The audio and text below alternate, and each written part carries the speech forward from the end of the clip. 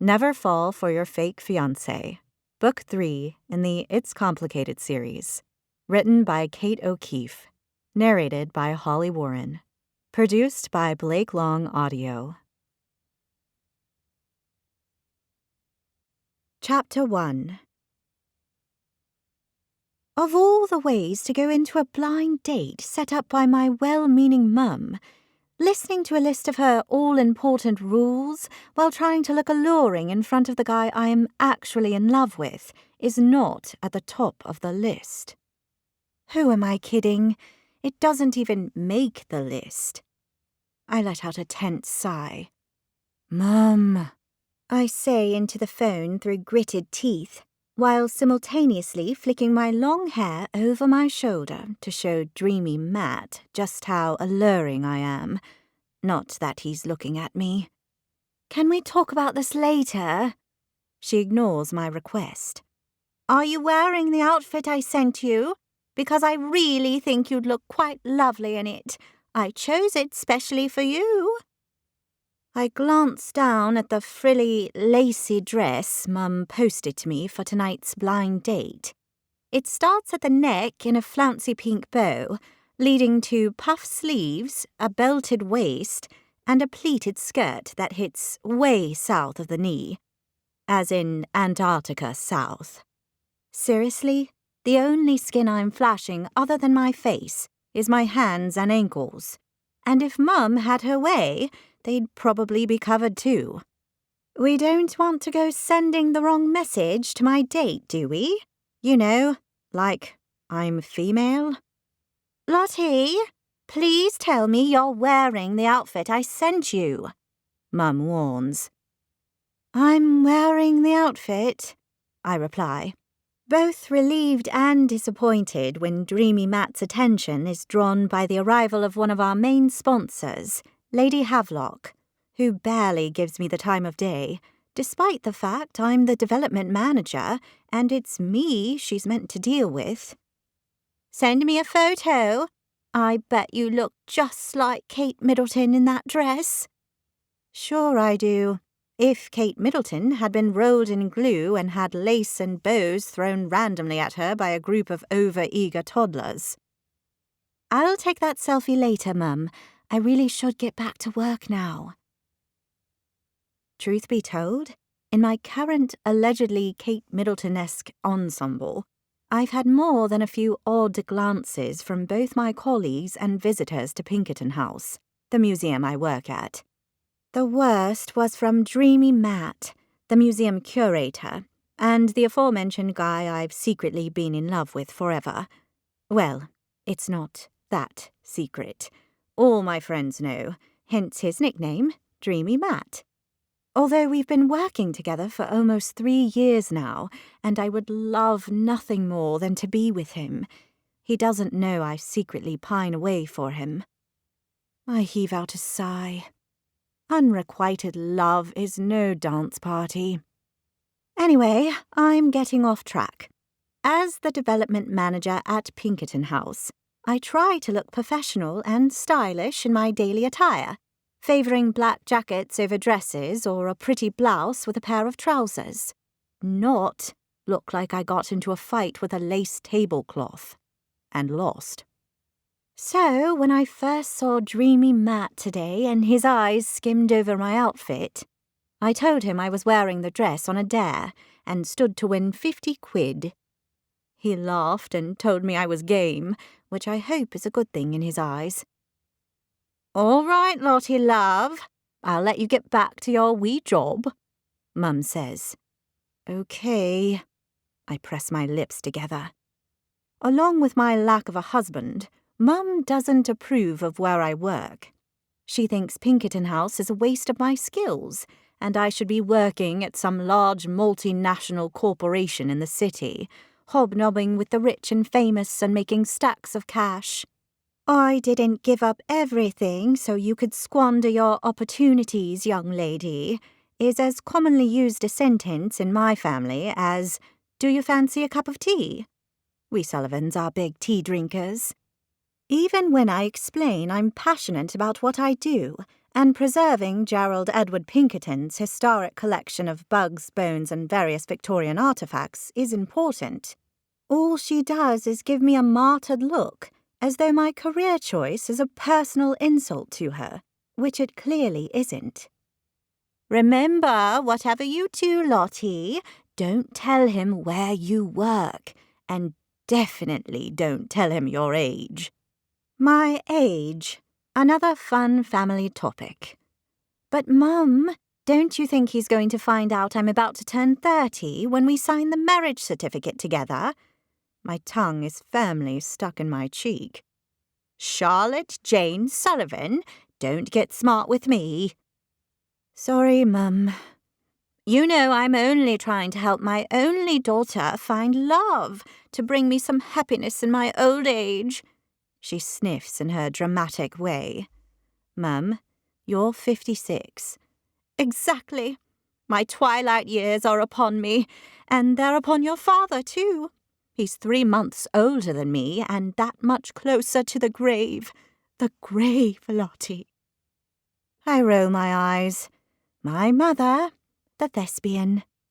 All right, I won't tell Spencer my age. Or tell him that you work with a bunch of bugs and old teeth. I force out a puff of air. It's true that the collection at Pinkerton House does include an extensive collection of bugs, all of them preserved in one way or another. But they're not just bugs. They date back to the late 19th century when Gerald Pinkerton, a Victorian gentleman with too much time on his hands, was off travelling the world and collecting everything from bugs to chamber pots and animal skeletons. To me, it's all such a fascinating window into history, and I get to raise money every day of my life to keep this place afloat. It's an utter privilege. Mum doesn't see it that way. Lottie, promise me, don't mention the bugs and old teeth. I slide my eyes to dreamy Matt. He's still talking with Lady Havelock. His brows pulled together in that considered look he gets when he's being all serious and sexy. I won't mention the bugs and old teeth, Mum, I tell her, wishing I was going on a date with dreamy Matt tonight, rather than some random guy called Spencer my Auntie Doreen set me up with. Finally satisfied, Mum reminds me to take a selfie in the dress before I finally say goodbye and hang up, just as Matt and Lady Havelock vacate the small office. Located in the house Gerald Pinkerton once called home, there's 3 of us staff crammed into one attic room. With its creaky wooden floorboards, windows overlooking Notting Hill, and pretty fireplace, it's as charming as the rest of the house, despite the IKEA desks jammed up against the walls. I glance at the coat stand. His black winter jacket is gone, which must mean he too has gone. I glance at the time on my phone. It's just gone 5, which gives me less than an hour to get to Covent Garden, where I'm meeting Auntie Doreen's friend's son. I bet he's looking forward to this date as much as I am. I shut my computer down before I slip on the winter coat that makes Mum's horrid dress look 100% better, because it totally hides it, before I make my way down the stairs to the bedroom floor. I look around for Stanley, the volunteer tour guide who was rostered on for today, and who's equally fascinated by this place. Stanley? I call out as I poke my head into each of the bedrooms. No sign.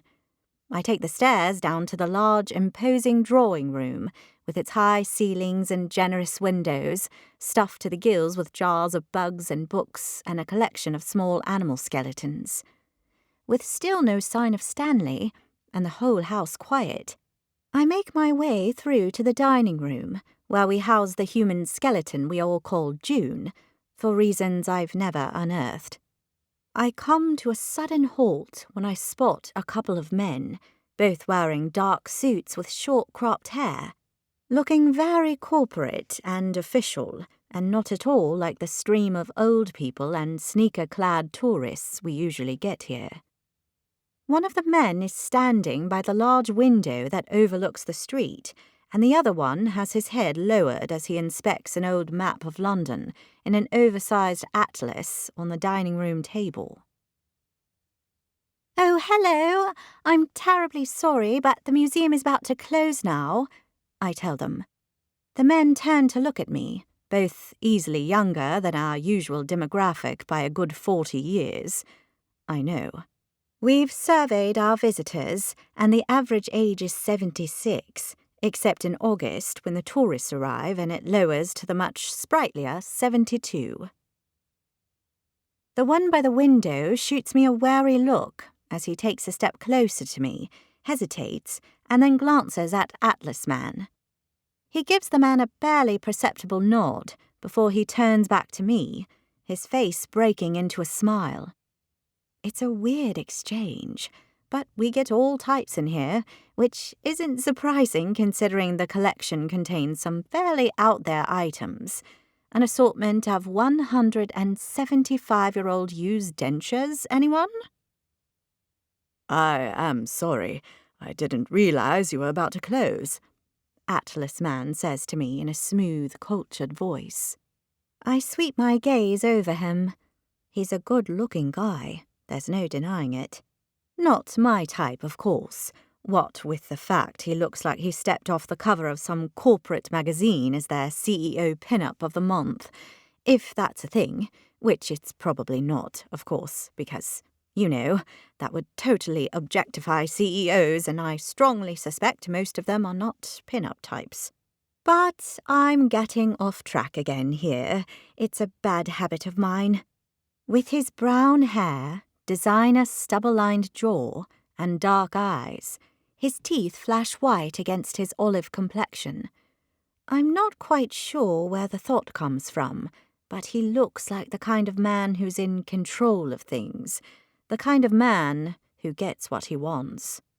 But there's also something familiar about him, something I can't quite put my finger on. It's probably because he looks like he belongs in a soap opera, gazing at a woman as he tells her he's in love with both her and her twin sister, and is in fact her stepfather too. "We close at 5, I tell him, and it's only a few minutes to. "I see. Well, we won't hold you up. I was in the neighborhood for a meeting, and I happened to see your sign. I've never been here before. This collection is fascinating. I assume Gerald Pinkerton was the collector?" He nods at an old, grainy black-and-white photo of Gerald in a frame on the wall. He's in a top hat and dark coat with wide lapels, a monocle held over his left eye. With his moustache and round face, I always think he bears more than a passing resemblance to the Pringles Crisps guy, a point my boss, Mr. Tomlinson, tells me isn't at all helpful. "Yes, that's him. That's Gerald Edward Pinkerton," I say, nodding at the photo. "He owned this house and collected everything in it on his grand tours around the world. He wanted it to be preserved just as he left it, so this room is laid out exactly as it was when he died." He arches a dark eyebrow. "Exactly." "Well, it's been vacuumed and dusted in the last 120 years, of course," I reply with a light laugh that sounds suspiciously like a giggle. This man is most definitely the type women giggle over. He may not be my type, but I am a woman. I'm not made of wood. "That's good to know the place has been dusted. Jaunty here is allergic to dust, aren't you, Jaunty?" The guy at the window pulls his lips into a line and offers us a nod. "I am indeed allergic to dust, sir," Jaunty replies in a gravelly voice. "Sir?" I narrow my eyes at Atlas Man. Who is this guy? He moves around the table, and I get a full view of him for the first time. His pinstripe suit, shiny black lace-up shoes, white shirt and plain blue tie encase what appears to be a tall, athletic physique with wide shoulders and long legs. Oh yeah, total CEO pin-up material. Look, I know you're about to close, but I don't usually get much time to wander around and look at curiosities. Would it be possible to have a look now? I promise to be quick. 10 minutes. 12 tops. I glance at the carriage clock on the mantelpiece. It tells me it's now 2 minutes to closing, which means the clock is quite literally ticking on me getting to my blind date on time. Literally. I'm sure it'll be fine, but I'll need to find the guide for you because I have to get going myself. Oh, my apologies. I thought you were the guide. Me? No, I do the fundraising here. Feel free to drop us a spare £1,000 in the donation box at the door, if you like. I joke as I offer him my winning smile. I may be kidding, but truth be told, we really need the money.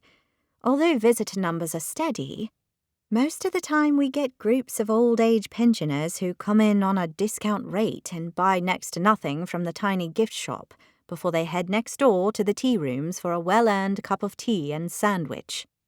Atlas Man pats his chest as though searching for something. Sorry, I must have left my wallet in the car, he tells me. Because you carry £1,000 on you every day of the week? I ask with a laugh. I was only joking. It's my Lottie sense of humour, as my boss would say. Well, Lottie, he says, my name sounding odd on his lips. I thought it was funny, and I do take your point that places like these survive on high visitor numbers and donations. That's true. I peer at the tickets in his hands. I see you purchased tickets, so please take your time looking around. I'm sure we can make an exception for you both. I glance at Jonty, who's watching our interaction in stony-faced silence. It's weird. Oh, this isn't Jonty's sort of thing, is it, Jonty? The man shakes his head. Give me a few quid to place on the dogs at the track and I'll be happy, sir. Atlas Man looks back at me. See? He gestures at June the skeleton in her Perspex case. Tell me about this skeleton. It seems like an odd thing to have in your dining room. I know I'd be put off knowing it was gazing at me while I was trying to eat my steak. That's June, or at least that's what we call her. And we know she's a her because of the hip size. And the extra rib. That too. She's been carbon dated to about the 1820s, and according to Gerald Pinkerton's meticulously kept diaries, which have made our job so much easier, as you can imagine, he bought her from a trader in what was Prussia, modern-day Germany. So he just bought a human skeleton? He asks, gazing at June. It was a different time. Collecting anything was the thing to do in Victorian England. Gerald Pinkerton amassed quite the collection of skeletons, actually, but June was the only human. Which is why he put her in the dining room, clearly. His lips lift into a sardonic smile. Perhaps Gerald Pinkerton had a dark sense of humour. I bet he did. Where are the other skeletons? They're dotted around the house. There are a few small animals next door in the drawing room. Did you have a particular interest in bones? Not especially. I would like to see the collection of dentures, though. You know about the dentures? I ask hopefully. It's on the flyer at the door. My hopes deflate like a punctured pool floaty. Right, of course. You seem disappointed. We've been trying to land on the collection that will bring in more visitors here, and I was hoping that if you'd heard about the dentures, that might be the one. The Grant Museum of Zoology has a jar of moles that are very popular, and a lot of people visit the museum just to see them. They have their own Twitter account, you know. They do? Tweeting moles. Dentures could certainly do the same, I'm sure. That's what I said. But Matt, the curator, thinks it's a silly idea and will attract the wrong kinds of visitors. Too mainstream. Forgive me if I'm going down the wrong avenue with this, but wouldn't dentures like to talk? I regard him in surprise. This guy gets it. My point exactly! I exclaim in excitement. We share a smile. Now, you do understand that it's extremely important I see these tweetable dentures of yours next. It's got to be after closing by now, and I need to leave within the next 30 seconds or I'll be late for my blind date. I might even miss it altogether. Which would not be a bad thing for me, but I'd never hear the end of it from Mum.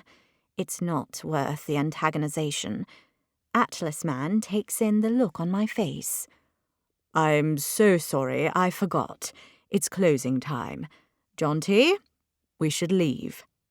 He gestures at the door, and the two men begin to walk out of the room, and I trail after them, feeling guilty that I'm effectively booting paying customers out when we need everyone we can get.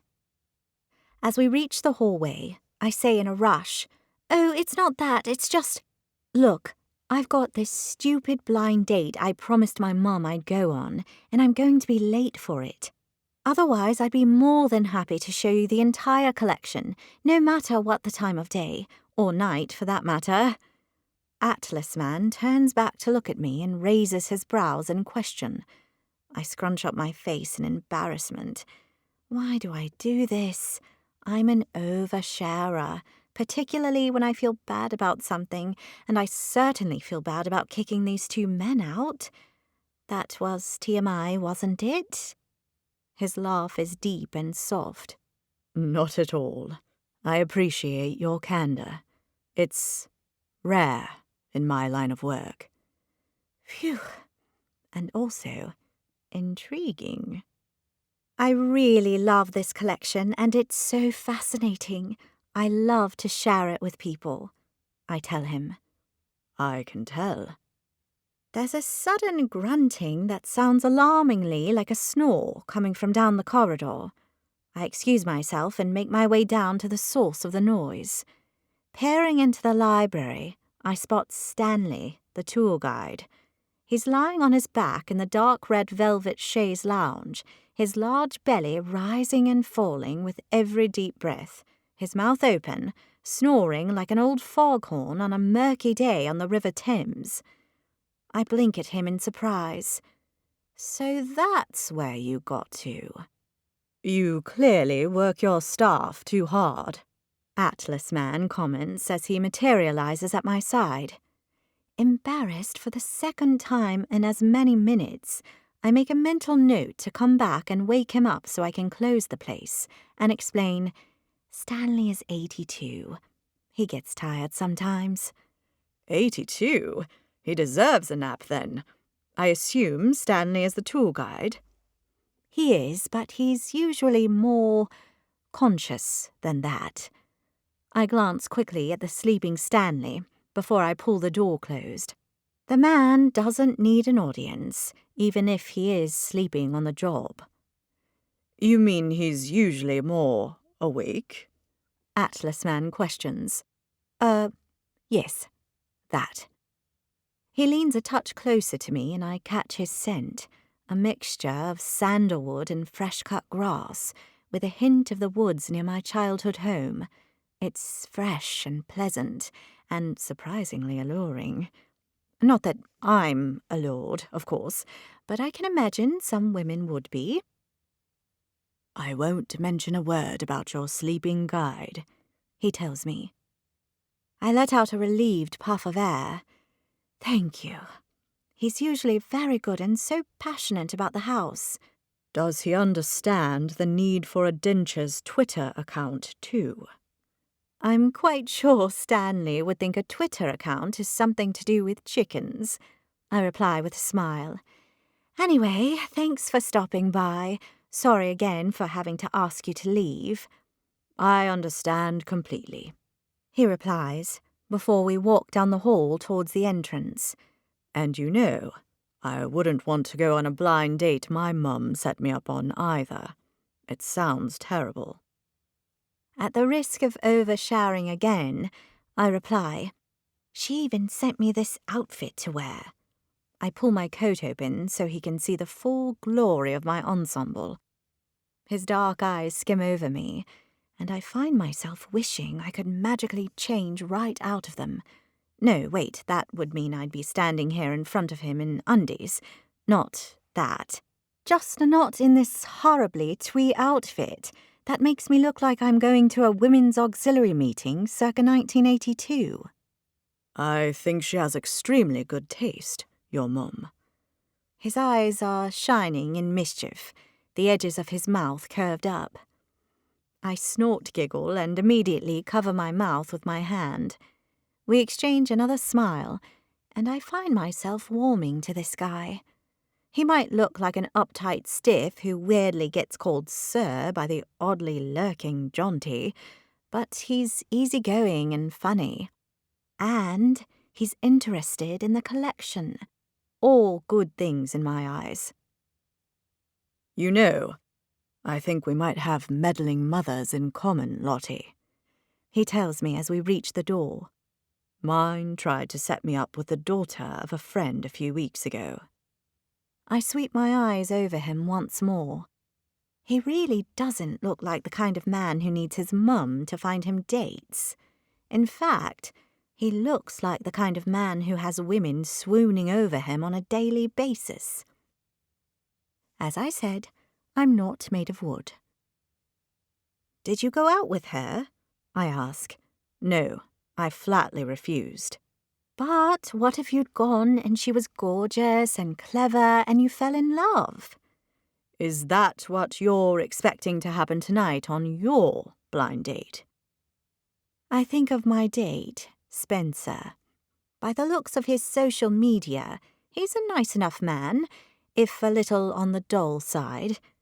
But Spencer's irrelevant. He could look like a young Brad Pitt, make the best jokes, and be the sweetest man on the face of the planet, and I still wouldn't have an interest in him. My heart wants one man and one man only. All I've got to do is get him to finally notice me. I'm not expecting a whole lot from my blind date, actually, I reply. Look, how about you come back at another time and I will personally take you on a full tour of the house. But I thought you did the fundraising here. I'll make an exception in your case. Well, I might just take you up on that. He gestures towards the door, and Jaunty immediately walks across the room and out through it, like a well-trained dog. I shoot Atlas Man a questioning look. He's got to be a foreign prince or dignitary or something, because Jaunty is clearly his bodyguard. Atlas Man extends his hand and I take it in mine. It was a pleasure meeting you. I hope you get your Twitter account for those dentures. I do too. I'll be back in touch for that tour. Just call the main number. I'll do that. He flashes me his smile, then turns away and walks toward the door. In the doorway he stops, looks back at me and says, My name is James Brody, by the way. See you soon, Lottie. I smile back at him. See you soon, James. I watch as he walks away, and that's when the penny drops with a loud clang. Of course, that's who he is. The bodyguard, the suits, the good looks.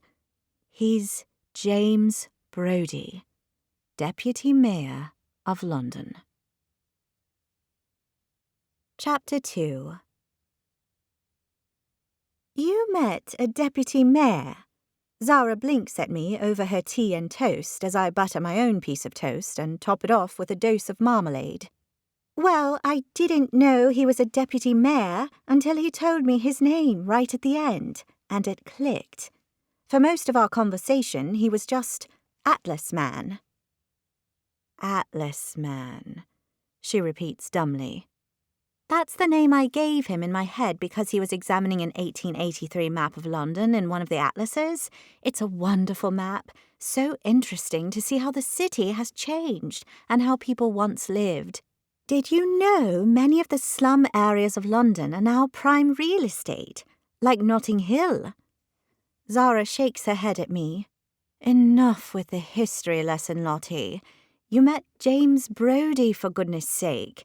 Tell me, what was he like? I take a sip of my tea and shrug, thinking of the good-looking, easygoing man in the pinstripe suit. He was fine. He liked my dentures Twitter account idea. Fine? Is that all? Fine. Everyone thinks he's totally sexy and gorgeous, and you actually got to meet the guy and all you can say is, he's fine? I shrug as I chew on my toast. He did like the dentures Twitter account idea, I repeat, hoping she didn't miss that point. Enough with the dentures. What was he like? He was nice. Nice clearly doesn't cut it with my flatmate either. Nice? Babe, you do realize James Brody is London's most eligible bachelor, dates nothing but gorgeous celebrities, and was ranked in the #1 spot for last year's Hottest Hotties list in Claudette magazine. I didn't know any of that. Kennedy probably wrote that list. I reply with a dismissive wave of my toast before I take a bite. Kennedy probably wrote what? Kennedy pads into the room, wearing a dressing gown, her hair wrapped up in a towel turban, fresh from the shower. The Hottest Hotties list, Zara explains, and good morning. Good morning, lovely friends, Kennedy replies in her American accent, flashing the grin that seems to have taken up permanent residence on her face since she got back together with Charlie Cavendish.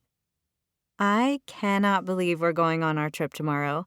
Charlie is so excited, and I cannot wait to introduce him to my family. You're going to have an amazing time, I tell her. First stop, New York City. So exciting. Her face positively glows when she replies, right? It's going to be amazing. Good sleep? I ask her. Other than being woken up by a tanked Tabitha coming in at who knows what hour. The joys of us both sleeping on your settees, I guess. She opens the fridge door to pull out the milk. Any tea left in the pot? Both Tabitha and Kennedy have been staying with Zara and me in our tiny Fulham flat. It's been crowded, to say the least. Kennedy's been here since she left the place she was flat-sitting, and Tabitha is staying with us because she had a flood at her own flat.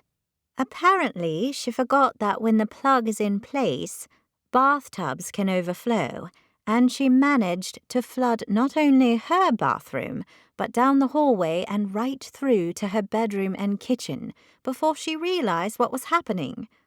Lucky for her, she lives in a garden flat, so no one else in her building got flooded. But still, she's been here for a few nights already, and I don't see her moving back home anytime soon. The pot's here on the table, I tell her, gesturing at the teapot covered with a bright pink tea cozy. What was Tabitha doing out so late? Drinking, clearly, Kennedy replies with a roll of her eyes. I chew on the inside of my lip in worry.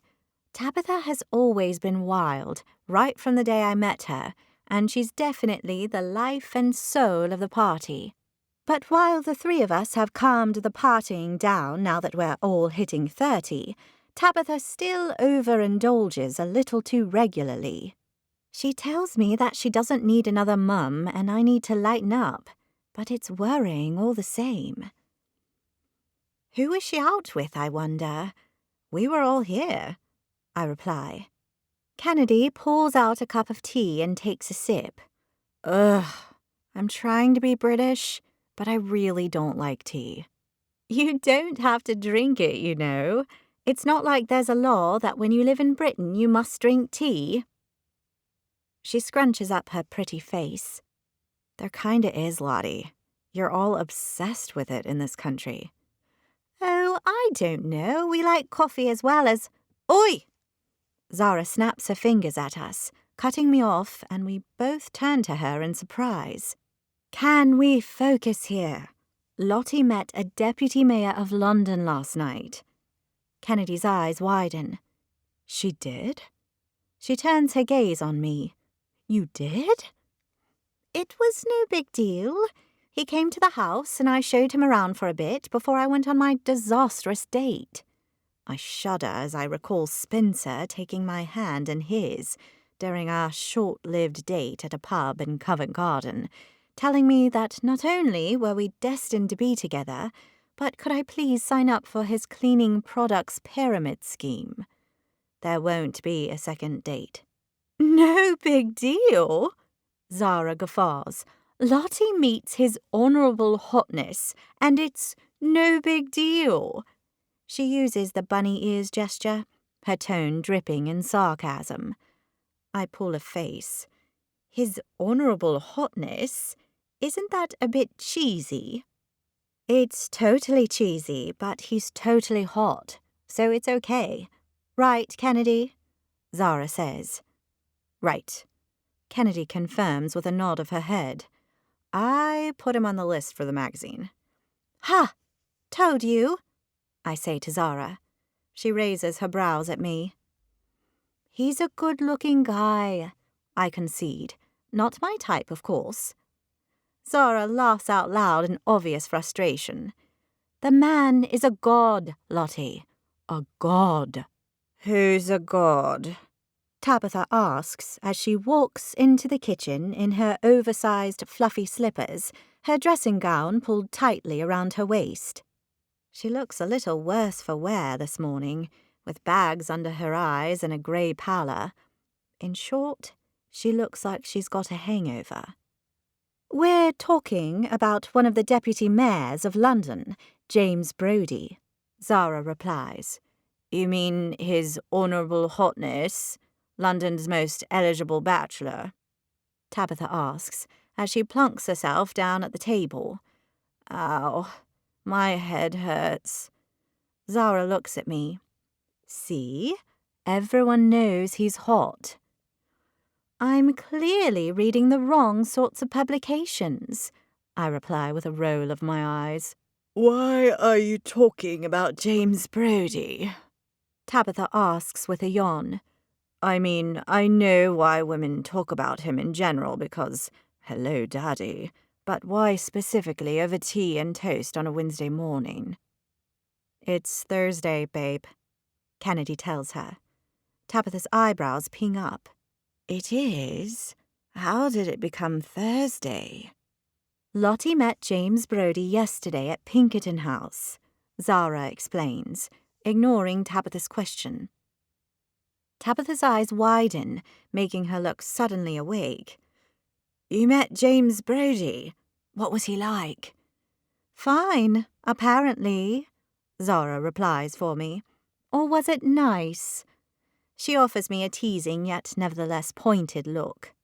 I'll say he's fine, Tabitha replies with a waggle of her eyebrows as she lifts the teapot and pulls herself a half-cup from the dregs. He is one hot deputy mayor. Number 1 on the hottest hotties list of eligible London bachelors, Kennedy says. Tabitha nestles her cup of tea in her hands. Deputy Mayor James Brody could preside at my council meeting anytime. Any time at all. See? Zara says to me. Tabitha agrees. The man is a god. He is, Lot. Why do you need convincing of this? It's a cold, hard fact. Tabitha tells me. I pull a face. He's hot in that buttoned-up, stiff, I'm a politician kind of way, so not my style. No, that's true. You go for bearded hipster guys who think a collection of dead bugs is important. Zara uses air quotes, her eyes dancing. Z, I think you mean bearded hipster guys who have failed to notice our darling Lottie and how amazing she is for 3 years. Tabitha corrects. A.k.a. Dreamy Matt. Dreamy Matt still hasn't noticed you? Kennedy asks. I heave out a breath, my shoulders dropping. He still only sees me as his colleague. But I thought you'd given up on him, Zara says. I tried to. Failed. He's just so perfect, you know. I look at my friends' faces. They're not convinced. Perfect for me, I mean. Oh, babe. Zara squeezes my hand. I wish he'd fall madly in love with you. I offer her a weak smile. You and me both, but I think he might be going out with someone new. How do you know? Zara asks. His Instagram. There was a picture of him with his arm around a super hip-looking blonde girl at Camden Lock. Kennedy raises her brows. You're stalking the guy now? No, I follow him because he's my colleague. I reply, my chin raised. That's not stalking. Kennedy flicks her eyes to Zara and then to Tabitha. All three share a look. Of course it's not stalking, Lottie, Kennedy reassures. And of course you do need to know what your colleague is doing during his free time on the weekends, Tabitha adds in a somewhat less than supportive way. I look between my friends. They're all watching me, waiting for my reply. You see, they've been there for me over my obsession with Dreamy Matt from day one. Always supportive, always offering advice. But lately, I've begun to wonder whether they think I'm wasting my time. Don't get me wrong. I know I'm not. It's just them and their he would have made a move by now if he was interested perspective. I think our relationship is so much more nuanced than that. You don't need to tell me. You think I'm pathetic, I say, trying to keep the hurt from my voice. Sorry, Tabitha replies with a scrunch of her nose. We were just winding you up, Lot. I cross my arms. Well, I'm not in the mood for it today. Not after last night's disastrous blind date. The one your mum arranged with your auntie? Zara asks. I give a grim nod.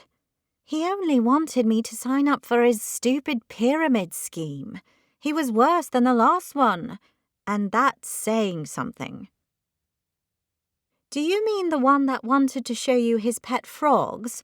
Or the one that asked you if you'd consider dressing up in a Star Trek uniform and role-playing a sexy Klingon attack? Zara questions. How can a Klingon attack be sexy? Tabitha questions. Really, Lottie, it's hard to keep track of all your blind dates. Your mum is relentless in setting you up with men, and you don't like any of them. Because they're not Dreamy Matt. I push out a breath. Now I have to break the news to Mum and Auntie Doreen that I won't be seeing their supposed perfect man for me again.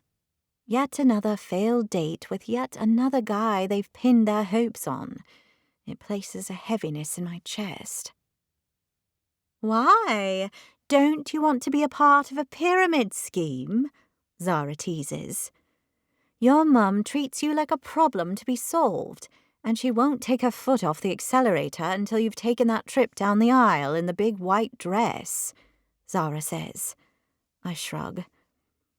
The problem is, she knows I picked the wrong guys. Oh, you so do pick the wrong guys, Tabitha agrees. Remember the Dutch guy who was obsessed with cheese? He likened you to a wheel of brie, she says with a laugh. It was Camembert, I correct. Or the one who invited you for a weekend in Barcelona and asked you to pay for his flights? It was Madrid. Or the one who... I raise my hand in the stop sign, and my friends take in the look on my face and clamp their mouths shut. Sorry, Zara says. Yeah, sorry, babe. Tabitha echoes. I've got an idea, Kennedy begins. Why don't you just tell your mum you're seeing someone? I raise my brows. You mean lie to her? It won't be a lie, exactly.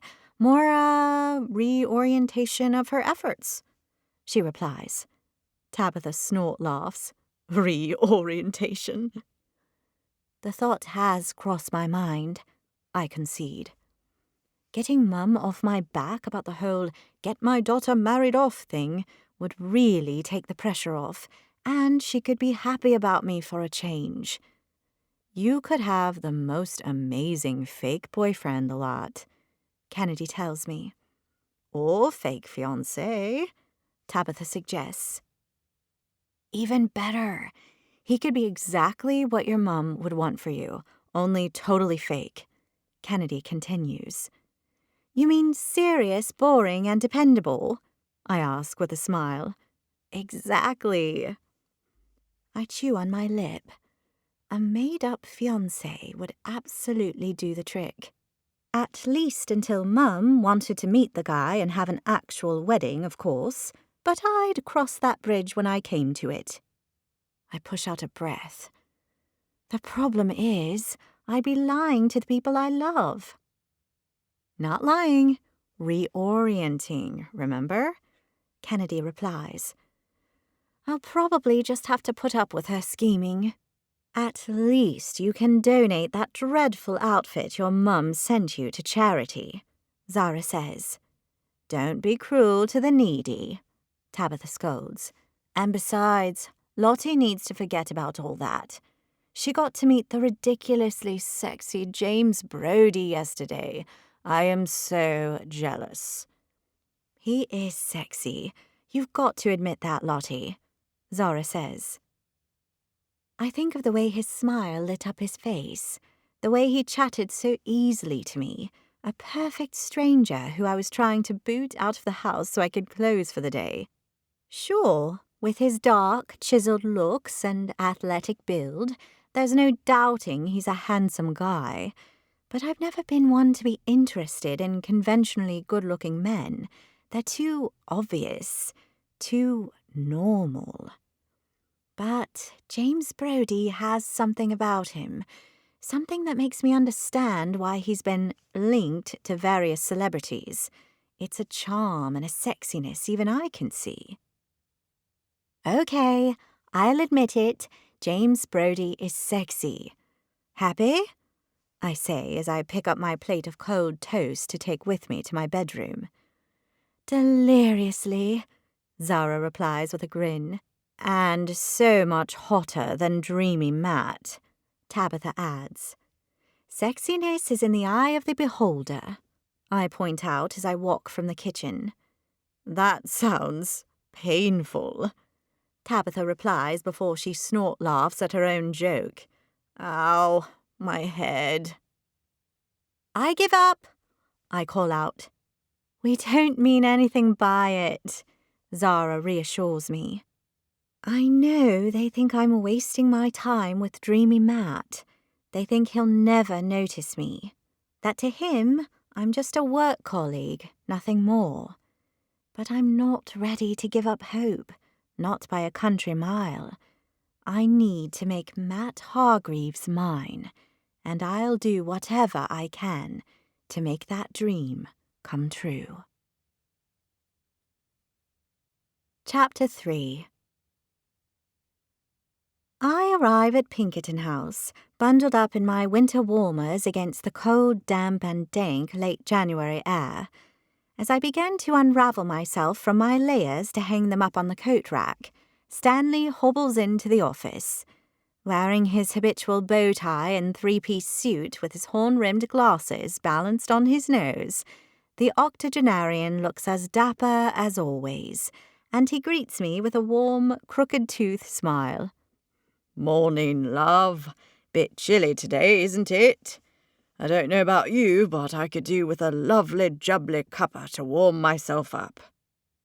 Let me make that for you, Stanley, I offer, as I head through the empty office to what we laughably call the kitchenette. A kettle and a tray of tea bags, instant coffee granules, and a bowl of sugar. Starbucks this is not. That would be splendid, Stanley says, as he lowers himself into the armed wooden chair with the rounded back beside Matt's desk. I click on the kettle and ask him, We had some people here who wanted a tour yesterday in the late afternoon, and I couldn't find you." "Oh," he replies, looking shamefaced. All I have to do is raise my brows at him and he comes clean. "It was so lovely and warm in the library, and all those old birds had gone," he explains, referring to the expat ladies group of excited Americans and Australians that came through the house yesterday afternoon. "What with all their chatter and whatnot, they were very tiring, you know. A man needs his rest." I offer him a smile. Of course he does. Did they ask you lots of questions? "Yes, and they kept wanting to pick things up. I had to tell them to stop." Well done, you. We don't want the visitors playing with the exhibits. The kettle whistles, and I pour water into a cup with a tea bag. "How's the love life, Lottie? Any new fella on the scene?" he asks. Stanley and I have become good friends over my time working at Pinkerton House. He's always asking after my mum, my friends, and my non-existent love life. Although I've never actually come out and said it, I'm pretty sure he knows I have feelings for Dreamy Matt, and that so far they've not been reciprocated. Nothing to report, Stanley. Same old, I'm afraid. "That's a shame. I always say a nice girl like you deserves a nice fella." Well, if you know any, send them my way. Stanley looks me up and down. "I see you're in black again. Whatever happened to all those lovely colourful frocks you used to wear? You're not in mourning, are you?" No one died, I reply with a laugh, as I top his tea off with a splash of long life milk and his usual 3 sugars and hand it to him. I like this dress. I feel sophisticated in it. He eyes me suspiciously. "You do you? I thought it might be because it's a certain someone's preferred colour." He shoots me a meaningful look, and any illusion I had that he doesn't know how I feel about Dreamy Matt disappears in a puff of magician's smoke. The thing is, I'm not exactly the huge fan of black I purport to be. In fact, I find it completely boring and uninspired. But Matt mentioned last year that he thought black was the most attractive and refined colour a woman could wear, and I figured if the man likes a girl in black, I'll be a girl in black. After 3 years, I'll do almost anything to get the guy interested in me. I wave Stanley's comment away with a flick of my wrist. Black is very sophisticated, you know. "Is it now?" he questions, as he takes a sip of his tea. "I like the yellow one with the bumblebees. It'll always make me happy, that dress." I smile to myself as I think of one of my favourite summer dresses.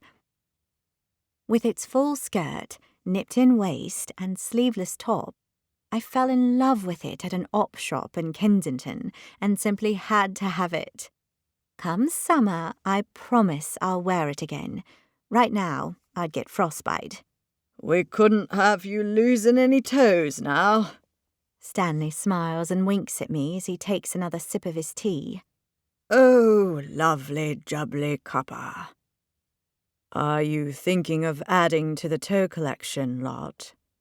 A voice behind me asks, and my belly does a flip as I turn to see Dreamy Matt, his long black-clad bulk filling the doorway, his brunette beard with the flecks of ginger framing his smile, his pale blue eyes trained on me. In a word, he looks dreamy. Dreamy Matt. Oh, no, Stanley here was only saying it's too cold for a summer dress. "In London in January? Yes, I'd say you're right, Stanley," Matt replies, as he peels off his winter coat and unravels his oversized scarf, hanging them up next to mine on the coat rack. I allow myself a brief moment to imagine us being as close as our coats are right now. then realise I'm acting like a love-struck tween and stop it. Of course, I've seen him hang his coat up next to mine hundreds of times before, but I can't help watching out of the corner of my eye, transfixed by his sheer beauty as I pick up a mug from the bench for him. Matt is tall and slim, and in his skinny black pants and black long-sleeved top with a red checkered lumberjack shirt, one open over the top. Totally ironically, of course. The mop of hair I want nothing more than to run my fingers through is pushed haphazardly behind his ears and scooped up in a top knot. I let out a sigh. Talk about one sexy customer. Forget what my friends think of his honourable hotness. I mean, really, what a terrible moniker. Matt Hargreaves could hold a council meeting with me any time he wants. Or whatever it was that Tabitha said that sounded totally suggestive. Matt pushes his sleeves up to reveal a patterned tattoo on his left forearm. The tattoo I've often wondered about, but never had the guts to ask him. What does it symbolize? How far does it climb up his arm? Does it, gulp, reach all the way to his pecs? I clear my throat. You doing anything with that? Stanley asks, eyeing the mug I'm currently grasping in my hands as my mind fixates on Matt's tattoo. I look down at it. Would you like a cup of tea, Matt? I offer. That'd be great. Thanks, Lottie, he replies, as he shoots me a smile that has my insides melting like butter. Remind me how you have it? I ask, as I place a tea bag in the mug. Of course, I know exactly how he has it. White with 1 sugar, not too heavy on the milk, but I want to keep the conversation going, even if it is just about his beverage preferences. Does that make me sound pathetic? Who am I kidding? I know it totally does. White with 1, not too heavy on the milk, please, Matt replies as he sits at his IKEA desk and powers up his computer. Right you are. 1 tea with milk and 1 sugar coming up, not too heavy on the milk, I reply with a beaming smile, a smile he doesn't even notice as he concentrates on his screen. Stanley gives me a pitying look, which I concentrate on ignoring as I go about making Matt's tea. A few minutes later, I place the mug of tea on his desk. Busy day today? Cheers for that. He picks up the mug, realizes it's too hot to drink, and then puts it back on the desk. Not too bad. You and Stanley mentioning toes before reminds me I need to find a new place to exhibit the toe collection. We need somewhere to really showcase it. Maybe in the parlour? Not right next to the dentures. He crinkles his brow the way he does when someone says something he doesn't understand, and I have to stop myself from reaching out with my fingers and smoothing it out. Bad, Lottie. Why not? Because that could lead to a serious case of foot and mouth disease. I deadpan, and then watch as his face breaks into the smile I adore, his lined forehead relaxing. I could spend all day making Matt smile, just to watch how his lips curve, how the skin around his eyes crinkles, how the small gap between his front teeth becomes more and more visible as his smile widens. Sigh.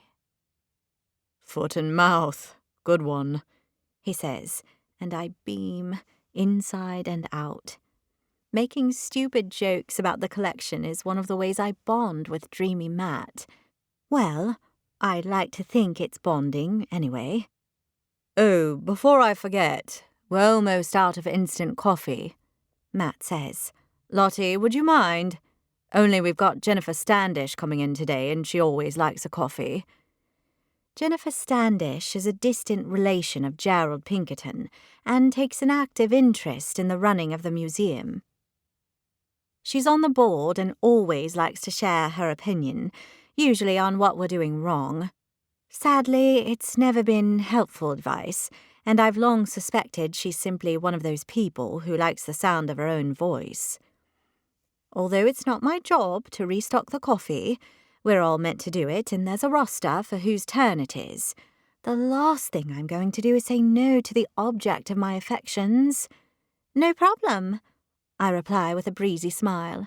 I'll pop out shortly. Mind you do it before she gets here at 10:30, he warns, still with his knee-melting smile aimed at me. Of course. That's my girl. My belly does a flip.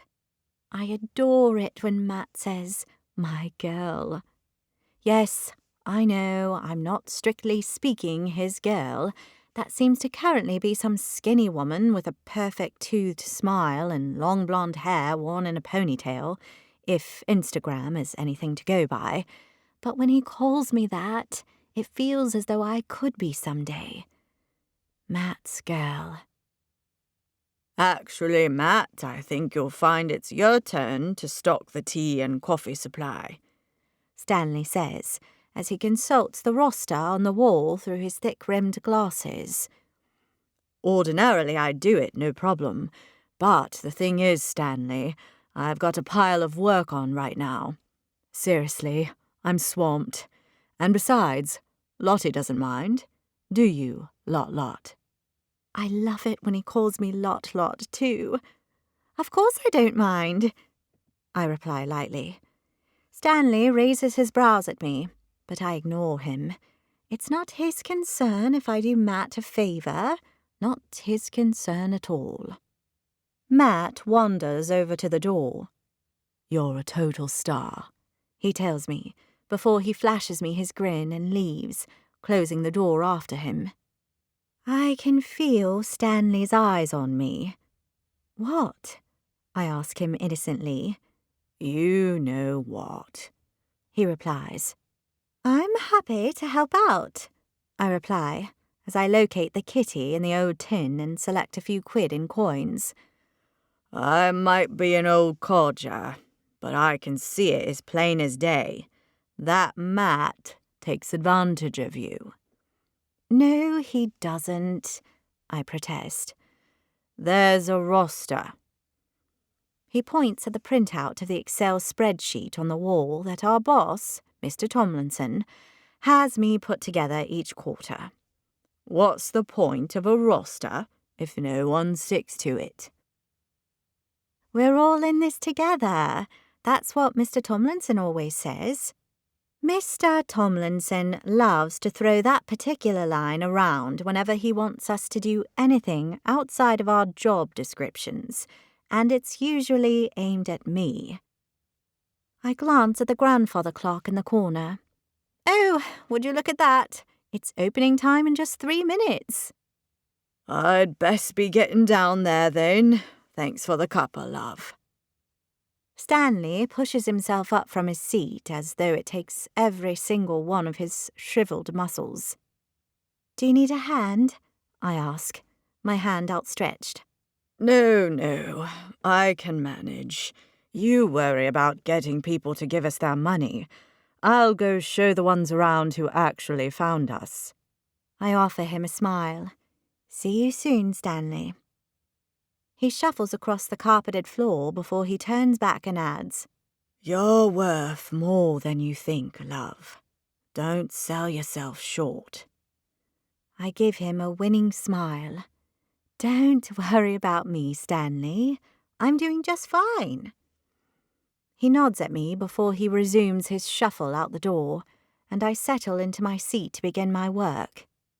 Being only a house with one man's collection, extensive as it is, we're not a large museum. We don't have different teams of people in curatorial, educational, developmental, or operational roles like a proper museum.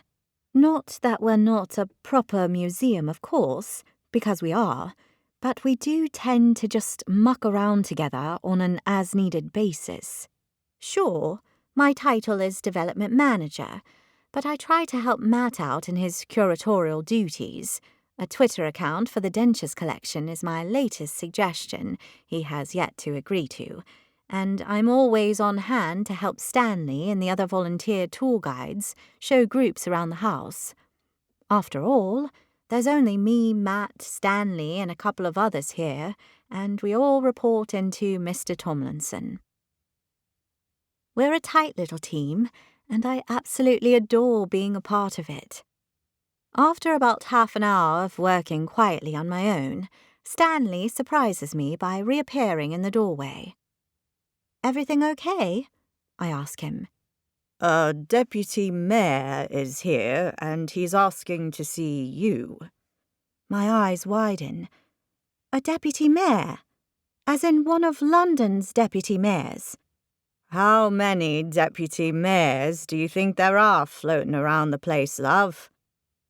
He's got a good point. "He told me he's owed a tour, and the person who's best qualified to actually do the tour isn't good enough," he grumps. "Oh no, he wants the pretty girl he met yesterday. That's what he wants, the pretty girl who told him about the bones and the teeth." I blush at the compliment. The guy known as His Honourable Hotness said I was pretty. Wait until I tell the girls. They will be so jealous. But, and this is the big but here, what's James Brody doing back here at Pinkerton House? He really must have been serious about completing that tour. I spring to my feet. "I'm sure it's nothing personal, Stanley. I couldn't find you when he visited yesterday, remember?" I shoot him a meaningful look. We both know he was visiting the land of Nod when he should have been offering tours. "He's waiting in the dining room for you," he sniffs. My pulse quickens at the thought of one of London's deputy mayors waiting for me, in the dining room. Yesterday he was just Atlas Man. Today he's a whole other deal, and a big deal my friends think is super hot at that. I push my hair back from my face and hope my nose hasn't gone all shiny as I make my way down the creaking staircase. For some reason, nerves begin to cling around in my body. It must be because I know who he is now.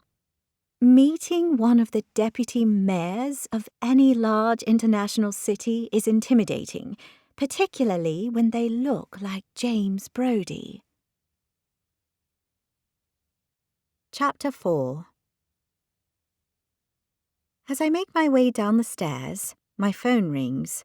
I push out a breath when I see it's Mum, calling for her post-blind date debrief. How fan-freaking-tastic. "Hi, Mum. I can't talk right now. Can I call you later?" "Much later."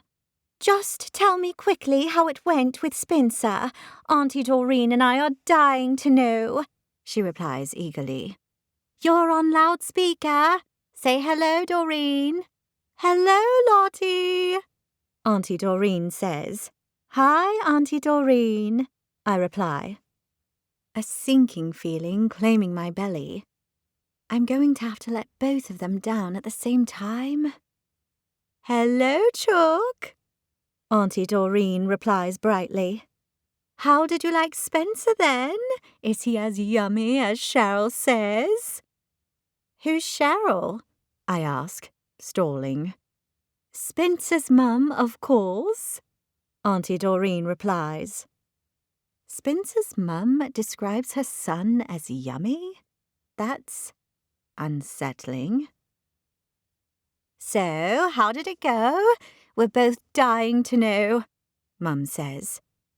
"Well, it was lovely to meet Spencer and all, but—" "No but," Mum interrupts, her voice rising to the all-too-familiar panic level I'd become accustomed to. "Don't give us a but. Give us an and. That's what we want, an and, because an and means it was lovely to meet him, and you really like him, and you're going to see him again, and there's a possibility of so much more.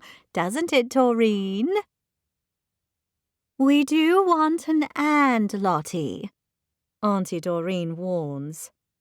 My insides twist. Mum means well. I know she does. She wants me to fall in love and be happy. She wants me to have everything she had by the time she was my age, which is lovely of her. I know it is. It's just, well, I want to do it in my own way, on my own timetable. Just because I'm about to turn 30 doesn't mean I need to rush into a relationship with the next guy I meet. That's asking for trouble, isn't it? And besides, I already know who I want to be with, and it's not one of the men Mum or Auntie Doreen or Cheryl, Mum's friend from Bridge, or Sylvia or Leslie or Pippa, or any of them have set me up with over the last year from dating hell. It's Dreamy Matt. End of story. And I'm not going to settle for anyone less. I'm sorry. It's not going to work out with Spencer, I tell them, genuinely feeling bad that this latest blind date didn't work out. I can almost hear their hearts deflate. Why not? Mum snaps. We didn't gel. We didn't vibe. Gels and vibes and whatnots come with time, Lottie, Mum tells me.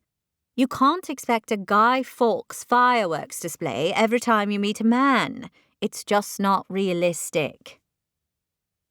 Your mother's right, Chalk, chimes in Auntie Doreen. Some men grow on you. Like toe fungus? He's not going to grow on me. Sorry to tell you that. We're too different. Vive la différence, Mum says, suddenly going French on me, which is always a sure sign she's turning manic. Your mum's right about that too. Opposites can attract, you know. Look at me and your Uncle Dave. He doesn't like anything I like. Not one thing. I like a nice cuppa. He likes beer. I like a stroll on the beach at sunset. He likes to watch football on the telly. You can't get much more opposite than beach sunsets and football on the telly, Chalk. Auntie Doreen, you're divorced. Not the point, she sniffs. We were married for 17 years, you know. And argued all the time, probably about beach sunsets and football on the TV. Listen, why don't you give Spencer another chance? Just one more date. He's from such a good family, Auntie Doreen tells me. And you're not getting any younger, Mum adds. Mum, I'm only 29. You're 30 next month, she exclaims as though the fact 29 plus 1 equals 30 should come as a huge shock to me. When I was your age, I was married with 3 children, you know. Yes, Mum, I know. So? So, I don't want to settle for someone less than exactly what I want. And I'm sorry to say, Spencer is not exactly what I want. Mum tisks. You're too fussy, Charlotte Jane Sullivan. Too fussy for your own good. Isn't she, Doreen? She expects fireworks, that's what she expects. You're never going to find exactly what you want, Lottie. Never. And you know why? Mum asks, but she doesn't wait for my reply. Because what you're looking for doesn't exist. That's why. You're in love with the idea of a man who is some figment of your romance novel imagination. I don't have a romance novel imagination, Mum, I protest, but it falls on deaf ears. You want a man who looks like a movie star who likes all the strange things you do while being all soppy and romantic, but manly at the same time. I could do with soppy and romantic, Auntie Doreen chimes. And you know what? You've already wasted a decade looking for him and... As Mum drones on, I gaze up at the ceiling, willing this conversation to be over. The conversation I've had with her far too many times before. It's the conversation that sends me straight into my kitchen to bake a rich, mum lecture cancelling chocolate cake, then sit down and devour it. Chocolate cake. There really is nothing like eating your emotions when your mum has become a crazed matchmaker with her sights set solely on you. As she rattles on, something inside of me snaps. I've done what she's wanted and gone on all of those horrible blind dates. I've even worn the women's auxiliary outfits she sent me. But enough is enough. I need to put a stop to this, and I know exactly how. I square my shoulders and interrupt Mum's rant. Actually, Mum, he does exist. I beg your pardon, Mum asks sharply.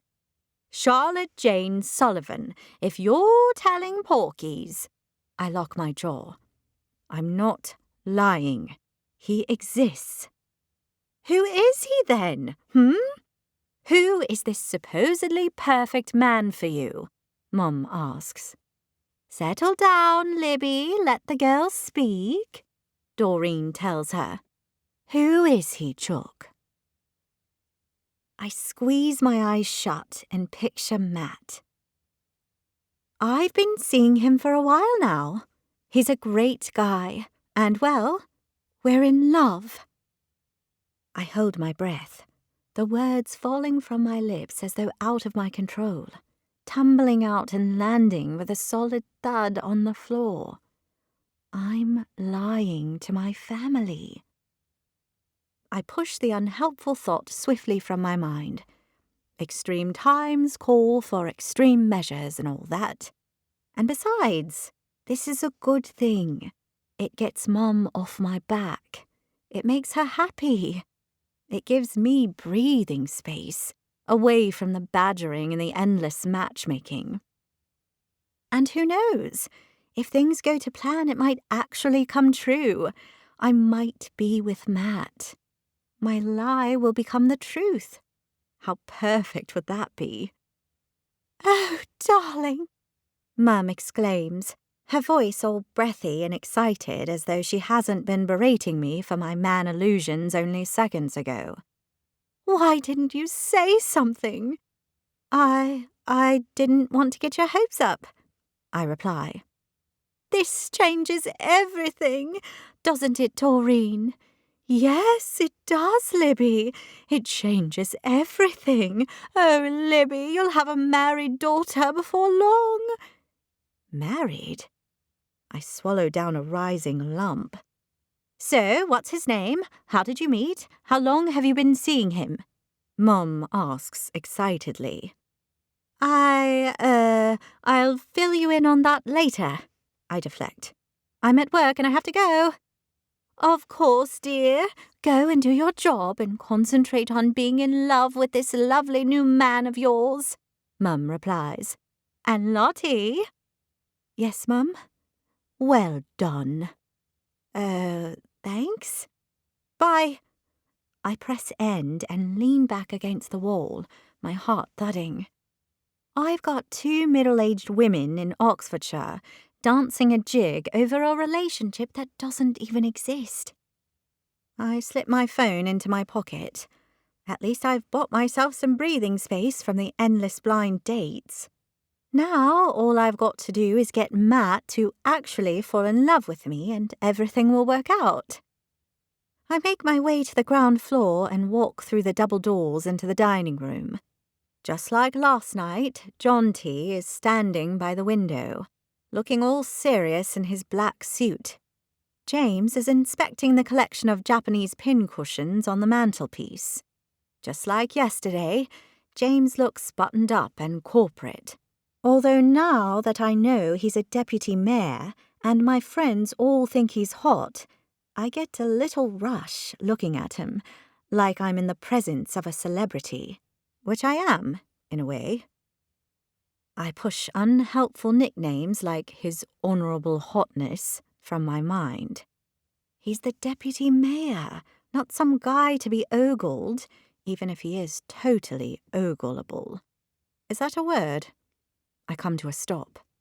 I assume you're back for the rest of your tour, Mr. Deputy Mayor, I say, and both men turn to look at me.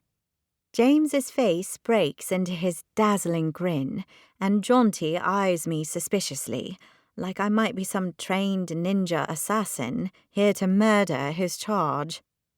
Good morning, Lottie. And please, call me James. I'm not here in any official capacity. Okay, James, I reply self-consciously. I flick my gaze to his security guard, and, hi, Jaunty. Miss? Jaunty replies, with a solemn nod of the head. You look quite different today. James's eyes sweep over me briefly before they return to my face. I glance self-consciously down at my black wool-belted dress, hitting just above the knee with long sleeves and a V-neck, its Pinkerton collection appropriate with just a touch of sexy, and light years away from the ensemble I was in when I met him yesterday. My mum didn't provide me with my clothes today. All your own work, he replies with a light laugh, his dark eyes sparkling. I do hope it was all right to ask for you. The elderly gentleman I spoke with seemed quite put out about it. Oh, don't let Stanley bother you, I reply with a wave of my hand. He thinks he should do all the tours because that's his job, but we all muck in around here. Ah, that was the sleeping Stanley. Well, I hope I didn't put his nose too far out of joint, only I enjoyed our chat yesterday and hoped we could continue it. I'm sure Stanley will survive, I reply with a laugh. Where do you want to start? I've got 45 minutes before my first appointment today. I'm all yours until then. I dart my eyes to James's. I find him smiling at me, and I pull my lips together. Did that sound a little flirty, telling him I'm all his? I clear my throat. Shall we start in the parlour? Only if that's where those famous dentures are, because I really feel I need to see a collection of old fake teeth first. I've heard such good things. I let out a laugh, and it ends in a snort. I lift my hand to my mouth, embarrassed. Snort laughing in front of a deputy mayor is more than a touch embarrassing. Actually, they're in one of the bedrooms upstairs. You'll get to see some other bones, too, including the toe collection. Does the toe collection have its own Instagram? Because if it did, I bet it would be terrific, he says. You're a deputy mayor and a comedian. Who knew? Jaunty did. Didn't you, Jaunty? I always find your jokes amusing, sir, Jaunty replies in his deep voice. James says quietly to me, he has to laugh at my jokes. It's part of his contract. I let out a giggle. Got to please the boss, right?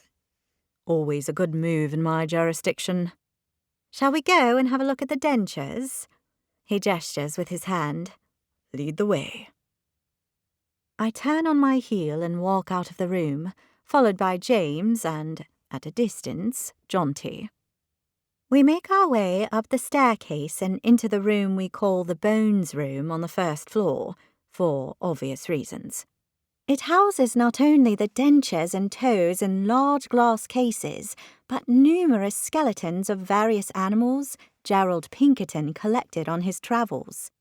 Some visitors have declared the room to be creepy, mainly my squeamish friends, but I, for one, find it fascinating and such a keyhole into the psyche of how a Victorian gentleman, such as Gerald Pinkerton, saw the world. To which my friend Tabitha was known to reply, as a pack of dead things. But she doesn't get it. Despite the monthly off-the-beaten-track museum visits I take her and Kennedy and Zara on, trying in vain to spark their interest in my passion. Here they are, the Pinkerton dentures, I say with a theatrical flourish once we're in the room. Well, James and I are in the room. Jaunty has remained outside in the hallway, clearly keeping an eye out for any star-throwing ninjas who may happen our way. James leans down to inspect the glass case, teeming to the brim with sets of dentures. Some of these teeth look surprisingly real, considering how old they are. That's because some of them are actually made from real teeth. They would extract them from dead bodies, usually dead anyway, and make them into dentures for the wealthy. He straightens up and looks at me, his forehead crinkled. You mean they pulled teeth out to make dentures? Oh, yes. They were sometimes known as Waterloo teeth because they were collected from the dead after battle. Tens of thousands of soldiers died at the Battle of Waterloo, so there were a lot of teeth going begging. That is so grisly. Grisly, but fascinating, don't you think? He returns his attention to the dentures. Absolutely fascinating, he declares, and it spurs on my excitement. I do love a receptive audience. For me, these sets of dentures are a keyhole into the way people lived in Victorian London, which I find endlessly fascinating. If I had one superpower, it'd be to time travel back to the 1880s, and I would learn everything I could about the history of this amazing country I call home. You would learn so much, but you might miss modern conveniences like fresh running water and toilets. There is that. I point at a particularly yellow set of dentures with several teeth missing. These aren't real. They're made from porcelain. And these over here, I point at another yellowed set, are made from ivory. Neither lasted as well as real human teeth, as you can see. Better those than these so-called Waterloo teeth. Why? Because you'd have a dead person's teeth in your mouth. But you'd have teeth. Good point. George Washington had false teeth, you know. As in the American president, George Washington. Yup, he was famous for them. Do you have his dentures here in the collection? We wish. That would be amazing. They're at Mount Vernon. He smiles at me. You know, I never thought I'd meet someone who genuinely wished they had someone's dentures. Well, I suppose there's a first for everything. I suppose there is. His smile is warm and friendly, and I realize how much I'm enjoying chatting with him. What are those made of? He asks, pointing at a partial set of brown dentures with a green tinge that must have made its wearer look worse than if they had no teeth at all. Those ones are made from vulcanite. He lets out a laugh. They're from Dr. Spock's home planet. I shake my head at him, my eyes wide with mock amazement. Who knew James Brody was a Trekkie? I'm not really a Trekkie. I mean, I like the movies and the TV shows, but I don't dress up as a Klingon at conventions or anything like that. Why not? I'm sure people would love their deputy mayor as a Klingon. He cocks an eyebrow. I'm not so sure. It shows personality and individuality. You could be known affectionately as Deputy Mayor Klingon, although you might need to wear a prosthetic forehead and wig to look really authentic. His laugh is low, his eyes bright. I'm not sure that would do a lot for my voters, but I'll bear it in mind for future elections. He wanders over to the toe display on the other side of the room. The glass box houses toes Gerald Pinkerton collected from all over the world, including the toes of a kangaroo, a raccoon, and, of course, some poor humans. I find this more challenging than the dentures, he tells me. He points at the human toes. Take those, for instance. It's not a full set, which makes me wonder what happened to the missing ones. It could have been nothing. Gerald Pinkerton might have dropped the missing toes on his travels. Either that or the toes came to a grisly end when they were attached to their original owner. You see? That's what's so interesting about this collection, don't you think? Actually, I do. He turns his gaze on me. Your enthusiasm is infectious, Lottie. I love all this stuff, I reply with a shrug. I can tell. I show him around the rest of the display cabinets, and we make our way through to the bedroom next door, which has been preserved as Gerald Pinkerton left it, right down to the chamber pot, although it has been emptied since then because, ugh. Can I ask how the blind date went last night? I'm sure sharing such details isn't usually a part of a tour at Pinkerton House, but I am interested to know. I cringe as I think of Spencer and his pyramid scheme. Let's just say there won't be a second date. He scrunches up his nose. That bad? I pull my lips into a line and nod. I only went out with him to keep my mum happy, although that lasted less than 12 hours. She probably just wants to see you happy. But that's the thing. I am happy. I've got a job I love, and I live in the most fascinating city on the planet. I leave out the small, insignificant fact that my heart is already fully dedicated to one man, and the other small fact that Matt has yet to realise we're made for one another. This guy is one of the deputy mayors of London. He doesn't need that level of information about his tour guide. Have you told your mum that you're happy? He asks. Only 1,000 times. I give a frustrated laugh. That bad? Do you know what I ended up doing today? What? I'm not proud. I made up a fake boyfriend. As in one that doesn't exist? Oh, he exists. He just doesn't know he's my boyfriend. He laughs, and I'm struck afresh by not only how handsome he is, but how easy he is to talk to. Are you going to tell this man who doesn't know he's your boyfriend yet?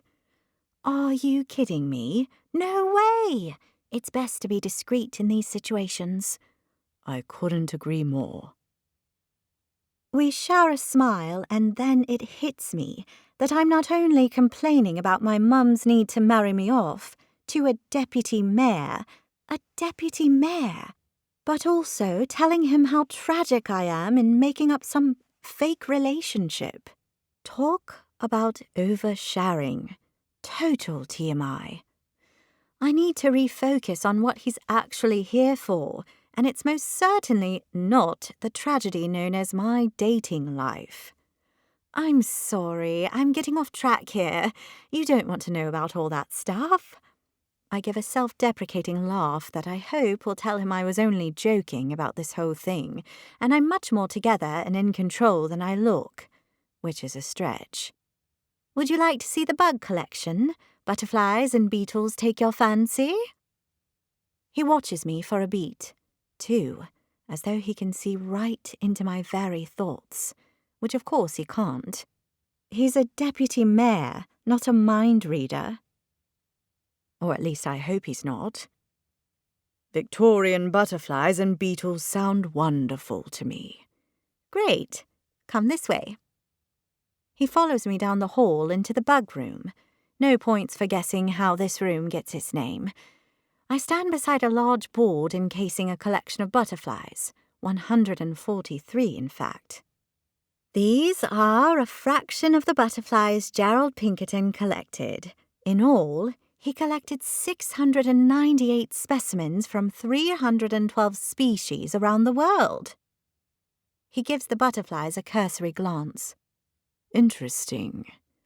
Leaning closer to me, he says quietly, This may sound a little unusual, Lottie, but I was wondering whether you'd be open to meeting me for a drink this evening. I blink at him in shock. A drink? Yes, a drink. You know, liquid in a glass. You sip it and usually talk with whomever you're with. My face creases into a smile. Is that what a drink is? I never knew. I'm so glad I could help you out. Does 6 o'clock work for you? I chew on my lip. Is he asking me out? As in out? As in on a date out? And if he is, how do I break it to him that he's not my type? He might be handsome in that classic tall, dark way, but he's far too buttoned up and mainstream for me. Sure, he's easygoing and we've had a nice chat, and the fact he has an interest in the collection says a lot about his taste. But this is his honourable hotness, ranking in the top 10 eligible London bachelors. He won't be used to women rejecting him. When I don't reply, he says, You look surprised. Oh, do I? I'm sorry. I suppose it's not every day a deputy mayor asks me for a drink. He pulls his dark brows together into an 11. Is that a yes? Because for all your candour, I'm finding you hard to read right now. How do I say no to a deputy mayor? Honesty is the only approach here. Look, it's very kind of you to ask me out, but I'm just not into you in that way. And anyway, my heart is otherwise engaged. Sorry. I hold my breath, embarrassment squirming inside. He offers me an easy smile. It's not a date. I want to discuss something with you. Something that may be mutually beneficial. Not a date? He shakes his head. Not a date. Relief suffocates my flames of embarrassment, and I let out a breath. Discussing something that's mutually beneficial sounds more than a touch intriguing. I lift my chin and smile at him. A drink tonight at 6 sounds great. Just let me know where. Chapter 5. It's a very strange thing to be sitting at a table in a busy pub with a man who asked you here on the basis he had a mutually beneficial idea he wants to share with you. As we've been chatting about a range of things, I've already finished off my first drink and started the next, and although I've learned that he likes to play tennis in summer, he thinks where I live in Fulham is an excellent area, even if it is a bit dodgy, and he hopes Chelsea will win the Premiership. James has still not got to the point of telling me why we're here. I lay my hands palm down on the table. All right, let's cut to the chase, shall we? What's this mutually beneficial idea you've got? Well, it's something you said, actually. Me? He nods. It made me think. I hope I don't freak you out when I ask you this thing. I regard him across the table, intrigued and a little concerned. Why would I freak out? It's a little left field, shall we say. Left field doesn't bother me in the least. In fact, I'd say left field is my happy place, I tell him. All right, then. He clasps his hands in front of him on the table. Lottie, would you consider me as a fake fiancé? He asks, and the mouthful of expensive Chardonnay he bought me that I was about to swallow comes spurting out, travelling far and wide, onto the table, down my chin, and right up my nose, making me cough and splutter. Sorry, I say, as I regain a tiny modicum of composure.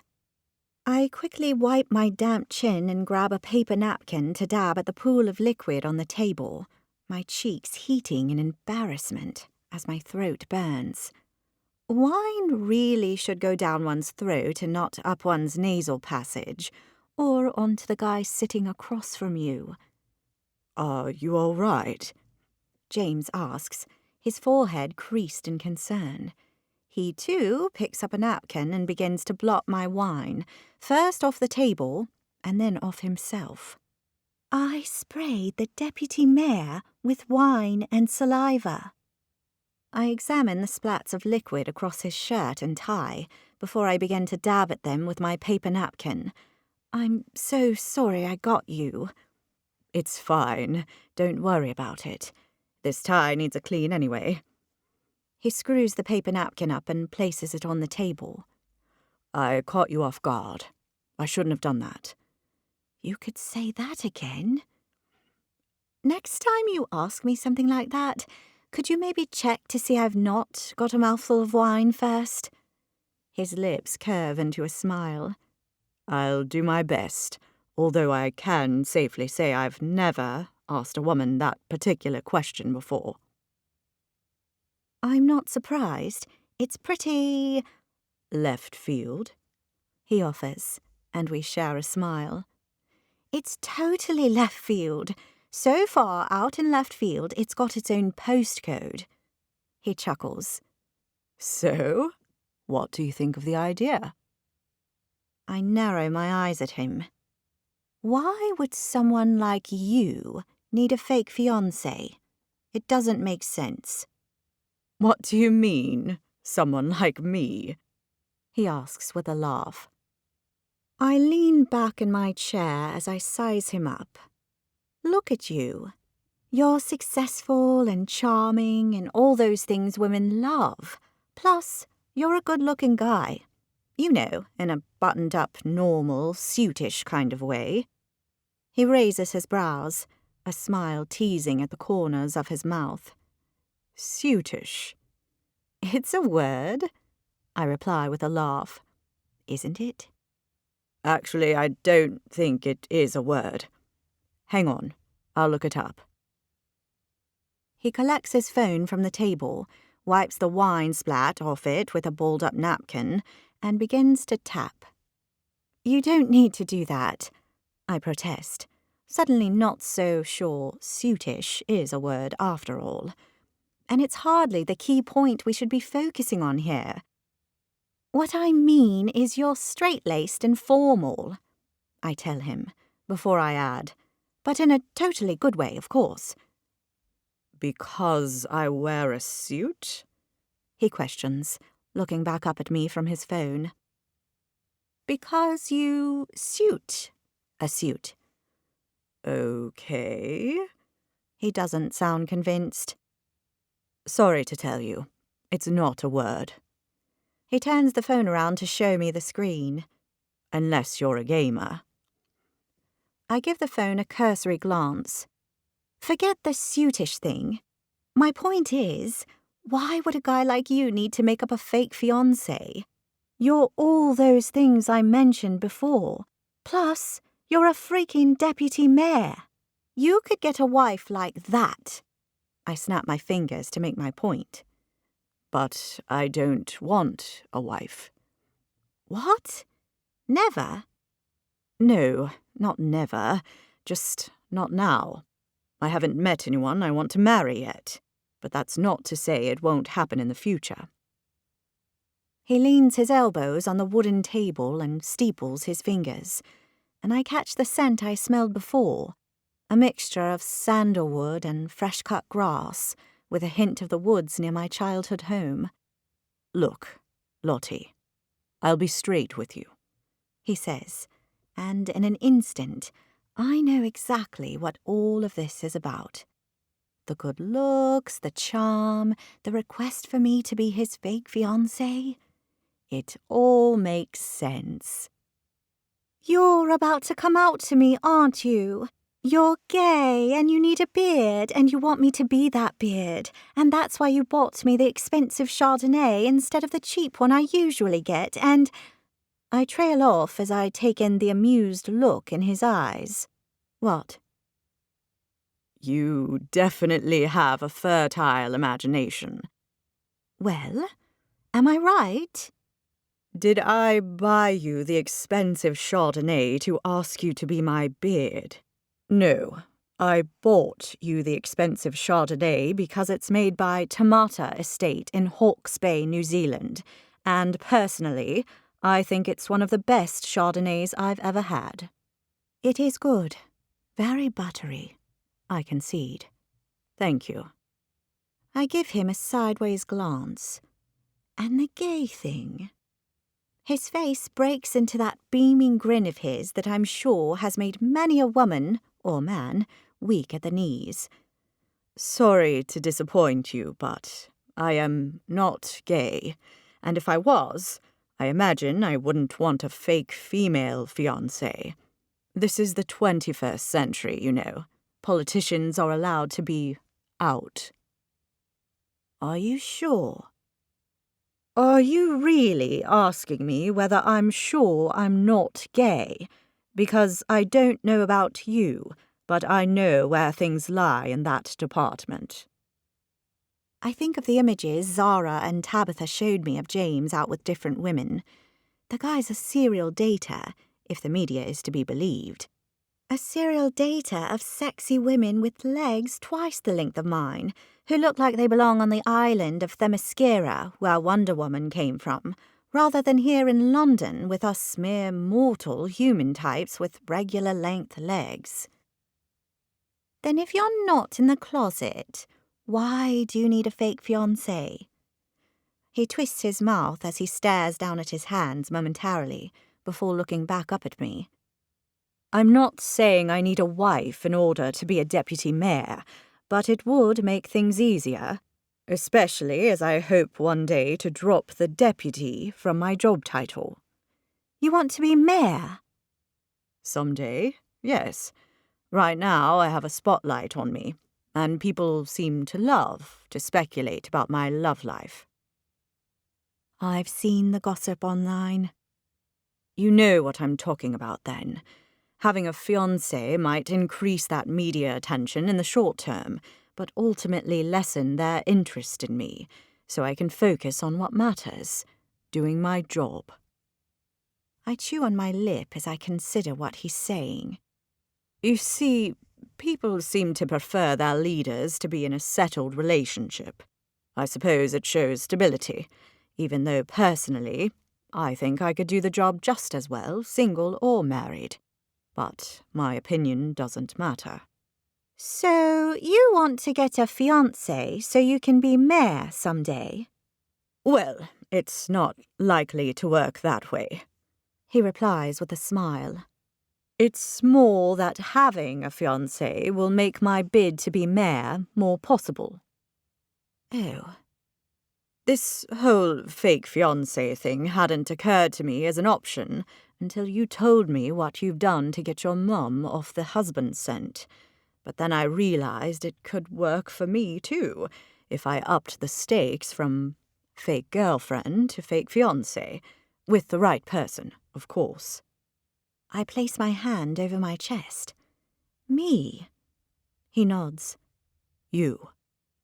But I wouldn't know the first thing about being a fake fiancé, especially a fake fiancé for someone in politics. I'm just me. He studies my face for a moment before he surprises me by sitting back in his chair and letting out a hearty laugh. What? I ask, a tentative smile spreading across my face. I don't get it. This is funny now. It's just, I don't know. It was a crazy thought that seemed rational for a moment, that's all. Now that I say it out loud, it sounds nothing short of insane. I giggle. It is pretty insane. Certifiably. Men in white coats. Lock me up and throw away the key. We grin at one another, the weirdness between us of only moments ago evaporating into thin air. He points at my glass. Fancy another? You seem to have sprayed more of that glass than you've drunk. Sounds lovely, but it's my round. You stay put. I rise to my feet and collect my purse from the table. Same again? Thanks. A moment later, with 2 glasses of the expensive Chardonnay from the other side of the world that I'd never buy on my salary, I arrive back at the table. So, you've got to deal with media scrutiny of your dating life, I ask him. He raises his glass. Cheers.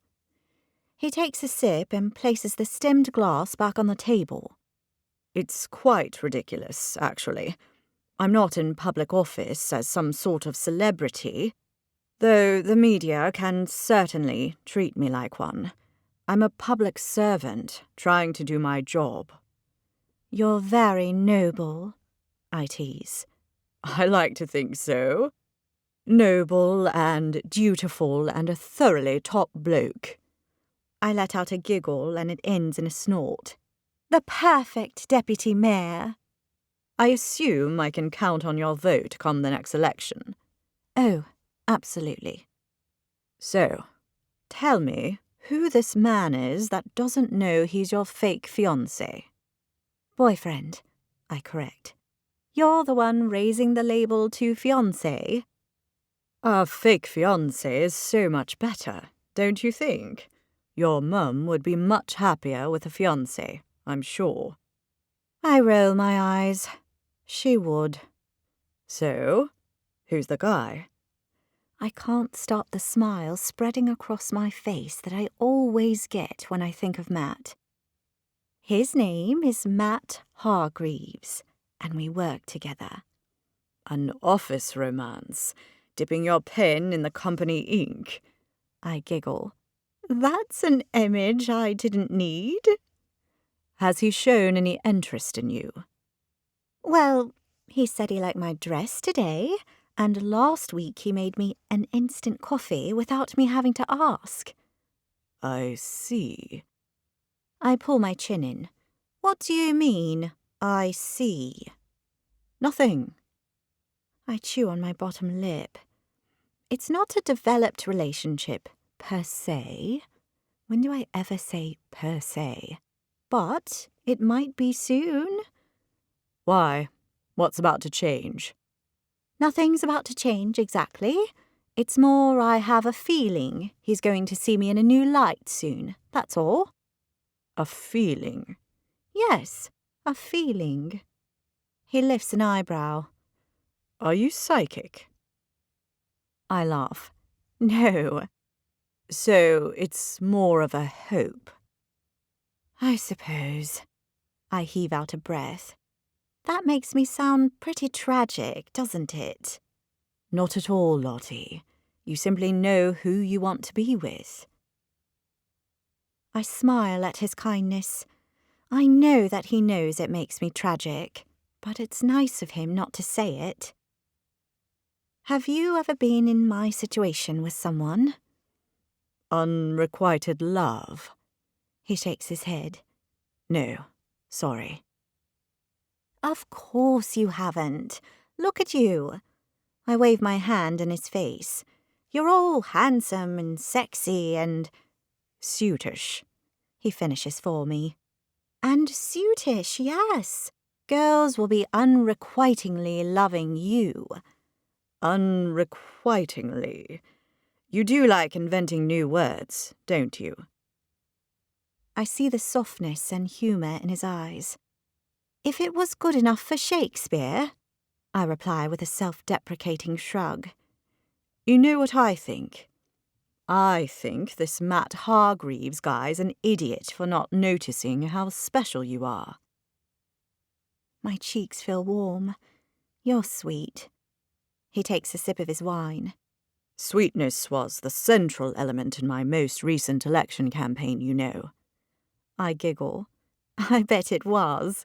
People love a sweet politician. He leans back in his seat. You know something? Some men respond to a woman being in a relationship with another man. What do you mean? I mean for some men, not all, of course, but for some, seeing a woman they've not considered romantically before with a rival can spur them into action. I crinkle my forehead. In English, please? This Matt guy might look at you in a different light if he knows you're with another man, especially a man he regards as having higher status than himself. Someone like a deputy mayor, for instance. Realization at what he's getting at dawns on me. I think of Matt with his non-mainstream views and interesting opinions, and know beyond a whisper of a doubt he's not the kind of man to behave that way. Oh, Matt's not that type of person. He wouldn't want to be with me simply because I was with someone else. How do you know? Because I know, I reply. Positive I'm right. Matt is above that kind of petty-mindedness. I'm certain of it. Now, if you'll excuse me, Mr. Sweet Deputy Mayor, I need to make use of the Duchess's room. Did I really just call him Mr. Sweet Deputy Mayor? Is the Duchess's room your fancy way of saying the loo? He asks me with a wry grin. That's what they call it here, because the pub is called the Duke. I get up from the table and am instantly hit by the woozy sensation you only get from drinking a touch too much on an empty stomach. It's official. The wine has gone to my head. I weave through the tables and out the back of the pub to the toilets. As I'm washing my hands, my phone chimes in my purse, and as I pull it out to check who's calling, I groan audibly. It's my mum, and I've missed a bunch of messages from Zara. Hi, Mum, I say as I exit the loos. Where are you? It sounds awfully noisy.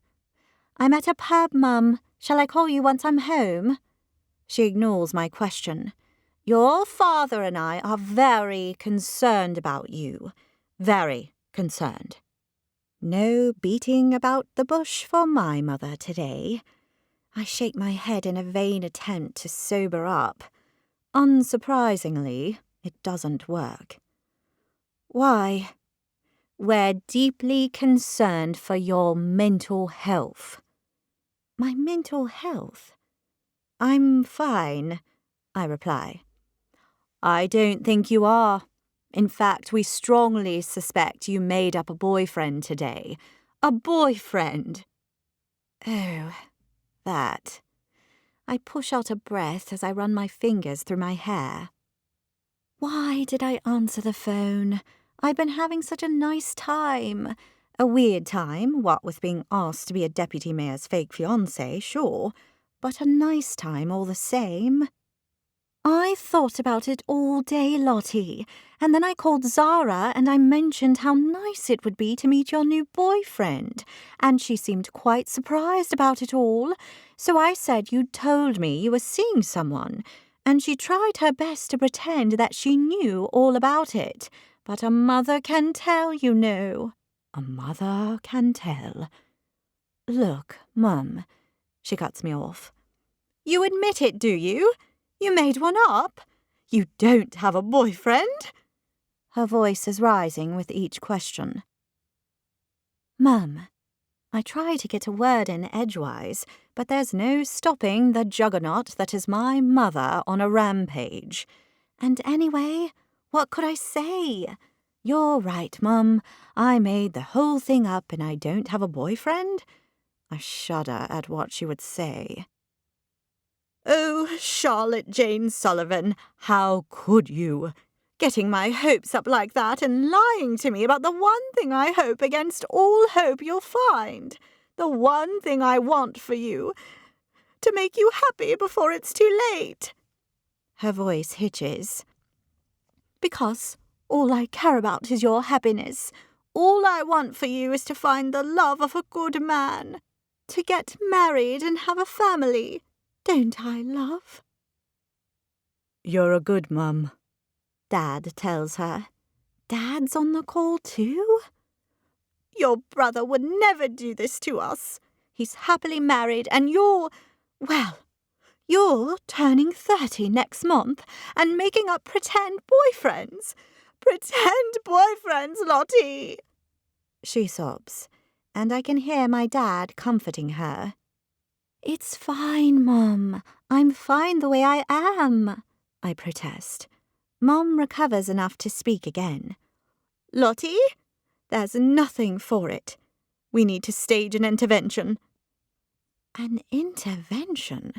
Is she serious? Mum, that's what we need here. We need an intervention. I've seen them on the telly. They work a treat, and everyone's happy afterwards, and then you'll be all fixed and you can get a boyfriend. A real, live boyfriend, not a pretend one. And we can all get on with our lives. Good grief. An intervention is a giant leap too far in my books. I've had enough. You know what, Mum? I need to call you back. But the intervention... I hang up the phone before she has the chance to get another word out.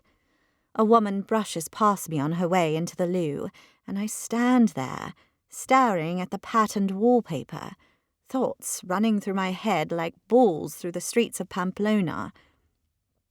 And then inspiration strikes, and I stop the balls in my brain in their tracks. I know what to do. I know how to fix this. Sure, I've had rather a lot of wine quite quickly on an empty stomach, but I've never been surer of anything in my life. Ever. With rock-firm resolve, I make my way through the busy pub. When I reach the table, I see James leaning back in his chair, his phone in his hand, his brows knitted together in concentration. I pull my chair out and plonk myself down heavily, and he lifts his eyes to mine. Let's do it. Let's do what, exactly? He asks.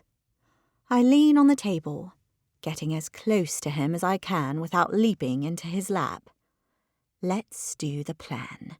You can be my fake fiancé, and I'll be yours. He narrows his eyes at me for a moment, his mouth dropping open before he lifts his chin, his face morphing into a grin. You, my dear Lottie, have got a deal. Chapter 6.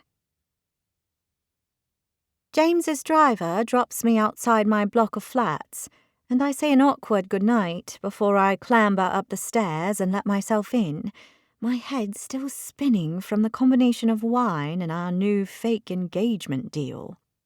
My phone beeps and I close the flat door behind me, and I glance down to see I've missed 7 calls from Mum and got 3 messages demanding I call her straight back. Mum can wait. I'm not going to even try to answer all the questions I know she'll pepper me with in my current one-too-many-wine state. And besides, I need to get my James engagement story straight in my own head before I go sharing it with my parents.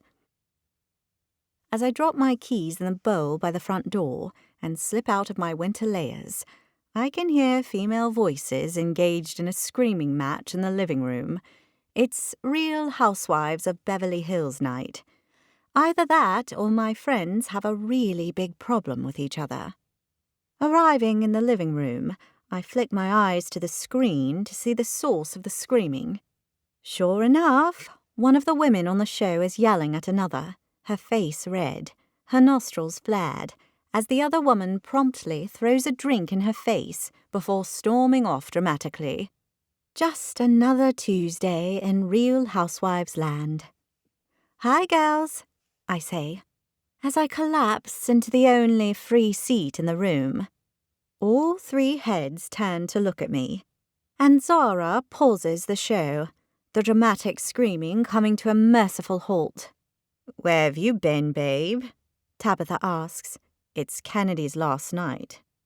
"You make it sound like I'm dying," Kennedy replies with a laugh. "You know what I mean." Kennedy points out the obvious as she gestures at the TV. "We started without you." "That's fine," I say with a wave of my hand. After my evening, the Real Housewives of Beverly Hills feels suddenly so tame and run-of-the-mill. I've just had possibly the most bizarre conversation of my life, I tell them. I've been messaging you like crazy, Zara states. Lottie, I think I've really messed up. Like big time. It's your mum. I know. Oh no, I'm so sorry. Zara's face crumples. When she called, she took me completely by surprise, and the way she put it, it sounded like you and Matt had finally got together, and then I thought I'd cover my bases by saying how nice your new boyfriend is. She caught me out. What the heck did you say to her? Tabitha asks. I accidentally told her that Lottie wasn't seeing Matt, and then that she was, Zara replies. I'm sure she thought I was quite mad. But Lottie's not seeing Matt, Tabitha replies. Isn't that right, Lot? I lean against the back of my seat and sigh. Oh, the complicated webs we weave. Well, the complicated webs I weave, anyway. This is definitely my web. Things have changed today, I begin, and before I can say another word, all three of my friends leap on my words. You and Matt? Kennedy asks, hopping to her feet. Oh my gosh, Lottie, that's such unexpected news, exclaims Zara, as she leaps out of her seat too and collects me in a hug. Seriously? Tabitha, my most suspicious and cynical friend, questions as she too rises to her feet. I can't believe it. Matt's into you now, after all this time. I gesture with my hands for them to sit back down as I extricate myself from Zara's grasp. It's not what you think, and I'm not with Matt. In fact, I'd be absolutely amazed if any of you could guess what happened to me today. Does it involve Matt in any way? Zara asks, and I shake my head. Oh, not Matt. What was your mum going on about then? Who knows with Lottie's mum? She's #obsessed with marrying Lottie off. Right, Lot? Kennedy says. Oh, I know. Stevie passed puppy school and somehow your mum conflated it with you getting a boyfriend, Zara states. That's too weird, even for Lottie's mum, Kennedy states. Tabitha shoots her a look. Have you met Lottie's mum? Kennedy pulls a face. Good point. Focus, please, I say to them, because this is beginning to get out of hand. I'm going to put you out of your misery, but before I do, you'll have to agree to keep what I tell you entirely to yourselves. Oh, this sounds good, Zara says. Can we tell the guys?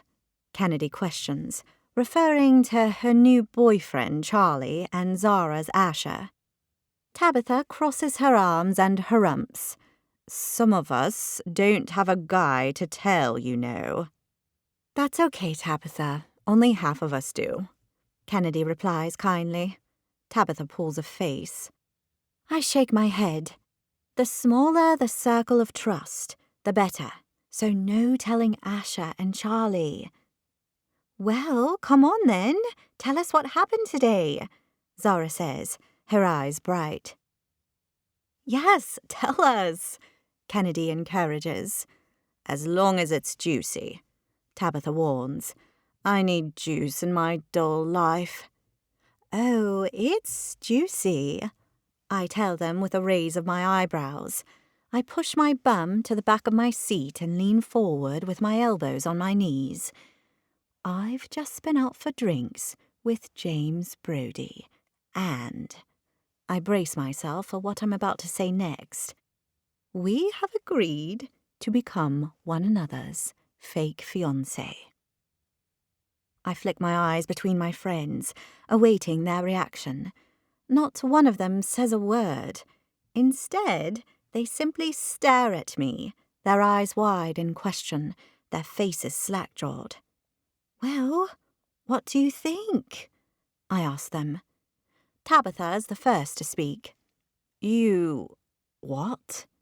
You're James Brody's fake... what?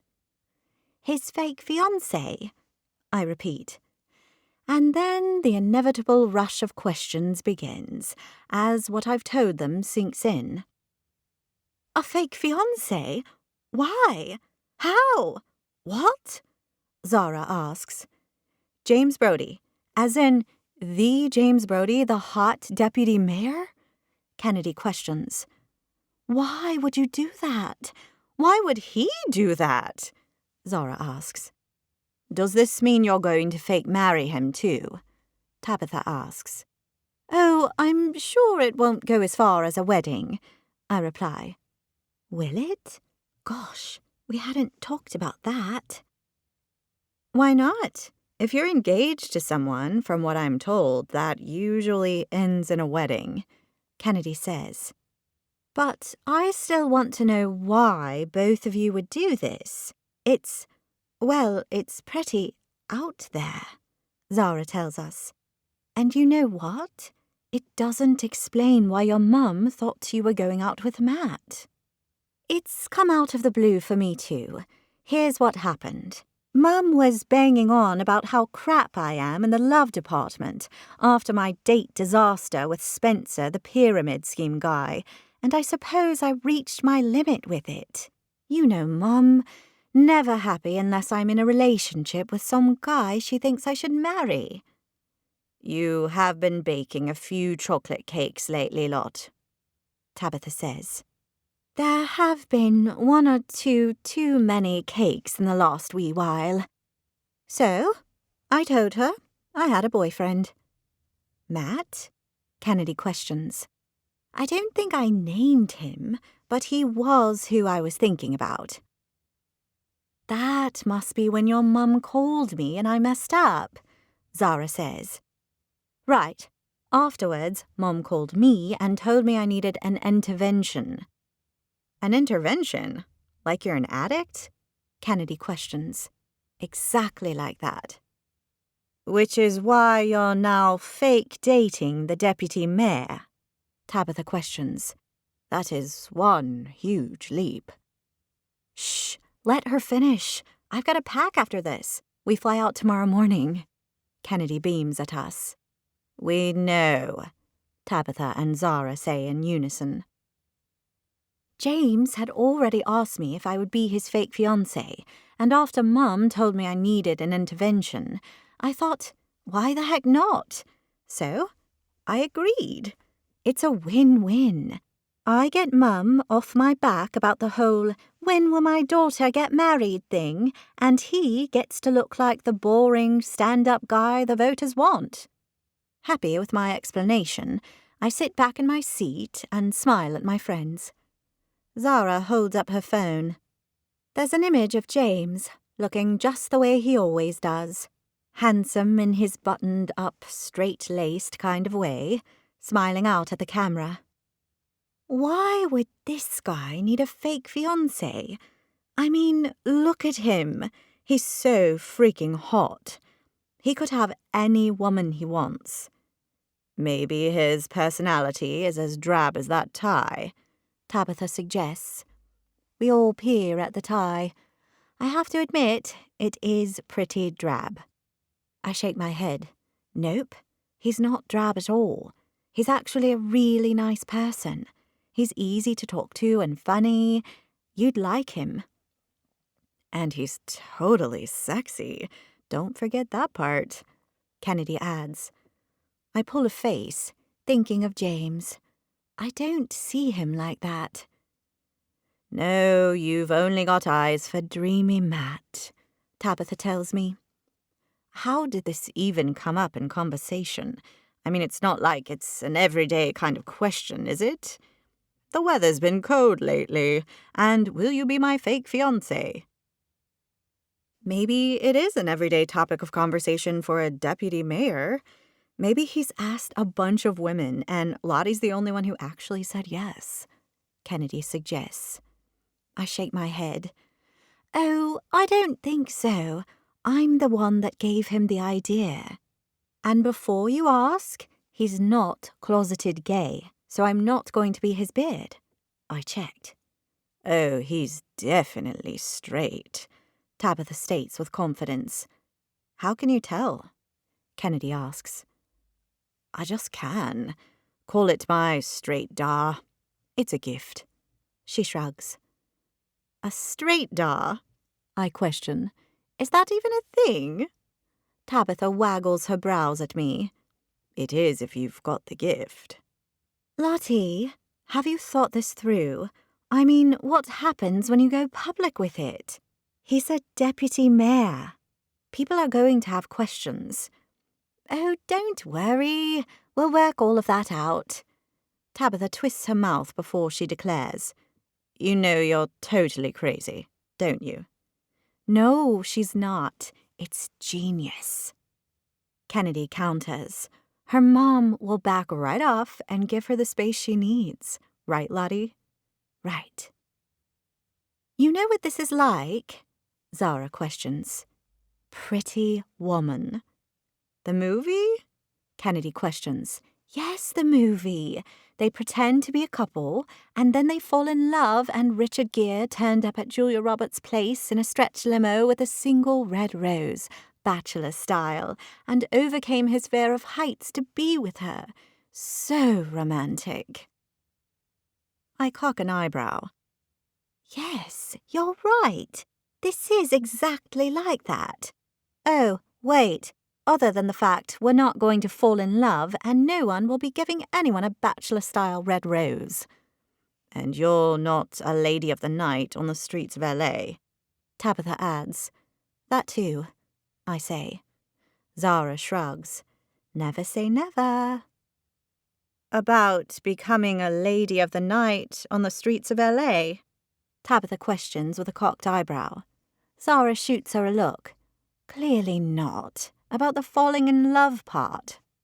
Will you get to go to a swanky fashion store and tell the snooty assistants? Big mistake.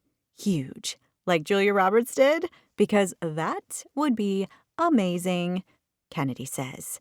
I'm beginning to feel exasperated with my friends and their random obsession with Pretty Woman.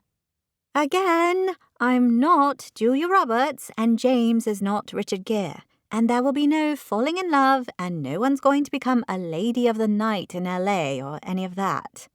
Tell me you're at least going to tell a snooty shop assistant that she's made a big mistake, Tabitha pleads. I shake my head at her, letting out an exasperated laugh. It's a mutually beneficial deal, nothing more. And I, for one, am very much looking forward to the contented silence that will wrap itself around my overbearing mother, so I can get on with my life without her badgering me relentlessly to get married. You've got it all figured out, don't you? Kennedy says. Oh, she so does. Tabitha confirms. Yes, I do. I beam at my friends. This plan is going to work. It'll buy me some blissfully quiet time with Mum while I focus on the real prize, the prize that will make it all worthwhile. Matt, the Prince Charming in my personal fairy tale. Chapter 7. I'm in the kitchen, wrapped up in my thick pale pink toweling robe, with bunny ears on the hood that I adore, as I pour out my early morning cup of tea.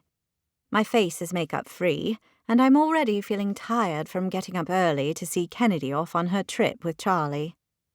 My phone vibrates on the kitchen bench, and I pick it up to see a message from James. We'd exchanged numbers last night, and I'd entered his details as His Honourable Hotness, much to his dismay. Your flat is on Trelissick Avenue, right? I pull my brows together. Why does James want to know where my flat is? I tap out a reply. Yup. Are you stalking me now? The 3 dots appear, and I know he's typing his reply. I thought I'd bring you coffee. I blink at the screen. James wants to bring coffee to me at my flat. After I said goodbye to Kennedy, I had a long shower, rolling yesterday's events through my mind. Lying to my parents about having a boyfriend, being told I need an intervention, going for a drink with a deputy mayor, and then the big slugger of the lot, agreeing to be James's fake fiancé. There were a few things to unpick. Of course, I knew why I'd done it. I'd had enough of Mum's meddling. I needed some breathing space. I needed an out. And there was the small fact that I'd had too much Chardonnay on an empty stomach. So yeah, there's that. Today, sober, reflective, and less full of gung-ho bravado, I'm not sure any of it's a good idea. You don't have to do that, I type as I chew on my lip. It's already done and I'm on your street. Okay if I pop in? I tap out a hasty reply, telling him my house and flat number, and a few moments later, the door buzzer sounds. Immediately, Zara's Jack Russell, Stevie, comes hurtling into the hallway from her room as she erupts into a barking frenzy. "I'll get it," I call out to Tabitha in her spot on the settee, who promptly buries her face in the duvet and complains, her voice muffled. Tabitha's not a morning person. In my purple fluffy slippers, I pad over to where Stevie is currently gazing up at the doorknob, her tail wagging frantically, making excited yaps as though this is the highlight of her day. I collect her in my arms. "It's okay, Stevie. It's just the door," I tell her, as I stroke her back. I press the intercom button. "Hello?" "Coffee delivery?" A deep voice replies. "James." Zara appears in her doorway. "Who's at the door?" she asks, as she rubs her eyes and stretches her face into a yawn. "It's awfully early. Has Kennedy already gone?" I turn to her and hand her Stevie. "It's James." She looks immediately awake. "James? As in James Brody?" I nod. "As in the deputy mayor?" she questions unnecessarily. How many deputy mayors do we know? Her eyes glide over me. "You need to change, and we need to clean this place up, and—" She trails off as she takes in the look on my face. "Lottie, are you okay? You look like you might throw up, or pass out, or both." I open my mouth to reply that, no, I don't think I am okay, that I've begun to think I've made a big mistake, that I've created a web of lies I need to untangle myself from pronto, when the shrill sound of the buzzer cuts through the air, making us both leap off the floor. Zara's hand flies to her chest. OMG, that gave me a shock. My heart racing, I reply, "You and me both." "Are you going to let him in?" she asks me again. "Who the heck is making all that racket? Don't they know what time it is?" Tabitha calls out, clearly miffed. "It's James Brody, here to see Lottie," Zara informs her. There's a thud from the living room, followed by an "ow," and I can only assume Tabitha has fallen off the settee in surprise. She appears in the living room doorway wearing her pajamas and rubbing her shoulder a moment later.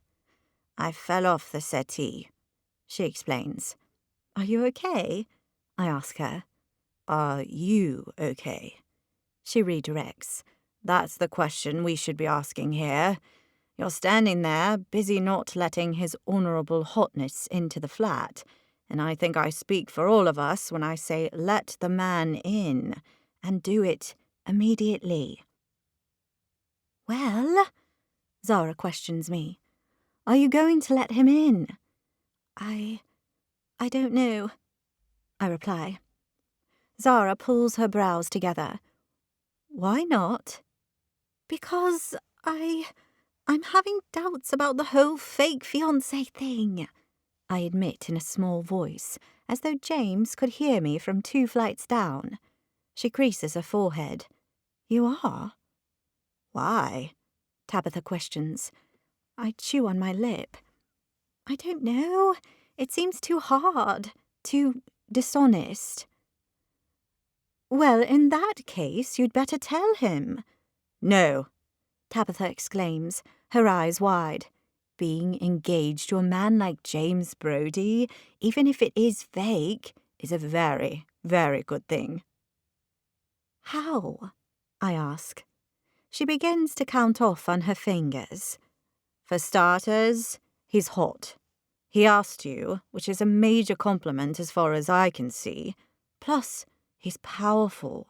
And finally, he's hot. You already said that, Zara replies.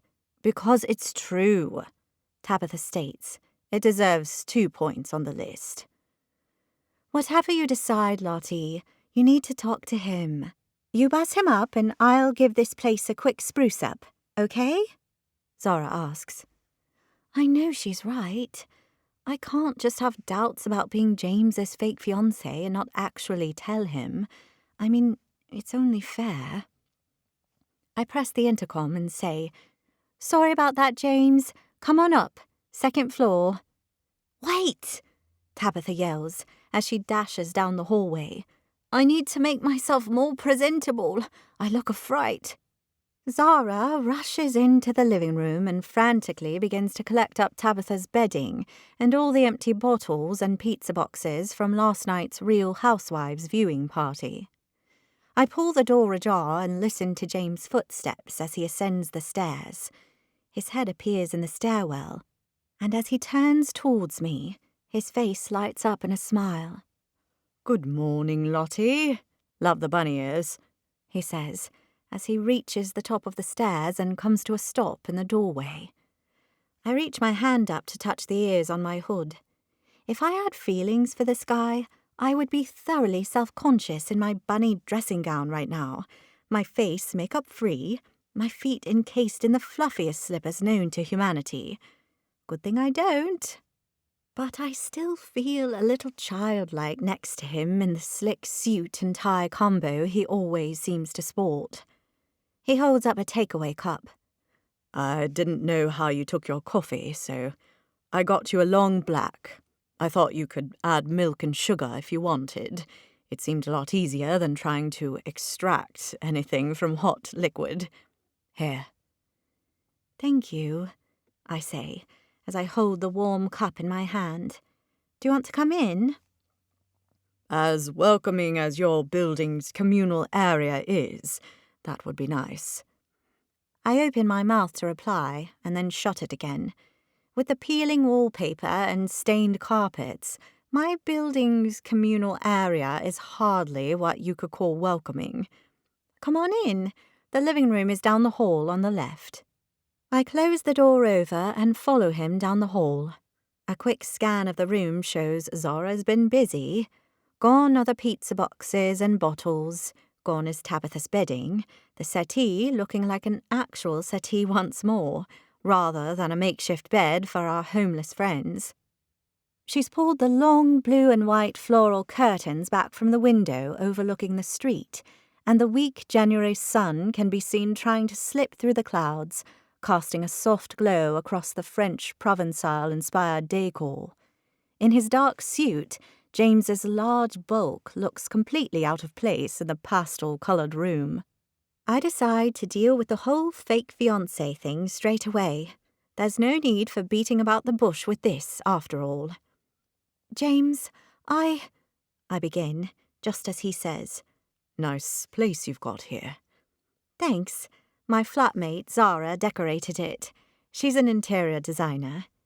Your flatmate? Movement behind James catches my eye. It's both Tabitha and Zara, trying in vain to hide in the hallway, listening in. How about you meet her? And my friend who's crashing with us right now. Girls? My two friends' faces appear around the doorway, both of them looking sheepish.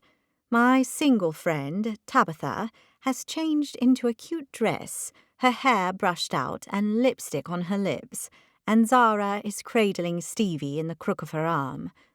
"Hi, ladies," James says. "Hello, Mr. Deputy Mayor," Zara says with a beaming smile. "It's so lovely to meet you. You're taller than I expected." "Thank you," he replies. "Oh, it's a good thing." He offers her his dazzling smile. "That's a relief. I'm James." "Oh, we know," Tabitha tells him. "I'm Zara, Lottie's flatmate. This is Tabitha, and this is Stevie, my dog." Stevie's eyes are trained on James, and she gives a cursory growl, but her heart's not in it. Really, all she wants is for him to play with her. Stevie's not much of a guard dog. Tabitha does what looks decidedly like a curtsy. "Your Honour, I'm just crashing here until my flat is fixed. I've been sleeping on the settee." She gestures at the settee as though it's important for James to know this bit of information. "Right, well, it's good to meet you, Zara and Tabitha, and you too, Stevie. But please, you all need to call me James, and no need to curtsy," he replies, and both girls beam back at him. "Okay, James." Tabitha begins to giggle like a love-struck tween meeting her pop idol for the first time. "Seriously?" I shoot her a look. Stevie intensifies her growls. "If you let Stevie sniff you, she'll calm down right away," Zara tells him. "Happy to," he replies. Zara strides across the room and thrusts a rigid, growling Stevie at James. As instructed, he holds out his hand and Stevie sniffs it, as though it's the best smell she's ever smelt, her tail wagging. "Cute dog." "She is, isn't she? I adore her. We all do," Zara gushes, as she always does when it comes to Stevie. "You're here awfully early," Tabitha says to him. "What brings you here at this time of day? Couldn't stay away from my friend Lottie, eh?" She winks at him. Winks? Oh, good grief. "James brought me a coffee," I tell my friends, holding up my warm cup as evidence. "If I'd known you had flatmates, I'd have brought everyone coffee," James replies.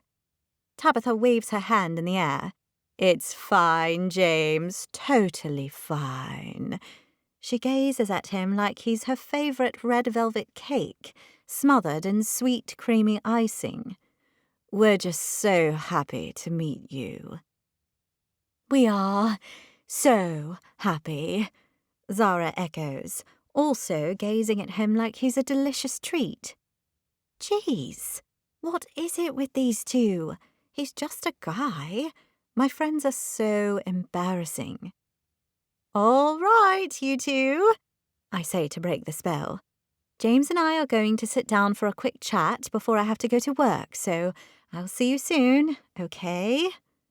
"Of course," Zara says with a smile. "So lovely to meet you, James." "Yes, so lovely, James," Tabitha echoes. She takes his hand in hers and holds on tightly. "I do hope we see you again soon." "I'm sure you will," he replies smoothly, like the polished politician he is. I clap my hands together. "All right, bye now." I give my friends a pointed look. Zara takes Stevie out of the room, and Tabitha reluctantly drags her gaze from James and follows her. I close the door behind them and gesture at the settee, where he takes a seat and immediately pulls his phone from his pocket and begins to tap at it. I tuck my feet underneath me as I settle at the other end. "James, we need to talk." "Doesn't that conversation usually happen after we've been seeing one another for a while? I mean, we haven't even been on our first fake date." A smile teases at the corners of his mouth as he lifts his attention to me. "Speaking of which, We have our first public outing coming up tonight, if you're free. It's a dinner at the Victoria and Albert Museum to unveil the refurbished wing. I'm sure Jasper will be keen to meet you as a fellow museum worker. The wing that houses the musical instruments exhibit, among others, and Jasper, as in Jasper Vinetta, the curator? I ask, my interest piqued. I've read about the refurbished wing, but assumed I'd be among the public visiting it on the weekend, rather than being there for the official launch. Oh, you know Jasper? Well, I've heard of him. He's quite famous in the London museum world. He's a good bloke. A little stuffy, but interesting. He's not stuffy. He's extremely knowledgeable. Ask him anything about the oboe and he'll be able to tell you. His lips curve into a smile. He knows a lot about the oboe. Yes. I'm sure it's quite fascinating. Now, what do we need to talk about? The lure of going to the V&A has temporarily got me rethinking my position, but I know what I need to do. This fake fiancé thing, I'm not sure it's what I want. I thought long and hard about it all morning. Lottie, it's only 7 a.m. I know, it's just, I'm not sure I want to lie to everyone, my family especially. But wasn't that the whole point for you? To get your mother to back off and give you some breathing space? Well, yes, but I'm not sure this is the right way to do it. He studies me for a beat before he pulls his lips into a smile and says, No, of course not. I understand perfectly. You need to be comfortable with this, and if you're not, then we shouldn't do it. He goes to stand, and I add hastily, No, wait. He raises his dark brows at me in question. I chew on my lip, weighing out my options. Getting Mum to back off, not having to go on any more stupid blind dates with men who want to sign me up for pyramid schemes, getting to go places like the V&A for hoity-toity dinners with famous curators. All of it is extremely appealing, and, quite possibly, worth the risk. He lowers himself back to the settee. Lottie, are you having second thoughts about your second thoughts? I scrunch up my nose. I am so fickle. Maybe? He presses his lips together. All right, you can take some time if you like. There's no pressure from me, and certainly no rush. I've got a question for you, which may or may not influence my state of thinking. Fire away. Do you get to go to a lot of those sorts of things? I toy with the fringe on one of the scatter cushions, signalling how casual I am about hearing his response. Read, not casual in the least. I get invited to galleries, museums, stately homes, former palaces, you name it. I can't always go, of course, but I do get invited. I regard him in wonderment. I would go to everything. His face lights up in a smile. I imagine you would. But seriously, if we are going to do this, we need to do it right. And that means committing to it 100% for the next few months. We will both need to be all in. I nod at him, my mind made up. Again. You know what? It's all good. Meaning? I grin at him. Speed wobbles only. I'm back on board. We need to be 100% committed to this. Agreed. And it's got to be believable. Absolutely. So that means spending time together, getting to know one another, and looking like we're actually in love. I scrunch my nose in distaste. We don't have to kiss, do we? He laughs. Am I really so abhorrent? Not at all. You're just not my type, and by the looks of the women you've been seen out with, I'm not your type either. So, no kissing. Agreed. But we'll need to hold hands and have our arms around one another at certain times. Perhaps gaze lovingly at one another too? Naturally, I have no problem with gazing, but I warn you, I might giggle. His face morphs into a smile. You are so good for my ego, Lottie Sullivan. I keep it real, I tell him, and he lets out a laugh as he shakes his head at me. How about we make a plan? He begins to tap on his phone.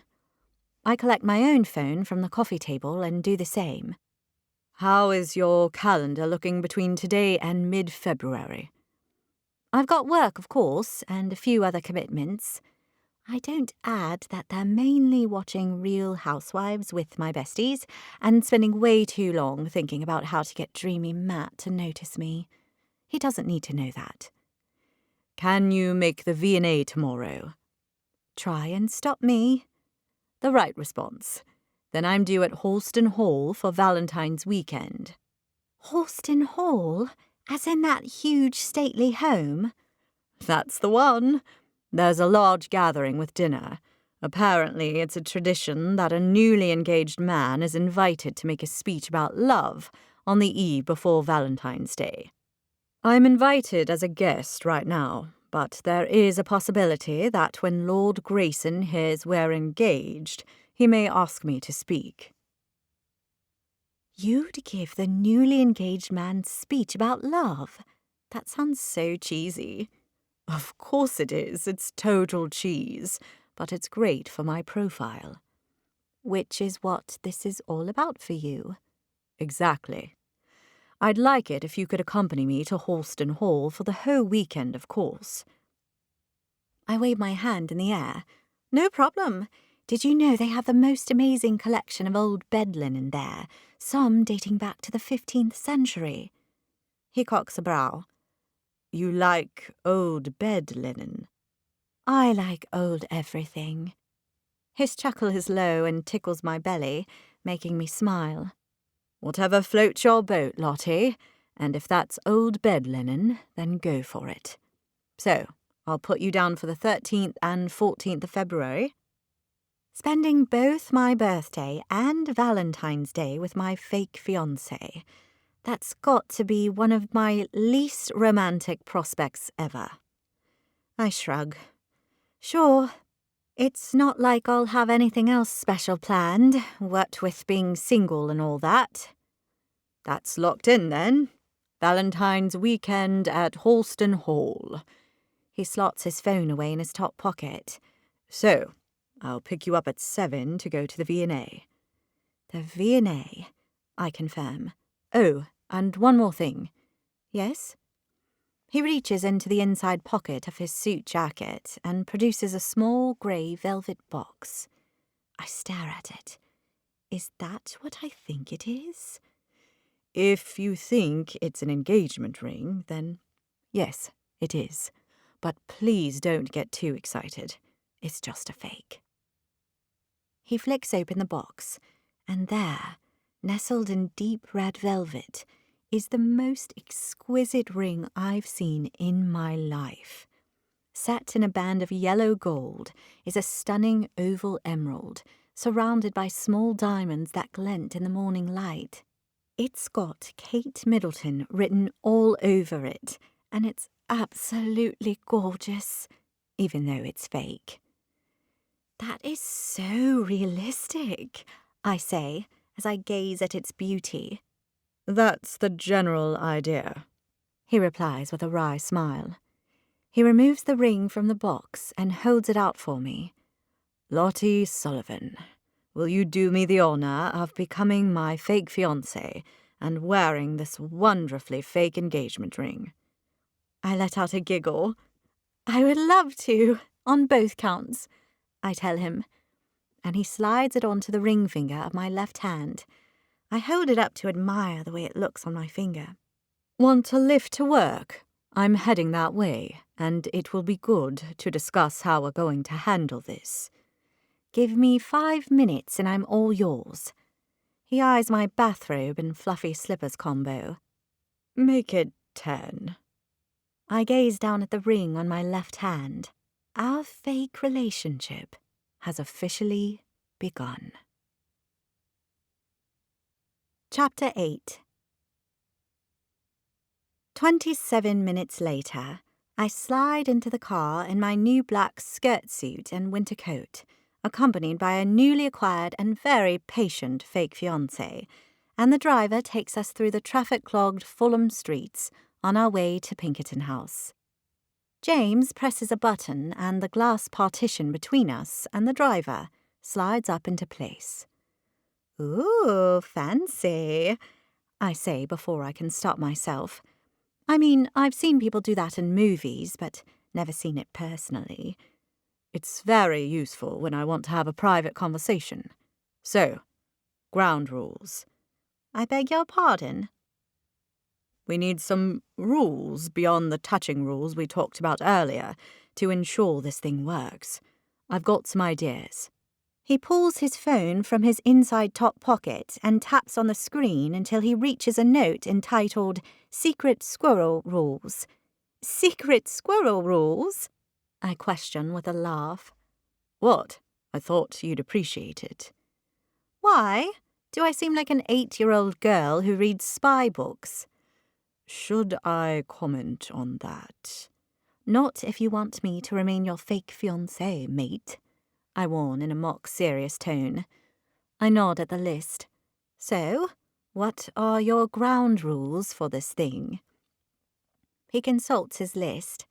Number 1. We tell no one about this. I already broke that rule. Sorry. Who did you tell?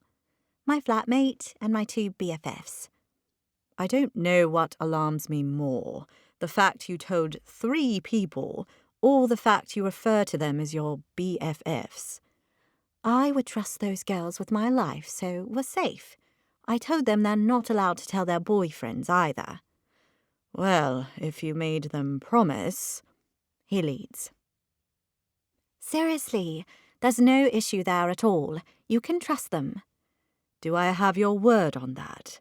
100%. Who have you told? No one. No one? No one. Not even your BFFs, I tease. I'm a grown man, Lottie. I don't have BFFs. You see, that's where you're going wrong. Everyone needs BFFs. His lips quirk in a smile. I'll look into that.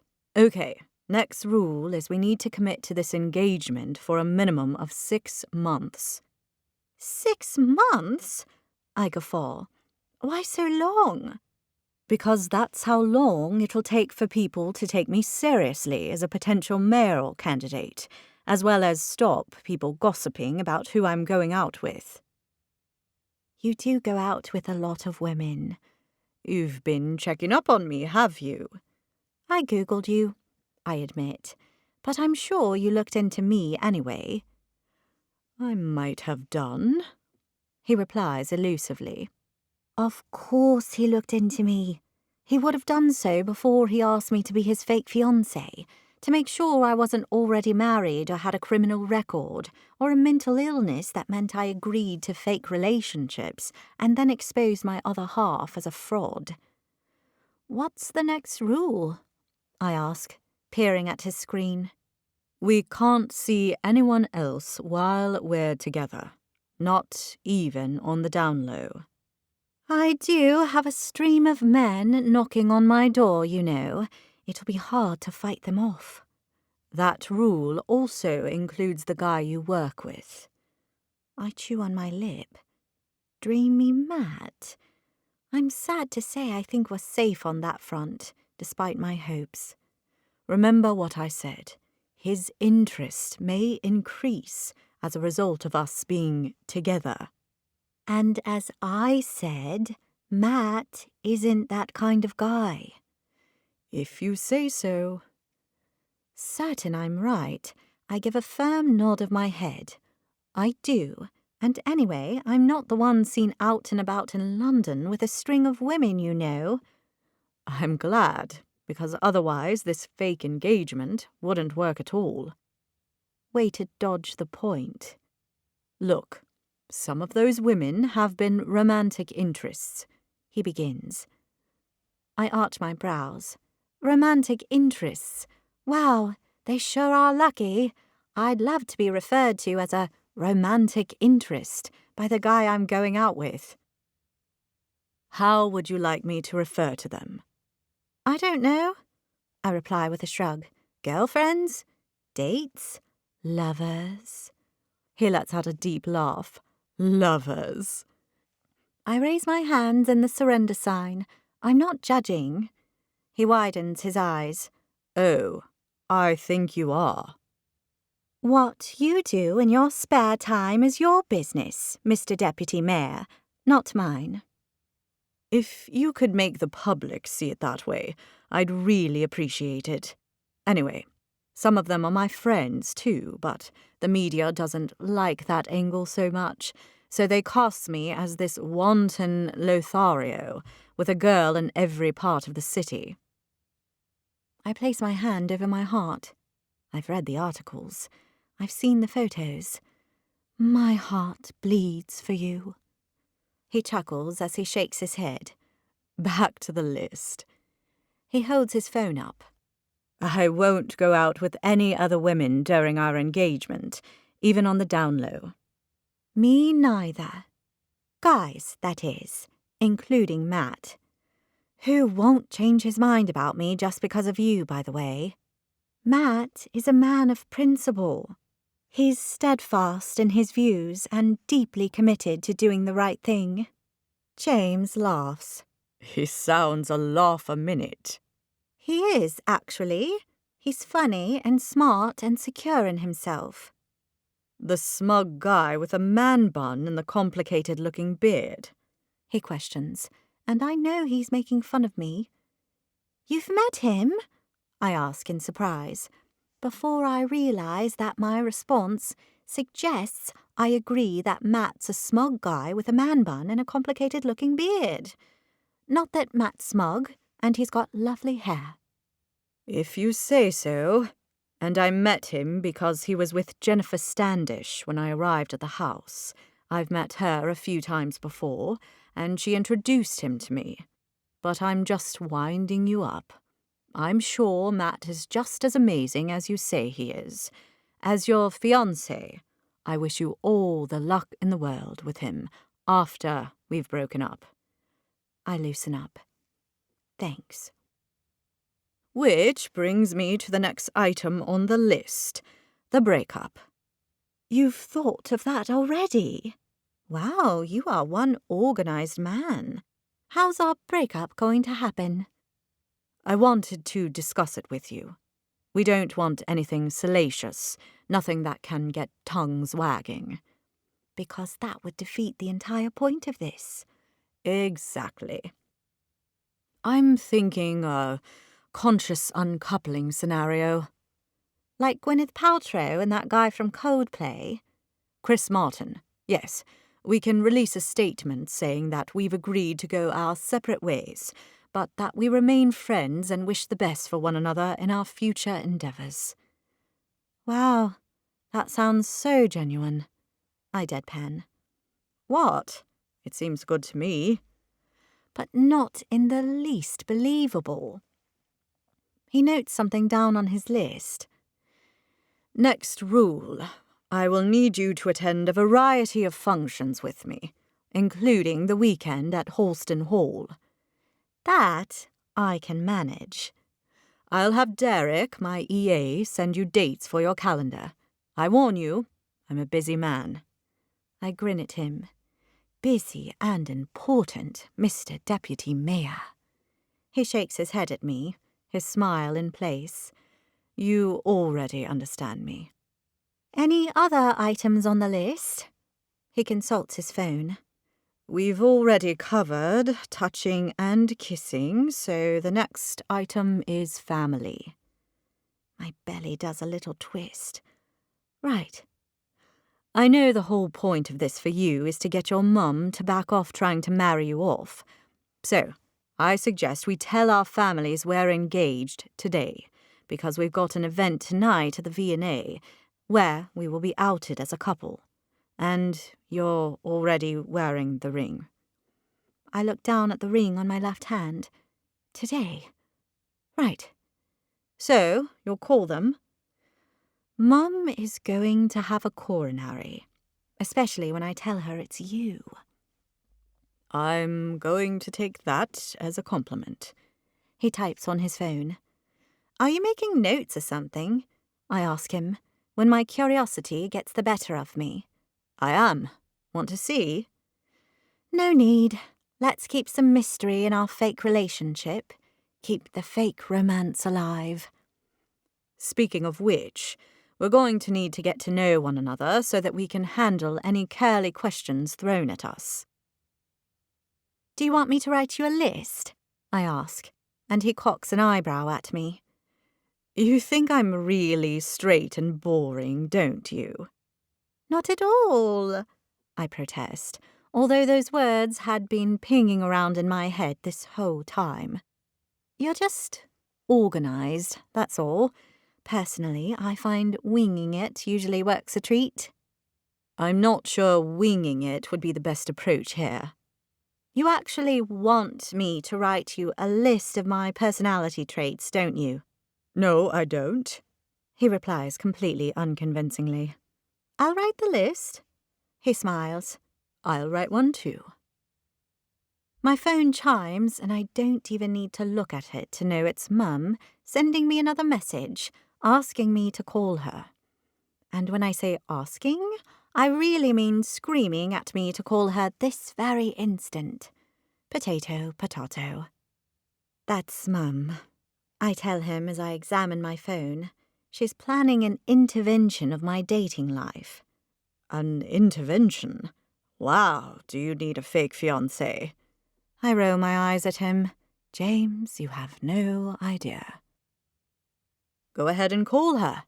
I plan on doing the same with my mum shortly too. You first. Fine. He dials the number and puts his phone to his ear. A moment later, he says, Hello, Mum. Great. How are you? Look, Mum, I've only got a couple of minutes, but I wanted to share some important news with you. No, I'm not Mayor. I promised to get some when I'm next at the chemist. Mum, I've only got a couple of minutes. He shoots me a good-humoured but equally exasperated look, and I feel an instant kinship with him. Wrangling chatty mothers takes skill and perseverance. My news is that I'm engaged. I watch as a smile spreads across his face, lighting it up. Lottie Sullivan. We met at the museum she works at. She's here with me now, actually. Do you want to say hello? I widen my eyes at him. That wasn't in the plan. He presses his screen, and instantly the car is filled with the excited sounds of a mother who's just learnt her son is engaged. Oh, darling, how wonderful! She exclaims. Mum, meet Lottie Sullivan. Hello, Lottie Sullivan, she trills. How lovely to meet you. Well, not meet you exactly, but learn about you and the fact you're engaged to my son. Hi, Miss Brody, I reply as I shoot James a look that tells him he's landed me right in it. I want to hear all about you. I cannot wait to properly meet the woman who has captured my son's heart. It's great to meet you too, I reply, feeling about as comfortable as a sumo wrestler squished into a toddler's swing. Who would have thought? My son finally getting married, she says. Thanks, Mum, James replies with a self-deprecating laugh. I'll catch up with you soon, okay? All right, darling. And Lottie? Yes? I look forward to meeting you in person very soon and learning all about you. Me too. Bye, Mum. Love you, James says before he hangs up. See? Easy. Finally getting married? How old are you exactly? I tease. I'm 36. 36? It's a good thing I'm into old things then, isn't it? He shakes his head and laughs. I'd hardly call 36 old. It's positively ancient, James. You're way older than me by almost a generation, I think. He gives me a sardonic smile. A generation? I don't think so. I tap my chin as I regard him. You know, this whole thing is all falling into place for me now. What thing? You're old, so you need a fiancé. If you were young like me, no one would bat an eye at you being single in politics. Thanks a lot. How old are you? You know how old I am. You've had me vetted. You're right, He concedes. I know you're 29, and I know you turned 30 on Valentine's Day. Ha! I knew it. So, He leads. So? it's your turn. My turn for what? Your turn to call your mum. I twist my mouth. Telling my mum I'm engaged is a big step. There's no turning back. We will be officially engaged then, in a totally fake way, of course. Not that my parents will know that. Just think, once you tell her, she'll drop the whole intervention idea. There is that. Okay. I pull my phone from my handbag and dial my parents' number before I have the chance to chicken out. The Sullivans! My mum's voice answers in that familiar way she's answered the house phone since I was a kid. And yes, my parents are old-fashioned enough to still have a landline. Hi, Mum, I say, and am instantly swamped with nerves. Oh, Lottie! She shrieks, and I'm forced to pull the phone away from my ear to avoid bursting an eardrum. At last! Didn't you get all my messages? I've been calling and calling. Where have you been? I've been so worried about you. I've been busy, sorry. I've got some news. News you're going to want to hear. Oh? She asks, her tone cautious. Why don't you get Dad? All right. Michael, it's Lottie, calling to tell us something, she calls out. A moment later, Dad's voice trumpets. Hello, dearest. You're on loudspeaker, just so you know. Hi, Dad. How was golf yesterday? Gerald hit the most incredible birdie at the 4th hole, He begins, only to be cut off by my manic mother, whose excitement seems to have hit fever pitch. Oh, there's no time for that, carry on, she snaps. Who cares about Gerald and his birdie? We've got a crisis on our hands here. A crisis, Michael. My mother, the drama queen. Well, Dad begins, only to be cut off once more. Lottie, what's your news? I shift my gaze to James's, and he shoots me an encouraging smile. Well, you know how I told you I was seeing someone yesterday? Not this again, Lottie, we are so worried about you, Mum says. Aren't we, Michael? Your mother is concerned, dearest, Dad says. There's no need to be concerned, Mum. I'm calling to let you know I am seeing someone. His name is James, and he's a lovely man. Very friendly and nice, and also very good-looking. He beams at me as he runs his fingers through his hair, pretending to strike a pose as though he's a model. I stifle a giggle. Lottie, Mum warns. I'm serious, Mum. James is real, not some figment of my imagination.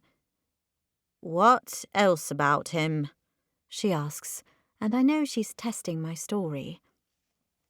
I search around for things to say about the man I barely know, the man currently sitting next to me in the slow-moving car.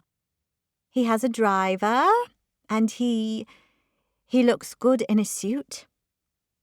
I look good in a suit, he says under his breath to me, his eyebrows raised. I offer him a shrug. What's looking good in a suit got to do with anything? Mum snaps. Oh, I scramble. It means he looks good when he goes to business meetings. James snorts with laughter and I bat him on the arm. It's important to look good in business meetings, Dad says. You're right, Dad. It is important. James has some very nice suits. In fact, I'd go as far as to say he's suitish. My gaze locks with James's and we share a smile. Suitish? What sort of way to describe a man is that? Mum asks. It's a word, I reply defensively, even though I know it's not. Anyway, my point is, he's a very nice man and I'm very happy. He sounds great, darling, Dad says. I still think it's a very odd thing to like about a person. Mum sniffs. Well, it also means he'll look good when we eventually get married because, well, we're engaged. I scrunch my eyes shut and wait for the response. Right on cue, the mention of the M word has my mother's excitement levels shooting up into the stratosphere. You're getting married! You're getting married! Mum shrieks. Her concerns that I'm some delusional sad sack blowing out the window as I'm forced to pull the phone away from my ear. Oh, Lottie! But you never said anything! Oh, how wonderful! Is that why you didn't want to see Spencer again? Because you were already engaged? That's right, I didn't want to see Spencer again because I was already engaged, I repeat. James pulls his brows together before his features change. Oh, your blind date. I press my lips together as I nod. Convenient, he replies. Lottie, are you sure you're getting married? This isn't just some silly fancy of yours. This is really, really real? Mum questions. I think I know, Mum, I reply with my fingers crossed. So, you really are engaged, as in actually really engaged, to be married? Mum asks. I am, I say firmly. I'm engaged to James Brody. I promptly pull the phone away from my ear in anticipation of a full-blown mum shriek. Instead, all I'm met with is silence. Mum, are you all right? I question after a beat. What's happening? James asks in a low voice. Is she unhappy? I put my hand over the receiver. She's gone all quiet. Is that a good thing? It's a never happened before in my life thing, I tell him. Lottie, dear, it's your dad here, Dad says, as though I won't recognise my own father's voice. Is everything okay with Mum? Your mother's gone a touch pale and has stopped talking. Pale isn't good. And her mouth has sort of dropped open. It must be from shock. Your mother is in shock? James questions. Concern leaps into my chest.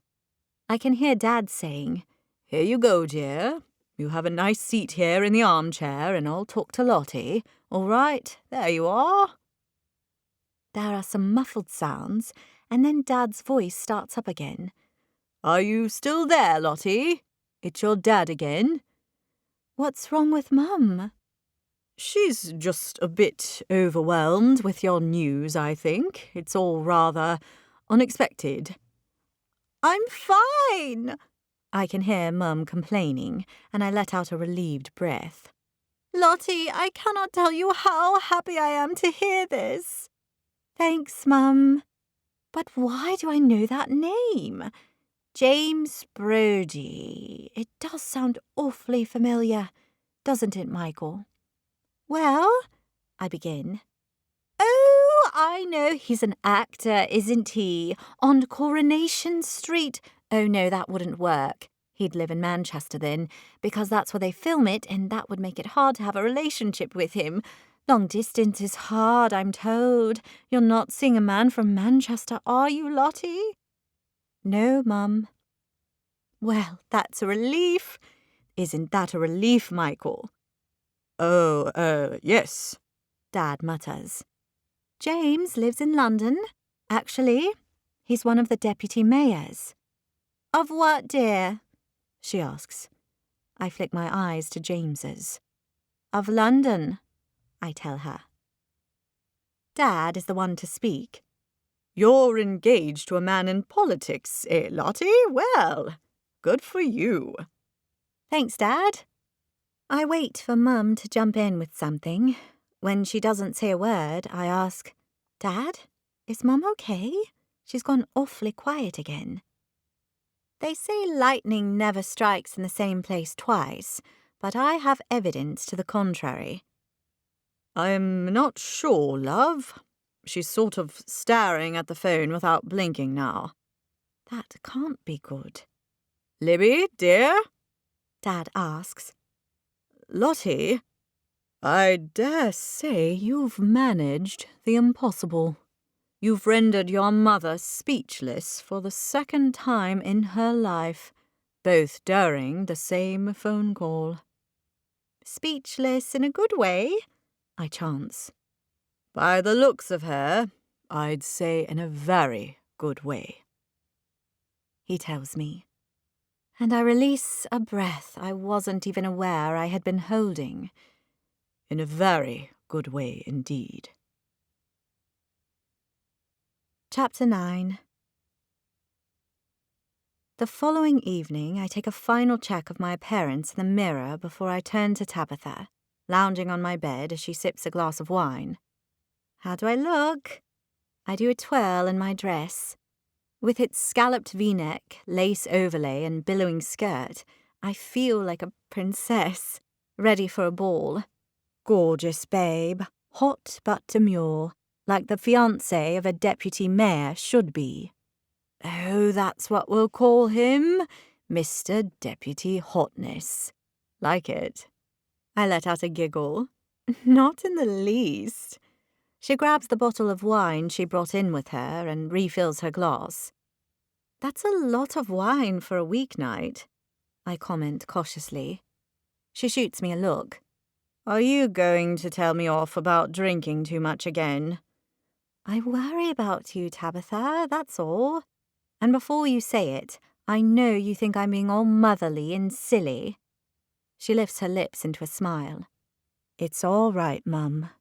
You're allowed to worry over your firstborn. I let out a laugh to relieve the sudden heaviness in the room. You know I love you, right? I know. I only want good things for you. I know that too. We share a smile. Shall we get Z in here? She'll want to see your first date outfit. I can't believe I get to go to the V&A. Z, come in here, Tabitha calls out. Lottie's all dressed up to meet his honourable hotness, and she looks fierce. Zara pads into the room in her track pants and woolly jersey, a pair of thick socks on her feet. She's trailed by her boyfriend, Asha, who whistles when his eyes land on me. Looking good there, babe, Zara tells me. Very sophisticated, with a dash of sex appeal and yet still with a hint of whimsy. Asha arches his brows at her as he leans up against the doorframe. You got all that from a dress? She shrugs. Didn't you? He laughs as he gestures at himself with his thumb. I'm a guy, remember? All I think is, I can see some cleavage. Zara bats him on the arm as I look down at my modest cleavage. Ahem, she says pointedly. What can I say? We're pretty basic beings, us guys. And it's you who has my heart, he tells her. He kisses her on the forehead and pulls her into him. They look like love itself, as they always do. Stevie bounces into the room and promptly jumps around Zara's feet. She picks her up, her little tail thumping against her as she watches me. The three of them look like a happy little family. Who's this guy you're going out with? Asha asks. Wait, it's not Dreamy Matt, is it? Because I've got to be honest and say I didn't think that was ever gonna happen. Sorry, but it's true. Being the only guy in our close friend group, Asher knows all about my unrequited feelings for Matt. Not Matt, but thank you so much for your vote of confidence, I reply. Yeah, Ash. Tabitha scolds. You're not being very supportive of our Lottie. So you've given up on the guy? Asher questions. I've refocused my attentions elsewhere, I reply, although it's not entirely true. That's good to hear, Lot. It's been years since you started working together, and the guy's never noticed you in that way. It doesn't seem likely that'll change anytime soon. Look at us. We were friends for ages before we got together, Zara says. Yeah, Ash, Tabitha repeats. For ages. He shrugs. Look, all I'm saying is I'm a guy. I know men. He would have made his move by now if he wanted to. Very helpful, Ash, Zara says, her eyes silently telling her boyfriend on no uncertain terms to shut up. Lottie's going out with someone new tonight, aren't you, Lottie? That's right, it's someone new, I tell him breezily, feeling a twinge of guilt that he's not in on the whole fake fiancé thing. I promised James I wouldn't tell anyone else, and Asher falls into that category. Lottie is going out with Mr. Deputy Hotness, actually, Ash. What do you think of that? Tabitha asks. I do not endorse that name, I tell her. I think it's cute, she replies. Mr. Deputy Hotness? Asher questions with a sardonic smile. Who's this guy deputy to in the hotness stakes? He questions as he narrows his eyes at me. Oh, I know. It's me, right? He waggles his brows at us, and Zara rolls her eyes. Your lack of self-confidence is astounding. Did you know that? She teases. I'm working on it, he replies, before he plants a tender kiss on her lips. Hey, enough with the PDA, you two, Tabitha complains. It's bad enough there are about 1,000 of us living in this small flat without that sort of nonsense carrying on.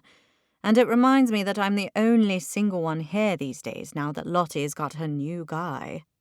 She crosses her arms and pushes her bottom lip out. It's not fair. Zara gives her a sheepish grin. Sorry, Tabitha. We'll hold off on the public displays. Promise. Tabitha softens. Thank you. Mr. Deputy Hotness is just a silly expression Tabitha came up with, I tell Asher, and it's not what we're calling him. I give Tabitha a pointed look. But it's so cute, she protests. It's like Deputy Dog, Tabitha adds, unhelpfully. I shoot her a look. On no planet could Deputy Dog resemble James Brody. Deputy Dog? Asher questions with a guffaw. I knew you were a little quirky, Lottie, but I didn't know you were into sheriff dogs who speak with a lisp. Dagnabbit. Zara lets out a giggle and prods him in the belly. Turning to me, she says, Well, whatever you want to call this new guy of yours, I think you look amazing. It's the V&A tonight, isn't it? I beam at my friends. It sure is.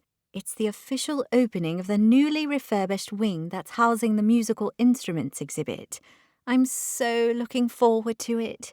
The curator will be there, and he's big news in the museum world. I might even get to meet him. You're going to a museum to look at a bunch of old instruments on a date with some guy you're calling Deputy Dog? Asher questions. Wow, this gets weirder and weirder. I didn't call him that, I exclaim in exasperation. You know, Lottie, Zara says to him, she loves her museums. That's true, but on a date? Asher shakes his head at me. That poor guy. He's not seeing any action tonight, that's for sure. Zara nudges him in the belly. He wouldn't anyway. Lottie's a lady. Actually, Ash, I'm crazy about the guy. Crazy, I tell him. So you're actually into the guy? He questions. Oh, yes, I'm into him big time. I fancy the pants off him. She does. She's bored us all silly with talk of how much she wants to kiss his face off all the time. Tabitha adds. I tell you, Lottie has got the major hots for Deputy Dog. I press my lips together to stifle a giggle, and it comes out as a loud snort through my nose.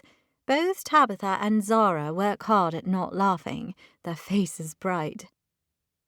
Asher looks between the three of us, his eyes narrowed. What's going on here? Tabitha can't hold her laughter in any more, and she bursts into a fit of giggles, followed promptly by Zara, and then, despite my best efforts not to laugh, me. The idea of me fancying Deputy Dog is too much for us, and all three of us laugh hard. Are you all drunk? He asks. Pulling myself together, I wipe under my eyes and smooth out my hair. No, just being silly, I tell him.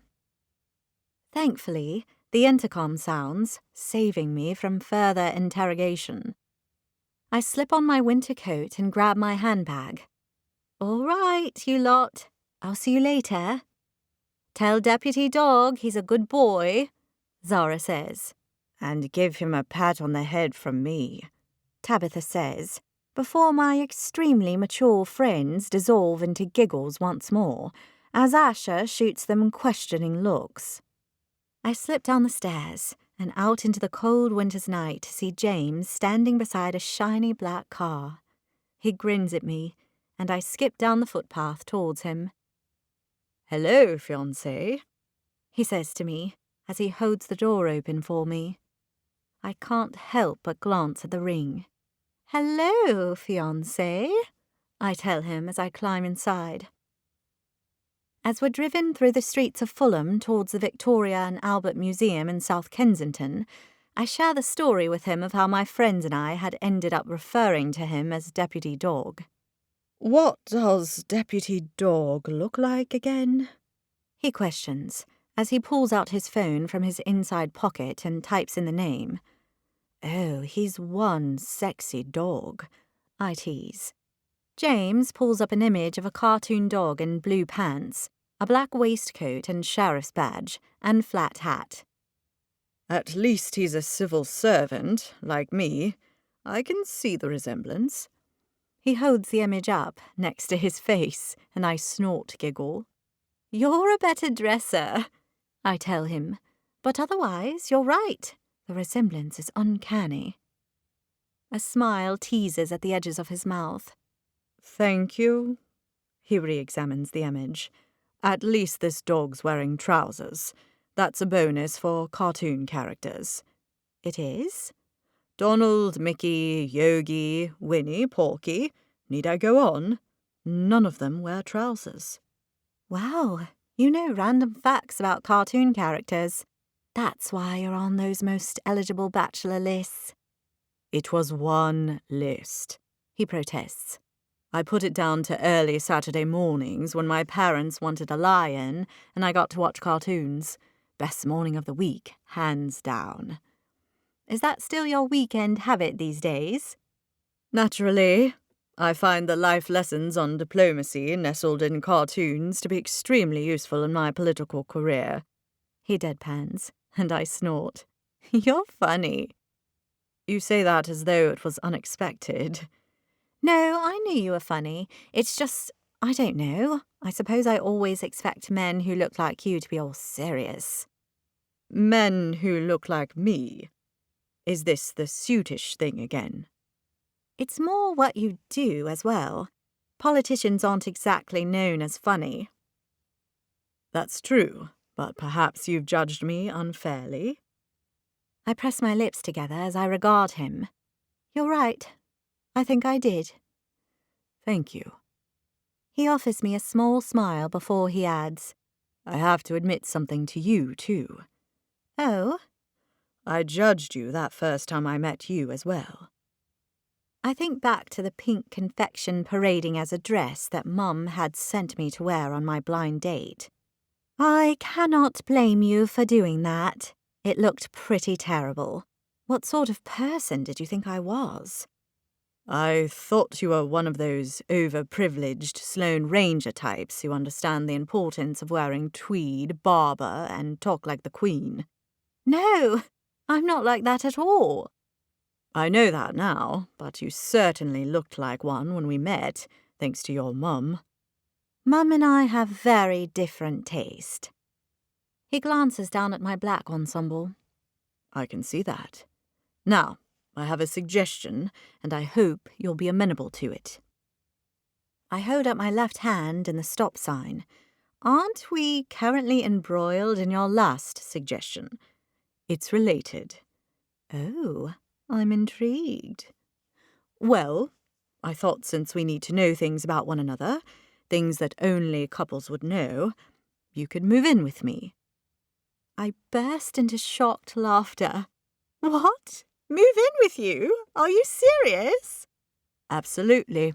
That way we can get to know one another fast. And besides, I did notice your flat is a little crowded. But, I protest, shocked by the suggestion. Think about it. Plenty of people live together before they're married, so it'll be perfectly normal. And besides, we can learn one another's habits and all the things genuine couples know about one another. That way, this can feel as authentic as a fake relationship can feel. It'll be like in that movie with that French guy with the big nose. Gerard Depardieu in Green Card? Green Card. That's the one. You do know they failed the test in that movie and everything went pear-shaped? Only because they didn't do it right, and they were being investigated. That won't happen to us because we're both citizens. An awkward thought occurs to me. Living together as a couple. Perhaps he expects us to share his bed, which is not part of the deal as far as I'm concerned. James appears to read my mind. Before you ask, Lottie, I have a comfortable spare room with its own bathroom, so you can be perfectly private. I chew on my lip as I consider his proposal. He's right, my flat is currently rather crowded with Tabitha sleeping on the settee, her boxes and suitcases full of things cluttering up the living room. Although Kennedy has now left to go away with Charlie, it would be nice to have my own space for a change, and my own bathroom. Bliss. So, what do you say? Will you move in with me? I'd have my own room? I question. Absolutely, with a queen-sized bed and your own ensuite bathroom. Does it have a bath? I love a good soak. He smiles. It has a clawfoot bathtub. Clawfoot, you say? Interesting. I love clawfoot baths. Can I come and go from your place whenever I like? This isn't a prison situation. Where's your flat? In Notting Hill, he replies, naming a wealthy, tree-lined area of London with gorgeous boutiques and cafes, an area I could never afford to buy in. Kennedy's boyfriend, Charlie, lives there. I shake my head at him, a smile on my face. You are so Notting Hill, James. Is that because I'm suitish? His eyes sparkle with mischief. Exactly that. I do have one question before you commit. How are you with dogs? I love dogs. Zara has Stevie, as you know, and Kennedy was looking after this crazy Boston Terrier called Lady M, who everyone thinks is certifiably mad, but is really just a sweetheart. Why? Do you have a dog? Ralph. He's an English bulldog. As in the dog that wears a Union Jack waistcoat and looks like Winston Churchill? I question, as an image of a dog with huge jowls pops into my head. James laughs. That's right, although Ralph doesn't smoke cigars or make rousing speeches about fighting them on the beaches. No, because he's a dog, I reply. And that would be weird. Exactly. I grin at him. Wait, his name is Ralph? It's an inherited name, but I think it suits him. He is a little picky about who he likes to spend time with, just so you know. Picky? As in he doesn't really like new people. Ah. But I'm sure he'll be fine with you because you'll be living at the house, so he should automatically accept you. Just don't expect him to warm to you straight away. Perhaps you should rub your scent all over me. And how exactly would you suggest we do that? He raises his brows at me, and the fact I've suggested something inadvertently flirtatious makes my cheeks heat. Nothing lurid, if that's what you're thinking, I reply hurriedly. I gesture at myself. Fake fiancé, remember? Emphasis on the fake. You could wear one of my jumpers when you meet him, he suggests. That's a good idea. Much better than rubbing your scent on me. His face creases into a grin. Much better. You know, you're very patriotic, having a British bulldog. Is he part of your politician's image? Definitely not. Ralph is not an accessory, and he'd be deeply offended if he were to hear you suggest that. I apologize to Ralph. He accepts your apology and asks that you refrain from further comment. I let out a laugh, enjoying our easy repartee. I'll do my best. So, what do you say? Has knowing I have a non-accessory patriotic dog persuaded you that moving in with me is a good idea? Say, this weekend? In a few days' time? I chew on my lip. Having my own space with no Tabitha to force to wake up each morning, not having to fight over one poky bathroom, and to get to live in the beautiful suburb of Notting Hill, closer to my work, with a dog called Ralph, is rather appealing. I beam at him, my mind made up. Let's do it, fake fiancé, I tell him, and he smiles at me as we shake hands. Let's move in together. Chapter 10. We arrive at the Victoria and Albert Museum, and as we walk up the steps and under the huge semicircular stone arch that leads inside, I feel a spark of excitement. I absolutely love this Romanesque entranceway and the building beyond. With its massive stone facade and warren of fascinating rooms, it was the first London museum I ever visited as a child, when my parents brought me here on a day trip to see Lady Di's dress collection. It's been a place I love to spend time in ever since, and I have way too many items from their gift shop for my meagre salary. I'm so glad we're doing this, I tell James, as he and I enter the building. Being fake engaged? He questions with a wry smile. No, going to the V&A, of course. He chuckles. It's my dream to curate a collection here someday, you know, ever since I was a kid and stood and stared up at that dome. We both pause to admire the impressive dome, soaring way above our heads. In that case, I'm glad I have the chance to bring you here. Now, I suggest we join the party. Ready, fiancé? I glance excitedly around the large room. Bring it on. He places his hand on the small of my back, and together we make our way through the throngs of people, all wearing their evening best, to a woman standing at a podium, looking officious in her white shirt, black bow tie and trousers. She checks James's name off a list as I gawk at the surroundings. Whenever I've been here before, this domed room with the high ceilings and marble floor is bathed in daylight and filled with tourists and museum attendees. Tonight, the walls are illuminated in pink and pale blue lights, the floor covered in tables with starched white tablecloths and elaborate flower arrangements. and a string quartet is playing light classical music, lending an air of sophistication and grace to the already impressive space. "Wow, this is amazing!" I exclaim to James as we hand our coats in at the coat check and make our way over to our fellow guests. They do a good job of events here. "A good job?" I ask, incredulous. "James, it looks absolutely majestic." Majestic, the perfect word, and an actual word too. "Suitish should be a word," he chuckles. Come with me and meet some people. We join a group of similarly dressed people, decked out in their glamorous evening wear, and James greets them all by name. "And who is this lovely creature?" asks a skinny elderly man in a toffee upper-class accent. With a thick pair of glasses and thatch of white hair protruding from his ears, he looks like a caricature.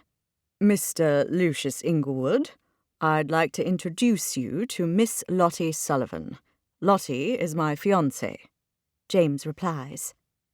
His bushy brows raise up to meet his non-existent hairline. "Fiancée?" he questions. James wraps an arm protectively around my waist, and I do my best not to appear as though his touch takes me completely by surprise.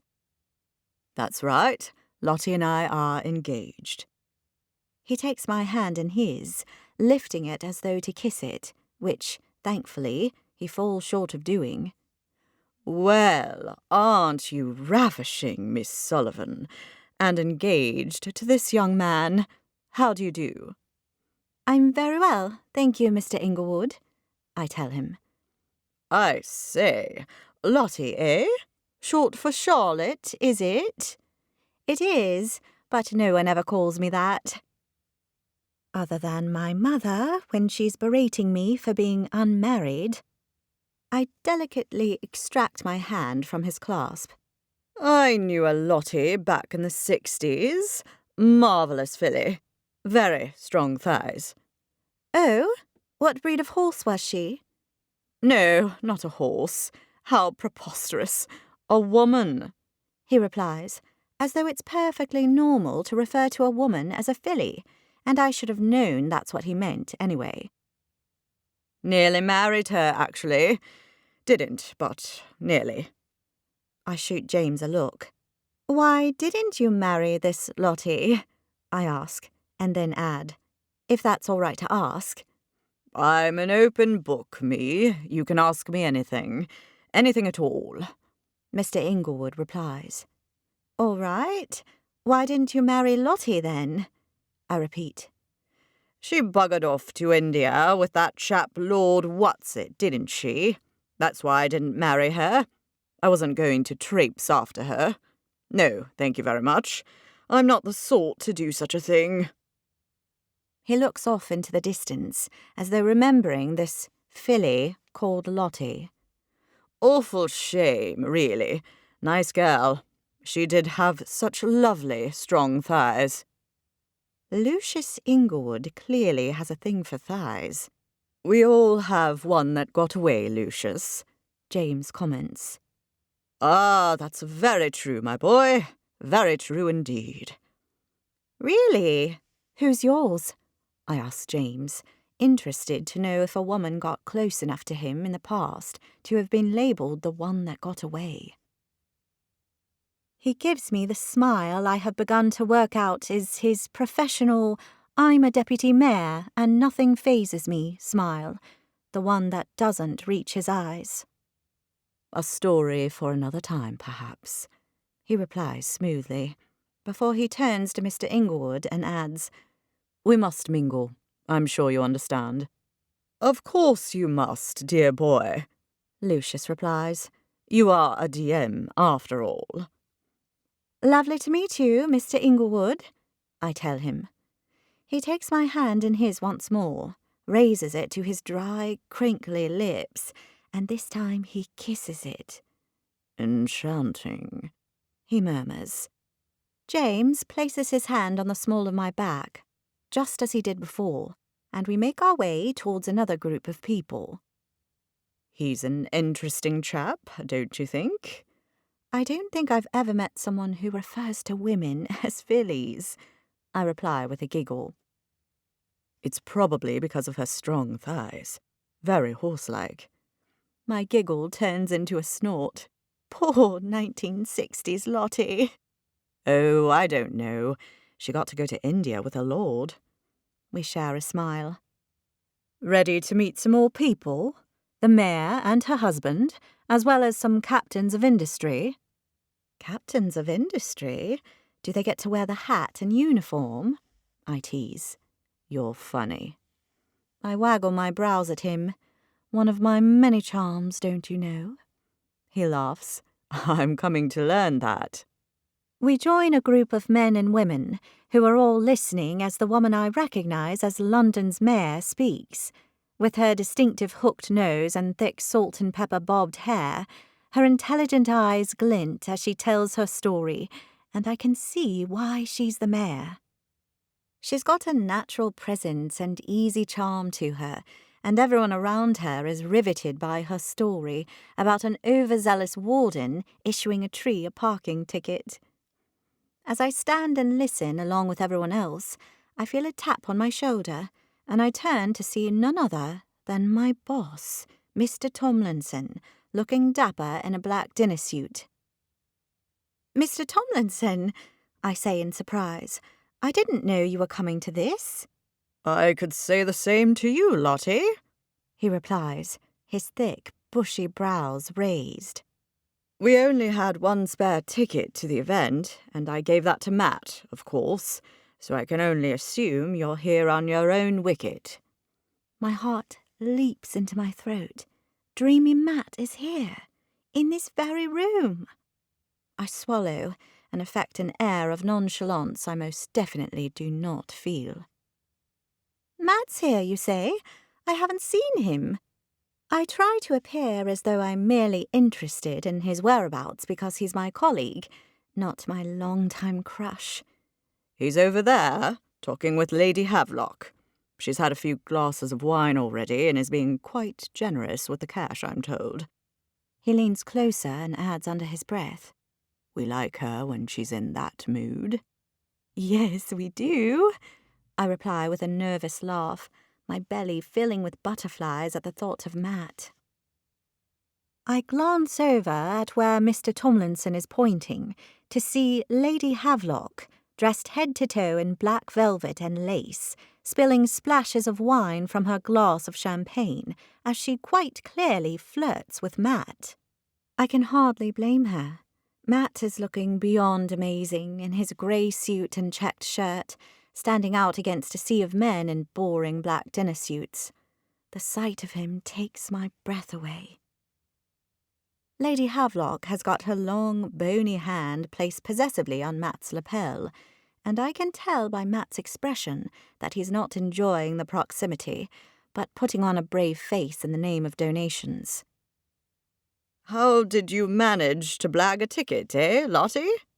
Mr. Tomlinson asks, pulling me back from gazing at the object of my affections. I glance briefly at James at my side.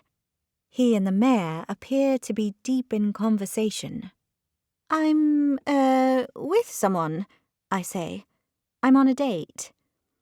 Mr. Tomlinson's beady eyes search the group. You are? He asks in obvious astonishment, as though the very thought of me being on a date with someone is completely outlandish. With whom? Oh, James Brody, I tell him, and I hold my breath. This is it. This is the moment our fake engagement becomes real to someone in my everyday world. Not just some random toff called Lucius Inglewood who has a thing for women with thighs like horses. Well, as real as a fake engagement can become, that is, which isn't real at all. But Mr. Tomlinson won't know that. Who? He questions. James Brody, I repeat, as I gesture at him. He's, over there, talking to the mayor.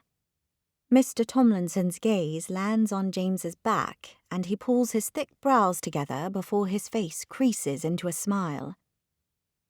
You're trying to tell me you're here tonight with a deputy mayor of London? Well, yes. Oh, Lottie, aren't you a kidder? No, really, who are you here with tonight? James Brody. I repeat once more. He narrows his eyes at me, which results in them completely disappearing into little slits in his pale and puffy face. Lottie, I'm all for a good joke, but there's a time for laughter, and there's a time for giving a straight answer. Pop quiz. Which time is it right now, do you wonder? Is it really so outlandish a thought that I could be here with someone like James? Of course, I know I'm not his usual type, but I'm no slob. Sure, I'm no stranger to a good slice or three of cake, and my rounded hips are the obvious result, but I don't go scaring small children when I venture out for coffee on Sunday mornings without my makeup, and I do try to look nice. Look, Mr. Tomlinson, as strange as it may seem to you, I am here with James Brody. We're engaged. He gawks at me as though I've told him that I'm secretly an alien here to suck the brains from his skull. I lift my left hand cautiously to show him the ring and watch as his eyes slide in disbelief from my face to the ring and back again. See? Engaged. You're engaged? You are Lottie Sullivan, engaged to be married to James Brody. I'm not sure what other types of engagements there are that come with a ring, I say, my tone light as I wiggle the fingers of my left hand in the air. He studies my face for a beat before he leans in closer to me, and I catch an unpleasant whiff of the stale alcohol on his breath. You know, Lottie, I had a spinster aunt who had delusions. Thought she lived in the Vatican and was married to the Pope and had his 14 children, when in reality she lived in a council studio flat with her 3-legged moggy in Clapham. No, really, I am, I say, trying not to be offended that my boss is comparing me with his delusional aunt. We're engaged. To prove my point, I reach out and place my hand lightly on James's back. Both he and the mayor swivel around to look at me. James and, Ms. Lady Mayor Worship, I say. Really, we should have discussed how I meant to address the mayor, because I have no clue. I'd like you both to meet my boss, Mr. Tomlinson. Mr. Tomlinson, this is the mayor of our fair city, and this is my fiancé, my James. James immediately extends his hand towards a bewildered Mr. Tomlinson, who dumbly takes it in his and shakes it. I wrap my own hands possessively around a questioning James's arm. Mr. Deputy Mayor, Ms. Mayor, it's, wonderful to meet you both. Mr. Tomlinson bubbles, clearly thrown. I didn't know you knew our Lottie here, let alone that you're engaged to be married to her. Our Lottie. He's now claiming me as his.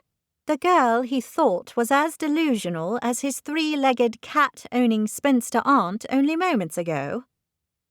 I've only just had the pleasure to meet Lottie, but James is clearly very taken with her. Sally Chambers, the mayor replies. Enough to join the ranks of us married people? James beams down at me, as though he's completely smitten. I am smitten with this woman, he says, as he leans down and brushes a kiss against my cheek, slinking his arm around my waist. Wow, he's good at this. That's right, we're smitten. I paste on a smile that I hope conveys the message. I'm totally comfortable with this, and there's nothing weird about being gazed at and kissed by a suitish man I met only days ago, and am now in a fake engagement to. Not that I know what that sort of smile would look like, exactly, but I'm hoping this is it. Mr. Tomlinson finally appears to be convinced. Well, I say, that is a turn-up for the books. You are a dark horse, Lottie. Why didn't you say anything about this exciting news at work? Why didn't she say anything about what exciting news at work? Matt appears at Mr. Tomlinson's side, and instantly my heart begins to bang against my ribs. "Matt, hi," I say, my voice breathless, and I can feel James's eyes on me. Hello, Lot. I didn't know you were going to be here tonight. Matt's gaze lands on me briefly before it darts to the mare and then to James. He takes in James's arm wrapped possessively around my waist, and he shoots me a questioning look. I resist the urge to worm myself free. Hello, I'm Matt Hargreaves, curator at Pinkerton House. And you're the mayor and one of the deputy mayors. How wonderful it is to meet you both. They all shake hands in greeting, and I work hard at getting my heart rate back within the normal realms. What must Matt think? Here I am with James, looking every inch like the couple we're pretending to be, and all the while he's the one I want to be with. But I can't show him that. I need to play my part. Talk about awkward. Matt's our top man at Pinkerton House, Mr. Tomlinson explains as he slaps Matt on the back. Aren't you, Matt? Matt beams. Yes, I suppose I am. A thoroughly attentive and focused curator with some unique and interesting ideas. Mr. Tomlinson continues as he talks Matt up. You certainly sound like you're in the right job, Sally Chambers replies with a smile. I do enjoy working at Pinkerton House, Matt replies modestly. I suppose if Matt here is your top man, that must make Lottie your top woman, James asks pointedly. Yes, of course, Mr. Tomlinson replies. She's our little Lottie, thoroughly capable. Aren't you, Lottie? Our little Lottie? Yes, I am, I reply. I lift my eyes to Matt's and see him watching me, a questioning look on his face. I'd love to hear more about your collection, but perhaps another time. If you'll please excuse me, I'm going to circulate some more, Sally says. Of course. I'm sure your public awaits, Mr. Tomlinson replies. And the mayor moves away from our awkward little circle to speak with another group. So, how long have you two been seeing one another? Mr. Tomlinson asks, as he flicks his index finger between us. I look surreptitiously at Matt for his reaction, and am satisfied to see a look of shock momentarily cross his handsome features. You're together? Matt asks, his brows raised towards his receding hairline. We're engaged, actually, James tells him, as he tightens his grip around my waist, and my stomach instantly loops and knots. You're engaged? Matt questions, his eyes the size of dinner plates. Just found out myself. It's quite the turn-up for the books, wouldn't you say, Matt? Mr. Tomlinson asks. Yes, it is. Quite the turn-up for the books. Matt agrees. Lottie, I had no clue. And then something magical happens, something I've dreamed about since forever. Matt leans close to me, so close I can feel the heat from his breath on my face, and brushes a soft kiss against my cheek. I stand, rooted to the spot, every part of me focused on this moment, on the softness of his lips against my skin. My heart thuds like a slow-beating drum. Matt kissed me. He kissed me. Sure, it was only on the cheek, but I'm banking it. And just like that, he straightens back up, and the moment is gone.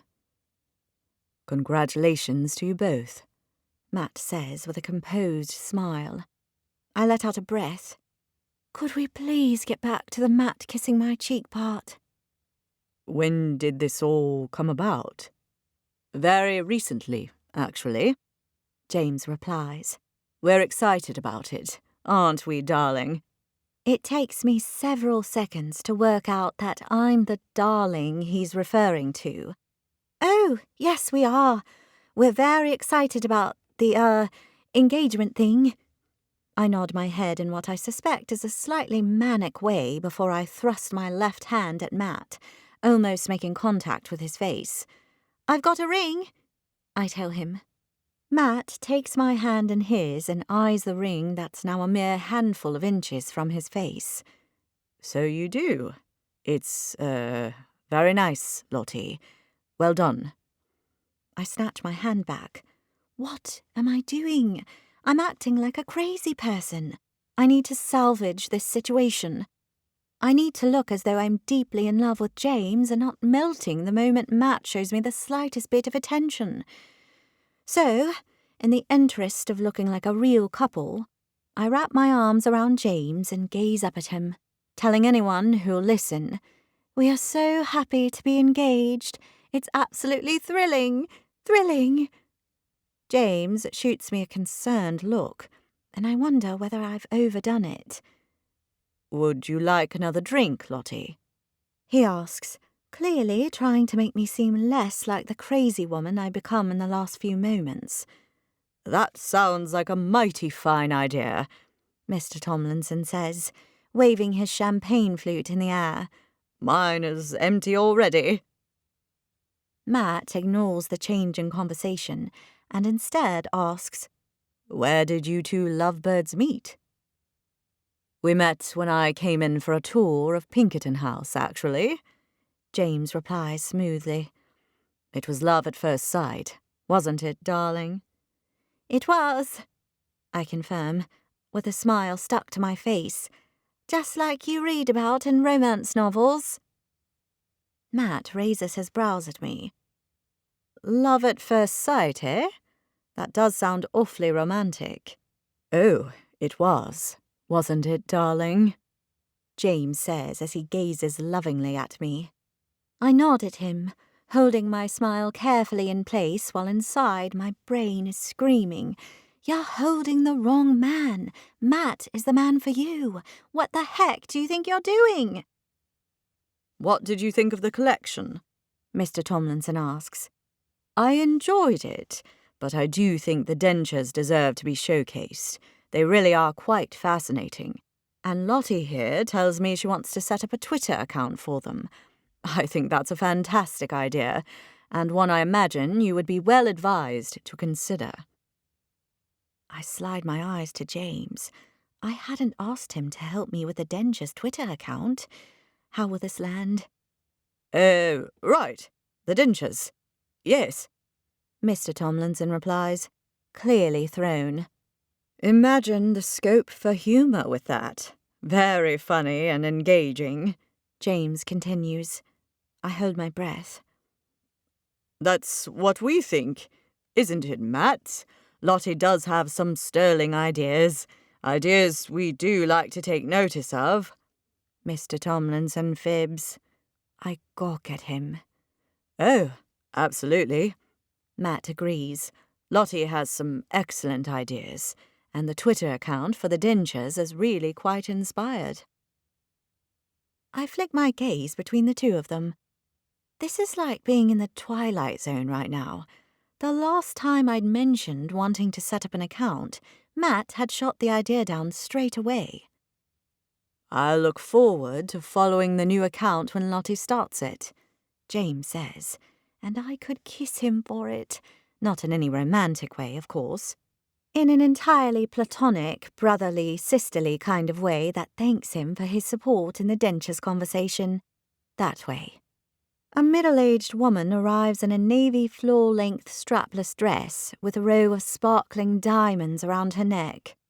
Ah, James, just the man I'm looking for. Can I have a word with you and Sally? Of course, Dasha. James responds. You'll be okay? He asks me, and I give him a nod. With James gone and Mr. Tomlinson wandering off in search of more to drink, Matt and I are left alone, standing together awkwardly. Well, I'm awkward. He seems more perplexed than anything. I shoot him a smile. It's very nice here tonight, don't you think? I like the pink lights. Pink lights? What am I babbling on about? He ignores my weak attempt at conversation, choosing instead to address the oversized elephant in the room. What's all this about you being engaged? I had no idea you were even going out with anyone. Well, it's true. You saw the ring. But I thought... He breaks off and studies my face. You thought what, exactly? I ask him, in the hopes he was about to say something momentous, something that could change everything between us. But instead of replying, he shakes his head and murmurs, Nothing. He reaches out and takes my hand in his. The feel of his skin against mine has my body trembling, and I work hard at appearing in control of my senses, at least on the outside. Inside, I'm doing cartwheels and backflips. Congratulations, Lottie. Seriously. He says, in a low, intimate voice. James Brody is a very lucky man to get someone as special as you. My heart expands as I smile back at him, luxuriating in this newfound and unexpected intimacy between us. James told me that Matt might see me in a different light once we came out as an engaged couple. Now that it seems to be happening before my very eyes, I know that I've done exactly the right thing in becoming fake engaged. Because as soon as James and I are done, maybe, just maybe, Matt will be there for me, waiting and ready to love me, as I love him. Chapter 11. Why are we here again? Tabitha pulls a face as she inspects the museum display behind the expansive glass cases. Research for me, and because it's fascinating, don't you think? Although I already know her response, I'm hopeful all the same. No. It's ridiculously creepy. I mean, look at this. She points at a collection encased in the cabinet. It's a collection of brains. Brains, Lottie. If that's not creepy, I don't know what is. She shudders for effect, in case I missed just how creepy she finds all this. Tabitha, Zara, and I are at the Grant Museum of Zoology, the place that famously contains the jar of moles with its own social media account, the inspiration for my Dentures Twitter project that I hope Mr. Tomlinson and Matt will finally agree to, now that James so kindly supported the idea in front of them. I wanted to see what else they had in their collection and look for some further inspiration to help market other collections at Pinkerton House. And I'll admit, stopping here on our way to a pub for dinner is my way to try to get my friends interested in my passion. Not that I have high expectations in that department. I've been taking my friends on these museum visits for years now, and so far, all they've liked is Madame Tussauds, parts of the Victoria and Albert Museum, okay, mainly the gift shop, but they liked the dress collections too, and the Tate Modern, when they had a huge light installation, pleasing my Christmas lights-obsessed friend Kennedy to no end. So far, today's museum has fallen completely flat with my heathen friends. That's the point, Tabitha, I reply, as I examine one brain in particular that looks like an oversized, shriveled raisin. These are actual brains from actual living creatures. Isn't that incredibly interesting? Tabitha crosses her arms as she shakes her head at me. No, it's not interesting, Lottie. It's creepy. Tabitha's right, Zara pipes up from across the room. This place is giving me the heebie-jeebies. There were all these poor little animals in jars back there. She makes her way across the shiny floor to us, her shoes clunking with each step. In fact, I go so far as to say this whole place is making me feel quite nauseous. I glance at Zara. She does look like she could quite possibly throw up right now. Seriously? I question. Seriously, she confirms, her mouth twisted. Don't vomit. I tell her through gritted teeth. A vomit situation would not be a good turn-up of events. Why? Because it'll make this place even worse? Tabitha questions. I think this museum is even more unnerving than that place above the church where they did surgeries on unanesthetized patients. Oh, that place was truly horrible, Zara agrees with a shake of her head. You two! I exclaim in exasperation. It wasn't horrible. It was so interesting. Tabitha waves her hand in the air.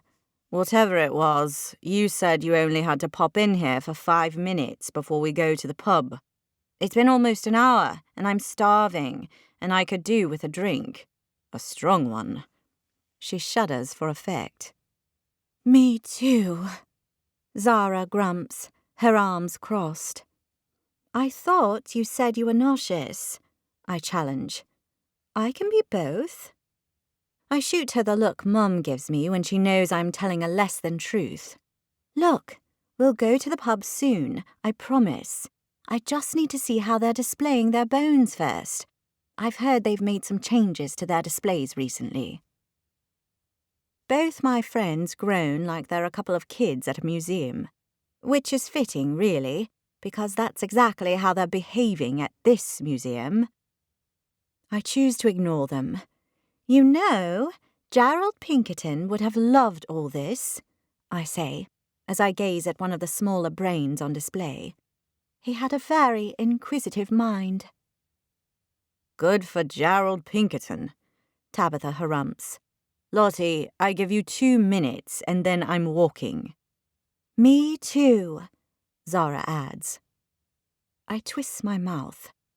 I know this isn't their thing, and I do drag them along most months to the weird and wonderful museums and historical places London has to offer. I know if it wasn't for me, they'd spend all their time at cafes and restaurants or high street shopping. Not that I've got anything against cafes and restaurants, or high street shopping, of course, but I want to open their eyes to another world. Precisely 2 minutes later, Tabitha timed it helpfully on her phone. My friends are true to their word when they announce they're leaving. Okay, let's go to the pub, I concede, as they pull me reluctantly from the displays. I've got something I need to tell you both anyway, and it might be best to do so when you've got a drink in your hand. It's always best to have a drink in your hand, Tabitha replies. Oh, we know you think that, Zara says with a laugh. Tabitha rolls her eyes at Zara. What? It's dinner time and I've not only worked hard all day, but I've had to look at brains. Brains, Zara. Is it just me, or did you really love the brains display? I ask Tabitha with a cheeky grin. Very funny, she grumps. We reach the street, button up our coats, and begin the walk in the cold winter air to the pub we passed on our way here earlier. It's your classic British pub with mood lighting, a big wooden bar, high ceilings, and a string of Union Jack bunting draped over the bottles behind the bar. As we settle into a table, Zara asks, "What do you have to tell us?" If you're going to tell us something about brains or jars full of poor dead little creatures from 200 years ago, I don't think I want to hear it, Tabitha warns. It's not, I promise. Is it about his deputy hotness? Zara asks. It is, actually. Oh, I know what it is. You've realised he's the guy for you and you've forgotten all about Dreaming Matt. Tabitha teases. No, wait, that's not you. You're totally committed to unrequited Matt love. You don't just give up on a crush you've had for 3 whole years because you're fake engaged to another guy, no matter how hot he is, Tabitha. Right, Lottie? Zara says. And you'd know all about this, would you, Zara, in your extensive experience with being in a pretend relationship? Tabitha's eyes are wide in mock innocence. It's common sense, that's all, she replies, bristling. It's nothing like that, so you can both settle down, I tell them. You're still dedicated to Dreamy Matt, aka the Lost Cause? Tabitha questions with a glint in her eyes. He's not a lost cause, he's a work in progress. I can't help the small smile from forming on my face as I add, in fact, he was a little familiar with me at the V&A once he found out I'm engaged to James. I smile with satisfaction at my friends. What happened? Zara asks. He kissed me on the cheek, I announce. He's clearly in love with you then, Tabitha replies. I shoot her a look. Very funny. He seemed different. Zara crinkles her nose. Is that a good thing that he seems different, simply because you're engaged? It's a testosterone thing, that's what it is. Dreamy Matt sees Lottie's worth now that she's got a mate he considers desirable. Tabitha explains. Zara giggles. You think Matt fancies James? No, Tabitha replies, as though she's suffering a child. He sees James as competition, and as a result, Lottie's worth has increased in his eyes. Now, he wants to compete for her. It's basic animal behavior. I let out a giggle. My friend Tabitha, the brilliant scientist. I could be a scientist if I wanted, she sniffs. Zara takes a sip of her drink. How's it going with James? It's good. We went to a function together last night at a restaurant in East London, and it's getting easier to pretend. It feels weirdly natural, and James is very good at gazing at me like he's in love. Perhaps he is, Zara questions. Don't be silly, I scoff. The thought is ridiculous. What's your news? Tabitha asks. I look between my friends before I announce. I'm going to move out of the flat for a while. What? Why? Zara questions, stricken. James thinks it's a good idea for me to live at his place, and he's giving me my own room and bathroom, and besides, our place is a little crowded right now, isn't it? I glance at Tabitha. I'm only temporary, you know, she says. Oh, but does this mean I could have your room? Sure does. Fabulous. Zara raises her hands in the stop sign. Back up the double-decker here for a minute, will you? You're moving in with James? Only to make our engagement more realistic, and it's only for a while, until we break up. I'll keep paying rent the whole time, so don't worry about that. That's good, because what with paying the mortgage on my place, I'm skint, Tabitha replies. But, Zara begins, then clamps her mouth shut, a look of concern on her face. See, it's not for long, and I'll be overloads. It'll be like I'm still there. But you won't be there, Zara grumps. I'll still come by for Real Housewives Night, of course, and you can come over to James's place anytime you like too, I'm sure. He lives in Notting Hill, you know, so not too far away. But I'll miss you, Zara complains.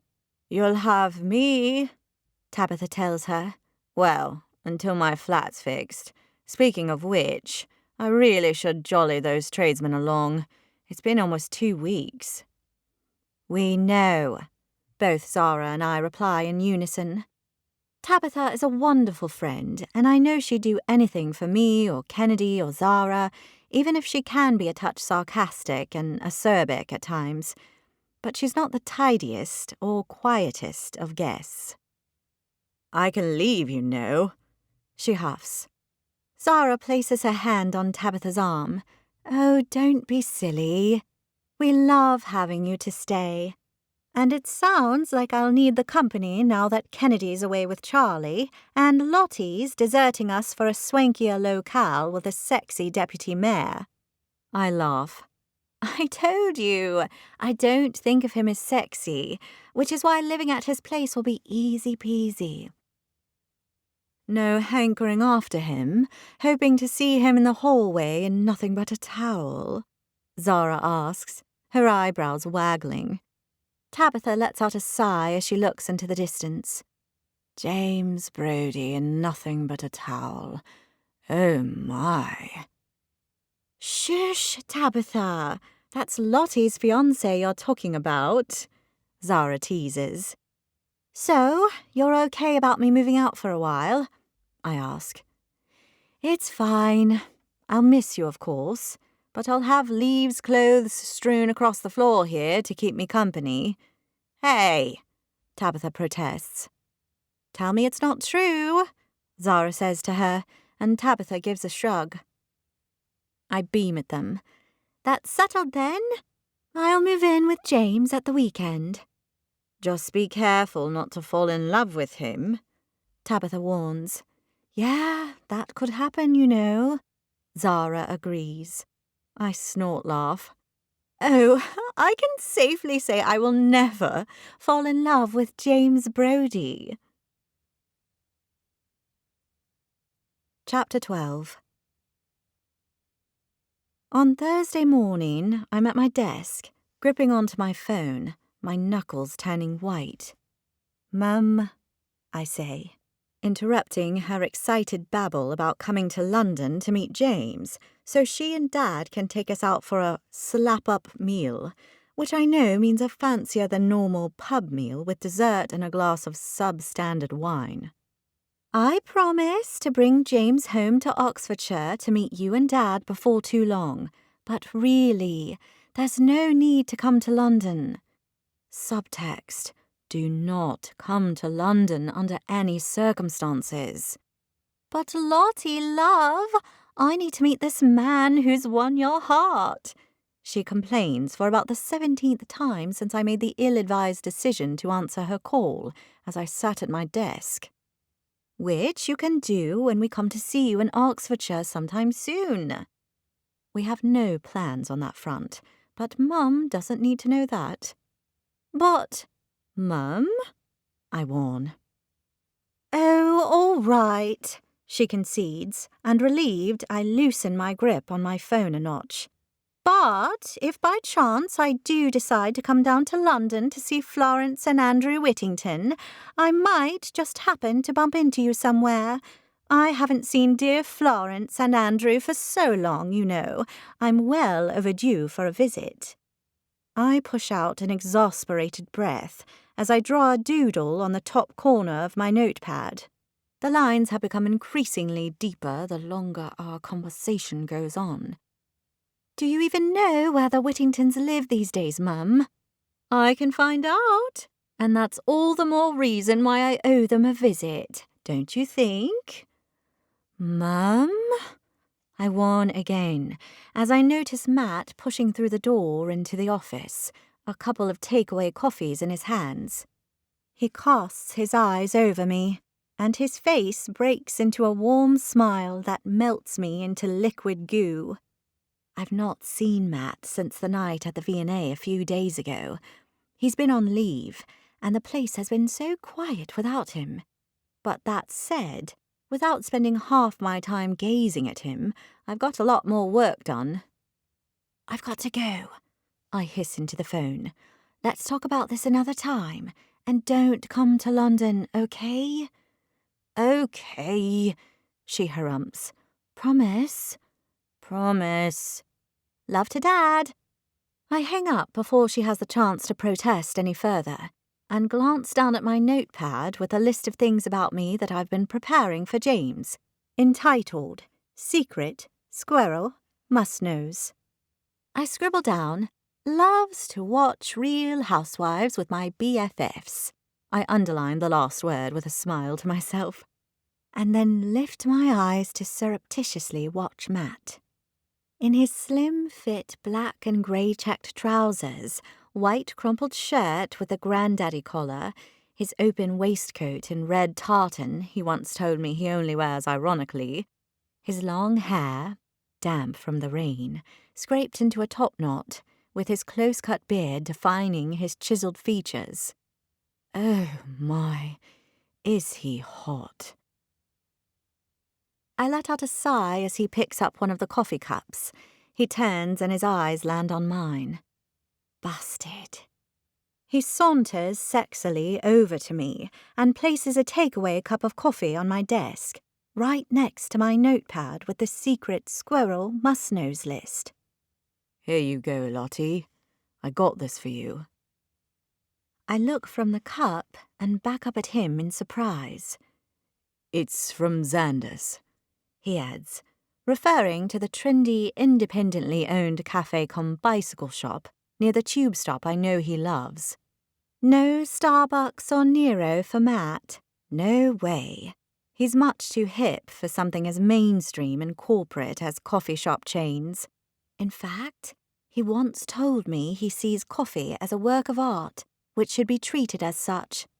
Although I'm not sure quite how much artistry is involved in dissolving a teaspoon of instant coffee and slopping some milk into a mug that reads, "You don't have to be nuts to work here, but it helps," as I do most days of the week. I gaze up at him, my belly doing all kinds of flips.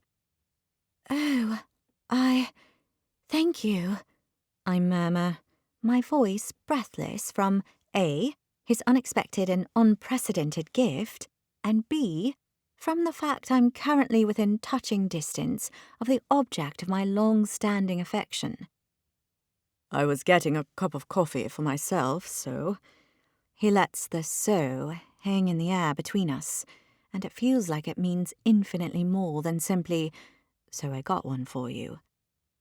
Well, you're very thoughtful. Xander's coffee is so much better than the office instant. It is, indeed. I take a sip. It's thin and bitter without the frothy milk and teaspoon of sugar I prefer. But as the saying goes, it's the thought that counts. And I cannot tell you how much I absolutely love that Matt thought of me. I grin up at him. Delicious. He returns my smile. I'm so pleased. He glances down at my notepad. Why are you writing a list entitled Secret Squirrel Must-Knows? Uh-oh. I flip the pad over, my cheeks heating up. It's for a dating app. He shoots me a puzzled look. You're on a dating app, but you're engaged. Oh, it's from ages ago. I'm not on the app anymore, because that would be weird to be on a dating app when I'm engaged to be married. I force a laugh, and it sounds like a monkey's shrill call to all the other monkeys to leave my bananas alone. Speaking of fiancés, did you and James enjoy the V&A? Oh, yes, it was wonderful. He perches on the edge of my desk, and the familiarity and closeness have my pulse picking up. You really are a dark horse, you know that, being engaged behind our backs. Well, I do like to be a woman of mystery, I reply in a deep, husky voice, hoping I come across all sexy, alluring, and French. I always say it's important to have many layers to oneself. Wouldn't you agree? Layers. Oh, sure. Yes. I offer him my most seductive smile. Wasn't the food divine? The food? At the V&A. I thought it was delicious. And you know, I got to meet so many new people. I even had a quick chat with Jasper. James knows how much I admire Jasper Veneta, and he made a point of introducing me to him after he'd presented the refurbished wing. Although we really only talked for a few moments before he was called away, it was the highlight of my evening. Well, other than Matt's reaction when he realized I'm engaged to James. Jasper Veneta, the V&A curator. You talked with him? Matt asks. I nod.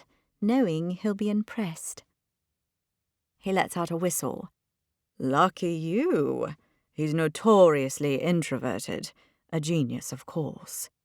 He's such an interesting man, and he and James go way back, you know. Friends in high places. My. Aren't you moving up in the world? I do my best to suppress the fresh grin that threatens my face. That's right. Morning, you two. Mr. Tomlinson calls out as he walks into the office, trailed by the slow-moving Stanley, who hobbles in behind him. Full staff meeting is about to begin. He glances at the coffee cup in my hand. You did a coffee run and didn't get us all one. That's not on, Lottie. Oh, this? It's from Matt, I tell him proudly. Matt got me a coffee. Matt got me a coffee. To anyone else, it wouldn't be a big deal, but I can't help but think this has got to mean something. Something big. Perhaps the tide has finally turned. Perhaps Matt now sees me as more than just his colleague. Perhaps he sees me as a woman. The thought makes me want to burst into excited, giddy laughter. Matt got you a coffee, eh? Mr. Tomlinson says, arching an eyebrow at Matt. What do you think of that, Stanley? Stanley eyes the cup in my hand. I think it's about time. He huffs. Next time, Matt, remember your other colleagues, and not just the pretty female ones engaged to deputy mayors, will you? Mr. Tomlinson says. It takes my brain a few seconds to force its way through my current state of euphoria and snap me back into the room. Engaged deputy mayor. Right, that's what I am. I'm engaged to a deputy mayor, at least as far as my colleagues are concerned. Right you are, Mr. T. Matt replies with a grin. I won't forget you next time. Promise. I slide my eyes to Matt's and he winks at me. Winks at me. I'm positively dizzy. What's this? Stanley asks, giving me an alarmed look. You're engaged all of a sudden. I'll fill you in later, Stanley. Right now we need to have our meeting, don't we, Mr. Tomlinson? I say. Mr. Tomlinson shoots me a quizzical look. Yes. I balance my coffee, notepad and pen on my lap, and Stanley sits down carefully opposite me before he raises his brows at me in question. I look away, hoping he won't ask any further questions. No other volunteers in today? Matt asks. Seesaw has a bad back, and Linda is away in Exeter for the week, so it's just us today. Mr. Tomlinson replies. Now, first order of business is to congratulate Matt on securing further funding from Lady Havelock to keep us afloat to see another day. Mr. Tomlinson starts the applause off, and Stanley and I follow suit. I beam at him. That's wonderful, Matt. Well done. Thanks, Lottie. That means a lot, coming from you. I blush. That's nice of you to say. Well, I mean it. He replies, gazing at me as though I'm a delicious ice cream on a hot summer's day. And you know what? In his reflection, I feel like a delicious ice cream on a hot summer's day. Can I just say I love this new version of Matt? I send a little mental message of thanks to James for his brilliance before I notice Stanley's eyes darting between Matt and me. I clear my throat and turn my attention to my notepad. But it would seem we have a member of our staff who has new friends in high places, don't we, Lottie? Mr. Tomlinson says. Oh, I suppose so, I reply. You suppose so? Mr. Tomlinson questions with a chortle. Come on, Lottie. Tell us all about it. Oh, well, I am engaged to him. The The man he's referring to, I bumble. Smooth, Lottie. Irritated with my lack of response, Mr. Tomlinson says, Stanley, Lottie is engaged to a deputy mayor, a one James Brody. What say you to that? Stanley's face is a study in shock. She is, he asks, before he turns to me and says, You are? I open my mouth to reply, but Matt jumps in before I have the chance to utter another word. It's true. We met him at the V&A. James Brody, deputy mayor. You what? Stanley questions, as he gives me a thoroughly perplexed look. It's all very new, Stanley, I explain. It's just happened, actually. I've got a ring. I hold my left hand up. But you told me you were single. I'm sure you did, he replies. I hold my smile in place. I was single, but now I'm not. But it was only... I know he's about to blurt out that I told him I was still single only a matter of days ago. I need to take action, stat. The thing is, Stanley, we didn't want to go public about it for a while, and now we do. So, that's that. We're engaged to each other, me and James Brody. Engaged. I waggle my fingers. See? But, Lottie, when we talked, he begins. I'm not letting him complete his sentence. He was here at Pinkerton House when I gave him a tour that time. You were indisposed, remember? I shoot him a meaningful look. Although I hate having to do it, I'm not so subtly reminding him that he was asleep on duty, which is why I met James in the first place. The last time Mr. Tomlinson found Stanley sleeping, he'd woken him up and threatened to fire him the next time it happened. Anyway, the point is, James took me to the V&A where I saw these two, and we all had a lovely time, I tell him. That's good, Stanley replies carefully, and I can almost see the cogs in his brain crunching as he tries to process this new startling information. I plaster on a broad smile and raise my chin. Yes, it is good, Stanley. It's very good.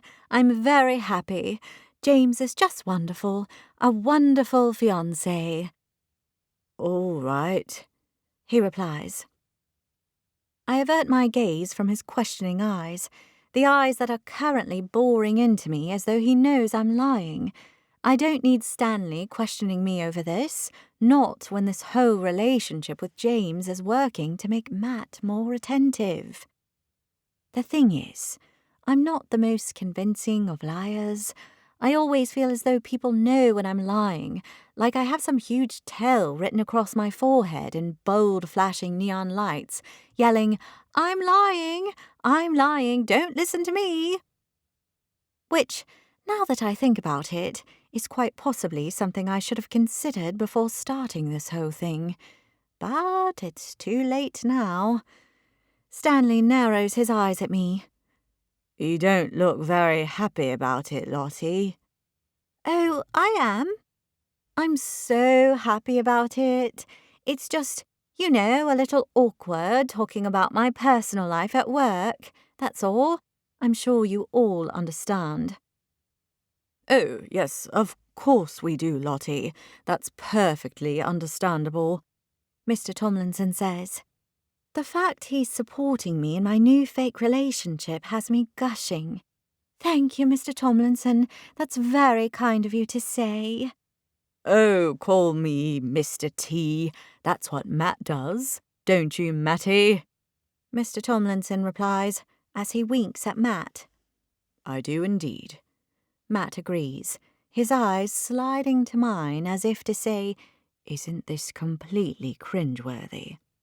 I press my lips together to suppress a smile as an image of Mr. T in his mohawk and layers of gold chains from the old A-Team TV show my parents used to watch flashes before my eyes. With his round face, pale skin, pinprick eyes, and terrible yellowing teeth, Mr. Tomlinson couldn't be further from the original Mr. T if he tried. "All right, Mr. T," I reply, feeling ridiculously self-conscious using the misplaced nickname. Mr. Tomlinson smiles and nods at me. Now, Lottie, Matt and I have been talking, and we think it would be very useful if you could have a chat to your fiancé about raising the collection's profile. You do? He leans back in his seat. Oh, yes, you have his ear, and we could do with his help. He is a deputy mayor, with all the influence and gravitas that involves. But, I protest, Mr. Tomlinson is on a roll. We thought you could ask him to attend the fundraiser dinner on the 12th of February. Only not just as your guest, because as your fiancé, I'm sure you would want him there anyway, but as an auction item. You want to auction James? I ask, in surprise. Exactly. Lunch with a deputy mayor. How about that? I imagine there will be a lot of people interested, what with all the rich older ladies we have contributing to the house. He's considered a bit of eye candy, your fella. Not that I can see it myself, but there you have it. He does seem to have a wide appeal, Matt adds with an obvious note of dislike in his voice. Wide appeal means normal, everyday, and boring to Matt. But isn't it a little late notice? The programs have already gone out, I object. Oh, I wouldn't worry about that, Lottie. You can send out an addendum, a special added extra. People will love it. I think having a deputy mayor there will add some glamour to the whole thing. Glamour? I question, swallowing hard. Isn't he the sexiest Londoner, or some such thing? Mr. Tomlinson asks. That's what my wife told me, anyway. She thinks he's a bit of all right. His honourable hotness, I correct, and instantly colour at the moniker. Let's face it, it's cornier than a cornfield in summer. His honourable hotness? Matt questions, a look of derision on his face. It's just a silly name, I dismiss. I don't use it, of course. So mainstream, he replies with a roll of his eyes. So mainstream, I agree, and the two of us share a knowing smile that sets my heart alight. All right, that's settled then.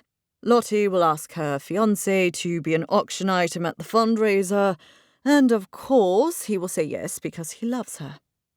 Mr. Tomlinson notes it down in his notepad.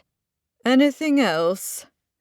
Feeling encouraged by this whole new elevated status I'm enjoying, I decide to leap on the chance to work my own agenda. Actually, there is something, Mr. Tomlinson, I begin. He raises his finger at me. Lottie, he says in a mock warning tone. Sorry, Mr. T. That's better. There is something, Mr. T. What is it? The dentures. I'd really like to start that Twitter account for them.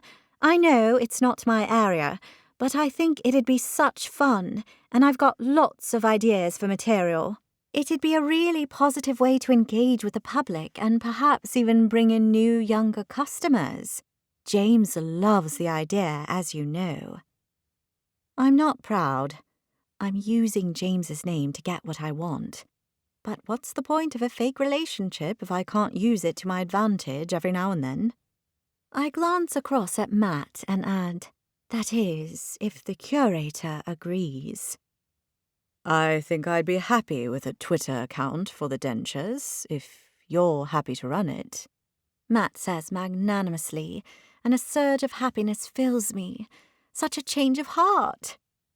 Did I mention I'm loving this newfound experience of being an actual part of the team, rather than little Lottie, who buys the coffee and tea and organises fundraisers with Mr. Tomlinson breathing down my neck, checking every detail? Mr. Tomlinson pushes out a breath as he studies me for a beat. Finally, he says, All right. It can't do any harm. You set it up, but make sure you run it past Matt before you go live with any twerps or some such thing. Tweets, I correct. Yes. I beam at him as a rush of happiness rolls through me. Thank you so much. You won't be disappointed. People are going to love it. If they don't, you'll need to untweet everything. You can't do that. He pulls his brows together. Why ever not? I could delete the account if needs be, but I don't think I'll need to do that because it's going to be a success. Make sure it is. I will do, Mr. Mr. T. He smiles at me. Good girl, Lottie. I return his smile, elated. I've got my Dentures Twitter account, a brand new elevated status in the office, and a whole lot more attention from Matt. Life is most definitely looking up, thanks to my newfound status as James Brody's fiancé. Chapter 13. For the rest of the morning, I work on the new Dentures Twitter account, making a list of cute and funny tweets that I plan to post in the coming days. My favourites so far are an image of me holding up a set of dentures, in a pair of white cotton gloves, of course, with the saying, "Forget BYOB, it's BYOT at the Pinkerton collection," and a dad joke that reads, "What do you call a set of musical dentures?" Falsettos. It's a work in progress. By the early afternoon, I've come up with a bunch more tweets, finalised the menu with the caterers for the fundraiser scheduled on the 12th, confirmed the flower order, and checked several more people off the guest list when I reached the last item on my list. Ask James to be an auction item. This will probably be best done face-to-face, not over the phone.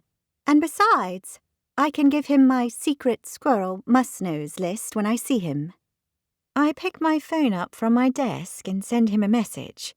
Me, are you free for coffee? To my surprise, he responds straight away. James, I'm always free for my favourite fiancé. I let out a giggle as I tap out my reply. Good, because I've got something I need to run past you. Sounds intriguing. The Nero near you at 4:30. I'm in meetings until then. Matt would think going to a large chain for coffee was totally selling out. How about Xander's instead? That hipster place with all the bikes on the walls. That's right. See you there. Perfect. I hit send and then realised that on the extremely unlikely chance someone ever read our messages, we should probably at least act like we're in love. So I type XOXO and press send. A moment later, I get a string of kisses and hugs back. He's clearly on the same page. At 4:30, I'm already sitting in an uncomfortable wooden seat against Xander's exposed brick wall, a bike hanging precariously above my head, when James pushes his way into the cafe.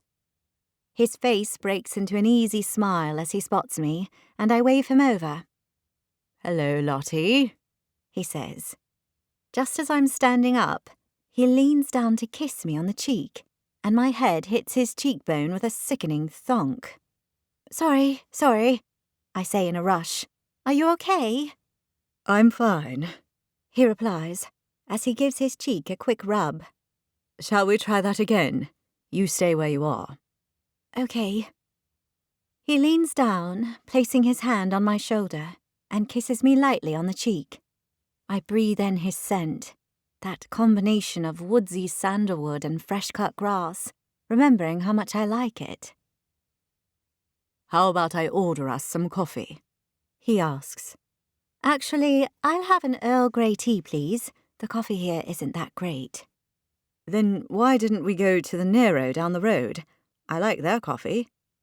Oh, I only chose this place to impress Matt, and he's not even here. Silly of me, really. We can go there if you prefer. We're here now. 1 Earl Grey coming up. I watch as he places our order, standing out in his navy pinstripe suit in a sea of men and women in check shirts and hats, some wearing sunglasses despite the rain, all looking achingly hip in the way Matt pulls off every day of his life. As he takes his seat, he says, Apparently a caramel latte isn't on the menu here, and if the scathing look the barista offered me is anything to go by, it's deeply uncool of me to try to order one. You might have to go to Nero or Starbucks for that. Next time we'll get it right. I went with tea. How's your day going? I got the Dentures Twitter account, I tell him proudly. You did? That's great. Thanks for putting in a good word. I don't think my boss would have given it to me otherwise. Have you started tweeting? No, but I've got a load of material. Show me. I pull my phone out of my handbag and show him the image of me holding up the dentures. The caption's going to be, "Forget BYOB, it's BYOT at the Pinkerton collection." He gives a genuine laugh.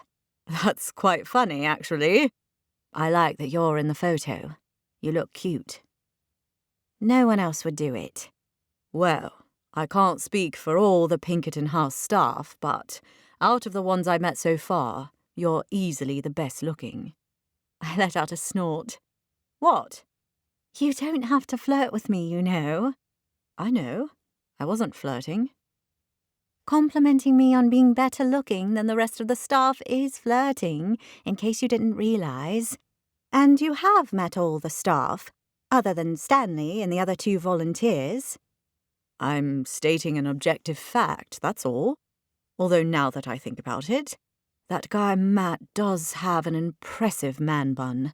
Perhaps he should go to the top of my list. I grin at the mention of his name. Perhaps he should. You really like him, don't you? You could tell, I ask. Your voice did go a little high-pitched around him.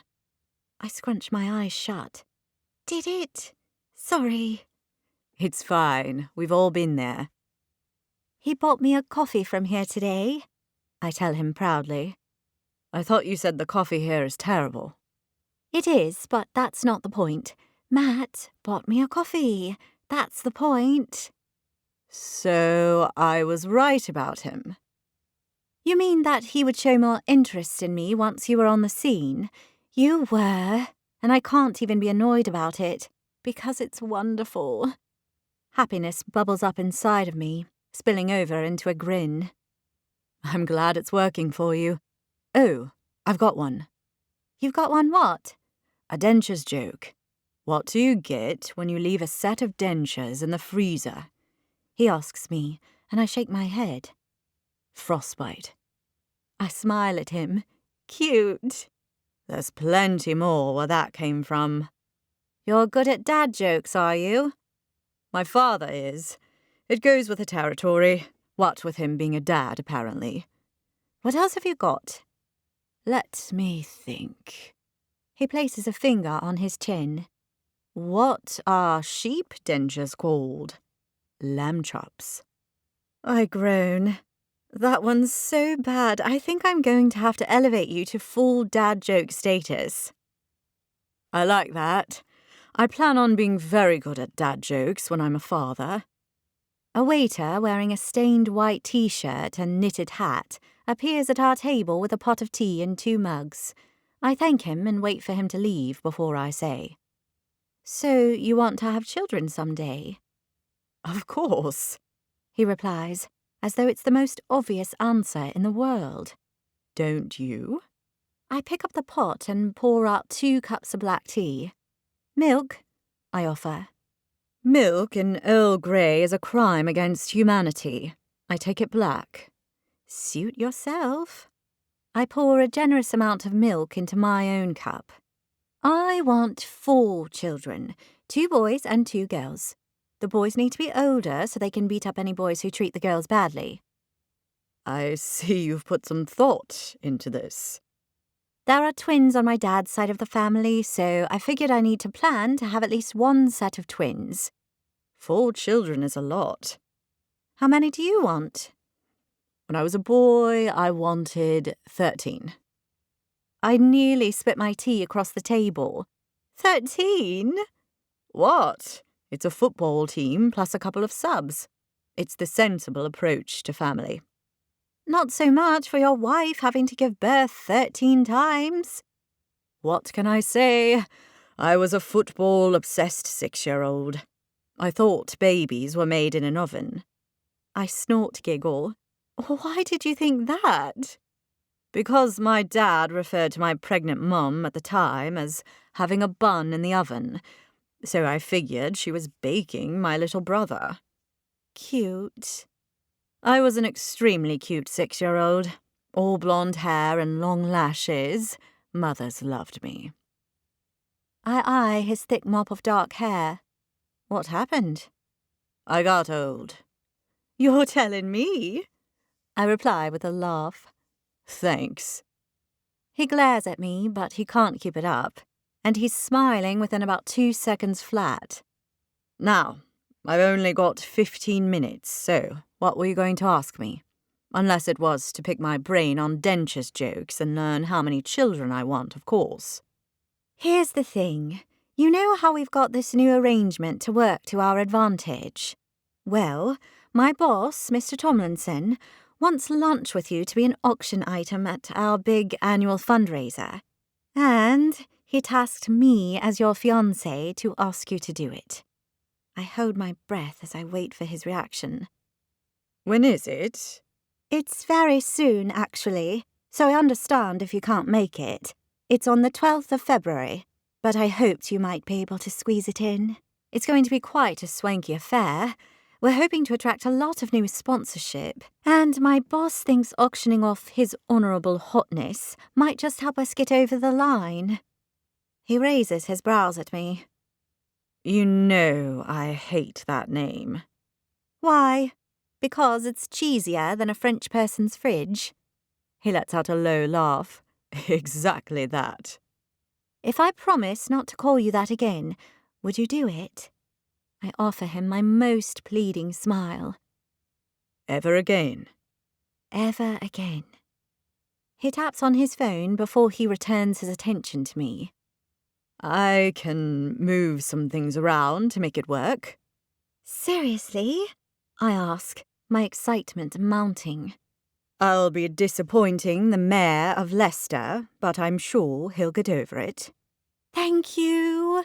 Mr. Tomlinson will be so happy with me, and I don't think he's ever been truly happy with me. His face creases into a grin, and I notice how attractive he looks, the skin around his eyes crinkling, his dark eyes bright. Anything for my fiancé? You are an absolute lifesaver. He takes a sip of his tea. Sally liked you. Sally? As in the mayor? He nods. Said you were fun, and she could see why I fell in love with you. Fun? Well, I suppose that's a good thing. Oh, it is. She said you were easily my match, which I think is also a compliment, but it's hard to say. Funny. We're not a match in the least. What makes you say that? The whole fake thing, remember? That aside, I think we're a fit. People believe it anyway. But we're so different, you and I. Are we? Of course we are. You're Mr. Politics, and I'm not. What do you mean by that? Look at you. We're opposites. You're very buttoned up and conservative. You mean suitish? He offers me a smile. Exactly. You do a serious job with serious things happening all the time. I'm more of a free spirit. I go where my heart takes me. I'm passionate about history in London, which is why I work at the house, and I love it there. I'm passionate about London too. You know what I mean? That's different. You don't think I could be passionate about politics? Are you passionate about politics? Of course I am. It's what I've chosen to do with my life, and there's nothing more important. Nothing? I arch my brows. The choices our government makes impact almost every aspect of our lives. They make policies and decisions. What could be more important than that? Love? I offer, with a facetious grin. Well, of course, love, he replies with a laugh. Sure, you love artifacts and history, and yes, I'm probably more conservative than you, but you know, Lottie, I don't think we're that different. I'm about to open my mouth to insist that he's wrong, and we are, in fact, very different, despite what he says, when a female voice calls James's name across the cafe. I look up to see a grey-haired woman bustling towards us. She's wearing a navy winter coat and a colourful scarf over a lavender-coloured dress, a long string of pearls around her neck. As her eyes land on me, her face lights up. And before I know what's happening, she's arrived at our table and is reaching for me. "Lottie!" she exclaims as she clasps my hands in hers. I blink at her in incomprehension. "Yes?" She beams at me. "Just look at you!" Which she does, scanning her eyes unashamedly all over me. I shoot James an uncertain look out of the side of my eye. "Do I know you?" "Not yet, but I suspect strongly that you'll know me well very, very soon," she trills, giving my hands a squeeze. "Oh, come here and give me a hug." She lets go of my hands long enough to open her arms, a broad grin on her pleasant face. I gawk at her before I slowly rise to my feet, unsure I should be doing this, but not wanting to offend this crazy woman who seems to think it's okay to manhandle me in a cafe in the late afternoon. As she pulls me into an embrace, I breathe in her perfume and shift my questioning gaze to James. He's watching us with a relaxed smile on his face, as though I'm not currently being accosted by a middle-aged woman in a lavender dress, who admittedly smells like roses and seems harmless enough, albeit somewhat overly enthusiastic. She pulls back and holds me at arm's length, running her eyes over me. "Jamie, darling, you didn't tell me what a beauty she is. You're just lovely." And then the penny drops with a loud clank on the tiled floor. "Are you James's mum?" I ask the woman. "Of course I am. I'm Janet Brody, but you can call me Jan." "All right, Jan," I reply uncertainly. Mum, what a lovely surprise. I didn't know you would be here. James says to his mum, as he rises to his feet and kisses her on the cheek, and she mercifully releases me from her grasp. In fact, I suspect you've never been here before in your life. Derek told me where to find you, and when I heard you were meeting Lottie, I just had to come. Derek? I question. He's my EA. My soon-to-be-fired EA. James replies. Don't be silly, Jamie. You'll never fire Derek. He's an absolute gem. Jan replies. I mouth, Jamie? At James, and he shrugs at me, smiling. Jan's eyes land on the teapot. Oh, you're drinking tea. I'm absolutely parched. Get me a chair and a cup, will you, Jamie? I've got to get to know this fiancé of yours. She places her hand over her chest and gets a faraway look in her eye. Oh, I do like saying that. My son's fiancé. She lets out a thoroughly contented sigh, her eyes bright. I'm so happy you're finally getting married, Jamie, my boy. She grasps his hand in hers. I raise my brows at him, and he has the good grace to mouth, sorry, to me. I shrug. In for a penny, in for a pound, as they say, and Jan does seem very nice, even if she's a touch over-familiar and crashing our afternoon tea. James asks the people at the adjacent table for their spare chair, then makes room at our table for two for his mum to sit down. We're drinking Earl Grey, he tells her. Oh, lovely. I'll get you a cup. As James turns to leave, Jan sits down, laces her fingers together, her elbows on the table, and says, So, Lottie, tell me all about yourself. I want to know everything about this woman my son is going to marry. Everything? I ask, buying time. What do I tell my future fake mother-in-law about myself? Everything, she confirms with a nod of her head. Start with where you're from and what you do, and we'll see where we end up. Well, I'm from a small town in Oxfordshire, but I've lived in London since I graduated from university. I really love it here. There's so much to see and do, and, well, I work at Pinkerton House. What's that? I thought a Pinkerton was a police force in America. Really? I didn't know that. That's fascinating. I shall look that up. Do that, she replies with a warm smile that makes me like her. Tell me, what's Pinkerton House? I assume it's not somewhere a police force live. You're right. It's not somewhere a police force live. It's a Victorian home that houses the eclectic and fascinating collection of one Gerald Edward Pinkerton. I raise funds to support it. So, you're a businesswoman. I suppose.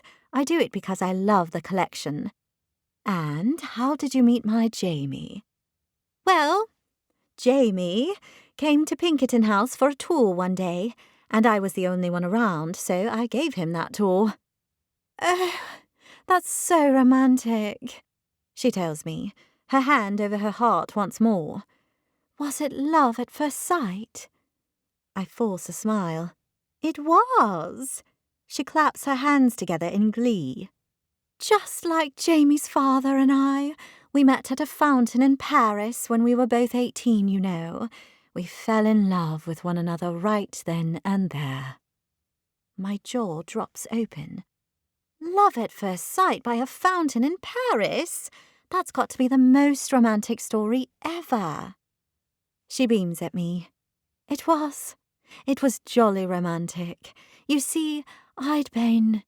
She trails off, as her focus shifts from me to something behind me.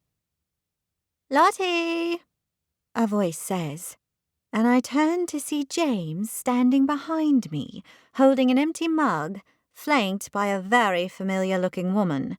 She's staring at me, her eyes like saucers. Mum? I guffaw. I spring to my feet, making my chair crash loudly onto the tiled floor. What are you doing here? I came to see Florence and Andrew Whittington, of course. Why else would I be in London? But how wonderful to bump into you here, of all places. Her eyes dart around the room. I give her a quick hug and then narrow my eyes at her. You've never been here in your life, Mum. Xylophones? I love it here, she tells me, as she unbuttons her floral knee-length coat to reveal a dress of the exact same material underneath. But where are the musical instruments? I thought I'd at least see a xylophone, if not a nice guitar or something. It's Xander's, Mum, I correct. Oh, yes, that's right. I call it xylophones for a bit of fun. Do you now? I say, my tone sarcastic. My mother has never set foot in this place in her life. Anyway, enough about that. I met your James here up at the counter. Mum hooks her arm through James's and waggles her brows at me. He's rather dishy, isn't he? And so tall and beguiling. Well done, love. Well done. I suck in a breath as mortification floods my bloodstream. My mother is here, at Xander's, telling me James is dishy, in front of his mother. Oh, good grief. Mum, this is James's mum, Jan, I say hurriedly. Jan, how lovely! I'm Libby Sullivan, Mum says, and both women greet one another like they're old friends. They then proceed to talk a mile a minute at one another like they're in a race to get out as many words as they can about how wonderful their respective offspring is in 2 minutes flat. I step over to James and we share a look. Both are mums, I say in disbelief. He raises his brows as he watches them. It would seem so. I don't know about you, but I hadn't planned on our families getting quite so involved in this whole thing. James eyes the two mums. It's too late now. Look at them. Mum and Jan are now sitting at what was our table only moments before the mother whirlwind turned up, their hands clasped as they talk excitedly. Whether you like it or not, those women are 100% invested in this, he says. I'm not sure I like the sound of that. Oh, what a wonderful idea! Mum exclaims, and an alarm bell clangs loudly in my brain. What's a lovely idea? I ask in trepidation. Jan here has suggested the three of us go shopping at her friend's special shop in Covent Garden. Doesn't that sound wonderful, Lottie? What sort of shop? I ask. Oh, it's a boutique clothes shop specialising in dresses, Jan replies, and Mum grins at her as though visiting this shop is the most exciting thing to ever happen. My friend Juliet has some lovely things. I'm sure we can all find something new to buy. Aren't you going home today, Mum? I ask pointedly. She waves my protest away. I can come back again. That's what trains are for, you know, Lottie. It only takes a jiffy to get to London. I look between the two mums. Their faces are bright and full of hope and excitement. They're watching me, waiting for my equally enthusiastic response. I do have a job, you know. I can't just take a few hours off in the middle of the day to go shopping, much as I'd love to, of course. Mum waves my protest away with a flick of her wrist. Oh, I'm sure you can leave the bugs and bones for a couple of hours. They're not going anywhere. Bugs and bones? Jan questions. Oh, it's Lottie's job, Mum explains. Ah, Pinkerton House, Jan replies with a knowing smile. Tell them you've got to attend something with your fiancé, Mum says. Oh, I do like saying that. Fiancé. My daughter has a fiancé. She beams, and my heart gives a little squeeze. Say you'll come, Lottie. We'll have such a lovely time, Jan says. That sounds good, I reply feebly, before I flick my eyes to James. He offers me a conciliatory look. Good? Mum questions. Lottie, it's marvellous. Marvellous, I repeat dumbly. How about you have a quick shop, and I take you all for lunch afterwards, James suggests, clearly trying to help me out. But darling, you're so busy, Jan replies. Not too busy for my favourite girls, he replies as smooth as silk, and I have to force my eyes to not roll. He is such a politician. Your favourite girls, Mum repeats with a giggle, her hand over her heart, her eyes bright. Oh, I say, I think I'm going to like being one of your favourite girls, James. She bats her lashes at him like a cartoon character. That settles it then. Tomorrow at 12, Jan says. Tomorrow at 12, I repeat feebly. What have I got myself into? Chapter 14. If you need to attend a special lunch with your fiancé, then by all means, Lottie, you attend that lunch. Mr. Tomlinson says, as I stand beside his desk the next morning.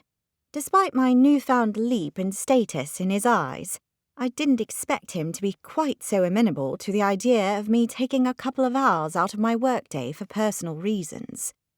And I'll admit, it would have been pretty convenient if he'd said no. Thank you, Mr. Tomlinson, I reply with mixed emotions.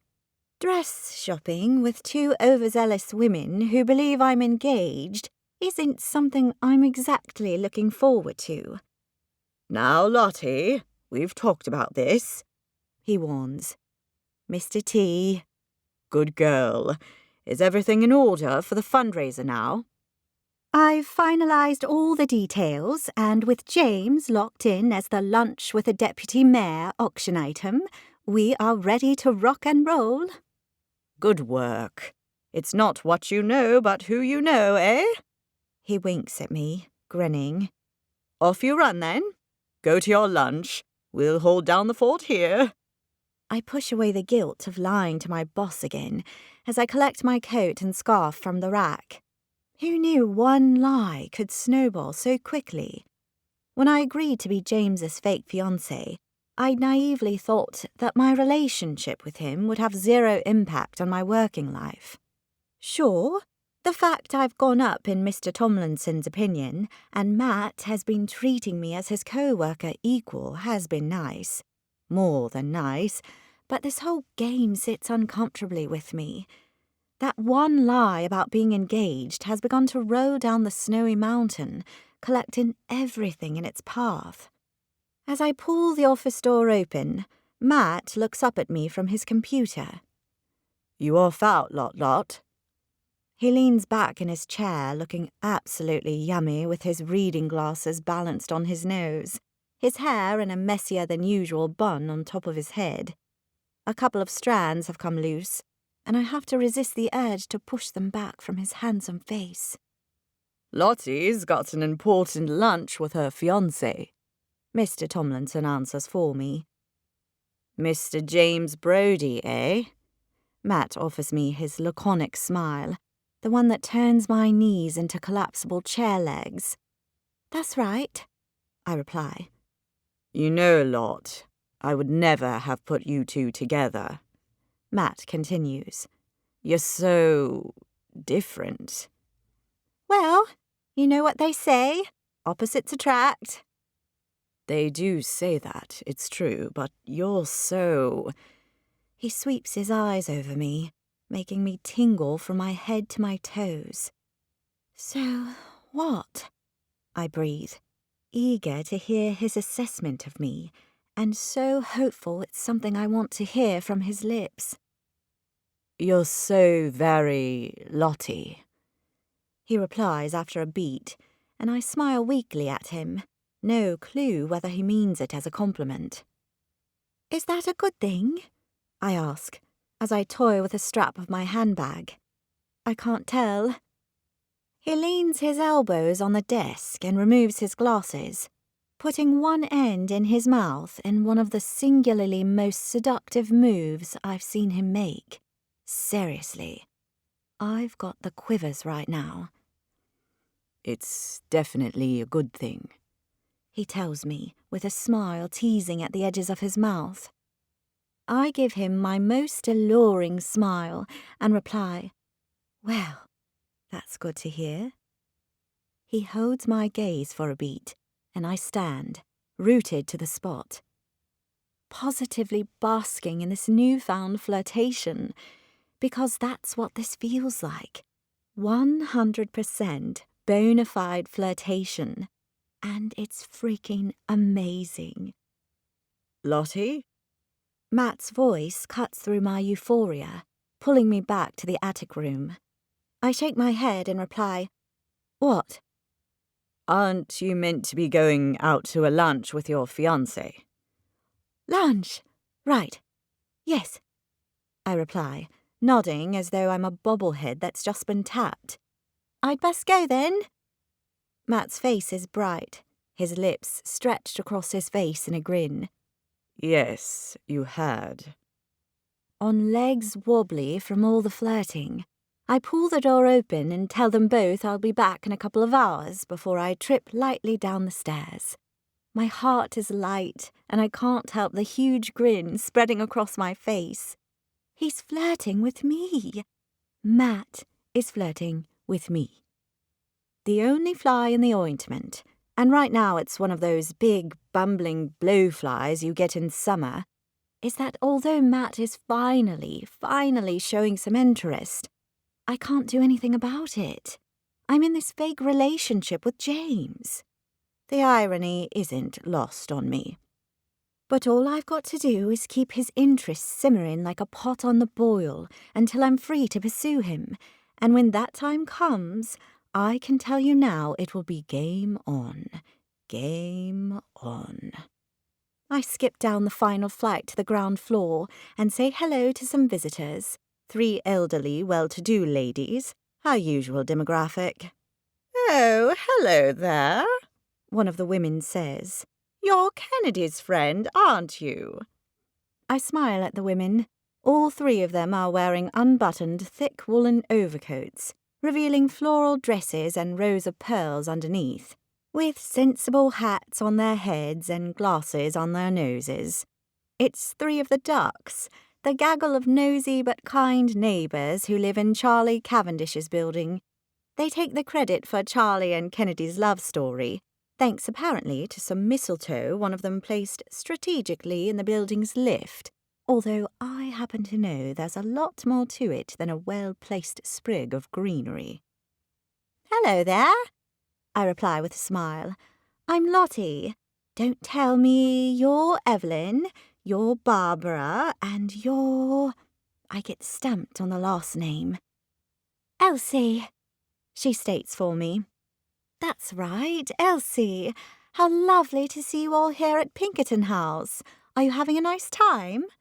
Oh, yes, Barbara replies. I particularly like the Beatles. I've always been interested in Beatles, you know. Not sure why. I think it might be the fact they're so jolly hard. I think you're confusing them with the Beatles, Barbara, Evelyn tells her. John, Paul, George and Ringo. Oh, I do love them. Hey Jude and Yesterday and Here Comes the Sun. They're a little old now, aren't they? Well, not John. He's long gone, Elsie says. Very good back in the day, though. You're one to talk. You're as old as the hills, Barbara replies with a scoff, and Elsie looks offended. I'm not confusing the Beatles with the Beatles. That would be quite ludicrous.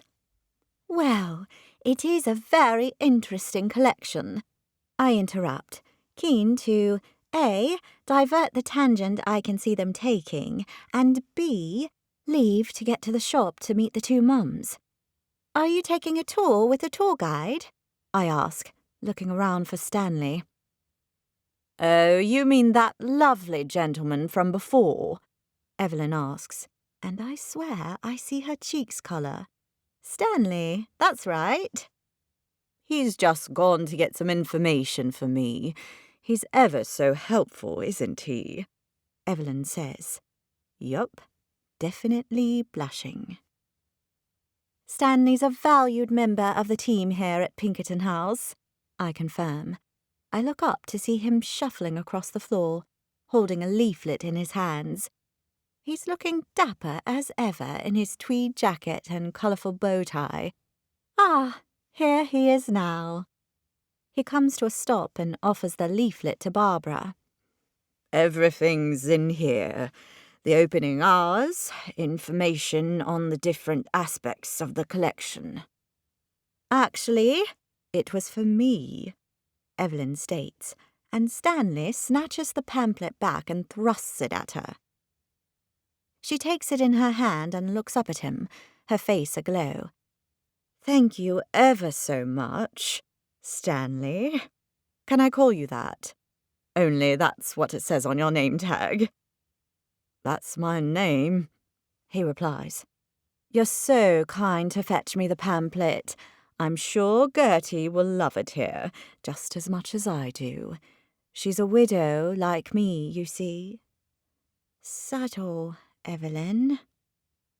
Goodo, He sniffs as he pulls his lips into a line. have you worked here long, Stanley? She asks, in what seems to be an obvious attempt at making conversation. Me? Quite a while, actually. Now, who was it that wanted to know more about the Beatles? Stanley asks. Barbara raises her hand. That would be me. Stanley clears his throat and begins the Beatles spiel I've heard him deliver numerous times before. Beetles are different from all the other insects with wings, because their wings are hardened, forming their shell, which in turn protects the delicate wings they use to fly with. Their flying wings fold neatly underneath this hard shell, only to emerge before flight. They're extremely powerful for such a light, transparent apparatus. Evelyn's eyes are riveted on Stanley. Gosh, that's interesting. Isn't that interesting, Barbara?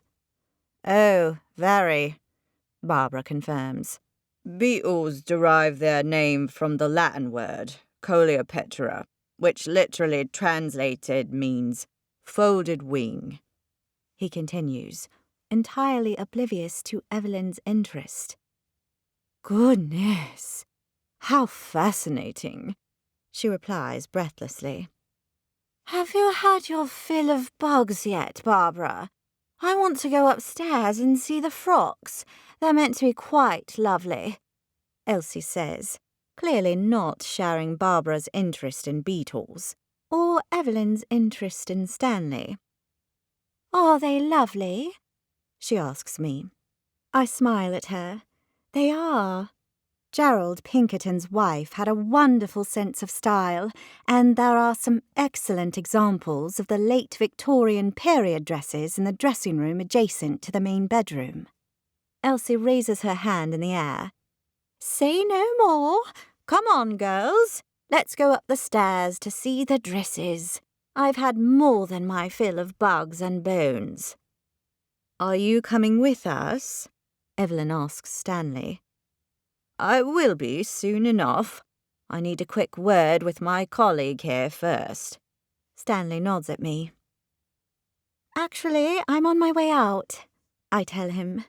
He fixes me with his stare. It won't take long. We'll pop upstairs then. Thanks for the pamphlet, Evelyn says. I'm sure we'll have some more questions soon, so I do hope to see you up there. Utterly oblivious to Evelyn's interest, Stanley replies, I take pride in ensuring each and every visitor gets the most out of their visit to the house. You are no different. Evelyn's face falls. I see. All right, then. Thanks for everything. Bye-bye now, Lottie. Evelyn creases her face into a smile, but I can tell her heart's not in it. With the ducks out of earshot, I say to Stanley, Did you not notice she was flirting with you? Stanley pulls his eyebrows together. Who? Evelyn, the one with the pink hat. She told you she was a widow and was batting her eyelashes at you and everything. She might have just had indigestion. She was definitely flirting with you. Be that as it may, I've got a bone to pick with you, Lottie. My fake relationship. Can we chat later? I'm on my way out right now and I'm going to be late. I take a couple of steps towards the door. Stanley is not having a bar of it. What's this cock and bull story about you and the deputy mayor? I brace myself and turn to face him. It's not a cock and bull story. We met, we fell in love, we're engaged, and I'm incredibly happy about it all. I paste on a smile to show him just how incredibly happy I am about it all. In fact, I'm moving in with him this weekend. His eyes almost pop out of his head. You are? Oh, yes. A lot of couples live together before they get married. I know it wasn't like that in your day, but times are different now. We're in love, and we want to be together. Gosh, I'm getting better at this. If Stanley's eyes bulge any more, Gerald Pinkerton would have scooped them out and started an eye collection. Lottie, what's going on? I chew on my lip. Look, I know it all seems a little fast, but I'm fine. In fact, I'm on my way to meet James right now, and I really have to go. So, why don't you pop up to the dresses room and flirt with Evelyn? I'm sure she'd appreciate it. Bye for now. I turn and trip on light feet out of the house and down the front steps, leaving a dissatisfied and confused Stanley in my wake. Chapter 15. As I ride the tube to Covent Garden, I roll our conversation around in my head. That snowball just keeps on growing. Of course, Stanley knows I'm lying. I can see it in his eyes. But the problem is I'm committed now. It's happening. I can't become unfake engaged, not when I've agreed with James that I'll give this 6 months and we're moving in together tomorrow. And if I'm entirely honest with myself, the benefits of this new arrangement of ours seem to far outweigh the negatives. And there are a few rather nice benefits. I check them off in my head. 1. Mum has stopped setting me up on dates with London's single male population, and she even seems happy with me, which makes a nice change. 2. I'm much more important in Mr. Tomlinson's eyes, so much so, he's happy for me to take 2 hours off in the middle of the day to go to a completely made-up lunch without even blinking one of his little pig-like eyes. 3. I'm moving into James's place this weekend, and I get my own private bedroom and bathroom, which I strongly suspect will be light years ahead of my current tiny bedroom and shared bathroom situation at Zara's in my flat. Not that that's hard. Our place is what real estate agents refer to as bijou, which translates to freaking small. 4. And the absolutely most important point of all, the one that has been the most wonderful surprise from this whole thing, is Matt flirting with me. Flirting with me! Really, this point all on its own is enough of a reason to be in this fake engagement. So, there you have it. Fake engagement to James trumps no fake engagement to James, and Stanley will just have to keep his suspicions to himself and take me at my word, even if my word is a lie. As I take the steps from the tube up to the road level, I push thoughts of Stanley from my mind. What's done is done. Covent Garden is always a busy place, and I make my way through the throngs of shoppers, workers, and tourists towards Jan's friend's shop. I consult the map on my phone, which tells me to turn down a one-way street lined with brick buildings and shop fronts, from high street shops to boutiques, cafes to pubs. I come to a stop and look up at an imposing cream shop facade with the name Juliet's Bridal Boutique over the entrance in glittering gold letters. There's a single gorgeous wedding dress hanging on a coat hanger in the window, flanked by floral displays of pretty white roses in Grecian glass vases. What the? A boutique clothes shop specializing in dresses? This is a bridal shop, specializing in bridal dresses. Those crafty women, bringing me here and telling me we could all get something to wear from the shop. Unless the two of them intend to wear big white dresses and veils on their next trip to the supermarket, I strongly suspect I'm the only one in our party of 3 who is expected to wear anything from here. With my jaw locked, I push my way through the shop door and step into a room full to the gills with everything white. Well, white, cream, and ivory, to be precise. From the rows of dresses lining the walls, to the changing room curtains, to the woman standing on a pedestal in the middle of the room in a long white poofy dress, the whole place gleams in white, screaming, "Bride, bride, bride!"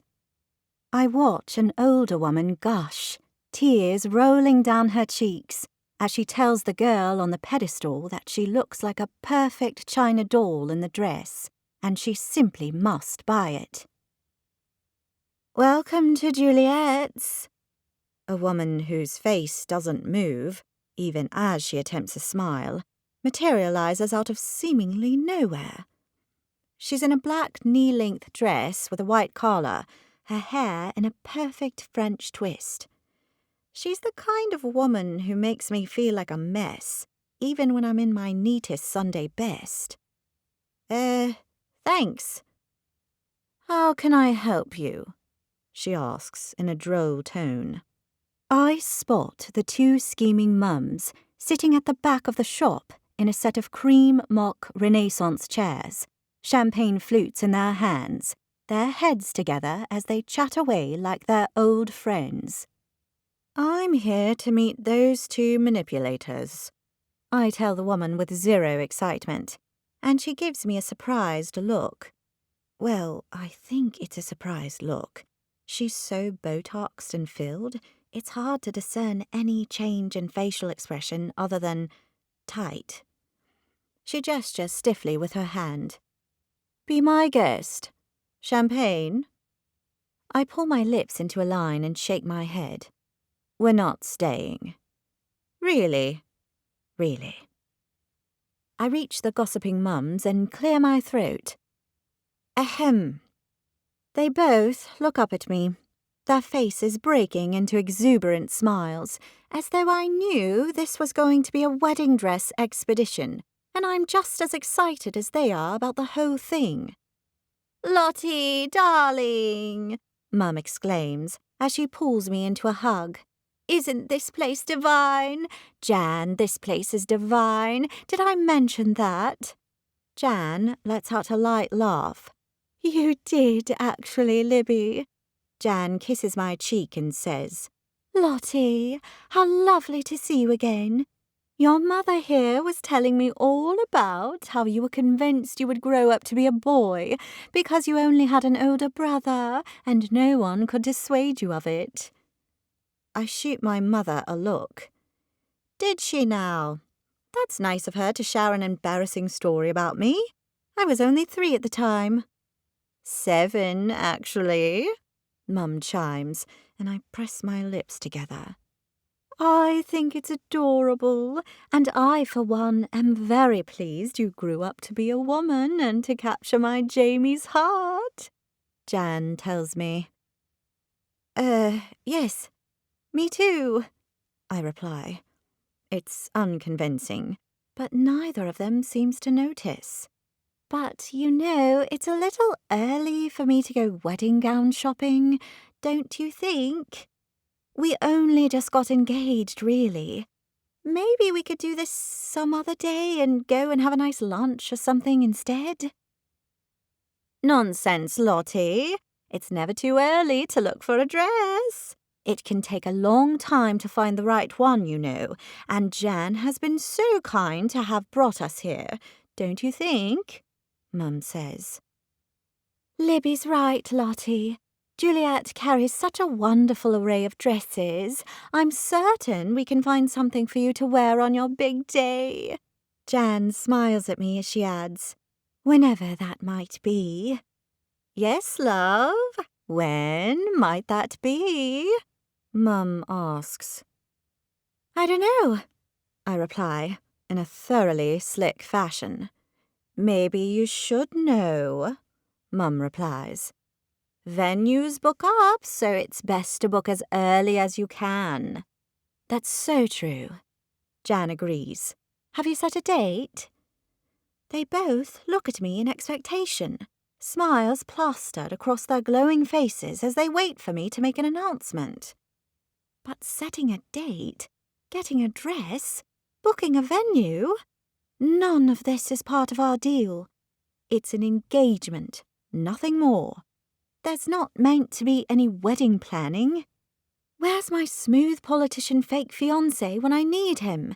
He'd handle this no problem. I offer them a weak smile. Not yet, but I'm sure we will, Mum exclaims. Marvellous, as Jan grins at me. A woman arrives wearing the same black dress with a white collar, who looks like she last ate sometime in the late 1990s. She looks me up and down, and I smooth out my hair under her critical glare. Juliet, this is the bride-to-be. Lottie, this is Juliet, the owner and my good friend from school, Jan says. Juliet gives me a tight smile and offers me her hand. I'm always pleased to meet a new bride-to-be. Yes. Hi, I reply, as I awkwardly shake the ends of her fingers. Juliet turns to Jan. The dresses are ready for her. I blink at the mums. You chose some dresses for me to try on? I don't even get to choose my own dress. Not that I plan on choosing my own dress, of course, because there is no dress that needs choosing. But still, I'd like the option to at least choose. We got here early and thought we'd may as well make a start, Mum explains. I'm sure you'll love them. My mind turns to all the blind date outfits Mum has put me in over the years, and I'm not so sure.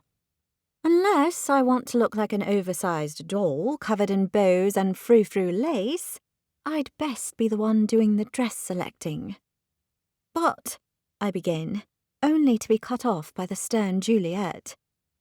Come this way, bride, she commands, as she gestures at the bank of ivory curtains. I let out a puff of air. There's no point protesting. I'd may as well get on with this so I can get out of here and back to flirting with Matt. Flirting with Matt.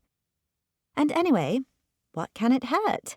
It's not like I'm actually going to wear one of the wedding dresses they've selected for me.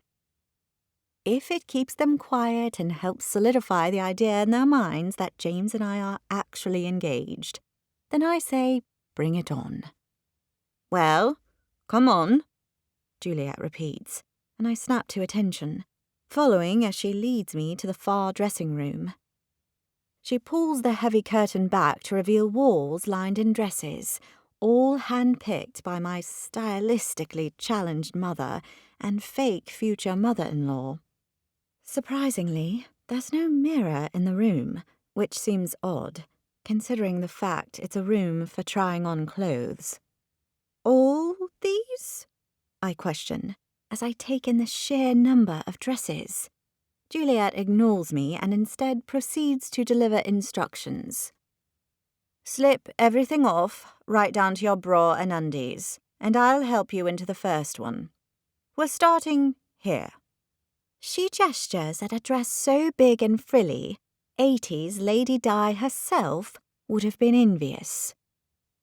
Actually, I begin, with zero intention of ever trying on a dress that looks like it could house a family of 4.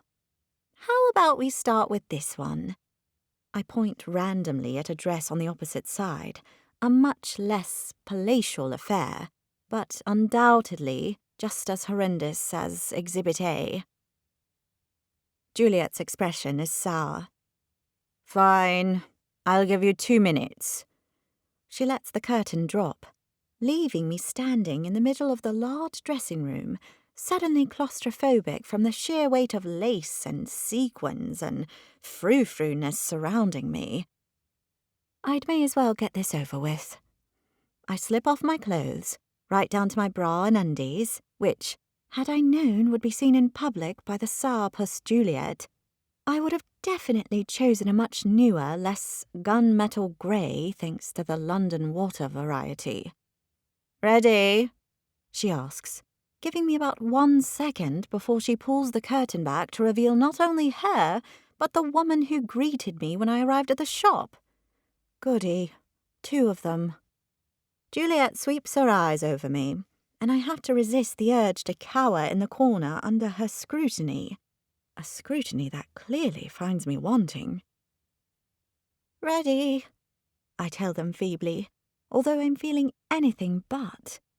Juliet strides past me and removes my randomly chosen dress from its hanger, and then proceeds to work fastidiously at undoing the long row of buttons as the other woman shakes the skirt of the dress out. "This dress is by an Italian designer, and each of these petals are hand-stitched," Juliet tells me, holding the fabric of the skirt out so I can see the detailing of the petals. "Sure. Sounds good," I reply, completely not invested in this process and fully expecting to look like a marshmallow in this dress. A few moments later, I've stepped into the dress, Juliet and her clone have done up all the buttons and puffed out the skirt, and then she produces a large clip. "This will hold everything in place," she tells me, as she pulls the bodice tightly around me and clips it at the back. Both she and the other woman stand back from me. I try my best to stand tall and confident as the 2 of them pull their brows together as they assess how I look. "Are you getting married in a church?" Juliet asks me. "Oh, I'm not sure," I reply. She stares blankly at me. "That is to say, the venue isn't finalised, although it will most probably be a church," I add. This seems to please them both. "Church appropriate," Juliet says, and the other woman nods in agreement. "As long as it's a smaller church, perhaps a chapel," the other suggests. "Yes, a chapel. Could you marry in a chapel?" Juliet asks me. "I don't see why not," I reply with a shrug, winning another blank stare from the women. "Elegant, demure, with a touch of chapel-appropriate level sex appeal. Shall we reveal to the mothers?" Juliet asks. "I think so," her clone replies. "I'll ready them." She slips out of the dressing room. "Ready, bride?" Juliet asks me, and before I have the chance to reply, the curtain is swept aside. Juliet takes me delicately by the hand with her skinny little fingers, and she leads me from the dressing room out into the shop. The mums have moved from their seats at the back to a settee facing the small vacated pedestal.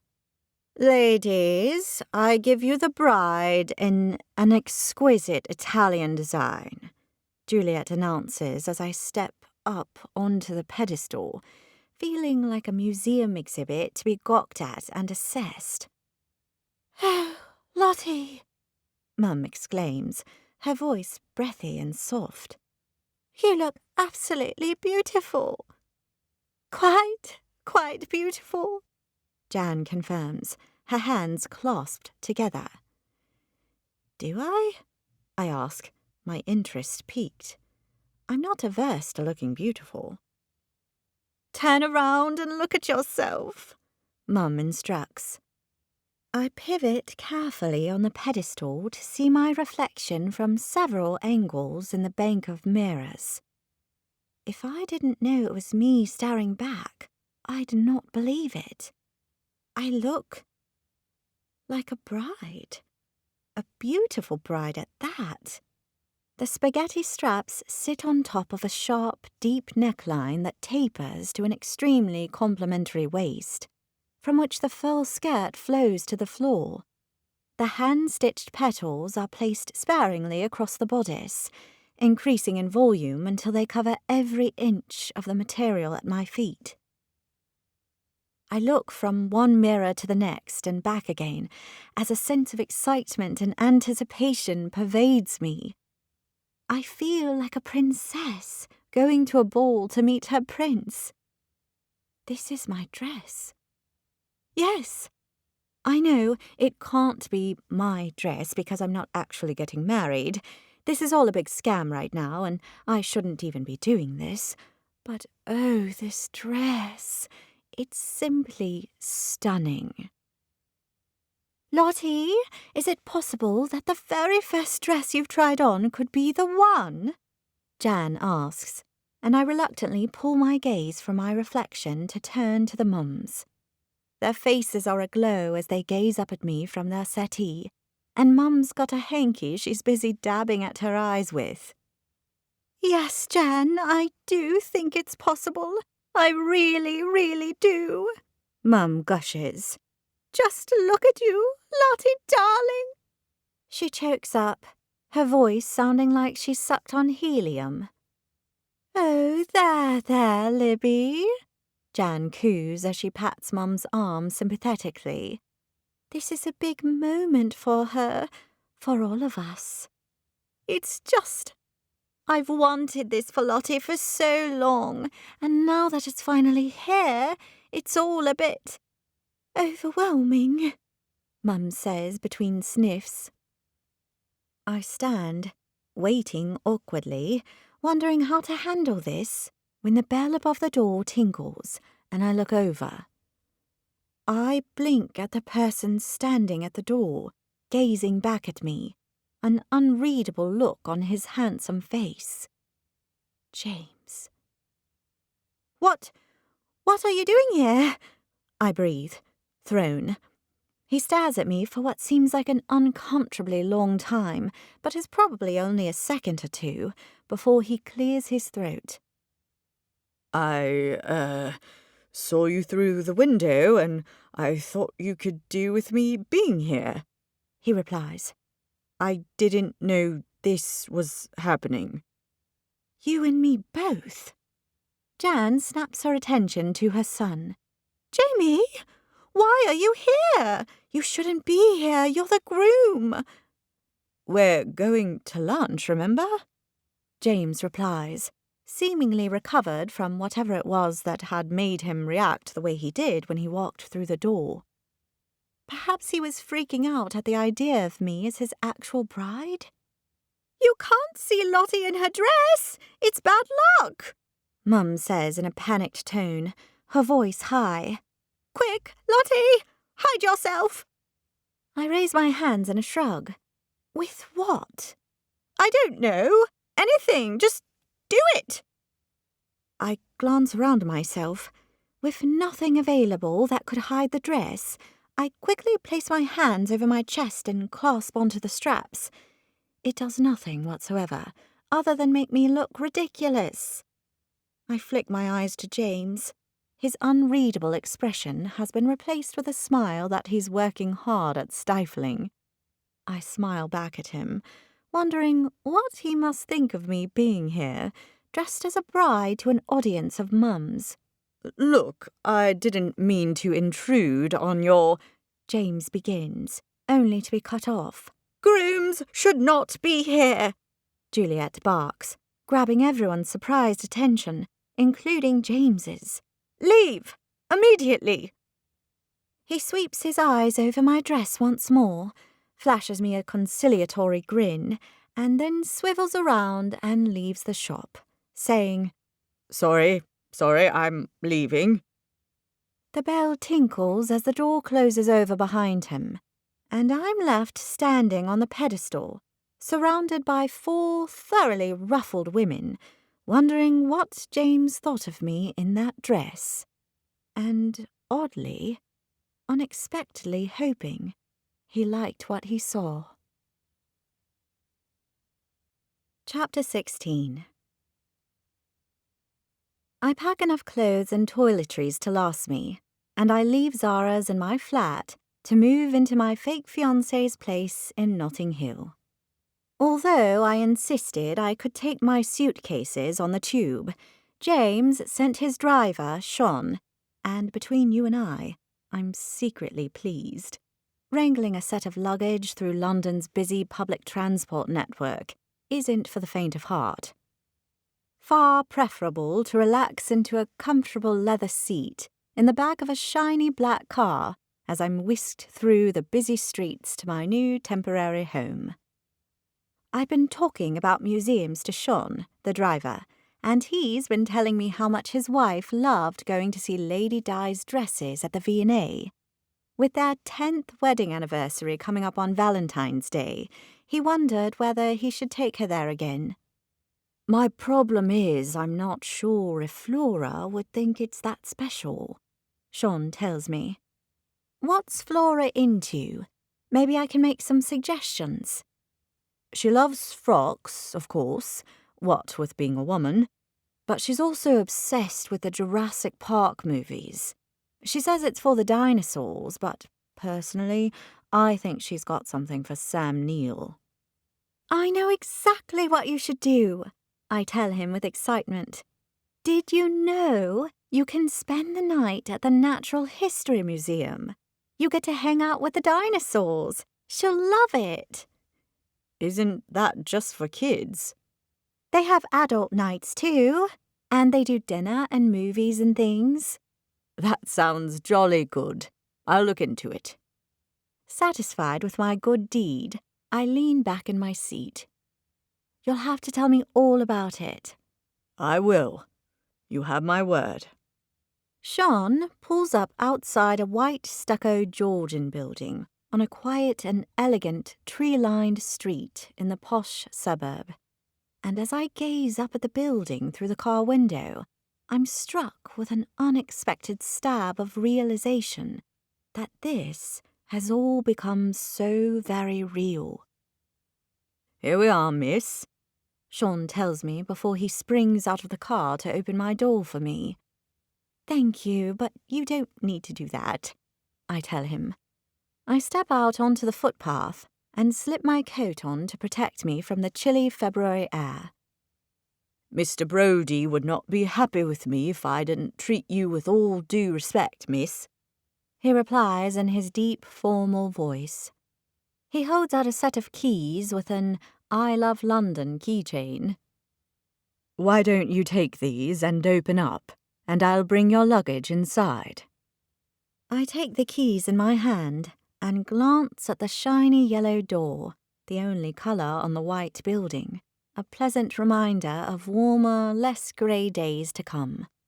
If you're sure. I'm sure. Mr. Brody said to send you in.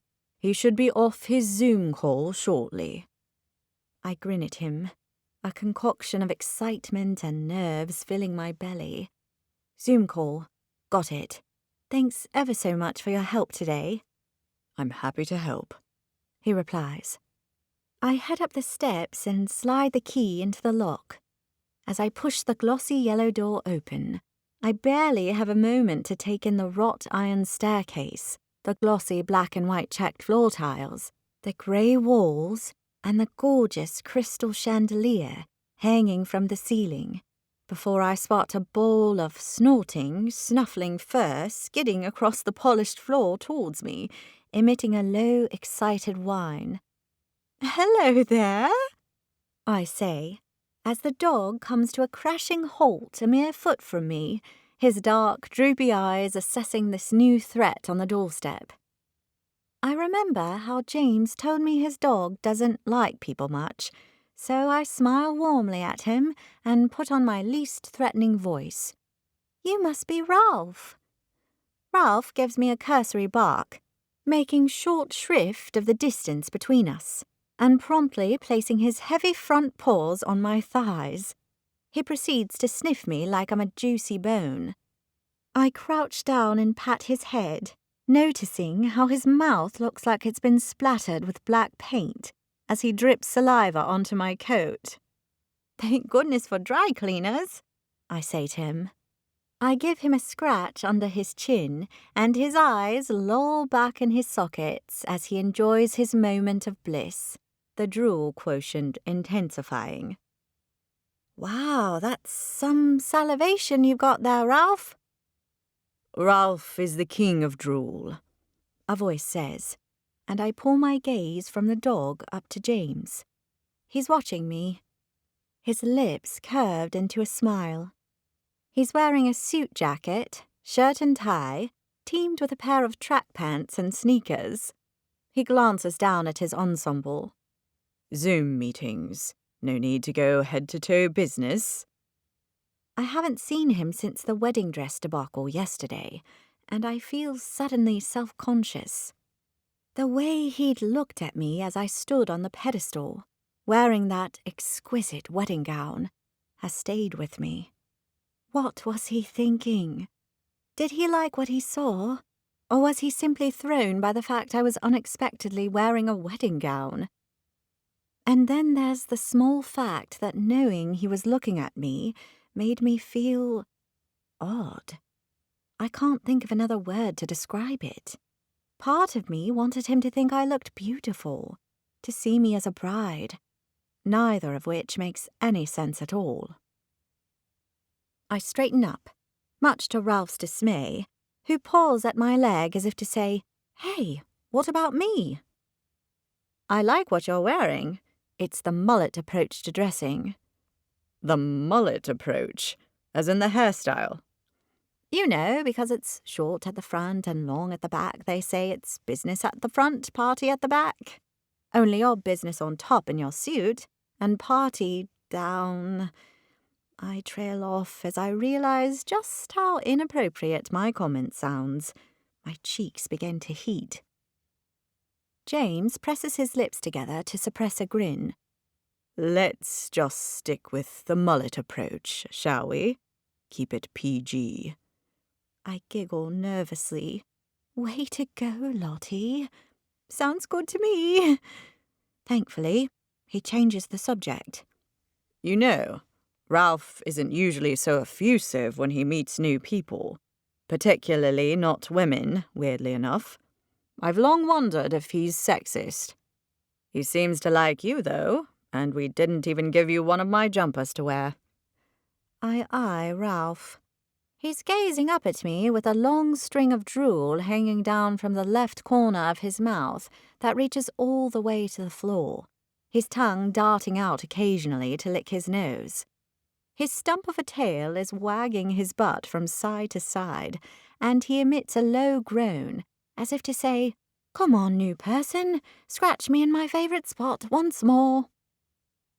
Finding that face of his hard to resist, I crouch back down and scratch him behind his ears, laughing as once again his eyes loll back in utter bliss. I glance back up at James, whose features show a mixture of confusion and amusement. I can't believe Ralph is sexist. He seems like an equal opportunity dog to me, just as long as you scratch him just so. Oh, it's not all women per se that he dislikes. It's more new women in my life that he seems to take exception to. Is new women in your life a euphemism for all your girlfriends? He arches a brow. All my girlfriends.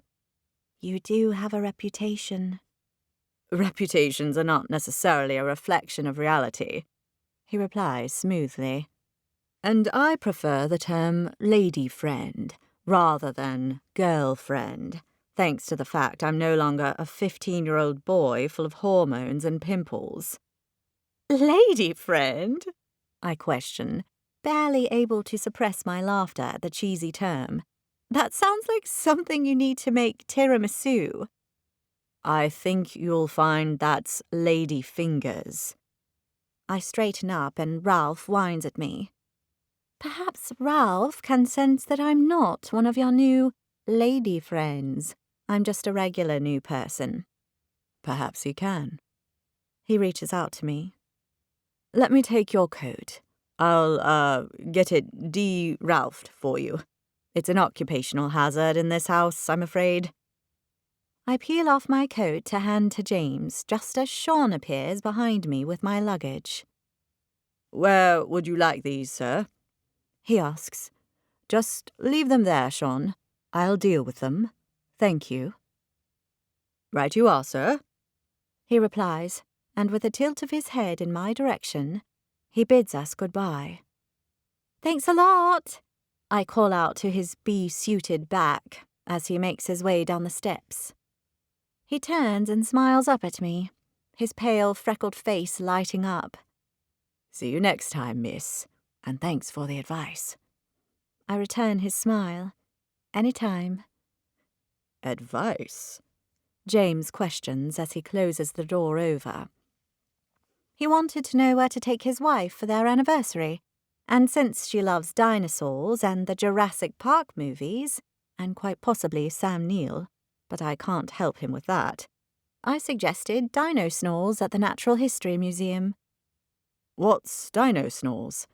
he questions. It's usually for kids, but they have nights just for adults too, and you get to explore the museum and have dinner and listen to live music and watch movies. Apparently, you even get to sample bugs. That doesn't sound overly romantic for a wedding anniversary. Sean thinks it'll be perfect for Flora. He blinks at me a couple of times. "Flora? Is that his wife?" His T-Rex-obsessed wife. "Lottie, you've found out more about my driver in one trip from Fulham than I've learned in a year." I pull my brows together. We just got to chatting, that's all. You're probably always on the phone or working when you're in the car with him. He studies my face for a beat.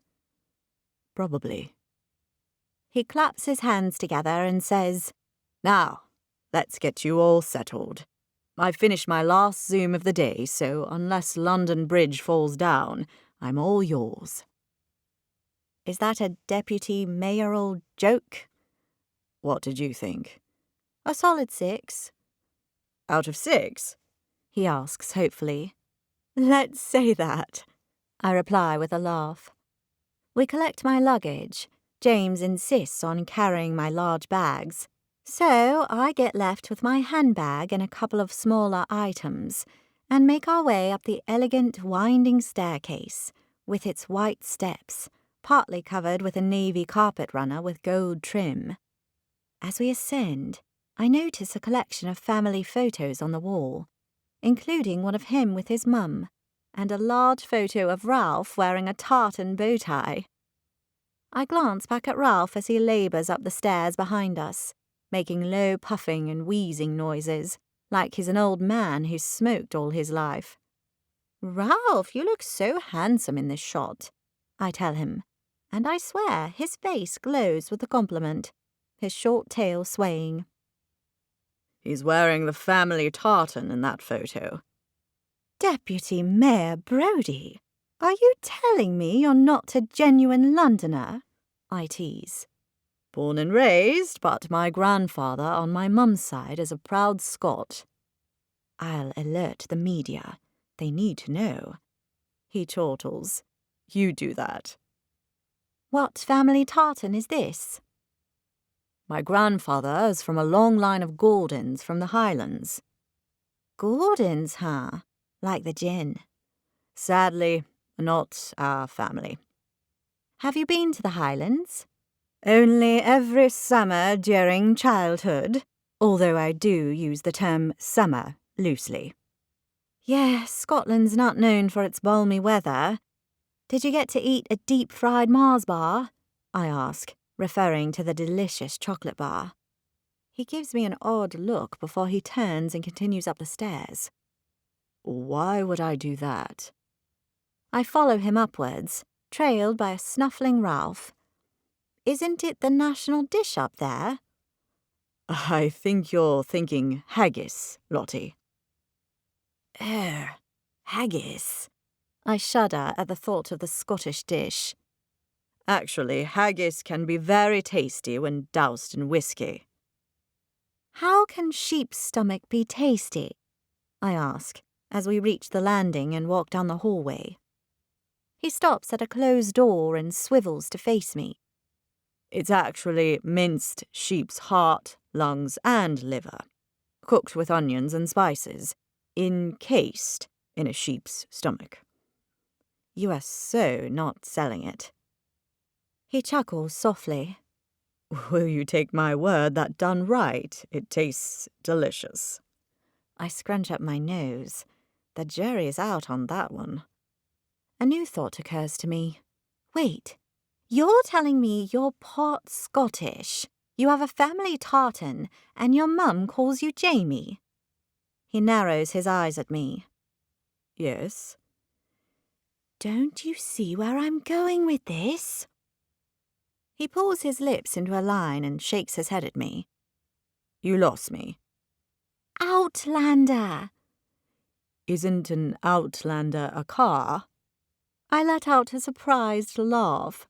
You know, the hugely popular romance books, the TV show. He shakes his head at me.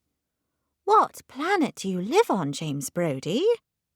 He gestures at himself with his thumb. Not a woman, remember? I roll my eyes. You're Jamie Fraser from Outlander. You're kind of a brunette version of him, you know, in a totally buttoned-up deputy mayor kind of way. Should I take that as a compliment? Oh, definitely. Women all over the world fancy the pants off Jamie Fraser. Well, the kilt. They fancy the kilt off him. He chuckles. That's good to know. That does it, I say. I've simply got to call you Jamie now. I'd like that, he replies with a smile. And it'll be more convincing that we're engaged. It's a win-win, Jamie Fraser from Outlander. He shakes his head at me, chuckling softly. What nickname can I give you? I think of the way Matt likes to call me Lot Lot. I can't have James calling me that. It's too special. Lottie's already short for Charlotte, you know. Does anyone call you Charlotte? Only my mum when she's unhappy with me, and that seems to be a thing of the past right now. Maybe we'll just stick with Lottie then. Probably for the best. With that decided, let me show you the room you'll be staying in. Or do you want to compare me with other fictional characters? Show me the room, Jamie Fraser, I tell him with a magnanimous grin, and he pushes the door open. I step inside and gaze at the splendor of the undeniably chic room. The palette is muted and masculine, but nevertheless light and elegant. The walls are a deep navy, but the ceiling is so high and the room so filled with natural light, the colour works perfectly. The hardwood floors are dark, and there's a large cream floor rug that runs from under the bed most of the way to the window. The headboard is beige linen and luxurious, the bedding a mix of dark brown and crisp white, and there's an old wooden chair by the large window, bathed in the weak afternoon light, a wonderful spot to sit and read a book. In short, it's perfect. Beyond perfect. I glance down at my jeans and jersey with the hole right in the middle that I ripped when I got it caught on a bush as I fetched a ball for Zara's dog. Self-consciously, I grasp my jersey to cover the hole, as though doing so will make me look like I belong in this chic, grown-up room. The ensuite is through that door there, he says, pointing at an open door that shows a section of gleaming white clawfoot bath and tiles. And these are your wardrobes. I emptied them out for you. He pulls a wardrobe door open to show me that it's empty. That's kind of you. I glance at the long row of built-in wardrobes, covering the entire length of the room. I'm not sure I have all that much stuff to fill them, though. Use however much of them you need. I want you to be comfortable during your stay here. I regard the bed with its plush headboard, assorted pillows and cushions, and the mohair blanket folded neatly over the end. After my tiny room at Zara's and my place, this looks like absolute heaven to me. I turn and smile at him. You know what? I think I'm going to be more than comfortable here, Jamie, I say, trying the new name out. His face breaks into a smile, and I think I detect relief in his features. I'm glad you like it. Like it? My brows ping up to meet my hairline. How could I not like it? This place is gorgeous. My flatmate, Zara, is an interior designer, and I know she would just die if she saw this place. I can't claim to be the one with taste. I had a decorator fit the place out when I bought it a few years ago. I plunk myself down on the bed, and immediately Ralph places his front paws on the bed beside me. I'm not sure if you're allowed up here, Ralphie, I say to him as I give him a quick pat on the head. Definitely not, and you know it, Ralph, James says in a stern, father-like tone that has Ralph pulling away. All 4 paws placed back on the floor where they belong. He nuzzles James's leg. Good boy, James tells him, and the love in his voice makes me smile. How long have you had him? Ralph, about 2 years. Mum and Dad's dog, Shorty, had a litter, and Ralph was one of them. He's a bit of a handful, but he's good company. Wow, you sound so old. He guffaws. Thanks a lot. You know what I mean. Old ladies are always saying their cats are good company, not guys your age. My job has me working long hours a lot, and it's nice to have someone to come home to. It's lonely at the top, eh? I ask, as I elbow him in the arm. Something like that. He gives me a sardonic smile. I'm sorry again about my mum and the whole wedding dress debacle. The image of the look on his face instantly fills my mind. Don't worry about it. I liked the dress, even though I'll never wear it. You might? I lift my eyes to his. I might. You and Matt? My belly does a flip. Who knows? Maybe someday. Maybe. He pauses before he adds, Let me know if you need anything. I'll be downstairs in the living room. He gestures at my shabby suitcases with the tattered, colourful ribbons tied around the handles for easy spotting on airport conveyor belts. They couldn't look more out of place in this room than if they were wearing check shirts, baseball caps, and chewing on a piece of hay. I'll leave you to settle yourself in. I eye the gleaming white bathtub through the door. Okay if I have a bath? If the lady wants a bath, the lady gets a bath. Well, this lady definitely wants one. I'll leave you to it then. There are towels in the cupboard under the sink. He pats his thigh and whistles, and Ralph obediently traipses after him. I close the door over, lean up against it, and look around the beautiful room, barely able to believe my luck. The combined bedroom and ensuite space is almost larger than Zara's and my entire flat, and I get to live here. Me, Lottie Sullivan, the girl who earns a pittance and spends half her life feeling like the poor cousin to her friends from significantly wealthier and posher families. The girl who thinks it's fine to wear torn jerseys and no makeup on the weekend, visiting free museums and savouring their eclectic displays. I might not fit in here, but I'm sure going to enjoy my stay. I pull out my toiletries, locate my Body Shop mango bubble bath, draw a bath, and climb in. I let out a sigh. Luxuriating in the warm water, the scent of mango filling the air, the room blissfully quiet with no Tabitha or Kennedy or Zara chatting away, I find myself grinning from ear to ear.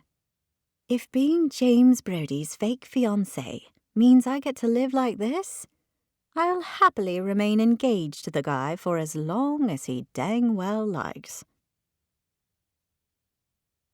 Chapter 17.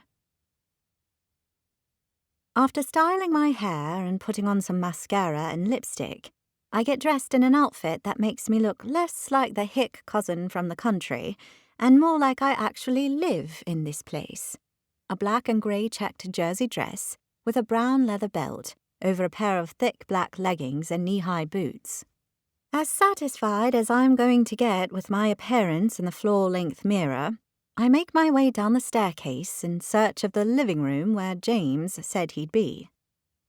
I reach the ground floor and locate the living room. It's empty, and it's gorgeous. Long windows stretching up to reach the high ceilings, pale linen furniture that contrasts with the dark grey walls, and what looks like an original to the house ornate fireplace, sensitively restored to its former glory. I snap some photos and send them to my friends with the comment, "Look where I live now."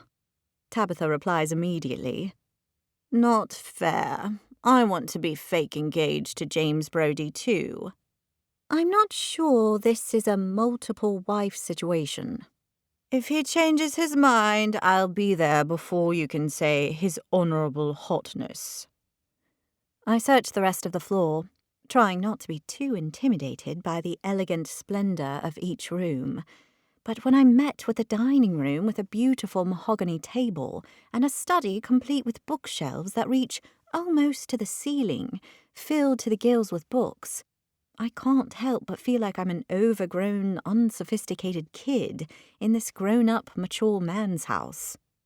"You're not in Kansas anymore, Lottie," I tell myself as I descend a second set of stairs, down to what must be a converted basement.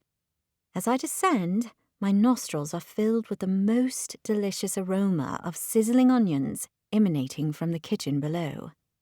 I reach the bottom of the stairs, where I find James with his back to me, standing at the hob, cooking, the sound of music in the air. He's removed his suit jacket and has a green and white striped apron tied around his untucked pale blue shirt, his track pants and sneakers still in place. He's casual Ken Cook's London Deputy Mayor style. I take a step closer and notice he's singing quietly to himself along with the music as he stirs, and I recognize the song as Careless Whisper by George Michael. Well, that's a turn-up for the books. I did not take the mature, buttoned-up and masculine James Brody as a George fan, especially not an 80s ballad George fan. He's got a pleasant, tuneful voice, and when he comes across words he doesn't know, he simply hums them. It's actually very cute and endearing. He reaches the familiar chorus and I interrupt him by saying, "You've got guilty feet with no rhythm. That sounds painful." He was so engrossed in singing along as he cooked that the sound of my voice makes him jump, and he looks over his shoulder at me, a wooden spoon in his hand. "Lottie, perhaps I should get some orthopedic shoes for my condition," he asks, as his face breaks into a grin. "Welcome to the kitchen. I hope you're not a vegan." He gestures at 2 raw steaks resting on a white plate on the marble kitchen bench. "You're cooking me steak?" "Steak au poivre, my signature dish. Actually, it's the only way I make steak, mainly because it's the only way I like to eat my steak, with a pepper sauce." "Pepper steak is hard to beat," I say, as my tummy gives a growl. "I'm glad you see it that way. For some reason I thought you might be a vegan, so I bought vegan burgers as a backup. They look interesting." Interesting is one word for them. Another word is ugh. He laughs and turns his attention back to stirring the onions. I locate a set of stools tucked under the island bench and sit on one. I do try to be vegan, but it's hard to manage sometimes. Like, most of the time. Hard because of the lack of meat eating? I laugh. There is that. And the lack of dairy. I love me some dairy. I salivate at the thought of cream and cheese and chocolate and all those delicious things. And then my mind turns to Matt and the vegan meals he brings in most days. I told him when he first started at Pinkerton House that I was a vegan as well. And he looked at me with admiration in his eyes, making me feel like I'd instantly become part of his exclusive crew. The fact that I'm not a vegan is beside the point. In practice, being a vegan is a lot harder to manage. Sure, I bring in as many vegan, plant-based meals and snacks as I can, but some of them taste like rubber. And don't even get me started on tempeh. That stuff should be illegal. And seriously, who can go past a delicious succulent steak served with buttery, creamy pepper sauce? Not me, that's for sure. I just won't mention it to Matt. James collects the plate of steaks from the bench. Whether you eat meat or not is the sort of thing I should know about my fiancé. I can cook us up the vegan burgers and forget this cream-laden sauce, if you like. He makes his way over to the stainless steel fridge and pulls open one of the doors. It's fine. I eat meat. I just try not to. Sometimes. He turns back to face me. So you're good with steak au poivre? My mouth salivates like I'm Ralph. More than good. Great choice, he replies with a smirk, as he places the plate of uncooked steaks back down on the bench. I'll get some more vegan food in so we can eat beans until we explode. I snort giggle. Sounds romantic. It does, doesn't it? He seems to have relaxed a notch when he gestures at an opened bottle of wine on the kitchen island. I've got a bottle of red open if you fancy a glass. Sounds perfect. He pours me some fancy French wine from Bordeaux I've never heard of, mainly because I strongly suspect it's way out of my wine budget of no more than £5.75 per bottle, into a balloon-like stemmed glass, and hands it to me. To a new adventure. And to steak. Definitely to steak, he says, his eyes sparkling. I clink my glass against his. To our new adventure and to steak, I echo, before I take a sip.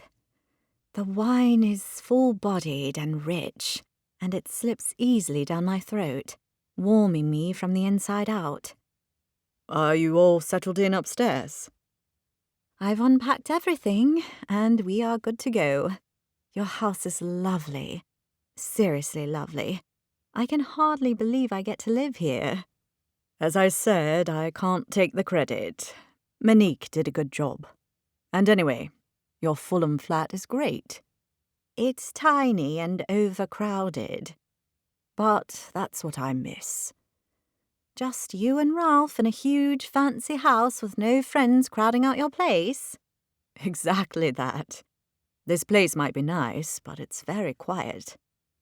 You don't know how lucky you are. Perhaps not.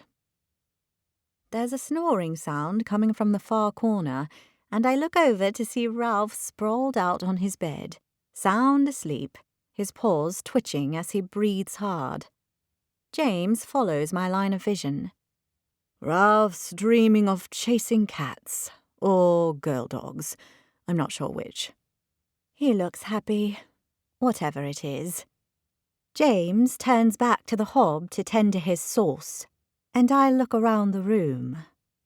Like the rest of the house, it's very chic, with dark cabinets, white marble benches, parquet flooring, and French doors that lead out to a pretty garden at the back of the property. This house may have been designed by someone called Monique, who I'm sure is achingly chic and beautiful, with an obviously exquisite sense of style, but it's also so very grown up, and so very James. It only serves to make me feel the gulf widen between us.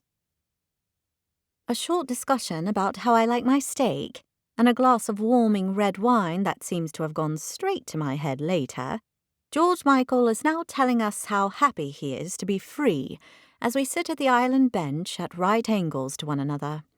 We have plates of steak au poivre, green beans, and scalloped potatoes in front of us, and James has poured us out another glass of wine. "This looks great," I tell him, as I slice off a piece of steak. It melts in my mouth like butter, the pepper sauce the perfect accompaniment. Good. Beyond good. Amazing. You're Chef Jamie Oliver. Another nickname? No, you're much more Jamie Fraser. A smile grows on his face. I Googled him while you were in the bath. And? I'm okay with being called Jamie Fraser. I return his smile. Don't go getting a big head about it. I'll try my best. His eyes are soft as he smiles at me. Don't get too used to this level of service, by the way. I'm out for dinner most nights of the week for work, but when I'm home, I do like to cook. I finish my mouthful and beam at him. Well, I have to tell you, Jamie, I love a man who cooks. And you, my friend and new flatmate, are a man who cooks good. Yup, that wine has definitely gone straight to my head. He lets out a light, surprised laugh. In that case, I'd say it's lucky we're engaged, wouldn't you? His eyes dance with mischief as they land on mine, and completely out of the blue, with not even an iota of warning, my tummy does a weird little flip as I gaze back at him. Wait, what? My tummy did a flip. Over James? No. There should be no flips or flops or any such tummy activity. That's not part of the deal here. Sure, it's small enough to go almost undetected, but it's a tummy flip all the same, and over a man I've got zero feelings for, other than gratitude and bedazzlement at the gorgeousness of his house, and generosity in making me a delicious dinner and plying me with the red wine. Wait a second. I've got it. That's what this must be about. The wine has blurred my logical brain at the same time as James has been kind and nice and cooking for me, and his house is totally gorgeous in a fancy pants kind of way. And then there was that weird thing that happened between us when I was wearing the wedding dress yesterday, and I'm just getting swept up in it all. Swept up in having completely inappropriate bodily reactions to the guy I'm in a fake relationship with. Bodily reactions I have no business having. With his eyes still trained on me, his lips pull into a smile, and like magic, my belly does a little flip once more. What the? I blink at him, trying to push this new, weird development away. It's the wine and being swept up in it all, nothing more. I need to remember that. And anyway, I'm into Matt, not James. Matt. Matt's the one who makes my belly flip. Matt's the one that I want to be with. Matt's the one who's finally showing some interest in me. Matt. Hastily, I drag my gaze from James, clear my throat, and focus instead on carving off another slice of steak, dipping it in the pepper sauce, and stuffing it into my mouth. I repeat the exercise until I've finished everything on my plate, a feat that takes 4 minutes flat as I charge through my meal. James, who appears to be eating at a normal person speed, is watching me with a quizzical look on his face as I chew as though my life depends on it. I set my knife and fork together down on my empty plate. He looks from my plate up to me. You enjoyed your meal? I did. It was delicious, thank you. I reply self-consciously. I eye his plate. He's only eaten half his steak, one of his potatoes, and still has most of his green beans left. Did you go to boarding school? I'm sorry, what? He gestures at my plate. The eat fast before it's all gone approach. Embarrassed, I wipe my mouth with a cloth napkin. I suppose I was hungry. I suppose you were. I need a change of subject. Hearing George Michael singing outside now, I say, "Tell me about this George Michael obsession of yours. Was it all thanks to your love of Wham back when you were a teenager in the 80s? He gives a low belly laugh. For me to have been a teenager in the 80s, I think I would have to be at least 50 by now. Don't you? I scrunch up my nose. I know he's 36, and there's no way on this planet James looks anywhere near 50. His dark hair and smooth skin places him firmly just north of my age, but for the 11 lines between his brows and crinkles around his eyes when he smiles. I'm only teasing. Did your mum love Wham? I question. You know what? She did. And she used to play both Wham and George Michael in the house all the time when I was growing up. A lot of kids rebel against their parents' taste in music, seeing it as deeply uncool. Not me. I totally embraced all that 80s and 90s pop. You should see my playlists. Total pop cheese. Show me. He gets up from his bar stool to collect his phone from over by the hob, and within a couple of seconds he turns the screen towards me. See? Soft rock, ballads, power ballads, cringe-worthy tracks I secretly love. I've got them all, he says, rattling his playlist titles off. Cringe-worthy tracks I secretly love? I question. What you got on there? He scrolls through the list, a smile playing on his lips as he reads the titles. The Final Countdown by Europe. Do you know that one? Who doesn't? Big hair. I gesture with my hands. Oh yeah, huge. He returns his attention to the screen. And then there's some Queen, some Katy Perry, and some Taylor Swift. Even some One Direction and Justin Bieber. That's eclectic. Which songs? He shoots me a bashful look. Several. Oh, please tell me you've got Raw. I can so see you being a fan of that one. He laughs. I have Raw. Ha! I knew it.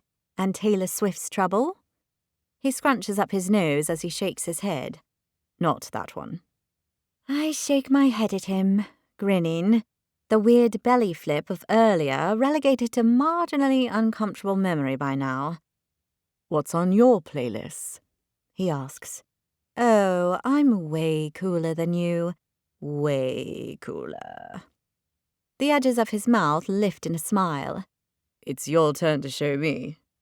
I pick up my phone and pull up my music app. I've got playlists for all sorts of occasions, from my motivating workout list, which I don't use all that much, to my London Babes playlist of all our karaoke favourites. Not that we go to karaoke bars, but we have been known to sing along in our living room after a glass or 5 of wine on a Friday night, to a list containing all the edgy, unusual bands Matt talks about, and I've been progressively working my way through. Working being the operative word. I'll be honest, it's not been easy, which I'd never admit to him, but it's clear to me that Matt's taste in music is so much more obscure than mine. I know it's good for my musical development to listen to these bands, and if I've heard their songs, I have a better chance of knowing what he's talking about when he says things are stylistically edgy and subversive and other such expressions Matt loves to throw around. When it comes to music, I'm ashamed to say I'm way too mainstream for the likes of Matt. James peers over my shoulders. You've got a playlist called Matt. I quickly press my phone up against my chest so he can't read any other playlist titles, like Matt, Weird Ones, and Matt, Just Plain Noise, among others. There are a few.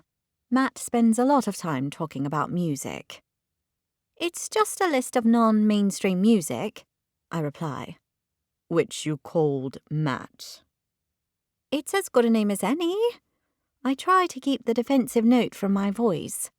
I don't need James knowing I've got a bunch of playlists dedicated to Matt's music taste.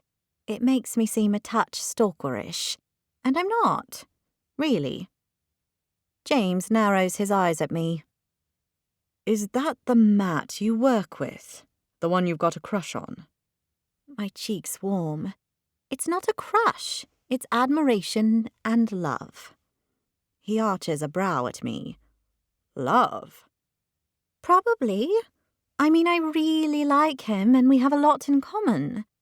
Like taste in music? Well, I'm learning to appreciate his musical taste. That sounds like hard work to me. We don't all like readily accessible music like Wham and Katy Perry, you know. You like your music to be hard to access? He questions with a wry smile. All I'm doing is learning about a new genre that Matt has kindly introduced me to. So I made a few playlists and added his name to them so I'd know they're the songs he suggested I listen to. He presses his lips together. I see. Matt's into some very cool new music. Things like underground music, which is really very fascinating and such a commentary on our society. I'm directly quoting Matt here, but I'm owning it. Underground music? Like music for moles and worms? He asks, his eyes dancing. Not that underground, and not the tube before you go making your next dad joke. Perhaps you can explain to this ancient 36-year-old, pop music-loving, total non-hipster what underground music is exactly. I search my memory banks for the way Matt described it to me when he was talking about a band he'd seen a few weeks ago. It's indie rock and it's all new music from up-and-coming bands. A lot of it sounds like rock from the 1970s, but just a bit less. I search for the word and land on tuneful, I suppose. It sounds great. I know he's being sarcastic. It is great, I insist. Some things take time to learn to appreciate. You see, that's where we differ. I want to appreciate the music I listen to from the very first note, right through to the very last. Maybe I'm weird like that. That's because you like mainstream stuff that you hear on the radio. Stuff that doesn't challenge you. Why should I be challenged by the music I listen to? Music's for fun and relaxing and giving me a much-needed escape. Isn't life challenging enough without adding to it with underground music? It's a good point, and it's certainly not lost on me. Not that I'd admit it, but I had wondered exactly the same thing myself.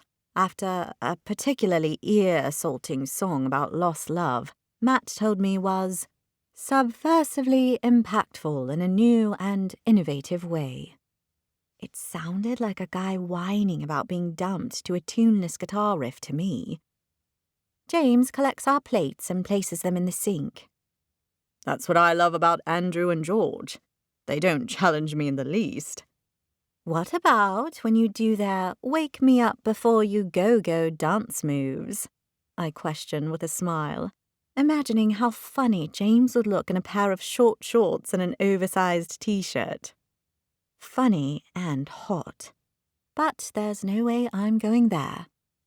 He gestures at himself with his thumb.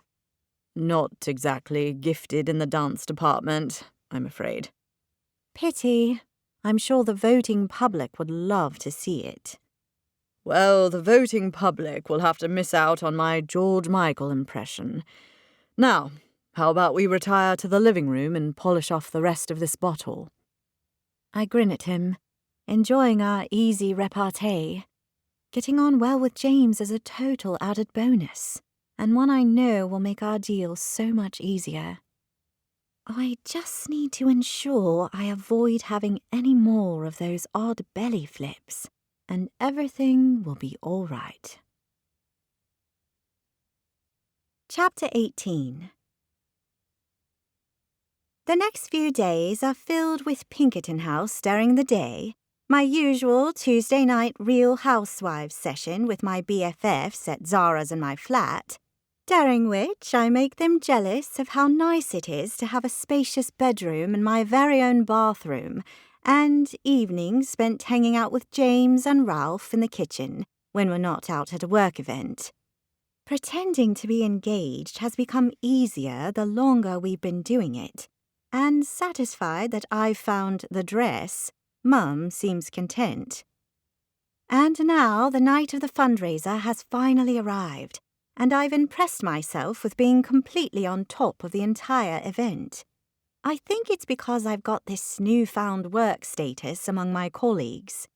Either that, or the thought of spending the evening working side by side with dreamy Matt has got me wanting everything to run completely smoothly. Tabitha's lounging in the chair by the window in my room, looking effortlessly elegant in a deep green evening gown and sparkly high heels as I go through my limited wardrobe of full-length dresses. She's ready to pass her verdict on each dress, and I've already had my hair styled into soft curls by the hairdresser near Pinkerton House, and applied my own makeup, complete with a red lipstick Tabitha insisted I buy. With Zara away in Paris for her romantic mini-break with Asha, and Kennedy with Charlie in Rio, she's stepped in as BFF advisor, and she's done a great job so far. "It'll make you look like a sex siren," she'd told me when we met at Selfridge's after work yesterday, and I wasn't going to pass up the chance to look sex siren-y for Matt.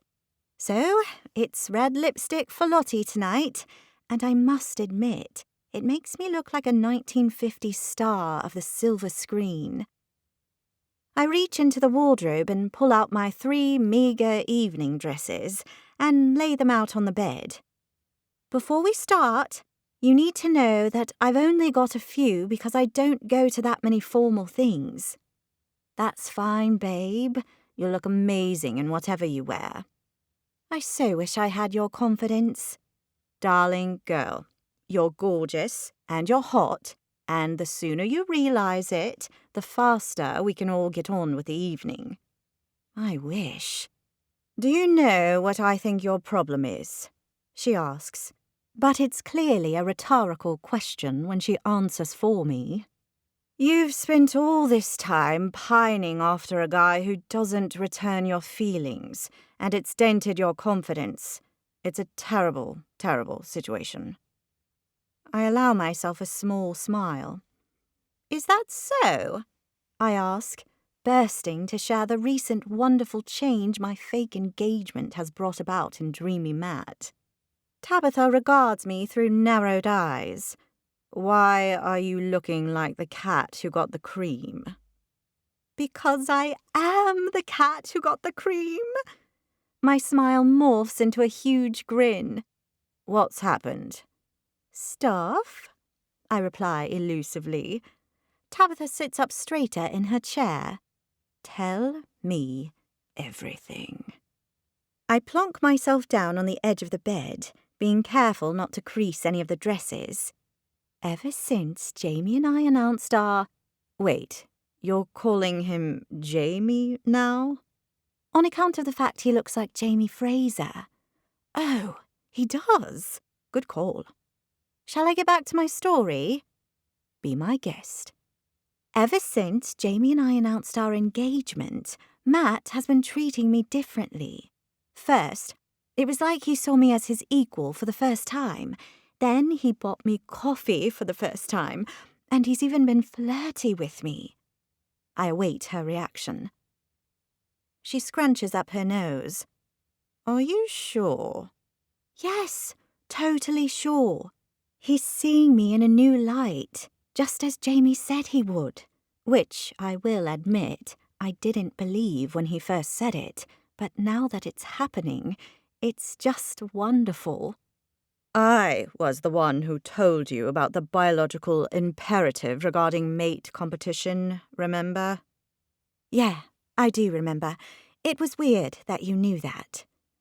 She gives a nonchalant shrug, as though spouting scientific theories is a daily occurrence for her, when we all know she's much more likely to share celebrity gossip or comment on Kate Middleton's latest look. Tabitha loves Kate Middleton. She pushes her hair behind her ear. I know a lot of things, babe. I'm very widely read, you know. You mean you read Claudette magazine as well as Hello? I tease. I have a science degree, remember? She waves my comment away. But let's not get into that. Do you think the signs are strong enough for things to actually go somewhere with Matt now? Butterflies in my belly spring into action. I hope so.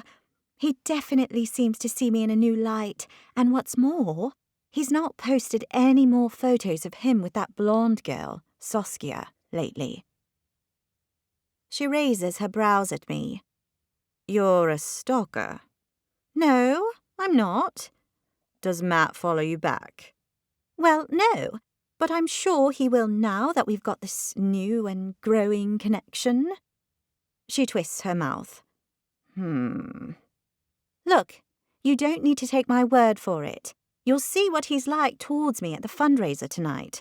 The proof is in the pudding. She arches a brow. And Matt's the pudding. I beam. The yummiest pudding ever. There is one problem, of course. Your fiancé. I'm a problem, am I? James's voice asks from the hallway. Of course you're not, Tabitha replies. I hope I'm not interrupting, but you did want to show me your dress options, Lottie. Are you decent? I hope not, Tabitha replies with a smirk. I roll my eyes. I'm in a dressing gown, so it's safe to come in. I'm about to try on the dresses. He pushes the door open and steps into the room, and both Tabitha and I stop in our tracks and gawk at him. He's wearing a cropped black jacket with a white shirt, buttoned up as usual, and topped off with a tie, with a navy blue and green tartan kilt and sporran, leading to a pair of traditional knee-high socks and shoes. With his broad shoulders, slim waist and long tanned muscular legs, he looks staggeringly handsome in a way I've never noticed before. In short, he's more Jamie Fraser than Jamie Fraser himself, if that's even possible.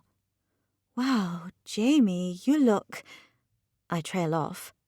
Oh, you so do. Tabitha agrees. We're still gawking at him with our mouths open, like we're a couple of goldfish. Thank you both, he replies with a smile. I thought I'd wear the golden tartan tonight for a change. Well, you're rocking it, I tell him. Tabitha's still rendered mute, which has to be a first for her. So, the dresses? He questions. I gesture at my bed. Only 3 of them to choose from. He glances at the bed. I'm sure you'll look lovely in whatever you choose. You're such a politician. It goes with the job, I think you'll find. None of them are black, I see. I twist my mouth. In all the fundraiser and Matt and fake fiancé-related rush, I'd neglected to take a trip to the high street to get myself a new dress. Knowing Matt likes women in black, I had intended that whatever I bought would be his favourite colour. It must have slipped my mind. Weird. Tell me something, Lottie. Why do you like to dress like you're going to a funeral every day? A funeral? I ask. All the black. I like black, I reply defensively, and not exactly truthfully. But you seem so, I don't know, colourful to me. Black doesn't fit with your personality. Wouldn't you say, Tabitha? Tabitha snaps herself to attention. What? Oh, yes. Lottie wears a lot of black these days. Colourful? is the word my Auntie Doreen uses to describe contestants she doesn't like on the Great British Bake Off, I tell him. I don't want to be colourful, thank you very much. He chortles. I don't mean it in a negative way. I mean it positively. You're passionate and warm and fun. To me, that's not dark colours. I blush at the compliment, and Tabitha raises her brows as she catches my eye. Of course, I know exactly why I wear so much black, why I've been wearing it for some time now. It's to impress Matt, to show him I'm the cultured urbanite he's looking for. I was told once that black is the only sophisticated colour a woman should wear, and personally, I think I suit it. Who told you that? He asks, as he leans against the windowsill. Yeah, who told you that, Lottie? Tabitha repeats, and I shoot her a look. I much preferred it when James's appearance had rendered her mute. Matt did, I admit after a beat. Ah, I see, James replies. But I like black too, I add hastily, to show that I'm not just some easily influenced girl who'll do anything to make the guy she fancies interested in her. Which is actually the truth, of course, but there's no way I'm going to tell James that, especially not in front of Tabitha. I think it makes me look very London. He eyes the dresses laid out across the bed.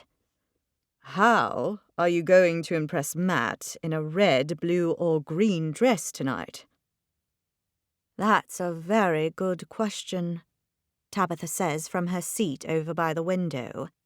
I pull a face. Is it too late to dye one? Do you have any dye? He asks. No. Do you have time, even if you did have dye? I glance at my watch and notice how little time we have before we have to leave. No. Well then, there's your answer. Tabitha says, James, which dress do you think Lottie would look best in, considering she's your fiancé and you want her to look hot? I pull my brows together and give her a questioning look, but all she does is smile pleasantly back at me. The stirrer. James picks up the red dress and holds it out in front of me. It's got cap sleeves and a complimentary V-neck, cinched in at the waist with a wide band, the skirt full. It's made of a light, floaty material that swishes as I walk. I like this one. Red is a classic. Oh, Lottie looks devilishly sexy in that dress, Tabitha comments, winning a fresh glare from me. Devilishly sexy. What is she up to? She's never even seen me in this dress. I return my attention to James. That's my university ball dress. I haven't worn it for ages. I think the hem might have come undone at the front. I collect the edge of the dress and confirm my suspicion. I suppose I could pin it up. I bet you had all the guys salivating after you in this one, James says. I wish, I reply with a laugh. I don't look at Tabitha. I'll try it on and you can both tell me if you like it. I regard it critically. I hope it still fits. He holds the dress out for me. There's only one way to find out. A moment later, my dress a little tighter than I remember from my university days, but fitting me well enough all the same. I pull the bathroom door open and step out into the bedroom. What do you think? I ask as I do a little twirl, the light material of the skirt swooshing around my legs, just as I remembered. Divine, Tabitha declares. Don't you think, James? As he pulls his eyes from his phone up to focus on me, he gets the same unreadable expression he had that awkward day at the bridal gown shop. His eyes are wide, his mouth slightly open, and if I were to attempt to name the emotion, I'd say it was nothing short of shock, mixed with something else, something that makes my heart thud in the strangest way, something I like. I tighten my fists at my sides, inexplicably nervous as the thought runs through my head. I want James to like the way I look. Cautiously, I watch his eyes glide over me, as though he's drinking in every inch of me before he lifts them back to my face. It's the strangest feeling to be looked at like that, and I can't say it feels bad. In fact, I go so far as to say it feels the opposite of bad. But I'm not going to ask myself why. When he doesn't speak, the silence in the room becomes too much, and I blurt, "It's no good, is it? It's too tight and makes me look terrible, like I could bulge out of it or something. Right, Tabitha?" "Not at all, I think," she begins, but I'm too flustered to let her finish. "Never mind, I'll go change into one of the other dresses." I grab the first dress I spot from the bed, swivel on my heeled shoes, and take the few steps back into the ensuite. "Don't change," James instructs suddenly, and the urgent tone in his voice makes me stop and turn back to face him. "Why not?" I question, and as my gaze locks with his, I'm certain I see something more than unconcerned dress appraisal in his eyes. I get a fluttery feeling deep in my belly, the feeling I've exclusively retained for Matt for the longest time, until this very moment. "You have to wear that one," He tells me, his voice low. I do? My breathing becomes short and shallow. I flick my gaze to Tabitha. She's watching us closely, as though we're acting out a riveting movie scene and she can't wait to see how it unfolds. What is going on with me? First my tummy flutters, and now I'm breathing like I've run up a hill. I need to get a grip. And anyway, why does James's opinion of me in this dress suddenly seem to matter so much? I mean, it's not like we're in a relationship. Well, not a real one anyway. All I've got to do is make sure I look all right for the fundraiser, and being someone who attends these sorts of events most days of the week, James is perfectly positioned to advise me on what to wear. If he tells me to wear this dress, however oddly the way he said it makes me feel, then I should just simply wear the dress. "You look good," James tells me in a much more natural, familiar, James-sounding voice, and it pulls me back to the room. "Definitely wear it, babe," Tabitha confirms. Okay, done. I rearrange my face into a smile. Thanks. "Happy to help," James replies in a brisk, business-like manner as he picks up his phone and turns it to face me, showing me the time. "It's getting late. We'd better go." Go, right, of course. I give a firm nod of my head to show I mean business, rather than grappling with what might or might not be going on between us right now. James makes short shrift of the distance between the window and the bedroom door. "I'll let you make the final touches. See you both downstairs in 5. He asks, but he barely waits for a reply as he disappears from the room. I stand, rooted to the spot, my mind speeding through everything that just happened between us, like it's trying to outrun the bad guys in a high-speed car chase. He likes me in this dress. He looked at me weirdly again. His gaze did things to me, things I'm not sure I want to examine. Things that felt pretty dang amazing. "Wow, Lottie. What was that?" Tabitha questions, her eyes the size of dinner plates. I'm not sure. "I'm no expert, but I'd say seeing you in that dress made our deputy hotness a little hot under the collar." I snap my gaze to her. What? No, it didn't. She chortles. "Babe, the guy was practically drooling over you. You can't tell me you didn't notice." No, he wasn't, I reply. He was surprised I looked good in the dress, and red is one of those colours that evokes certain feelings in people. That's all. Feelings like, I fancy my fake fiancé? I pull a face. No way. He doesn't fancy me. I can tell you that right now. I wouldn't be so sure, she tells me, as she rises to her feet and stretches her arms above her head. After that little interaction, I would go so far as to say that Deputy Hotness has a thing for my friend. I open my mouth to reply and then close it again, my mind whirring. Could Tabitha be right? Could the way James reacted to seeing me, first in that wedding dress and now in this red evening gown, mean that he has feelings for me? If it does mean he has feelings for me, then what does that mean? And here's the £1,000,000 question, the question that's gnawing at my thoughts and giving me pause. How the heck do I feel about him? Chapter 19. A few moments later, all three of us are sitting awkwardly next to one another in the back seat of the car, as Sean drives us to the fundraiser. I'm chatting to him about his night with his wife at the Natural History Museum, as James reads his phone, and Tabitha keeps giving me meaningful looks every time my eyes meet hers. It's getting annoying. Once we reach the hotel where the fundraiser is being held, we thank Sean for the lift and enter the hotel lobby.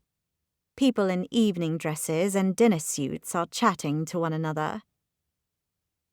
We're in the Hampton room down the hall, I tell them as we cross the marble floor.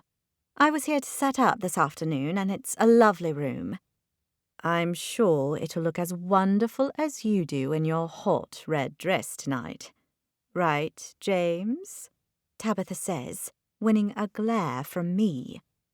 I'm sure, he replies. We make our way through a set of doors into the hallway, and as I take my first step from the marbled floor onto the carpet, I accidentally catch the front hem of my dress with my shoe. I stagger forward in an attempt to right myself. In one swift movement, James catches me and stops me from going head first onto the floor. Thanks, I breathe, my heart pounding. That was close. Are you okay? He asks, arms still wrapped protectively around me. I lift my gaze to his and see the concern in his eyes. I'm fine. Thanks for catching me. It's more embarrassing than anything. He pulls his arms away. My pleasure, he replies smoothly. Did you forget to pin up the hem? Tabitha asks. The hem, of course. I totally forgot. I was too busy wondering whether James and I had just shared a moment. Hems were the last thing on my mind. Lucky you were there to catch her, James, Tabitha tells him. You're Lottie's knight in shining armour tonight, aren't you? I shoot her a look that tells her to stop it, in no uncertain terms. She shrugs in reply. James lets out a laugh. It would seem so. James, is that you? A booming voice asks, and I look up to see a large man with a beard looking questioningly at the three of us. Harold, James says, as he greets the man with a handshake. I didn't know you were coming to this tonight. I do like to support the arts, you know, my dear fellow, the man booms. Are you here as deputy mayor? Actually, I'm here as an auction item. Harold raises his brows. Well, well, I'll be sure to bid. Now, who are these delightful creatures? This is Tabitha Green, and this is my fiancée, Lottie Sullivan. Fiancé, eh? I say, that's all rather exciting. Nice to meet you, I tell him. Lottie works for Pinkerton House. She's responsible for tonight's fundraiser, in fact. James tells him, and I swear I hear a note of pride in his voice. But then he is a politician. So, you work with all those bugs and bones, eh? Harold says to me. I love it. We've got some fascinating collections. I'm sure you do, Harold replies, in what feels like a brush-off. Can I have a word, James? It's about the Benmore project. Of course, he replies. If that's all right with you, Lottie. Go. I'll see you in there. I need to do a last-minute check on things anyway. He leans in and brushes a kiss against my temple, and I hold my smile in place. Is it fake? Is it real? How can we tell? Tabitha asks me quietly as James and Harold walk down the hallway. It's fake, I tell her, with a firm incline of my head. Now, before we go in, I need to ask you something. Yes, Lottie, I will be your chief bridesmaid when you marry your prince for real. I roll my eyes at her. That's not what I was going to ask you, and you know it. Some people wander past us, and I notice an entryway to another conference room a few steps away. Come with me.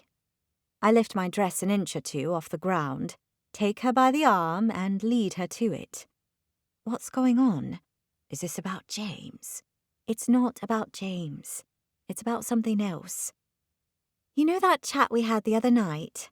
About how you like to have a good time and sometimes you can get a little carried away? I begin carefully. You mean drunk? Plastered, blotto, toasted. Yeah, that. She looks down as she fidgets with the gold chain strap of her evening bag, making an already awkward conversation harder. You're going to tell me this is your work due and I need to behave myself. She's right on the money. She lifts her gaze to mine, and I'm surprised to see contrition in her eyes. I've been behaving pretty poorly, haven't I? I wouldn't say that, babe. I gush in relief, although it's a fairly accurate summation. Tabitha's always loved a party and has been known to get crazy on a few wines. She might be the life and soul, but I've always worried that she can take things a little too far. No, I have. We both know it's true. I'm ashamed. I rub her arm. Oh, Tabitha, don't be. It's fine. She chews on her lip and shakes her head. It's not, but I made a decision. What decision? It's got to stop. Stop? As in no more partying? I ask, taken aback. This is not the Tabitha I know and love. This is an entirely new creature altogether. No more partying. I blink at her a few times as I process. Wow. I was going through some stuff, and I dealt with it by going a little mad. I place my arm carefully on hers. Do you mean what happened with your ex? She bites down on her bottom lip before she gives a brief nod. Oh, babe, I'm so sorry. I collect her in a hug and squeeze tight. It's fine, she tells me as we pull apart, her eyes glistening with unshed tears. I'm actually doing a lot better these days, and I've decided it's about time I moved on with my life. Definitely. She lifts her chin, sniffing. I'm the new, improved Tabitha Green. The world had better watch out. I grin at her. You know I love you, don't you? Of course I do, babe. I give her another hug, and she brushes away her tears. Now, you're organising tonight, so you can't spend all your time out here in the hallway when you should be inside, being fabulous. I really should go and do a final check on everything. I pause before I add, Are you really doing okay? She lifts her chin and offers me a smile. I am. I really am, she replies, and I give her a beaming smile. My friend, the warrior. Okay, enough with all this affection. Go auction your sexy fiancé off for squillions of pounds. I'm going to scope out the place for attractive men, she tells me. I take her by the hand and together we make our way down the hallway and into the function room.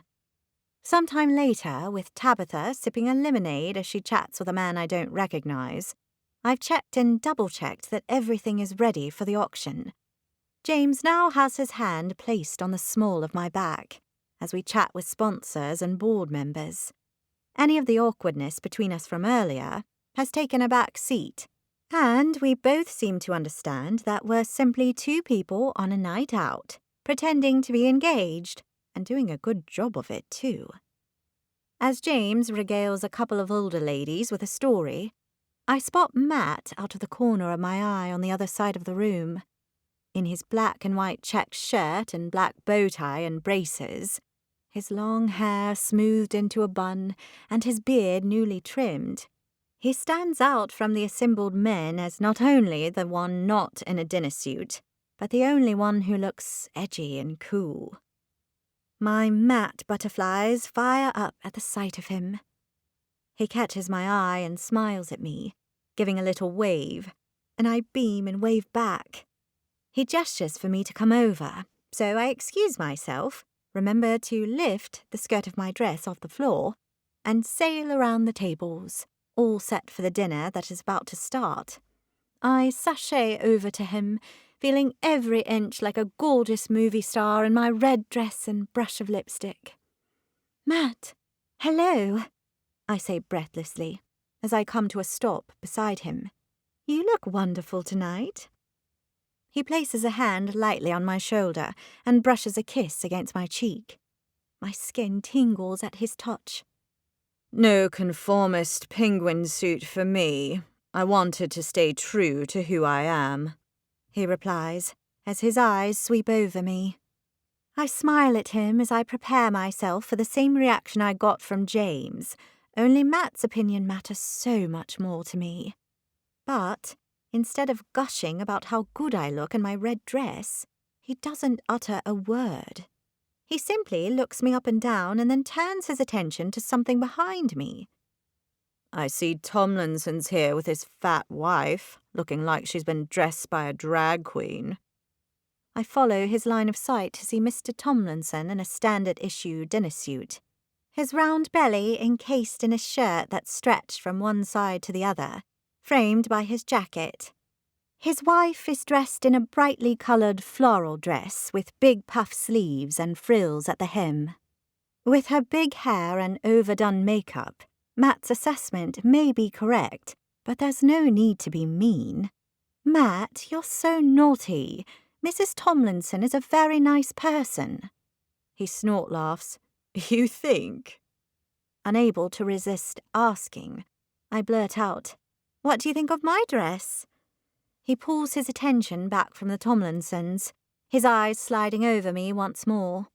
I wait with anticipation for his verdict, my confidence flying high. Totally bougie lot, but decent, he tells me. My heart drops. Bougie? I paste on a smile as I blink in confusion. What's bourgeois about a sexy red dress with a deep V that I feel amazing in? Don't get me wrong, you look thoroughly hot. It's just in an obvious, conventional sort of way, you know? Right. I'm utterly torn between him telling me I look hot, excellent, and him telling me I look obvious and conventional, not so excellent. I would have thought you might go for something a little more sophisticated. You mean black? I ask. It doesn't have to be black, although that is my preferred colour, as you know. He leans close enough to me that I can feel his breath on my cheek. You look amazing in it. Heat radiates through me at the compliment. And then he does something completely surprising. Something wonderful. He reaches for my hand, his touch electrifying me as the rest of the room melts around us. It's just Matt and me and Matt, together, alone. Only we're not alone, and I shouldn't be holding his hand, and I meant to look as though I'm engaged to James. And didn't Matt just tell me I look conventional and obvious? I pull my hand quickly from his.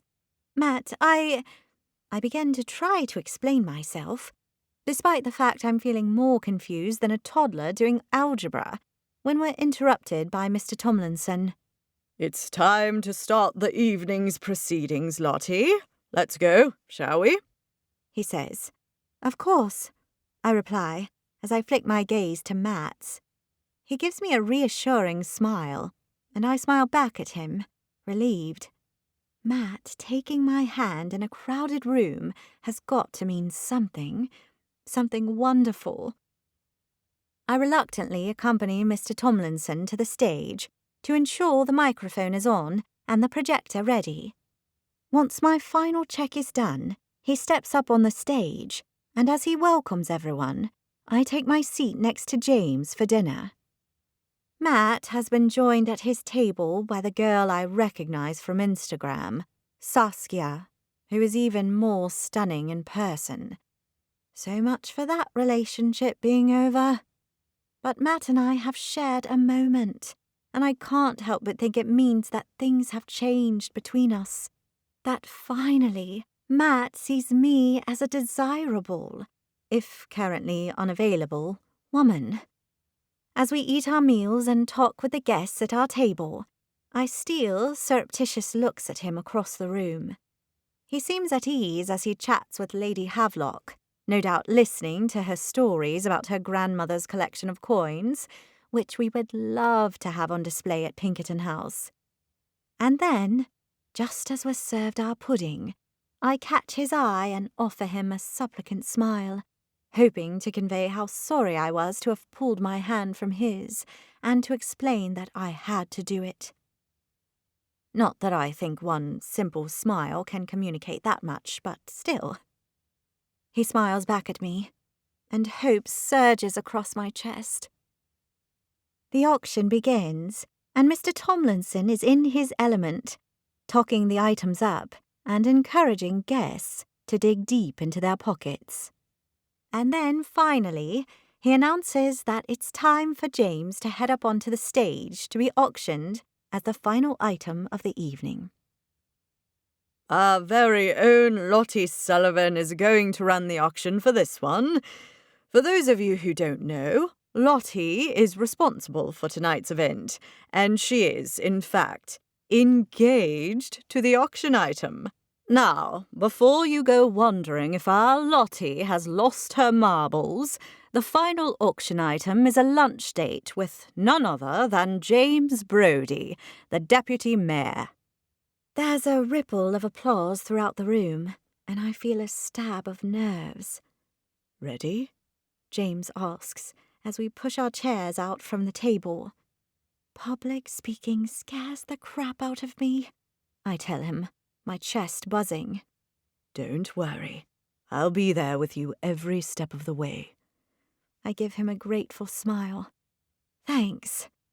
He takes me by the arm, and together we make our way through the tables to the stage and the recently vacated podium. I look out at the sea of people and grip the edges of the podium in front of me. My eyes land on Matt, who is smiling up at me, offering me encouragement, and I smile back at him, right before I bump my head against the microphone. It makes a thudding sound, reverberating around the room. Here, James says under his breath, as he adjusts the microphone to suit my height. Thanks. He places his hand on the small of my back and whispers in my ear. You've got this. Go get 'em, Tiger. Encouraged, I lift my chin and look out at the room full of people once more. I begin the speech I've been rehearsing since Mr. Tomlinson handed me the task. Ladies and gentlemen, thank you so much for your generosity so far tonight. As Mr. Tomlinson said, it makes such a difference to us at Pinkerton House. Your generosity means we can continue to offer this fascinating and unique collection to the public. I swallow down my nerves, hoping the tremor I can sense in my voice isn't coming through the microphone. But, as so often happens in life, we've saved the best to last.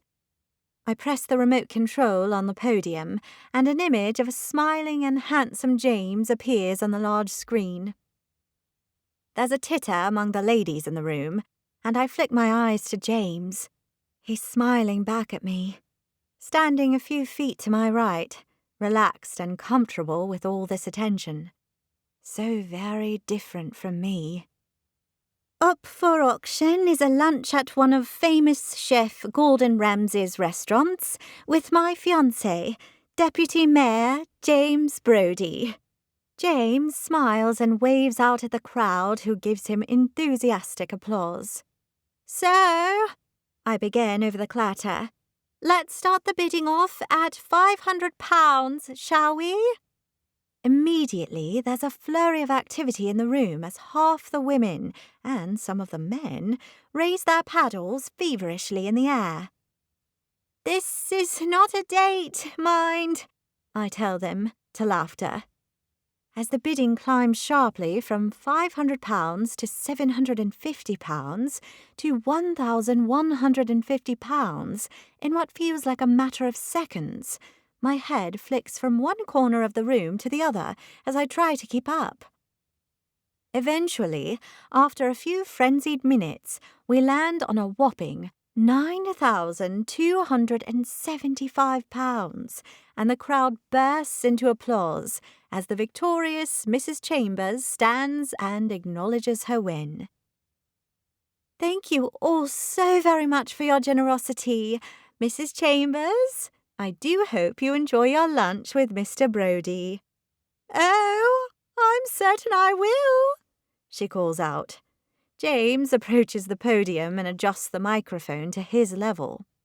And just a reminder, it's not a date. To which people laugh, and Mrs. Chambers pulls a disgruntled face. Well, that wraps up the formal part of the evening. I do hope you'll stay around for a dance and a glass of wine. Thank you all so much, and good night, I say. I catch Matt's eye and glow as he grins at me, applauding my efforts. Great work, James whispers into my ear. Was it? You did really well. I grin up at him, all my nerves transformed into elation at the fact that not only did I do a good job, but now it's over and I don't have to think about it anymore. I turn to leave the stage, and as I take a step, I'm so swept up in my success that I forget to lift my dress.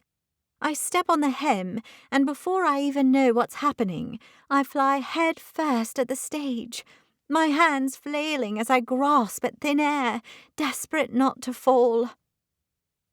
Too late.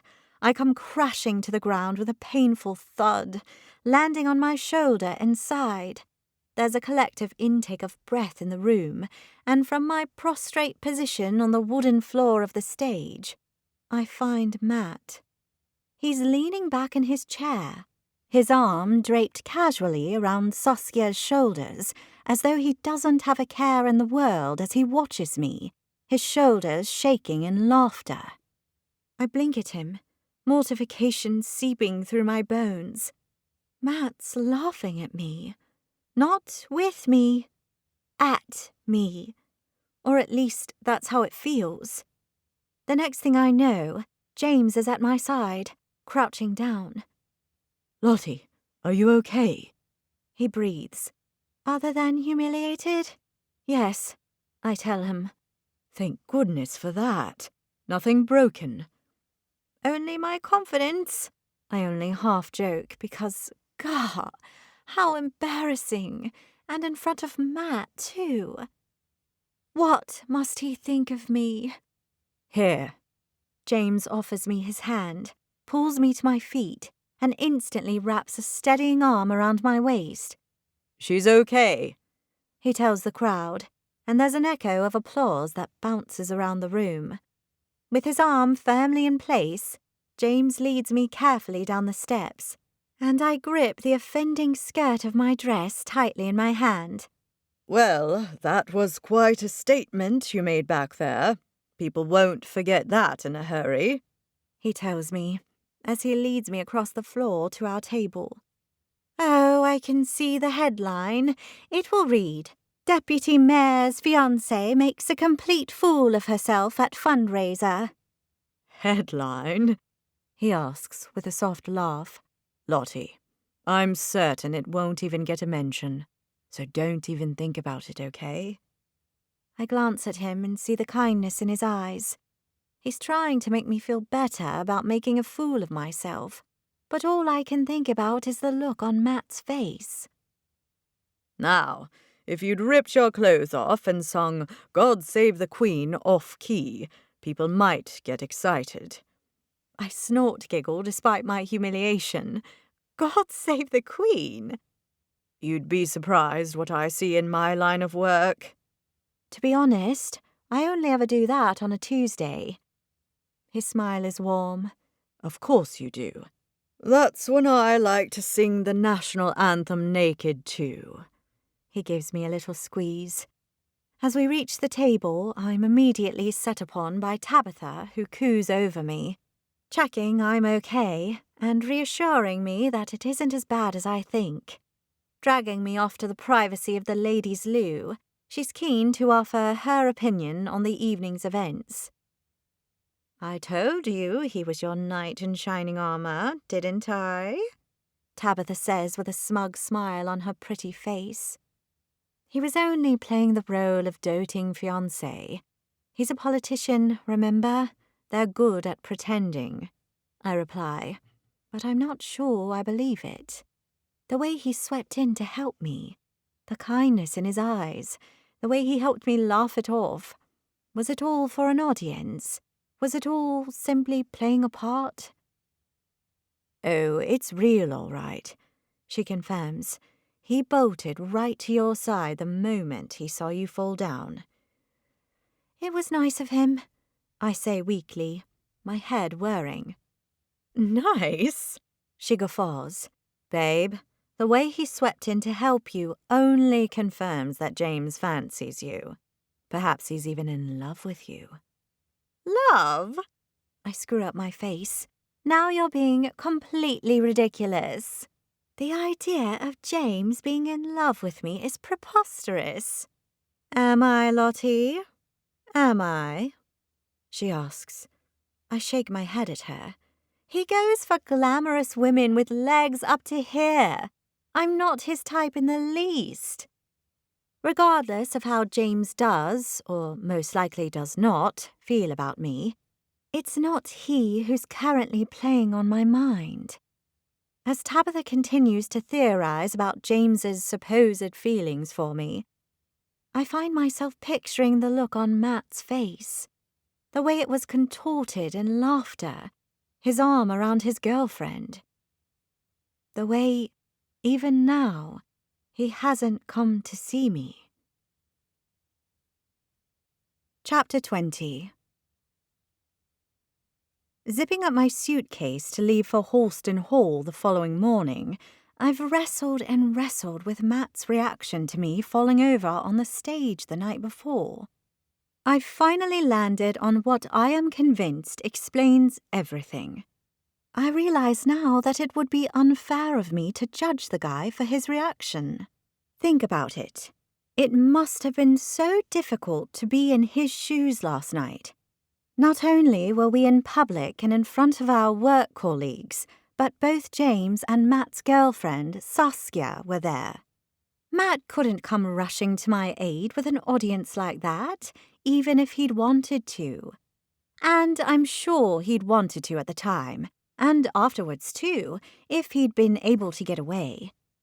But it's so clear it would have raised more than one eyebrow, and with me being fake engaged to another man, I can't let eyebrows lift even one iota in my direction. I owe it to James. By the time I've got my suitcase at the front door, patted Ralph goodbye and told him to be a good boy for his dog sitter, I'm feeling lighter about the whole thing.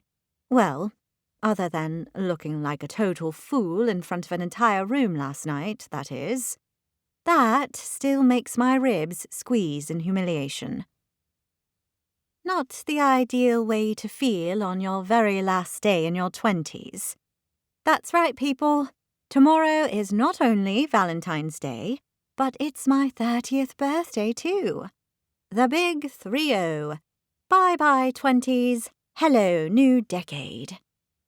I'm trying hard to be relaxed about it all. I've been telling myself all week that it's just a number. It doesn't make me old. But just as my friends Zara and Kennedy experienced when they turned 30 not that long ago, I've begun to wonder what I've actually done with my life up until this point, and where I should be heading. I'm not saying I'm not happy, not in the least. I've got a job I adore, wonderful friends who I know would do anything for me, and the potential of maybe something romantic and wonderful with Matt in the not-too-distant future, if the newfound attention he's been giving me lately is anything to go by. But if I'm completely honest with myself, I'm not sure where I thought I'd be by this age.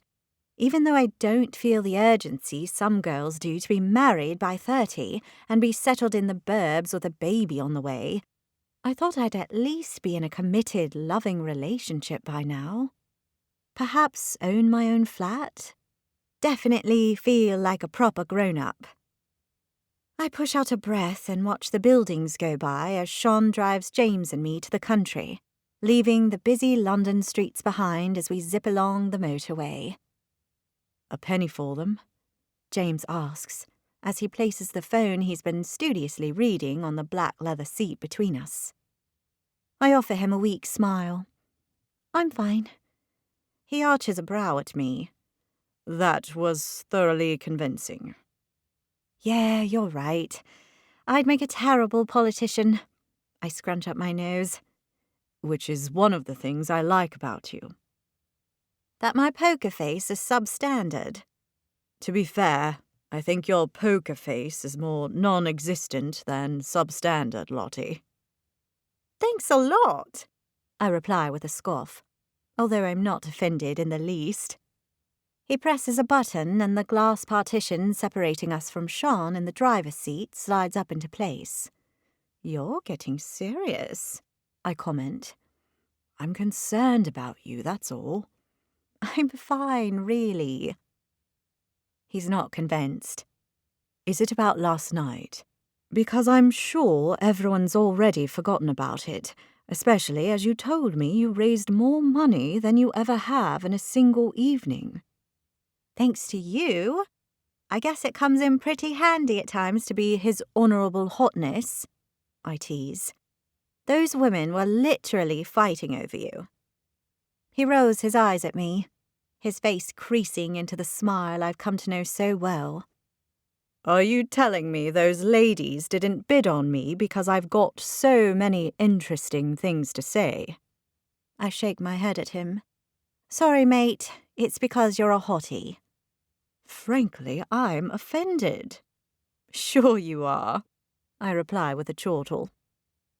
No guy wants to be called His Honourable Hotness and get a bunch of wealthy old girls in a frenzied bidding war over winning the chance to spend a couple of hours with him.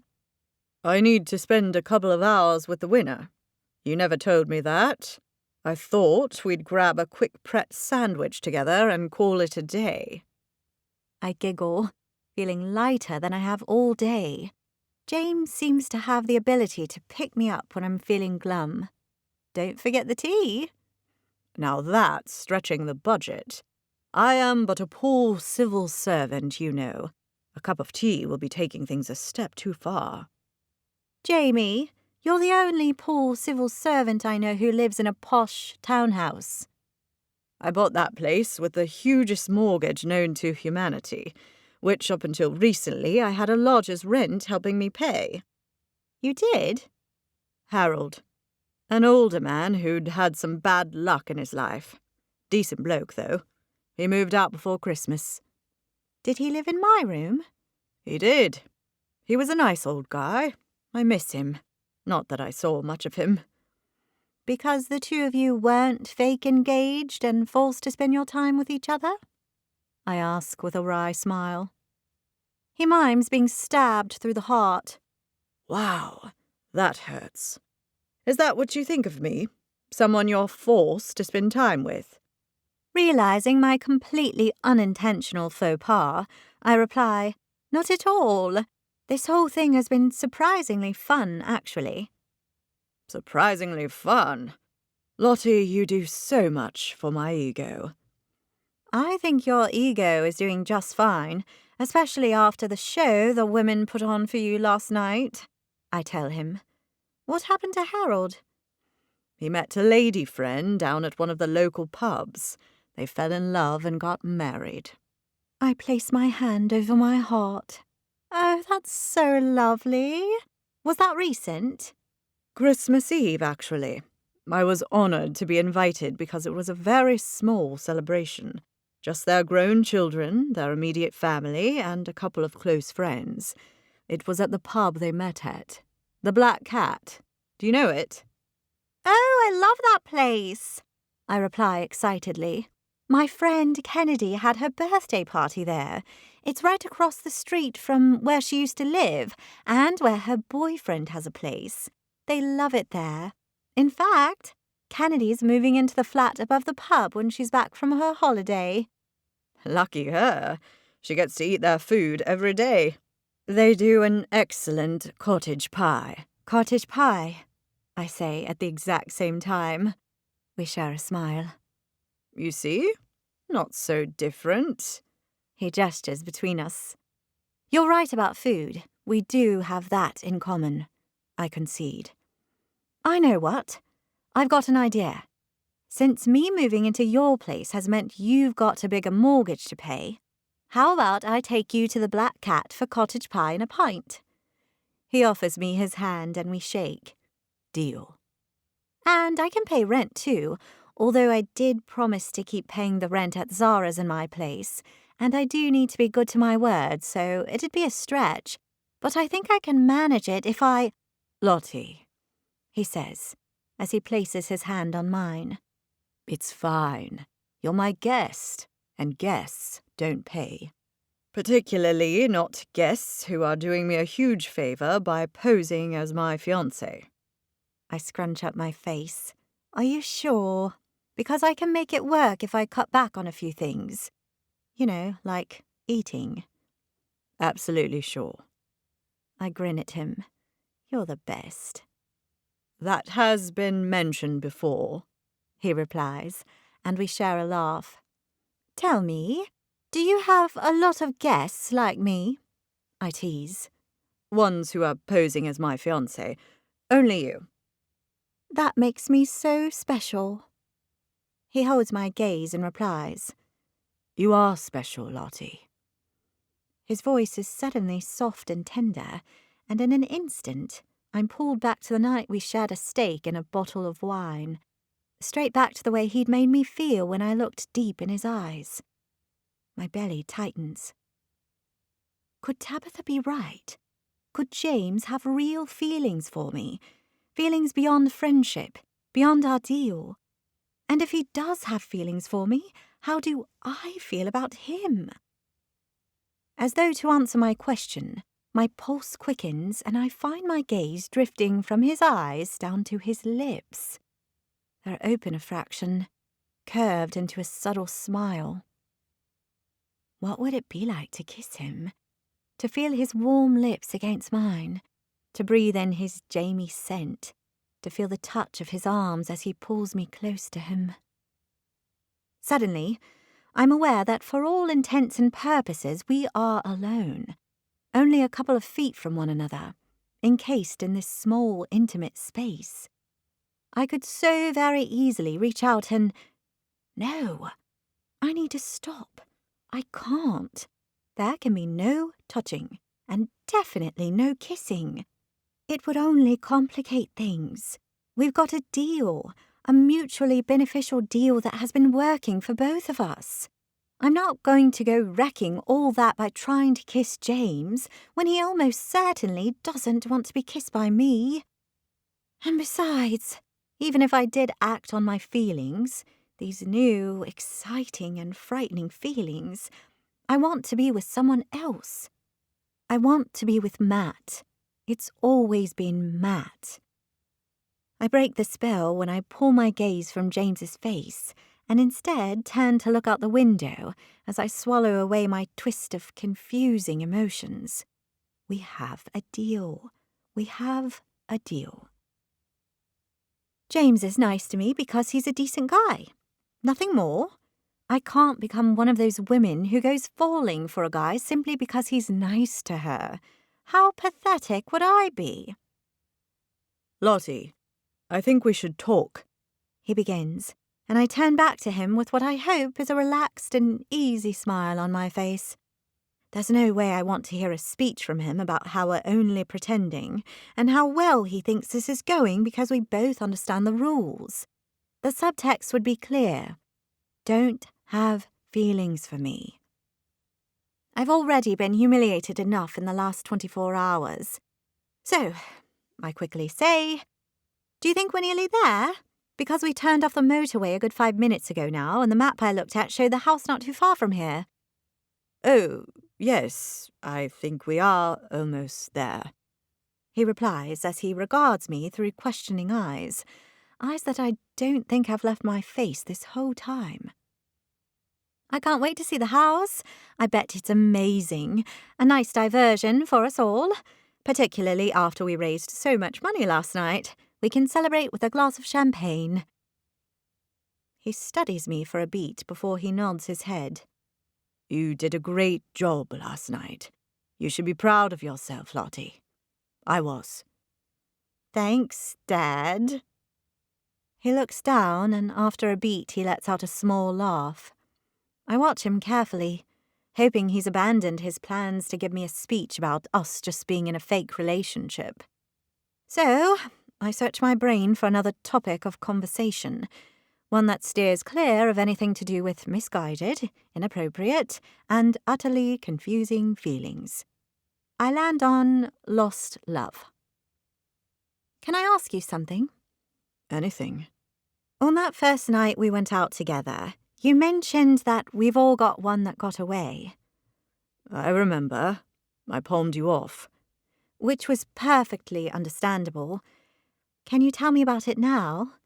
Who was your one that got away? And remember, you did say anything. He pulls a face. I did, didn't I?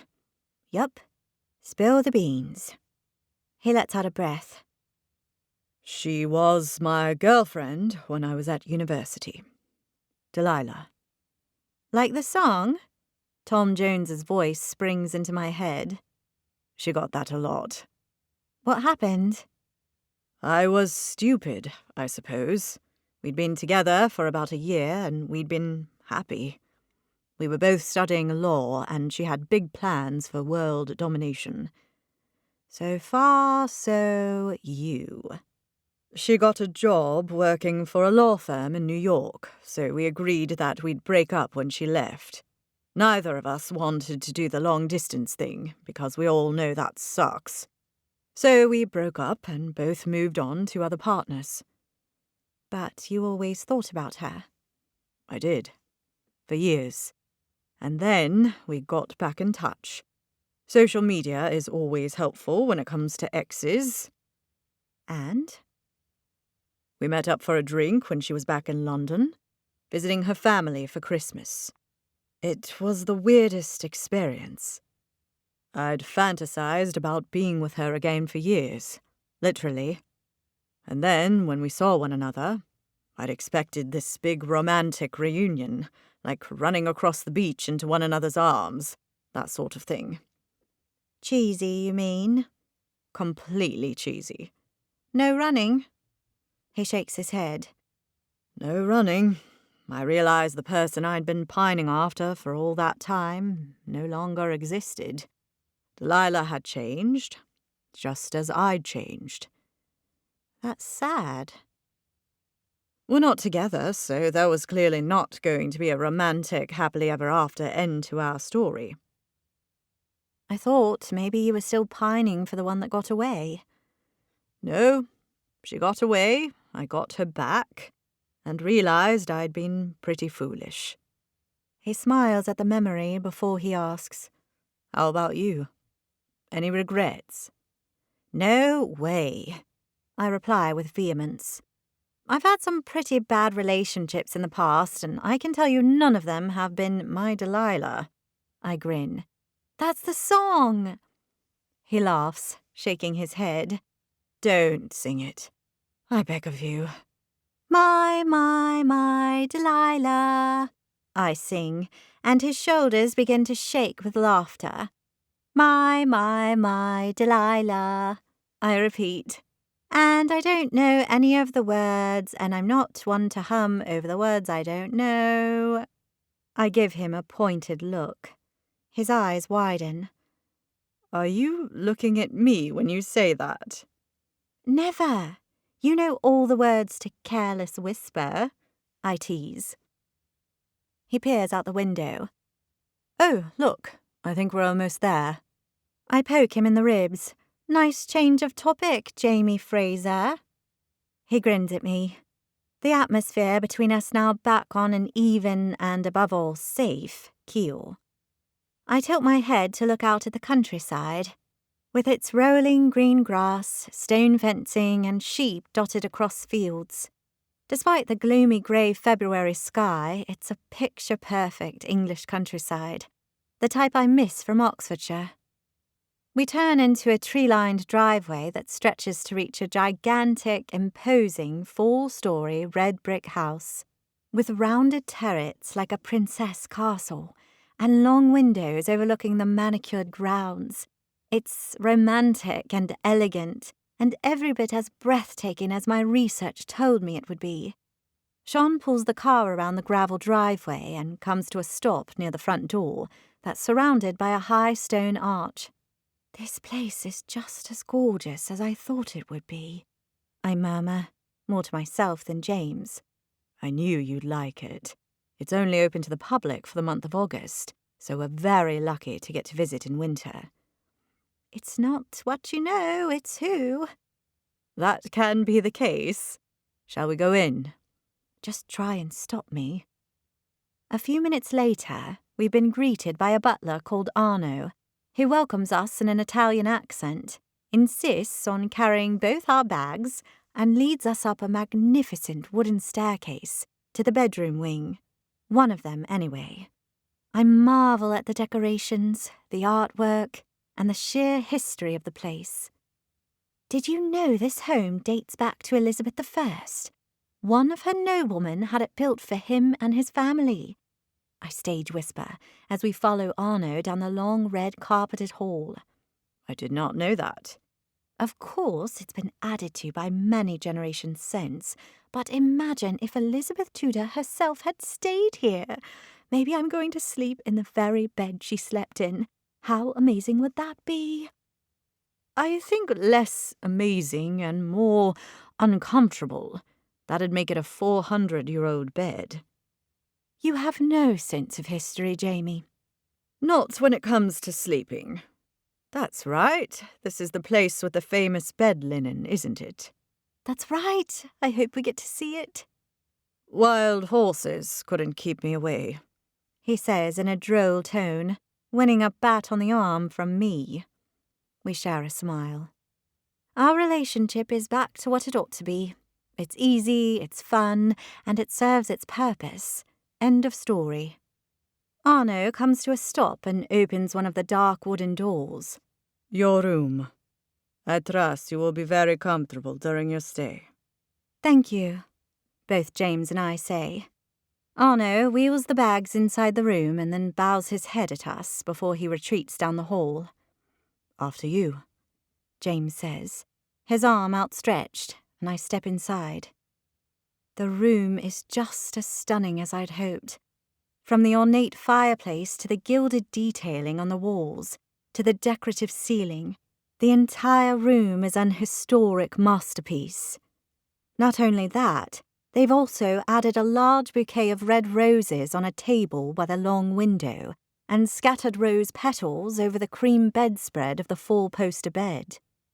I stand and gawk at the room, taking in every last detail, my mind trying to place each item in its respective time period and style, with one gnawing detail pushing its way through the jumble. There's only one bed. I search the room, pulling the door back and even checking the freestanding wardrobe. By now, James has placed both suitcases on the chest by the window, and he's regarding me in concern. What are you doing? I come to a stop. There's only one bed. He eyes the bed. Points to you for observation. It's no problem. I can sleep on the floor. We both look down at the shiny hardwood floors.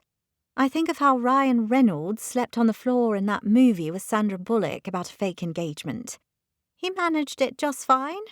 But then they had extra bedding, and I already know from my search that there's no such thing in this room. I can't make you do that, Jamie. It would be uncomfortable and you wouldn't sleep. If it makes you happy, I'll do it gladly. How about we ask for another room? This place is huge. They're bound to have another bed for me to sleep in, even if it's in the servants' quarters. I wouldn't mind at all. Lottie, the house is full this weekend. And besides, what will people think if my fiancé sleeps in another room? I chew on my lip. Good point. Look, I'll ask for some extra pillows and we can build a great wall of pillows between us on the bed. I return my gaze to the bed. It's not huge, probably a queen bed, but if we stick to our respective sides, there won't be any touching. My insides form a knot. Waiting in the wings, ready to pounce once more, those feelings from the car hit me in the solar plexus, sending a wave of tingles through me and tying my belly up in a knot. James and I will be in bed together, alone. I swallow, my mouth suddenly dry. Well, what do you say, Lottie? Pillows would be good, I concede, my pulse quickening. He lets out a low laugh and I look back at him. What? You're acting as though sharing a bed with me is the worst thing in the world, which it's not, is it? We'd be lying in a bed together, with all those new thoughts and feelings I have begun to have for him, bouncing around inside of me. We'd be close enough to touch, with only the thin material of our pajamas between us. I suck in a breath. Lottie? He questions. You're not doing a lot for my ego, which you already dented in the car on the way up here. I force out a laugh. It sounds like a strangled hyena. How funny! He shoots me a questioning look, but all I do is paste on my breeziest smile, denying the whirlwind of emotions the thought of sharing a bed with him has created. I tell myself everything will all be okay. I tell myself sharing a bed with Jamie will be absolutely fine. I tell myself we're nothing more than friends. But as I flick my gaze to the bed, my belly ties up in knots, and it hits me. Something I can scarcely even admit to myself. Something that's been slowly but surely creeping up on me since the very first day we met. Something that could mess everything up. I'm falling for my fake fiancé. Chapter 21. To add to the awkwardness and general emotional turmoil I'm going through right now, we need to change for dinner. There's no handy ensuite to dive into, no separate room to hide in. Feeling thoroughly self-conscious, I ask James to change in the bathroom, while I quickly change into my dinner at the fancy Horston Hall appropriate outfit. A calf-length navy-pleated silk skirt and sky-blue sleeveless blouse with a pale yellow print and a pair of high heels. I run a brush through my hair and apply the red lipstick Tabitha got me to buy. Satisfied with my appearance in the speckled mirror that looks as old as the house, I tell him it's now safe for him to come back in. He closes the door quietly over, and I drink in his appearance. I can't help myself. He's in a James Bond dinner suit, the crisp white shirt contrasting with his olive skin. His dark hair is slicked back, and his face is freshly shaved, emphasizing his square jaw and easy smile. As he walks across the floor, his eyes land on me, and the sweep of his gaze has my insides going all kinds of crazy. Now, that look is much more Lottie than all the black. I smooth out my skirt, suddenly nervous. Colourful, like the contestants on the Great British Bake Off? I ask. I need to keep this light. No disrespect to the Great British Bake Off contestants, but I bet you look a lot more beautiful than any of them. My body floods with warmth, and my heart rate kicks up a notch. Why did he have to go saying I'm beautiful? Thanks. You look good too, I murmur, hoping my non-existent poker face doesn't show James the effect his words have on me. I lift my gaze to his, and his eyes are soft as he watches me, the edges of his mouth curved in a hint of a smile, just as they were in the car. You should wear colour more often. It suits you. Forget the black, he tells me, and the way he says it makes me wonder whether black is code for Matt. Is James asking me to forget about Matt? Is he asking me instead to think about him? My pulse steps up another notch, and before I even know what I'm doing, I drop my eyes to his mouth again. And just as before, in the car when I let my feelings run away with me, I'm hit by the sudden and burning question of how his lips would feel against mine, how his bulky, strong arms would feel around me as he pulls me into him for a soft kiss. I drag my gaze from his mouth back to his eyes. I can't go there. He's not wondering what it would be like to feel my lips against his, and he's not wondering how it would feel to have his arms wrapped closely around me. And the very last thing he's thinking about is kissing me. Stupid, stupid Lottie. Why am I letting myself go there once more? I'm not James's type any more than he's my type. He goes for shiny, skinny, impossibly pretty girls with glamorous jobs and names like Desiree and Elise and Delilah. Not the ever so slightly plump, unshiny girls who've got normal length legs and work with bugs and bones. You've got your speech about love tonight. That's exciting, isn't it? I'm looking forward to that. Shall we go down to join the other guests? I ask brightly. I'm babbling, but it's all I can do. I don't wait for a reply. Instead, I swivel on my heels and aim for the door, pulling it open and charging down the hallway. Lottie, wait! James calls out as he traipses after me. But I'm on a mission to outwalk my feelings, if that's something that's even possible. But dang it, I'm going to make it possible. I was humiliated enough when I fell over last night in front of everyone, and I don't need to add to that humiliation by declaring unreturned feelings to a man so popular with the opposite sex he's won the moniker of His Honourable Hotness. I'm not a masochist, no matter how I may appear right now. As I round the corner, my jaw set, I walk straight into someone coming in the other direction. Sorry, I say hurriedly, after I've regained my balance. Lottie? It's the voice belonging to the owner of the body I just walked into. My jaw drops open as my heart leaps into my mouth. Matt? I breathe. The cogs in my brain jump to life. What on earth is Matt doing here? Hello, he says, his handsome face breaking into a smile. I trail my gaze over his white crumpled shirt, bow tie and braces. Why are you here? I stutter, as I'm vaguely aware of James arriving at my side. Matt's eyes sweep from me to James and back again, and for the first time I notice a woman at his side. Saskia. She's in a tight pair of black leather pants and a slinky silver top, sexily draped in a lopsided way to expose one bare, angular, and quite perfect shoulder. Saskia's a long-standing friend of the family, he replies.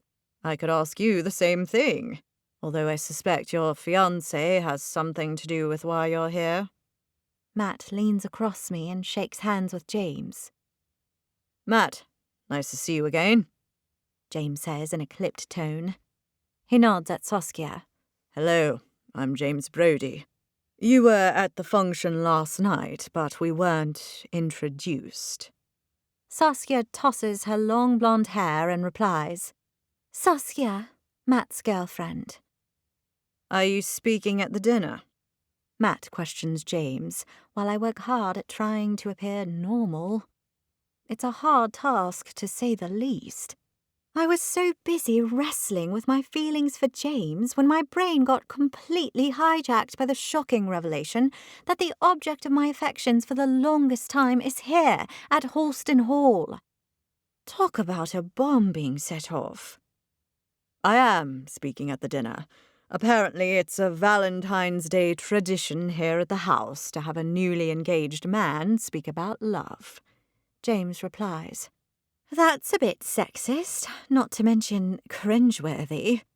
Saskia scoffs. Traditions often are both of those things, I'm afraid. James replies smoothly. But I'm happy to do it. Saskia gestures at me. You should speak instead, only try not to fall flat on your face this time. I give her a sarcastic smile. Great idea. I think it's all a load of old crap, Matt declares.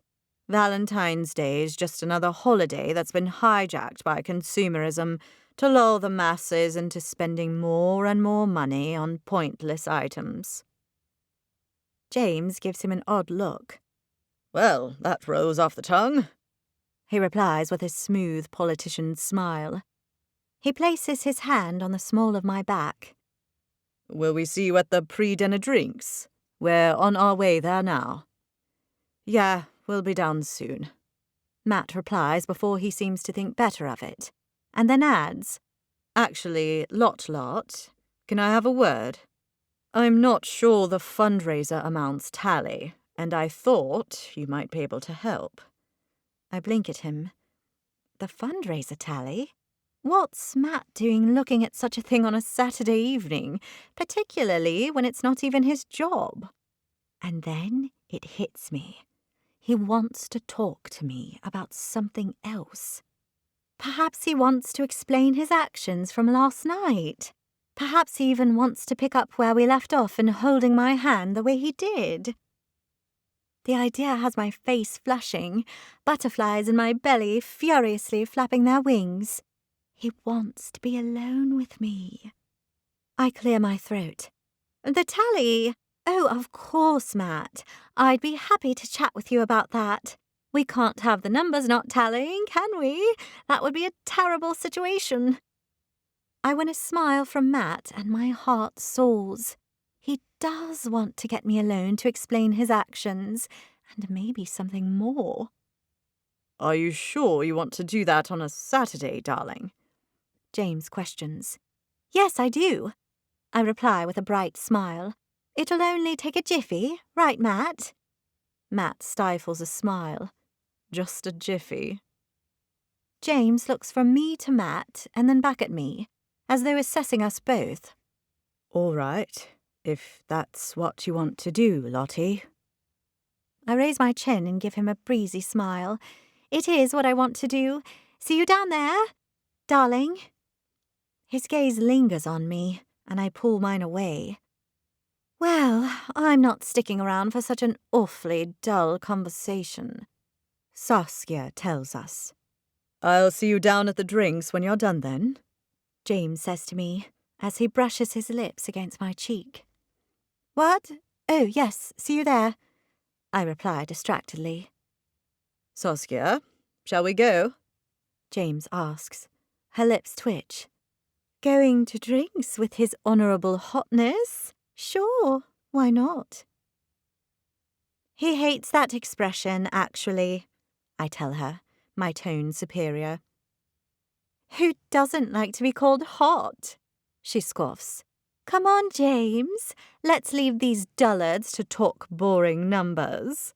Bye, I tell them, eager for James and Saskia to leave so Matt and I can be alone. James shoots me one final look before he and Saskia make their way down the hallway and disappear. I turn my eyes to Matt's, a concoction of nerves, excitement, and anticipation soaring through my veins. What's wrong with the numbers? I ask. I couldn't give two figs about the numbers, lot. But how long have you been with James? He asks, as we turn and walk slowly back up the hallway together. Oh, a while, I reply elusively, the lie twisting in my belly. And you definitely want to marry him? He slows his pace to a stop, his eyes boring into me, as though reaching inside of me to touch my very soul. I swallow, my throat dry, only this time it's not over a man who will never return my feelings. It's over Matt, the man I've wanted to be with for 3 whole years. My heart dances to a frenetic nightclub soundtrack. Oh, how I could get lost in those grey eyes that are framed with pale lashes like spun gold. As he gazes back at me, I swear the colour of his eyes deepens, and I'm rendered speechless by the sheer force of my feelings for him, this man I've wanted for so long. Lottie, you definitely want to marry him? I want to scream that no, James is not the man for me, that I don't want to marry him, that it's him I want to be with, him I want to hold me, to kiss me, to tell me I'm the only one. But I can't. I'm fake engaged to James, and I've got to hold up my end of the bargain and at least appear to be in love with the guy. My internal wrestling match won by loyalty to my fake engagement deal. I pull my eyes reluctantly away from Matt's and cast them to the floor. I do want to marry him. I'm sorry. I'm apologizing to Matt for wanting to fake marry James. What is this insane new world I inhabit? Slowly, I lift my eyes to his once more, expecting to see rejection, defeat, perhaps even envy. What I see instead surprises me. Matt's face is aglow, his eyes shining bright as he watches me closely. Matt? I question, completely thrown. He's happy that I'm marrying another man? Have I totally misread this thing between us? If there even is a thing, which I'm seriously beginning to wonder about. To my surprise, he glances around us and says, "Come with me." He pulls on my arm, looking back briefly at me before he strides down the hall, and I skip behind him, my mind questioning with every light step. What's going on? He yanks the door open, revealing a utility cupboard filled with brushes and mops and buckets, and he pulls me into it, closing the door over behind us. We're plunged into the dark, and before I know what's happening, he murmurs my name as he cups my face gently in his hands, leans down, and presses his lips firmly against mine. The sudden and unexpected feel of his mouth stuns me, sending a deliciously tinged wave of shock and delight right through my body. But Matt, I say, as I pull back from him, not even knowing why I'm protesting about this wonderful turn of events, a turn of events I've dreamed about for so long. "Don't speak," he murmurs, as he trails his fingers around the back of my neck. "Just know I want you, lot. You do? I question, my voice squeaky and high. My heart is beating so hard, I half expect it to leap out of my chest. But what about James and Saskia? I feel a sudden stab of guilt at the thought of Matt's girlfriend, despite the fact I'm not exactly her #1 fan. His reply is to press his lips insistently against mine once more, as he wraps me up in his arms, pushing me up against a wall. Only it's not a wall, it's something else, and it comes crashing to the floor with a clatter as I teeter on my heels in an attempt to right myself. I stagger back, only to step into what has to be a bucket, as I reach out and grab a hold of Matt. He's too intent on kissing me to notice my predicament. My foot is now firmly wedged in the bucket, and I try to shake it off in vain. What are you doing? He demands, his tone less than kind as he tries to kiss me once more. I think my foot is stuck in a bucket, but it's pitch black in here and I can't tell. Your foot is stuck in a bucket, he snaps. Hold on.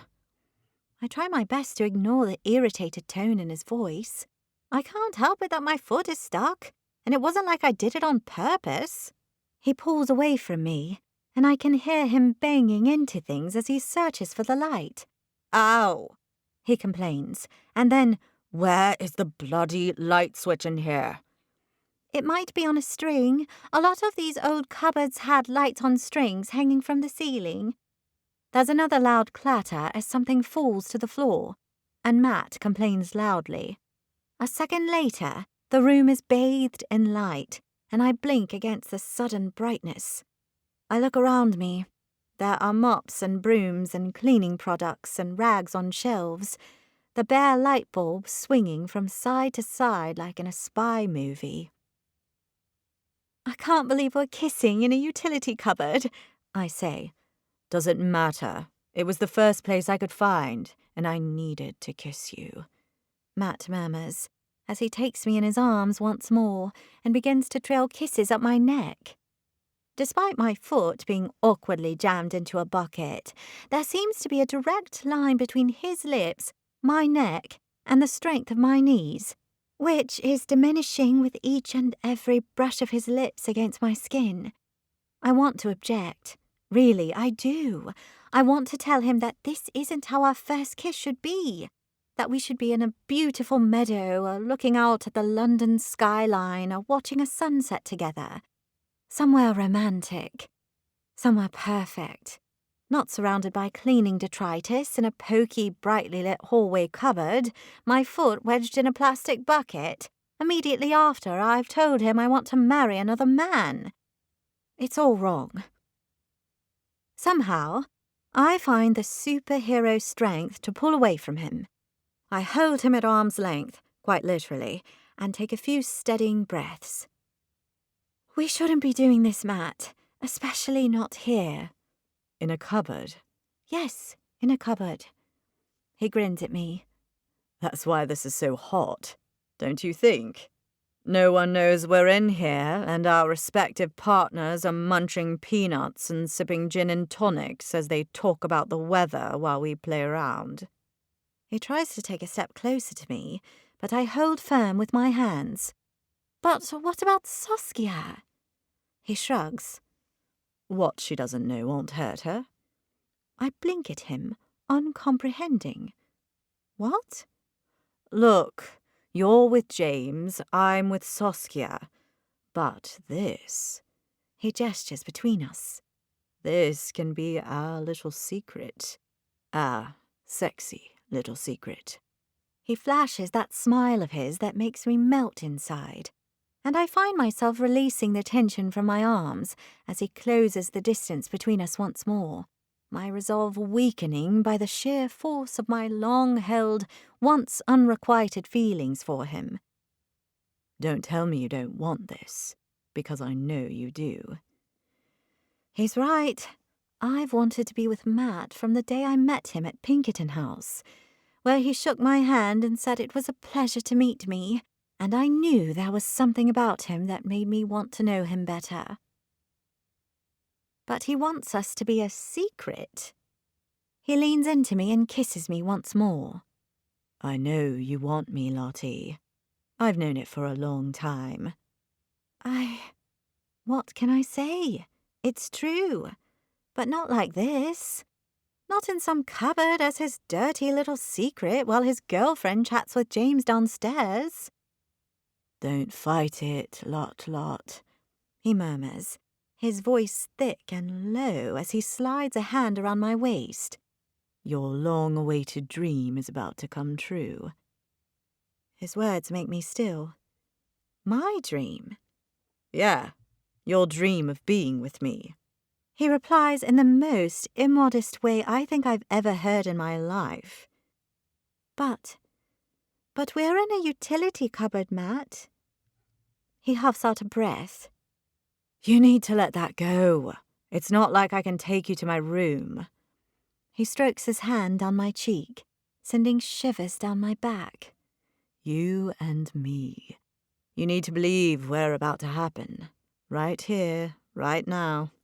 All you have to do is let it. He reaches up and begins to unbutton my blouse. Something hardens inside my chest. It's the cupboard. It's Saskia. It's James. It's the dirty little secret.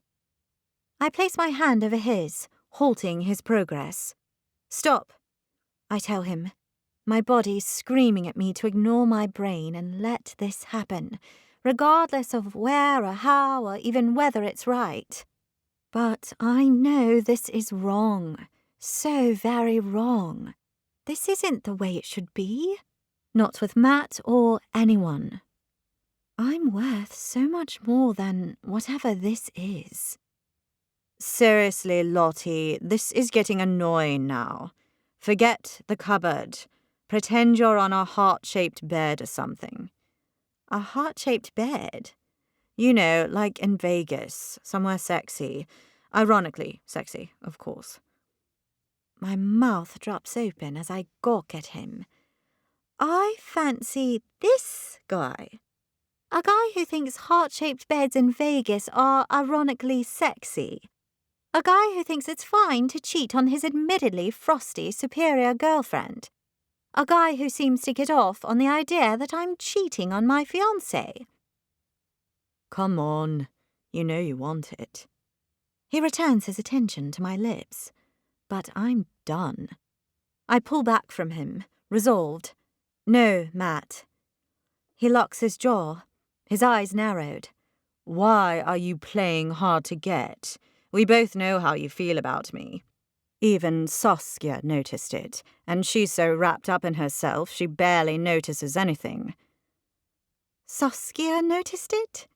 I guffaw, mortification squirming inside. Everyone notices it, Lottie. He spits at me. You spend half your day gazing at me, and the other half pretending to work while still gazing at me. Really, you're lucky I want to do this. Affronted, I snap. I work hard. I love my job. Sure you do. You love dentures and the disgusting bones of animals who died 200 years ago. But I do, I insist. And I thought you did too. Why would I love dentures and bones and dead bugs? They're gross. But the Pinkerton collection. It's a stepping stone for me. Nothing more. The sooner I'm out of there working with a real collection, the better. You and that old git, Stanley, are the weird ones who actually like that crap. With my free foot, I pull back from him, holding the buttons of my blouse together with a shaking hand. What are you doing? He asks in irritation. I stare at him, unblinking, as my mind staggers around, trying to make sense of who Matt really is. He throws his hands up in the air. You've killed the moment now. Killed it. Part of me wants to rush back into his arms, to feel his lips against mine once more. But that part of me is quickly dying, replaced instead by a resolve not to settle for anything less than I deserve. And Matt Hargreaves is way less than I deserve. I pull my lips into a line and shake my head at him. No, Matt. He jabs his finger at me. You are nothing but a tease. I'm going. He sweeps his gaze over me, his eyes landing on my foot stuck in the plastic bucket. That's a good look you've got there. Almost as good as when you embarrassed us all by falling on your face last night. He snort laughs at me before he pulls the door open and steps out into the hallway, slamming the door with a bang behind him. I remain standing in the small cupboard, my heart thudding as my body shakes. All my delusions about Matt, because make no mistake, they were delusions, have come crashing down around my ears. Matt is not the man I thought he was, and I, for one, am completely and utterly done with him. Chapter 22. I reached the dining room, having attempted to wipe any errant lipstick smears from my face and rebuttoned my blouse. My legs are still shaking, but my heart rate has begun to return to normal at last. I take a few steadying breaths before steeling myself to push through the door and face the assembled guests. It's fake fiancé showtime, and I need to at least try to play my part, even if I'm still in shock over my experience with Matt. As I step inside, I'm immediately hit by the warmth from the crackling fire and the delicious aroma of roasted meat and potatoes, dotted with flower arrangements and covered in a crisp white tablecloth. Each guest is now seated at a long table, the air filled with chatter and laughter. I scan the table, looking for my seat. My eyes land on Matt, and my belly instantly twists into a knot. He's already seated next to Saskia, with his arms slung around the back of her chair as she talks with her neighbouring guest. He must have come straight down here after he left me in the hallway cupboard. He looks relaxed and like he belongs, and his gaze meets mine for a brief second before he sneers and looks away. I swallow, my mouth dry. I might have seen Matt's true and deeply, deeply unattractive colours in that cupboard, but his clear rejection of me still hurts. I pull my gaze from him and spot the only empty seat at the table. It's next to James. I set my jaw and concentrate on putting one heeled foot in front of the other, all the while feeling like I'm carrying a neon sign above my head that reads, "Bad person, kisses men in hallway cupboards, stay clear." As I reach the chair, after what feels like the longest walk of shame in the history of the dating world, I go to pull it out when I feel a hand over mine. I look up into a pair of familiar brown eyes, and instantly my throat begins to heat. "Jamie," I breathe. "I'll get that for you."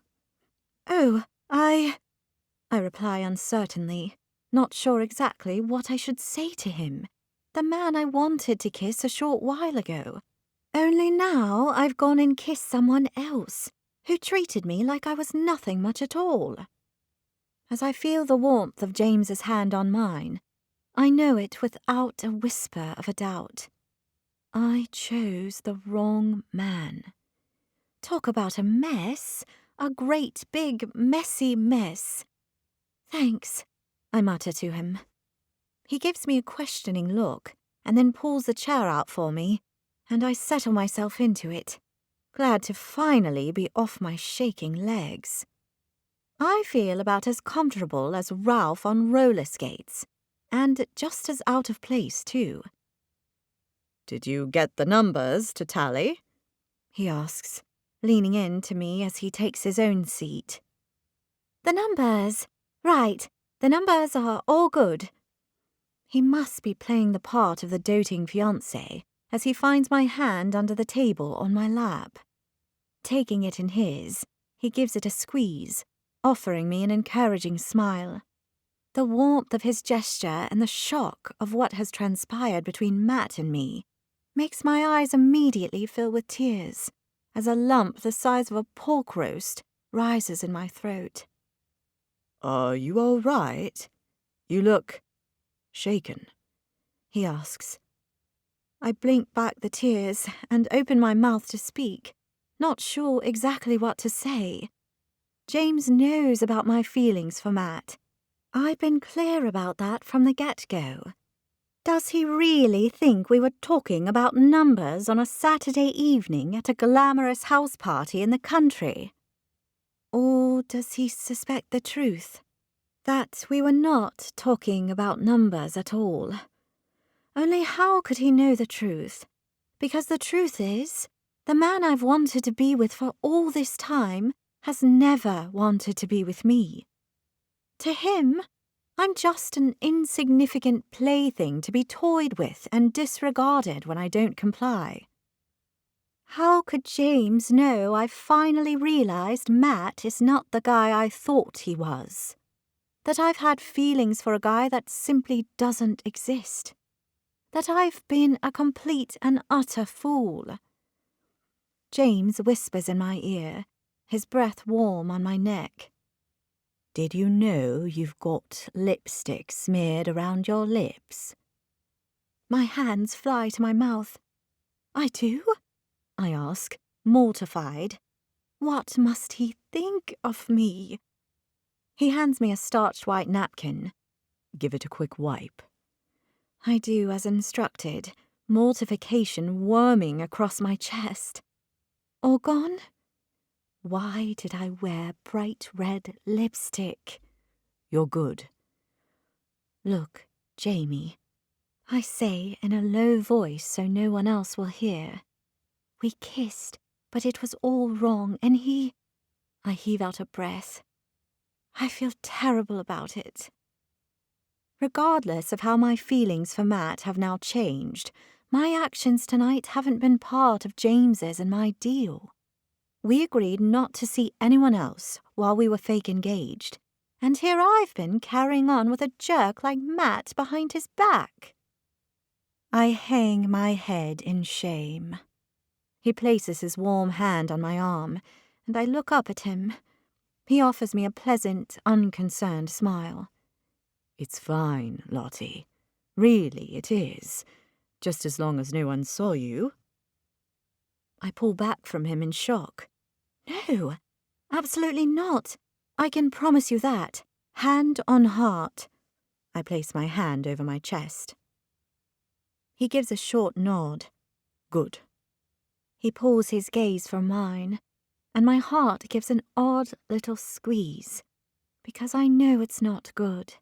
None of this is good. I want to tell him I'm sorry, that it was all a terrible mistake. I want to tell him that I've begun to feel things for him, things I never expected to feel. I want to tell him that if I could do it again, I would choose not to enter that hallway covered with Matt, that instead I would choose to be with him, as his friend, as his fake fiancé. As long as I get to be with him, I don't even care how. The realization sucks the air from my lungs. I'm in deep, and I don't even want to get out. And who, pray tell, are you? A posh voice demands, and I turn reluctantly away from James to see a thin, older man with wild salt and pepper eyebrows and a pale, sunken complexion. I'm Lottie Sullivan, I tell him. Anthony Boland, he replies as he offers me his hand. Nice to meet you, Mr. Boland. He eyes the empty plate in front of me. Aren't you eating? Don't tell me you're one of those people who think starving yourself for days on end is good for you. I beg your pardon? Fasting or some such nonsense. We never went in for that sort of nonsense in my day. We ate breakfast, lunch, and dinner every day of the week. 3 square meals. This fasting malarkey is a load of old nonsense as far as I can see. I blink at him a few times as my brain scrambles to keep up. We're discussing intermittent fasting at dinner. I'm not starving myself, I reassure him. I was late to dinner, that's all. Well, go on then. Fill your plate. He begins to ask others to pass plates down to me, and I end up with food piled high. Food I can't even begin to think about eating in my current emotional state. And how do you fit into the picture here, Lottie? He asks. I'm James's fiancé. I reply with an attempt at a smile, the words sticking in my throat. Oh, jolly good. James and I have had a super chat about traffic lights. Have you? Well, he's giving a speech tonight, aren't you, Jamie? I turn to James, the twist of emotions I feel for him intensifying in my chest, as I regard him through cautious eyes. Suddenly, James's opinion of me matters more than anything in the world, and I have a horrible sinking feeling that he no longer sees me as the girl he thought I was. Anthony lifts his crazy brows at us. Ah, you're going to tell us all what it's like to be in love, eh? I am indeed. James replies smoothly, as there's a clinking sound of cutlery against glass, and the chatter in the room hushes. A large ginger-haired man in a tight dinner suit is standing at the head of the table. Assembled guests, it is marvelous to have you all here for our annual Valentine's Day celebration. You are all welcome. There's a ripple of applause. This celebration was started by my grandparents some 60-odd years ago. They might have been a touch soppy and rather too taken with the idea of Saint Valentine and his pesky arrow, but they were very much in love. I've always held them up as the couple to aspire to, right through all of my marriages.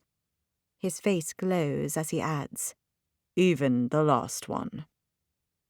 People laugh, and I begin to get the impression that not only does the owner of Halston Hall look like Henry VIII, but he's had as many wives. Someone who's only at the beginning of their journey into matrimonial love, and who might well make a better job of it than I've managed, will now give the new love speech my grandparents always insisted we have.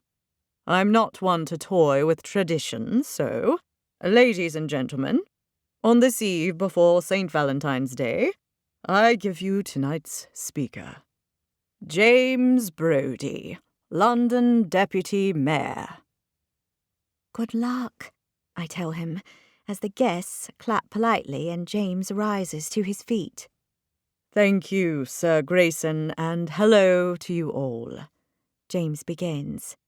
It is an absolute honour to be chosen as this year's new love speaker, and my beautiful fiancée Lottie and I are excited to be here. He places his hand on my shoulder and gives it a little squeeze, and I look up at him with a smile on my face, trying hard to appear like the doting fiancé I'm supposed to be. When Lord Grayson asked me to speak when he learned of my engagement to Lottie, my first thought was, how many loved-up blokes turned him down before he got to me? People laugh, and I smile benevolently out at them. Accidentally, I catch Matt's eye across the table. He's got a look of derision on his face, and I quickly avert my gaze. But then I realized, tonight is a wonderful opportunity to think about what love means to me, and how important it should be in all of our lives. Because so many of us get wrapped up in our everyday existence, and we forget what life is all about. And what is life all about, you say? He smiles out at the guests. You know I'm going to tell you it's love. Of course it's love. Without love, what do we have? A big house, a flash car, a 5-star trip to the Maldives? All of those things are wonderful, but they're nothing compared with love. Nothing at all. Because love is everything. From the love we feel for our families and friends, to the love we feel when we meet that special one that we know, deep in our hearts, we will love forever. James looks down at me, and as I gaze back up at him, my heart begins to thud. I want him to mean what he's saying. I want him to look at me with love in his eyes, telling everyone here that he wants to love me forever. Me, Lottie Sullivan. So many people have had things to say about love over the history of humankind, and I'm under no illusion that I can add anything better than has already been said before. So, all I can tell you tonight is, to me, love is the answer. Love is patient and kind, and that where there is love, there is most definitely life. His short speech complete, James leans down and places a soft kiss on my cheek, and I hold my smile in place as the guests begin to tinkle their cutlery against their wine glasses. I look around the table as Lord Grayson calls out, "Kiss her properly, man!" With my heart thudding like an elephant's footsteps in my chest, I lift my eyes to James's. He looks back at me and raises his brows in question, as if asking me for a kiss.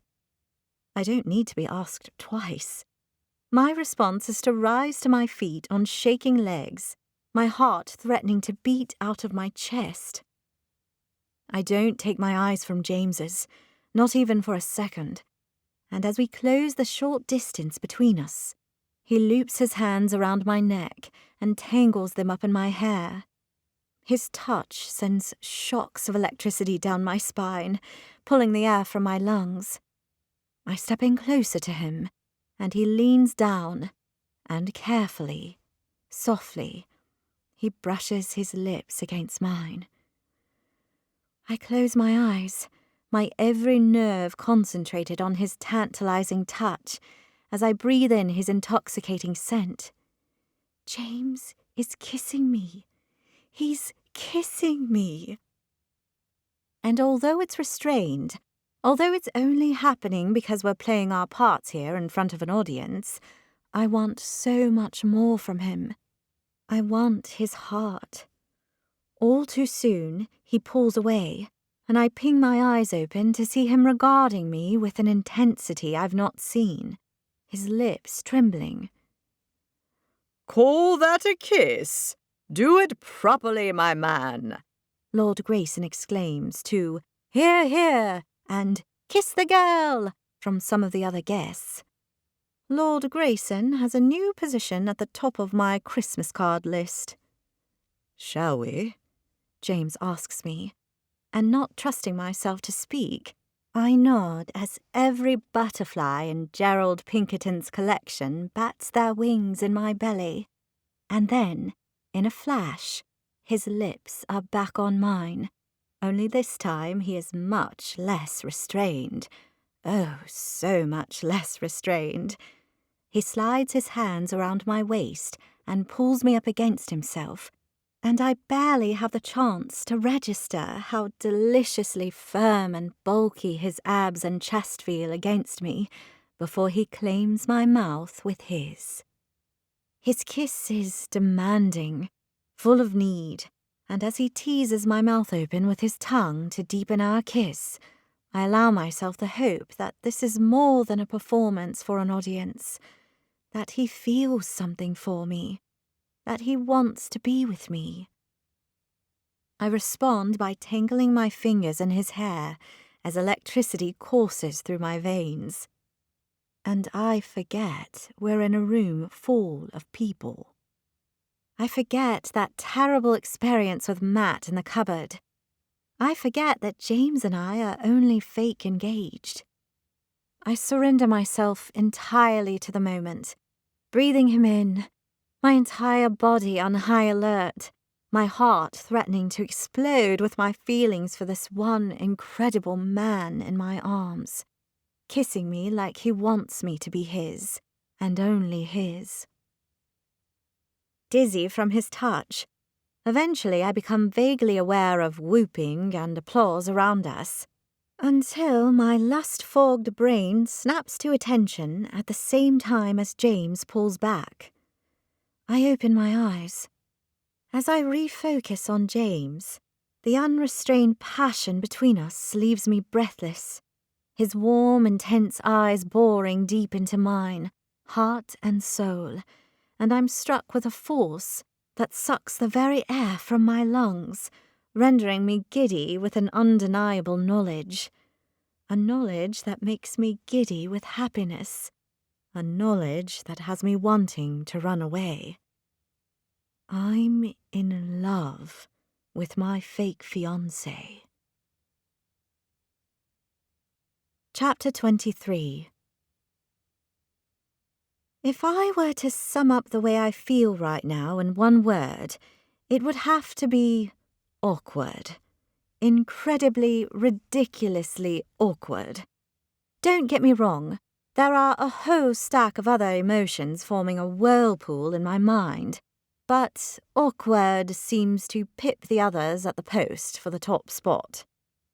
After that most incredible kiss we shared, James and I sat back down to finish the evening, as though what had transpired between us hadn't changed everything.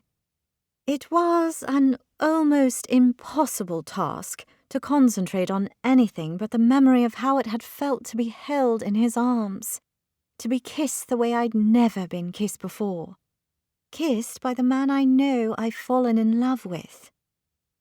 Somehow I got through dessert and after-dinner drinks, but I couldn't help stealing looks at him, always hoping he would look back at me to offer me a smile of encouragement, to show me he feels the same way about me as I do about him. He didn't look. Not really. He offered me his politician's smile a couple of times, and once he patted my hand like it was Ralph's head. But gone was that intensity and passion I'd seen after our kiss, and I wanted it back. Confused and hurt, not knowing which way was up with him anymore, I excused myself and returned to our empty bedroom. With all that had transpired in the short time since we had reached Halston Hall, I desperately needed thinking space. I don't get long. Soon after I've washed up, slipped into my PJs and climbed into bed, the door is pushed open and James lets himself into the room. "Hi," I say to him as he closes the door over softly. I try to control that now familiar emotional whirlpool that instantly intensifies at his sudden appearance. He turns to look at me. You left early? I needed some alone time after everything that's happened. I imagine you did. He moves across the room towards where I'm propped up against the bed pillows and unbuttons his suit jacket as he sits down on the edge of the bed. Lottie, I think we need to talk, he says, his jaw tight. Right on cue, alarm bells begin to sound in my ears and my pulse quickens in worry. I suppose we do, yes. He stares at me intently, his jaw clenched, and I know with a sinking feeling, I just know, this is not going to go the way I'd hoped. Before you say it, can I please explain? I ask. About you and Matt? Well, yes, but more than just about me and Matt. I need to... He raises his hand and the hardness of his features causes me to clamp my mouth shut. Is he angry with me? I swallow, nervousness clawing at my chest. Lottie, you don't need to say anything about it. Really, you don't. It didn't come as a surprise to me in the least that you and Matt stole a few moments together. Although I imagine you should come clean to his girlfriend.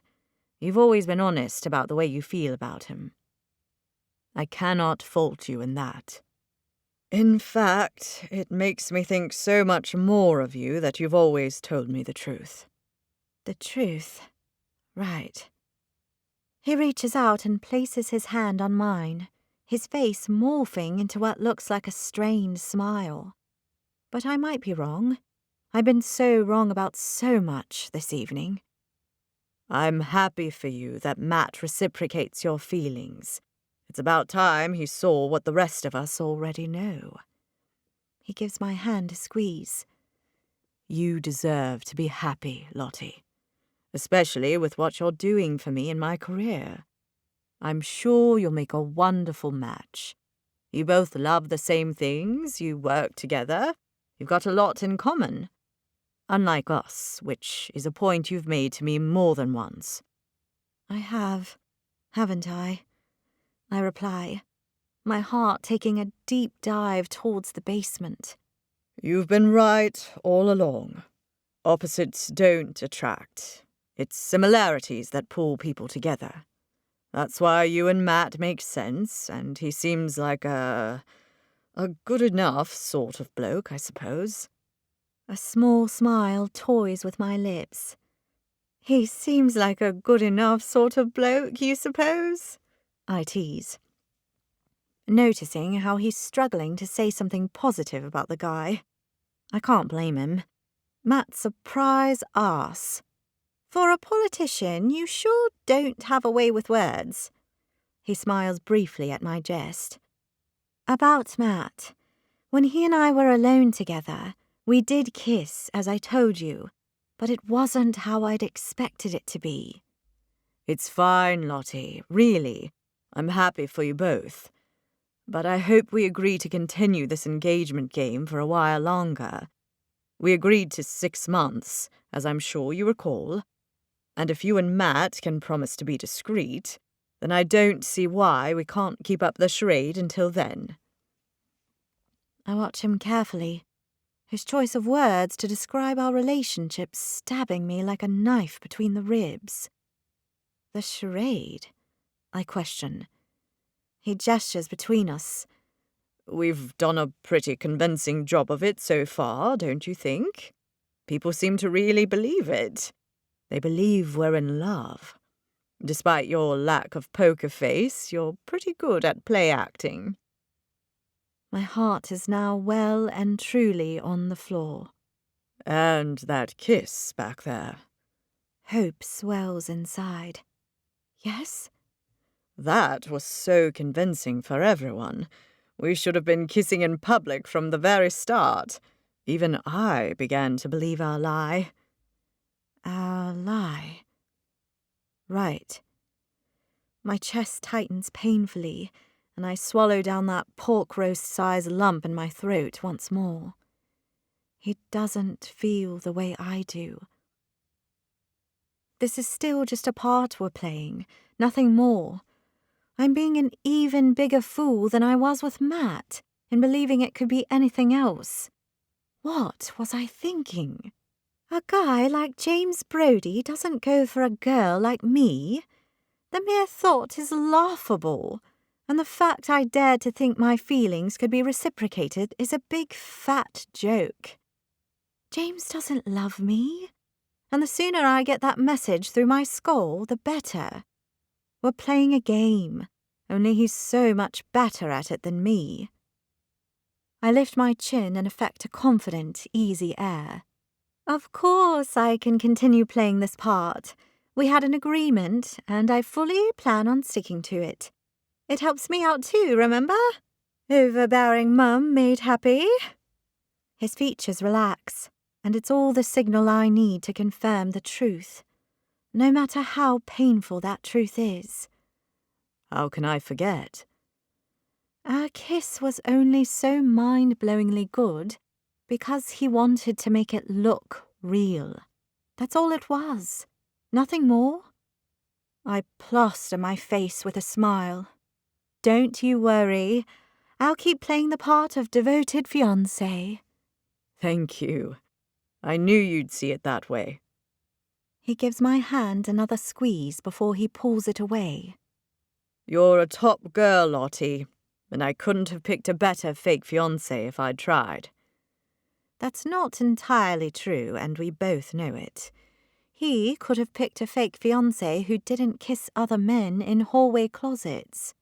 But I'm the last person who wants to think about that disaster right now. His speech done, he pushes himself off the bed. Right. I'd better get ready. I'll change in the bathroom down the hall so you don't see anything that'll scar you for life. I push out a laugh, and it comes out more like a baby strangled cry than anything. No, we wouldn't want that. He smiles down at me, his features transformed back into the confident, easygoing Jamie I know so well. The Jamie I love. Thanks, Lottie. You're the best. My smile feels stuck to my face, while inside my heart is breaking in two. No problem.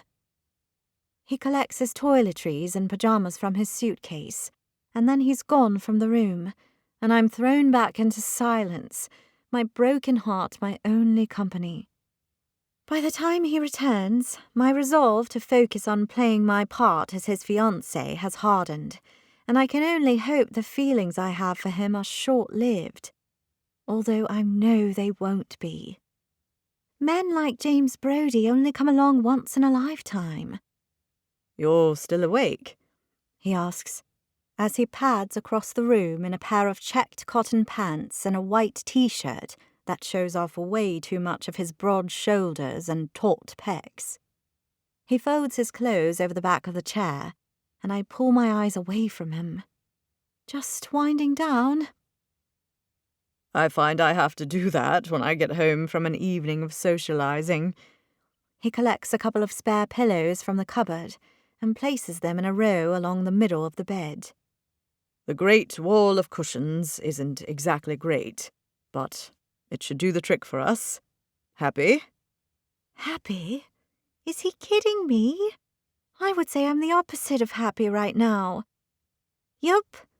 I force a smile, my belly going all kinds of crazy at the thought that he's about to climb into bed next to me. The man I've shared the most incredible kiss with. The man I've fallen in love with. I have zero hope I'll get any sleep tonight.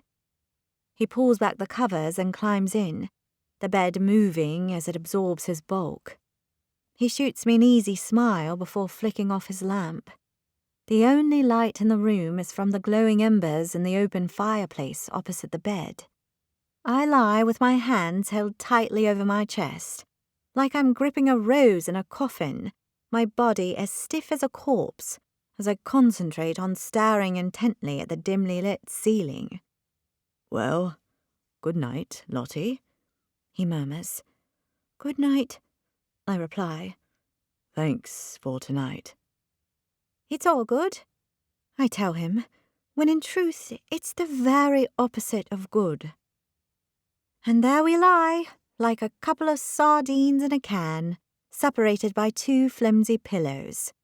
Pillows that represent so much. Our fake relationship and my utter stupidity at thinking a man like James would want someone like me. I heave out a breath and try to relax. I shift position so I've got my back to him, my feet right at the edge of the bed. I ruffle my pillow and lay my head back down. None of it's any use. Sleep evades me. After what feels like days, I hear James's soft, even breathing, and I know he's already fallen asleep. I move to lie on my back and stare up at the ceiling once more, resigned to the fact that me and sleep aren't going to be friends tonight. And here I lie, a tightly wound spring, with James sleeping easily beside me.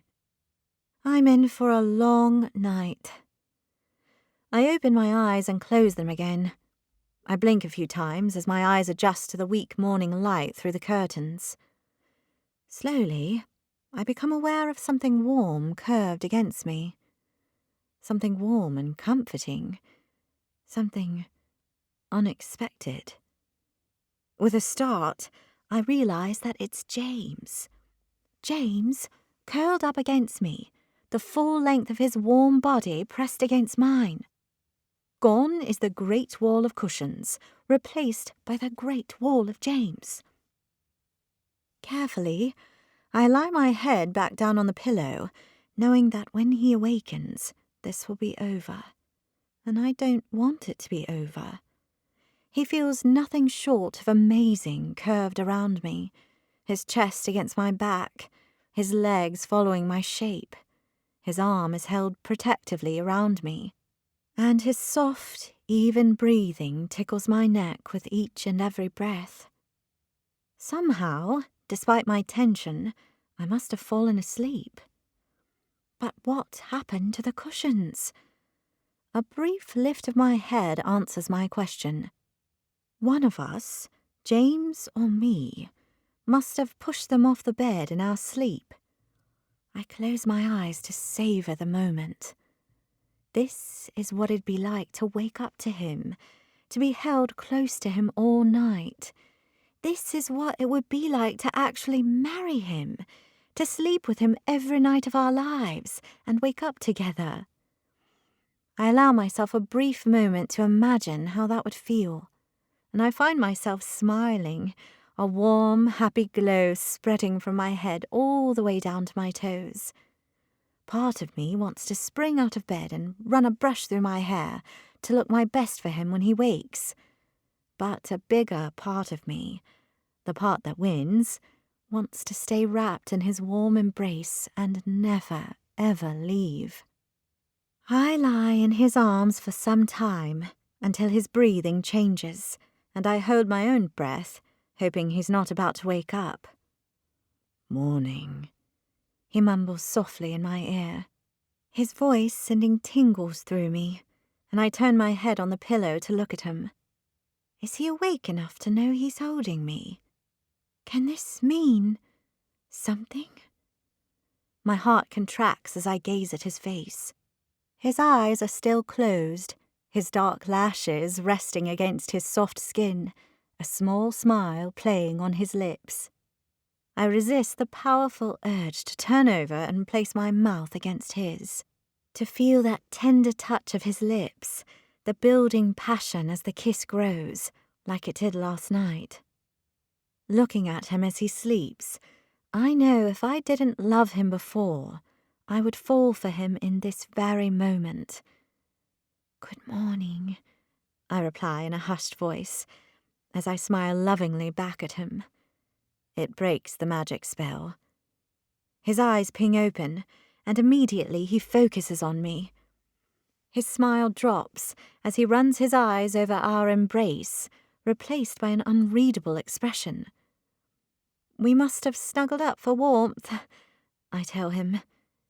Yes, we must have, he replies curtly, as he slips away from me, our tight connection broken. My hopes dashed, my heart splinters in two once more. He was asleep. He didn't mean it. Sorry about that. Talk about crossing a boundary, he says with a forced laugh, as he moves farther from my reach. He's sorry for holding me. He bolts upright and swings his legs over the side of the bed, his broad back facing me. We'd better get going. There's a breakfast, and then we need to head back to London. London. Right. Tears threaten my eyes as my hopes plummet. What business did I have, getting my hopes up that James was holding me intentionally? It was obvious it was a mistake, a natural consequence of two people sleeping in a bed together on a cold winter's night. He made it crystal clear last night all he wants from me is our deal, nothing more. I'm such a fool. Okay, I reply, as I push myself up to sit. I brush some errant tears away and plaster on a smile. Entirely oblivious to my feelings, James begins to move about the room, collecting his clothes and toiletries in a rush. I'll go and use the bathroom down the hall to the left. Why don't you use the closer one, the one to the right? Are we in a hurry this morning? I ask him. He stops, drops his shoulders and turns to me. Oh, Lottie, I'm a terrible fiancé. It's your birthday. With everything that's happened since we got here, that detail had completely slipped my mind. I'd forgotten too, actually. He rummages in his suitcase and produces a white package tied up with a red bow. He hands it to me, saying, Happy birthday, Lottie. Welcome to your 30s. Thank you, I reply, as I take the package from him. I lift my eyes to his. His face is closed off, his features set. Do you feel older and wiser? I wish. Does that magically happen when you turn 30? Well, it didn't for me, but then as you might point out, 30 is in the rear-view mirror for me these days. You're only 36. He arches a brow. I thought you said 36 was ancient. You said you're a whole generation younger than me, I recall. Good point, old man, I reply, forcing myself to act as though things between us haven't changed. Less of the abuse, please. Us geriatrics can't handle it, you know. We share a smile, and the awkwardness of before lifts a few inches as we settle into our usual banter. Are you going to open your present? He asks. Oh, of course. Card first, though. I rip off the envelope and pull out a card. There's a drawing of a pretty house with a thatched roof on the cover.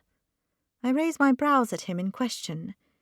This isn't your usual birthday card. Open it, he instructs. I open the card and begin to read his handwriting. Dearest Lottie, happy birthday. Thank you for everything. James, XX. I try to hold back the tears that spring to my eyes. It's such a short, impersonal message. I don't know what I was expecting, but it wasn't this.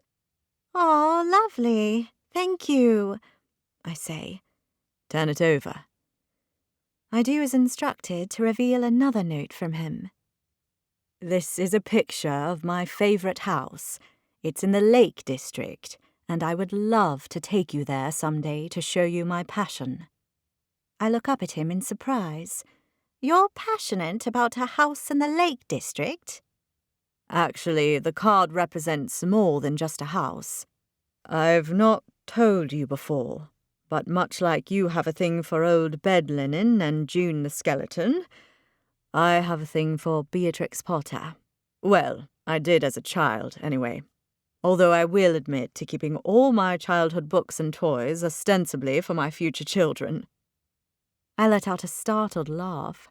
You like Peter Rabbit and Tom Kitten in the gang? He nods, a smile forming on his face. Flopsy, Mopsy and Cottontail were my favourites. Mum would read the books to me each night. Apparently I wanted nothing but Beatrix Potter books, and her attempt to get me interested in anything else fell flat on its face. I had Peter Rabbit wallpaper and Jemima Puddle Duck bed linen. I was a serious fan. That is so cute. I knew you'd understand me. But you're not to go telling a soul, all right? If people knew I had a thing for Mrs. Tiggywinkle, I'd be a laughing stock. I let out a giggle. It's such a relief to laugh after all the heaviness. Do you have a thing for Mrs. Tiggywinkle? I ask. A hedgehog in a dress? Are you joking? How could you not have a thing for Mrs. Tiggywinkle? My giggle turns into a laugh, and he beams back at me. Open your gift. I untie the red ribbon and rip off the white wrapping paper to reveal a stack of Beatrix Potter books and an apron with an image of Peter Rabbit prancing through a field on his bunny paws. I thought you could wear that when we next cook together. Jamie, we've never cooked together. Exactly. It's about time we did, freeloader. He teases. I hold the gift against my chest. Thank you so much for this. and for sharing your weird little passion. My weird little manly passion, you mean? Sure, that's what I meant. We share a smile, and despite my brain knowing nothing will ever happen between us, my heart fills with love for him, this man I woke up to, this man who changed my life with just one kiss, right up to the very brim. Chapter 24. Happy birthday from Copacabana Beach, Brazil! Wish you were here to celebrate with us, babe. Love, Kennedy and Charlie. XOXO. We love you so much, birthday girl. Kisses from Paris. XXXX. What's it like to be officially old, oldie? I smile at my phone as I read the respective messages from Kennedy, Zara, and Tabitha in our London Babes WhatsApp group, as I wait for James to finish a lengthy conversation with Anthony Boland, the elderly man I sat next to at last night's dinner. We're packed and ready to go, me with a renewed resolve to fulfill my role as fake fiancé as best I can for the next few months. And James, well, he seems to be back to his usual easygoing self, the events of the last 12 hours seemingly irrelevant to him. I've been working on a plan to tackle our whole arrangement. I've come to the conclusion that as long as I don't let my feelings for James run away with themselves, and instead we focus on thoroughly unsexy things like Mrs. Tiggywinkle,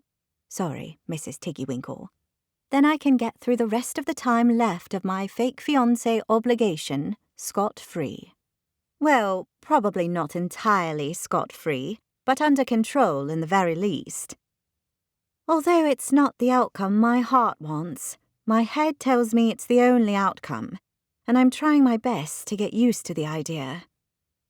I'm leaning against the wall and tapping out a reply to my friends when I feel a warm hand on my shoulder. I look up, expecting it to be James, only to feel a flush rise to my cheeks when I see it's the last person I'd hoped to run into today. Matt Hargreaves. Lottie, hello, he says in a low voice. I don't lift my lips in a smile. Hi, I reply curtly. I slide my gaze over today's outfit. In his flat cap and beard, he's donned the typical London hipster uniform, and it strikes me for the first time that Matt is not the original he likes to think he is. Not in the least. In fact, he's conforming to a type, from his shoes to his man bun to his beard and everything in between. He's a hipster clone, right down to his weird music taste. Why was I so attracted to this guy? Don't be like that, Lot. What happened between us is done. Let's move on, shall we? I know I, for one, would like that. Although I'd be happy to go through the rest of my life never having to lay eyes on him again, I know I'm going to have to see him at work every day. He's right, it's better we put last night's unfortunate utility cupboard mishap behind us. I know I, for one, would prefer to forget it ever happened. I lift my chin. Of course, Matt. Let's put it behind us. He smiles at me. That's my girl. My own smile drops a fraction. There's no way I'm his girl. But I'm not going to split hairs. We're moving on. He glances at James and Mr. Boland, who are still in conversation on the other side of the lobby. One thing, though, he says in a low voice. What is it? I'd be willing to revisit things between us if you thought you could be discreet. My jaw drops open. I beg your pardon, I guffaw. The thing is, Saskia works as an event planner in the city, and she's busy a few evenings a week. I thought maybe we could hook up then, make it a bit of a regular thing. He runs his finger down my arm, and I stiffen. It could be amazing and so sexy to sneak around on those two. He nods at James. My ire rises. How dare he? Yes, I know I kissed him last night, and I regret it deeply. But he knows I'm engaged, and what's more, James is standing only 15 feet away. Lot? He questions, as his finger reaches the bare skin of my hand. I resist the urge to snatch it away. Instead, I force myself to take a step closer to him, lean in, and whisper, "You know what, Matt?" A smile teases the edges of his mouth. What? I think you've mistaken me for someone else, because I deserve so much more than a man like you. So you can take your hookup plan and stuff it up your self-righteous, woke, completely unattractive bum. I pull back from him and watch with a deep level of satisfaction as his features transform into outraged shock. "See you at work," I add brightly, as I slot my phone into my handbag and stride away from him. If my life had a soundtrack, this moment would have Aretha Franklin belting out RESPECT while Matt's jaw drops to the floor as he watches me walk away. Without looking back, I cover the short distance between myself and James and Mr. Boland. James looks up. All set? He asks me. Oh, yes. All set, I reply. I'm still glowing from rebuffing Matt as Sean drives us back to London. James and I chat for a while about usual everyday things, like how our weeks are looking and when I'll first wear my new apron. And before long, we're rounding the corner that takes us to James's place. Actually, Sean, could you take us to the pub, please? I fancy a pint. James says. Right you are, sir.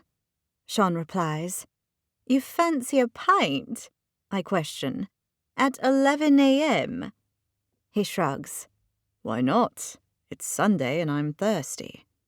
Okay. You don't have any birthday plans, do you?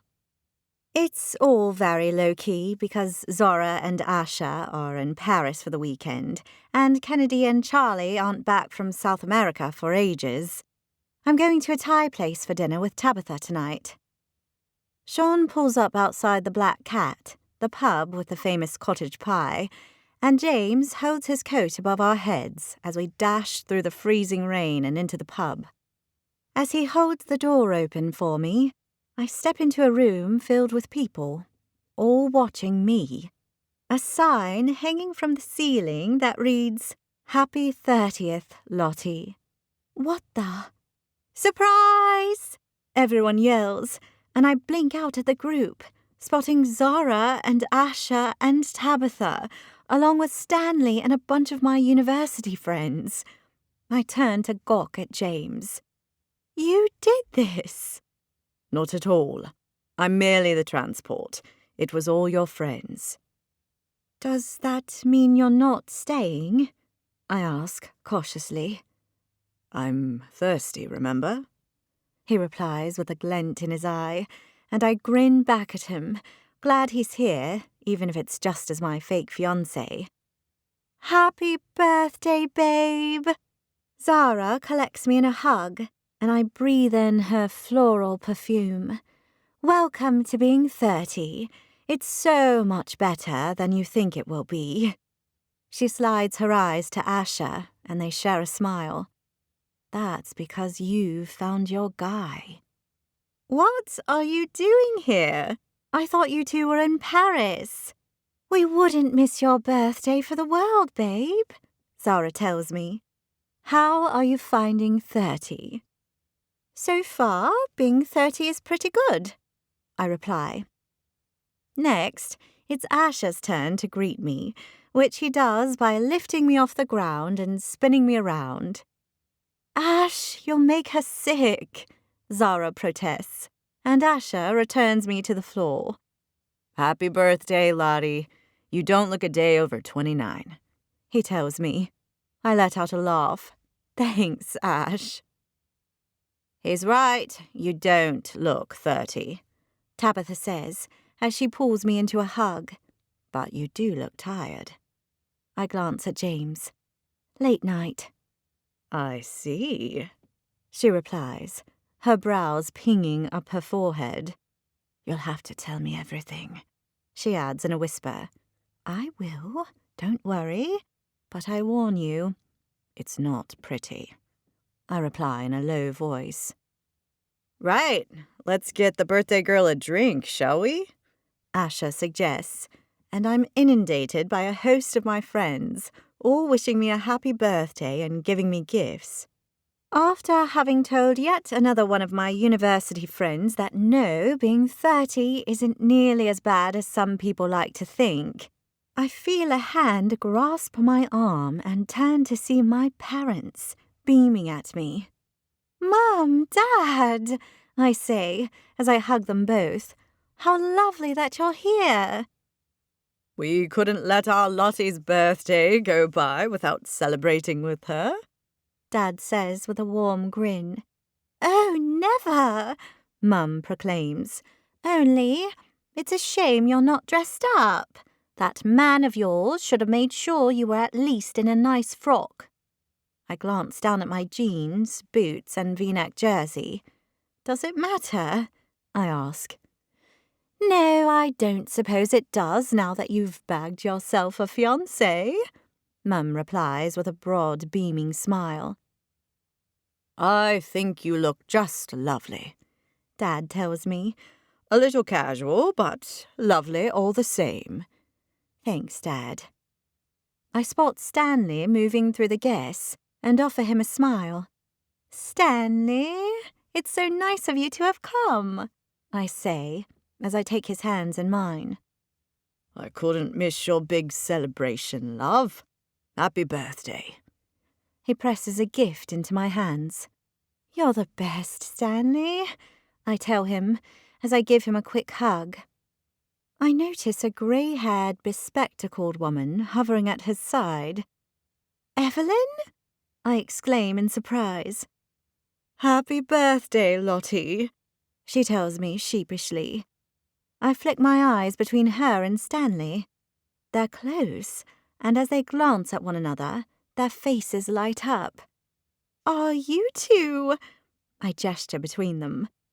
We are, Evelyn replies with a bright grin. Stanley takes her hand in his. It's very new, but we're having a lovely jubbly time, aren't we, Ev? He says to her. Ev? Evelyn giggles. She giggles. I'm not sure I've ever heard a 70-something-year-old giggle. I do love the way you say that, Stan. Lovely, jubbly. How did this come about? I ask. She wore me down, kept popping in, asking to be told about the dentures and June and all the things in jars. In the end, I gave in. Stanley replies. Oh, nonsense, Evelyn tells him with a light bat to his arm. Stanley's the one to have asked me out. Only because I couldn't get rid of you, he replies, and the two share another smile. Well, I'm very happy for you both, I tell them, because I am very happy for them. Stanley has been alone for years since he lost his wife to a stroke, and I could tell widowed Evelyn thought he was a bit of all right from the moment she laid eyes on him. Cupid's arrow has hit its target in a wonderful way for them both. I spend the next few hours chatting with my friends and family, eating a delicious pub lunch, cottage pie, naturally, followed by a salted caramel and vanilla ice cream cake my friends got for me because they know it's my favourite, and occasionally catching James's eye. Each time our gazes lock, he offers me his easygoing smile, and I find myself wishing he was here as my real fiancé, rather than the fake version. and then I tell myself to drop the fantasy because it will never happen. "He's an absolutely gorgeous man, love," Mum says as she catches me gazing at him. "Oh, yes, he is very good-looking, you're right. I don't mean the way he looks, although he is a total dish. I mean who he is as a man. You know, he organized all of this for you." I pull my brows together. "He did?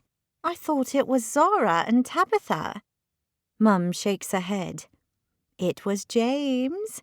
He got the list from Zara and rang everyone to invite them, making us promise not to mention a word to you. Even got Tabitha to invite you to dinner tonight to pull you off the scent. He insisted on having the party here, saying how much you liked the cottage pie, and he arranged the ice cream cake. He loves you very much, you know."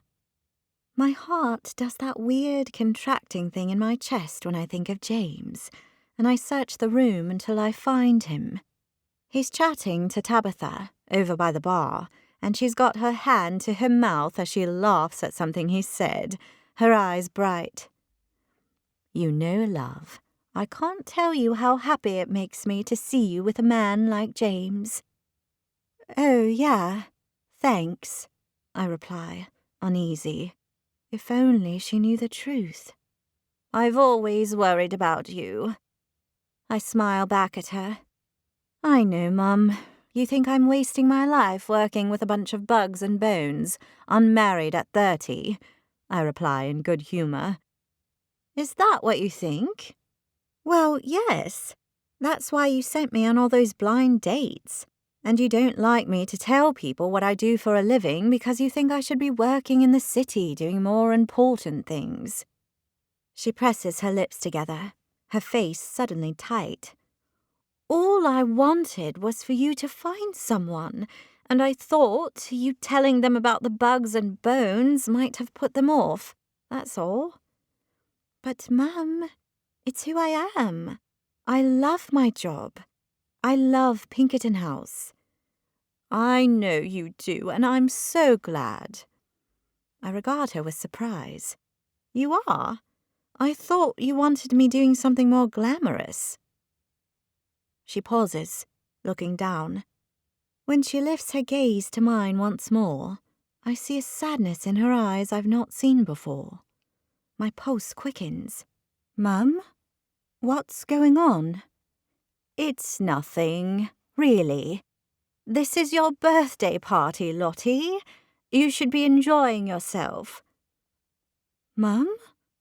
She clasps her hands together, her features taut, and instantly my throat begins to constrict. "Mum, you're scaring me." "The reason I've been so potty about you finding a husband," she begins, and I open my mouth to protest, but she cuts me off with the raise of her hand. "I know I've been potty at times. A marriage-obsessed, batty head case, that's what your father calls me. I know I've put pressure on you to find love. But you see, the thing is, love, I want you to be settled in case something happens to me." "That's ridiculous. You're only 56, I scoff. But the look in her eyes has my heart banging with alarm. "Mum, has something happened?"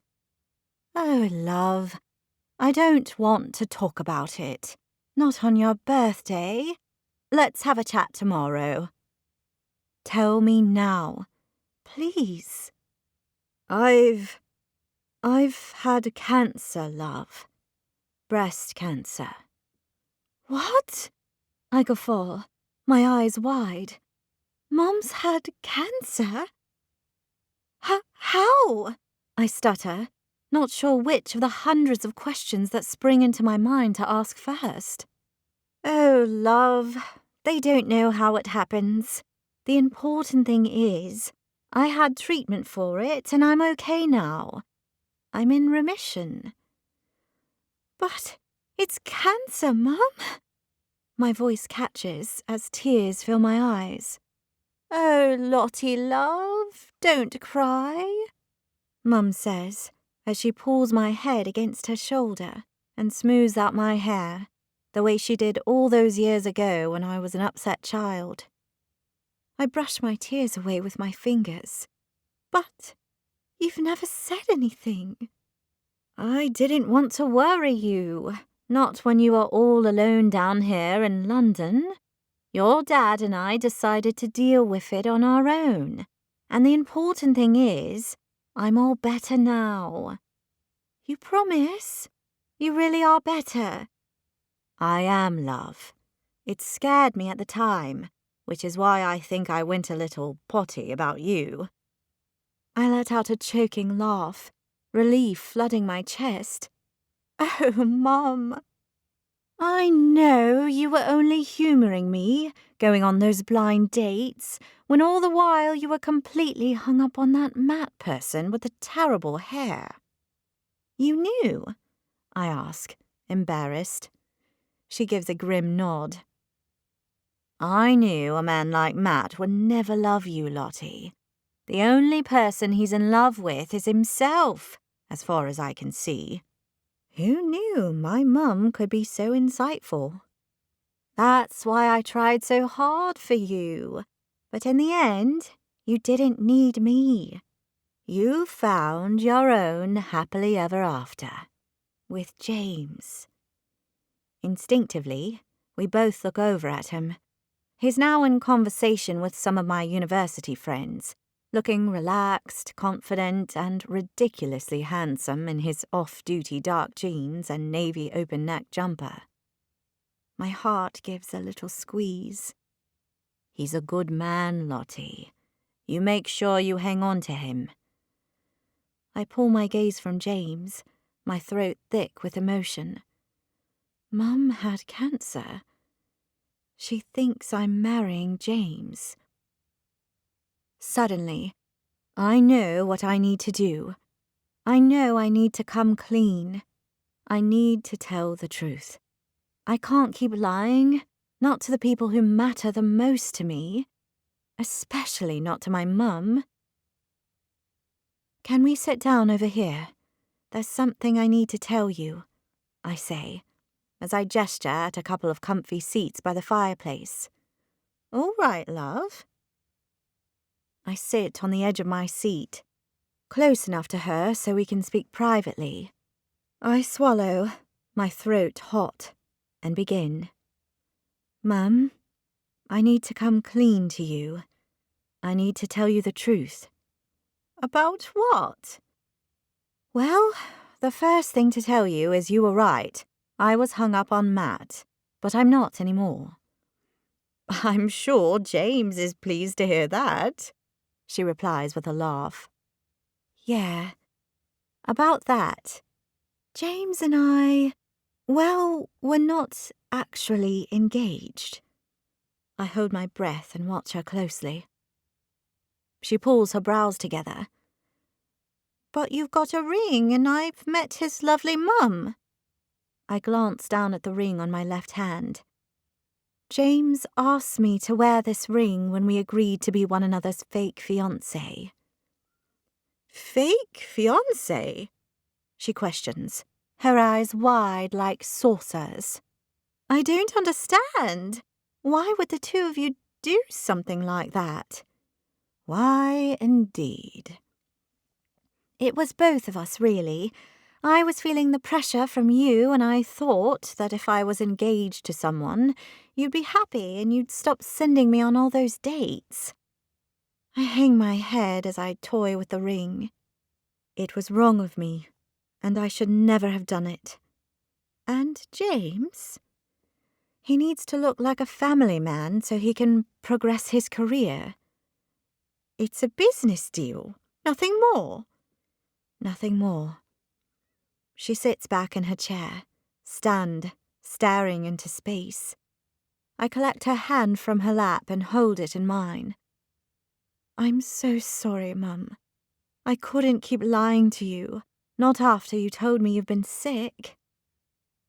I can't bring myself to utter the word cancer.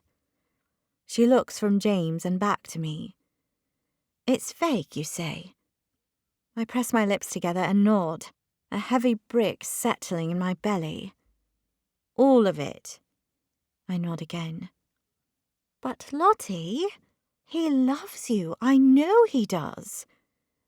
He doesn't, Mum. My lips begin to tremble, and fresh tears prick my eyes. You only think that because he's good at pretending. Oh, love. Mum squeezes my hand. Come here. She opens her arms and I press myself into her, holding on to my mum as fresh tears pour down my cheeks. Why all the tears, love? She asks. I pull back and sniff loudly. I accept the hanky she's pulled from her handbag. I don't know, I say, even though I do. Lottie. She uses the tone she always used when she knew I wasn't sharing the full truth. It's no use. I hang my head. You love him, don't you?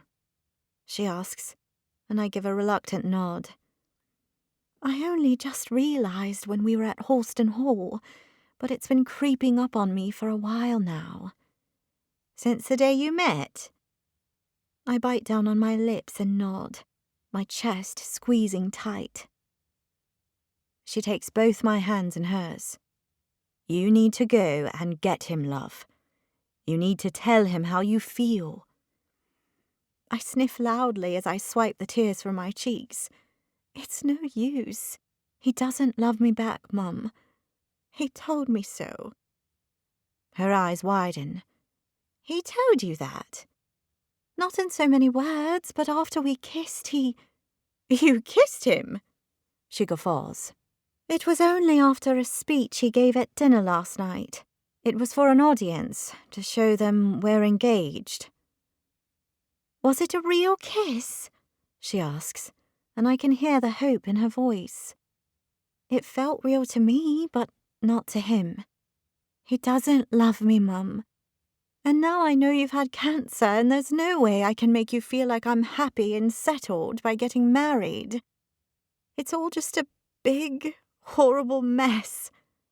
I lift my gaze to hers, my belly in knots. I'm so, so sorry. Oh, love, come here.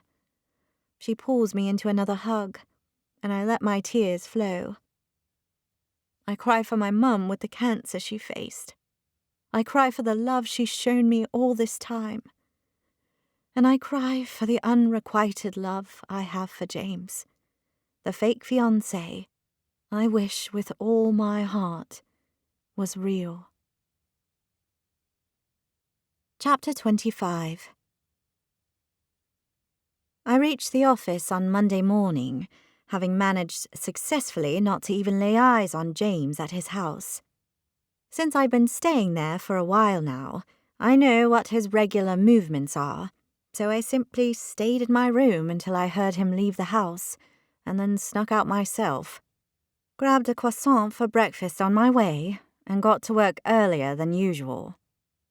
And now I've arrived at Pinkerton House, I admit the prospect of seeing Matt today is not something I'm exactly relishing. The last time we were together, I told him to sod off on no unlikely terms, and I fully expect him to treat me with a high degree of contempt today, and probably for the foreseeable future too. As I push my way through the door into the attic office, Mr. Tomlinson is already at his desk, working away. Relieved Matt's not here yet, I hang my coat and scarf up on the rack and say, "Good morning, Mr. T." "Ah, Lottie, come and sit down, will you?" I pull my chair from my desk and take a seat opposite him. "Did you have a nice weekend? Do anything romantic for Valentine's Day?" "What? No," he replies distractedly. "Lottie, you and Matt have been closer lately." A sudden coldness hits my core. "A little?" I reply evasively. What does he know? Did Matt tell him what happened between us at Horston Hall? Surely not. That would be a very strange thing to tell your boss. Unless he wanted to make me look bad in front of Mr. Tomlinson. Would Matt stoop that low? I already know the answer. Did you know about this? Mr. Tomlinson asks, his little eyes narrowed at me. About what, exactly? I ask carefully. That he's defected, gone to a significantly larger collection in Manchester. He's done what? They're not just a house with artifacts. They've got a museum, Lottie. An actual museum. But Matt's left. He's gone to another collection, I ask, dumbfounded. Matt's gone. He's gone. So you didn't know? My hand flies to my chest. Of course I didn't know. I had no clue. When did this happen? He emailed me yesterday, telling me he'd resigned with immediate notice, and that he wouldn't need a reference. I'm shocked, Lottie. Shocked. I thought he loved it here, just as much as you and I do. I thought we were friends, him and me. Good friends. Lottie, what are we going to do without a curator? I think of how derisive Matt was about the bugs and bones in the utility cupboard at Horston Hall. That definitely wasn't love. I don't understand why he would do something like this. Because he's a self-serving plonker with no respect for the Pinkerton collection, Mr. Tomlinson, or me, I think to myself. I don't say it. Instead, I reply, I don't know, sorry. He didn't say anything when I saw him at the weekend. He snaps his attention to me. You saw Matt at the weekend? My cheeks heat up. He was at the same house party as James and me. How did he seem to you? Like a man who was about to resign and go to another collection? I chew on my lip. I don't think Mr. Tomlinson wants to know how Matt seemed to me. He didn't mention anything, other than telling me he thought I cared more about Pinkerton House than he did. Why would he say something like that? I thought he loved it here. I shrug. Apparently not. I shift my gaze to Matt's desk. It looks just as it did last week, with everything in place. Everything other than his laptop, that is. Mr. Tomlinson pushes out a breath as he leans back in his creaky chair. It's utterly flummoxed me, Lottie. I don't know quite what to make of it all. Mr. T, does Matt usually take his laptop home at the weekends? What? He replies distractedly. It's not here, and I'm pretty sure it's on his desk whenever I come in, and I'm the first one here most days. He tilts his head to inspect Matt's desk. That is odd. My brain begins to race like a Formula One vehicle. Why would Matt need his laptop when he was going away to the country with his girlfriend for the weekend? The laptop he uses for a job he allegedly hates. An idea begins to sprout in my mind. Do you remember him talking with Lady Havelock at the fundraiser on Friday night? Yes, but what's that got to do with Matt's missing laptop? Don't you see? If he's gone to another collection, maybe he was talking to her about it rather than Pinkerton House. So he was raising funds for his new job while at our big annual fundraiser? Mr. Tomlinson asks, his eyes wide. Do you think he was doing that? Lottie, with what's just happened, I wouldn't put it past him in the least. I stand abruptly and dash to my desk to power up my own computer. I wait impatiently as it whizzes and whirs, thanks to the fact it's almost as old as me. We really do need a shot of some decent cash in this place. Mr. Tomlinson stands at my desk. Lottie, what are you doing? I'm checking something. I pull up a spreadsheet and check the totals raised at the auction. Everything looks in order here, I tell him as I chew on my lip. Maybe he wasn't trying to raise money from our sponsors after all. A new thought hits me. Or maybe... I don't have time to finish my sentence. I pull up the collection's bank account and scroll through the figures. What are you looking for? Mr. Tomlinson asks, peering over my shoulder. There! I point at the screen, my Formula One pulse still racing. He narrows his eyes. What the devil? Lady Havelock's monthly donation hasn't been deposited since September. That's a huge sum of money missing. I turn to Mr. Tomlinson. Why would you stop donating to us? Unless Matt was telling her to donate to that collection in Manchester, thereby compromising our viability. Mr. Tomlinson completes my thought for us both. Would he do that? He asks, his voice breathless with shock. I think of the Matt I've come to know in the last couple of weeks, how he became interested in me only once he discovered I was engaged, how he tried to seduce me in the utility cupboard at Halston Hall, despite not only my protestations, but the fact we both had partners, how he treated me like a piece of crap once I turned him down. I lift my gaze to Mr. Tomlinson's and square my shoulders. He would, Mr. Tomlinson. He would indeed. The door to the office swings open, and as I look up, I half expect it to be Matt, dressed as a comic book villain, here to steal the house's treasures as he tells us he's aiming for world museum domination and promptly gives us his evil laugh.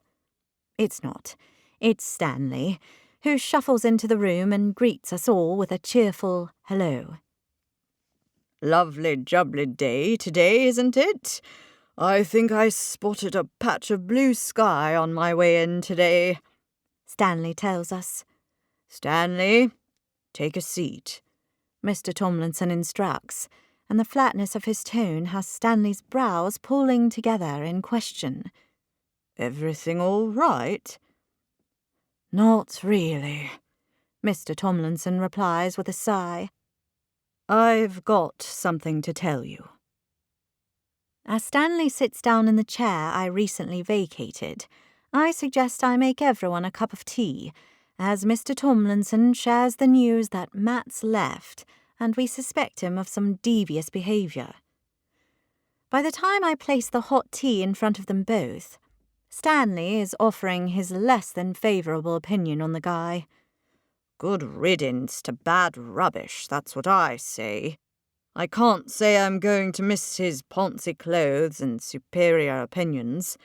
If I get told one more time I should be drinking tea made from old twigs covered in dirt or some such nonsense, I wouldn't be responsible for my actions. I press my lips together to suppress my smile. I'm sure I won't be missing Matt's superior opinions either. I never liked the way he treated our Lottie, you know, Stanley continues. She's worth 100 of 'em, that's for certain, and I for one think she'd do a much better job at curating this place than he ever did. Mr. Tomlinson raises his brows. You do? Of course I do. She's the one that does all the work, comes up with all the ideas. You know, like the twatty-twerty thing for the teeth. It's Twitter, I correct. Inside, I'm beaming. If you say so, love. My Evelyn told me her granddaughter said it was doing very well and all the young ones love it. They do? I pull up my Twitter feed and check the Dentures account. It's received a staggering 12,004 new followers in the last 72 hours, a post with one of James's dad jokes garnering the most likes and retweets. Astonished, I turn the phone around so Mr. Tomlinson can see. It's doing quite well. My word! That's amazing, isn't it? He declares as he takes the phone from me. Well done, Lottie. I beam at both men. I thought it might work quite well, I say modestly, while I'm doing cartwheels inside. Mr. Tomlinson waves the phone in the air. This is all very well and good, but we've got some work to do to clean up Matt's mess. Lottie, can you invite Lady Havelock in for a meeting? We need to try our best to get her to refunnel her donations our way. Of course. When are you free? Find a time that suits us both. I'll need you in there with me. Happiness surges inside of me at the thought Mr. Tomlinson wants me at his side. I'll do that, I tell him as I slide my eyes to Stanley. He smiles encouragingly back at me, saying, Lovely jubbly. I'll have our lawyer draft a letter to Matt, telling him to return the laptop. Maybe even ask them to throw in a threat or two about espionage. I giggle. I think that sounds like a very good idea. This is like one of the thrillers I used to like to read, Stanley says. Right then, let's get to it, people, Mr. Tomlinson instructs. And Lottie, thanks for everything. I fear I've undervalued you, and you've deserved a lot more from me. I grin at him as a contented heat spreads across my chest. I'm just doing my job, Mr. T. Several hours later, Lady Havelock has come clean to us about what she and Matt had been up to, and has recommitted her funds to Pinkerton House. I then moved to tidying up the loose ends from the fundraiser and tallying up our donations. Adding lunch with James to the auction gave our results a much-needed boost, and when I present the final result to Mr. Tomlinson, he tells me we will all celebrate tomorrow with a real coffee from Xander's. Not that place, Mr. T. How about we get takeaway coffee from Pret instead? I suggest. Pret? But we don't like the big chains, he protests. No, it's Matt who didn't like them, and Xander's coffee is horrible. You thought that too? I thought it was just me. His face changes into a grin. In that case, let's all go to Pret tomorrow morning. I'll even throw in some croissants. I spend the rest of the day helping Stanley show some visitors around, posting to the Denture's Twitter account, and planning some new campaigns for other collections that might capture people's imaginations and bring more visitors to the house. But all the while, Jamie. Now that Mr. Tomlinson has gone to a meeting and Stanley is downstairs, I'm alone in the attic room with my thoughts. I'm finding it increasingly hard to keep James from forcing himself into my mind, and every time he does, my heart drops to my toes like a brick in water. With all that's happened since I walked through the door this morning, it's been easy to ignore the heaviness I've been carrying around inside of me, ever since he made it clear our relationship was only fake. So when Stanley appears in the office with an odd look on his face, telling me James is downstairs, waiting for me in the dining room, an instant spike of adrenaline rushes through my bloodstream. Jamie's here, at Pinkerton House, I question in disbelief. Why is he here? We don't have any public appearances to attend. We haven't agreed to meet. I rise from my seat and walk briskly across the room, readying myself to act the part of the woman who's not secretly in love with her fake fiancé, when Stanley says, "Can you tell me something, Lottie?" I turn to look at him. Let's chat when I've seen Jamie off, okay? You see, it's about him.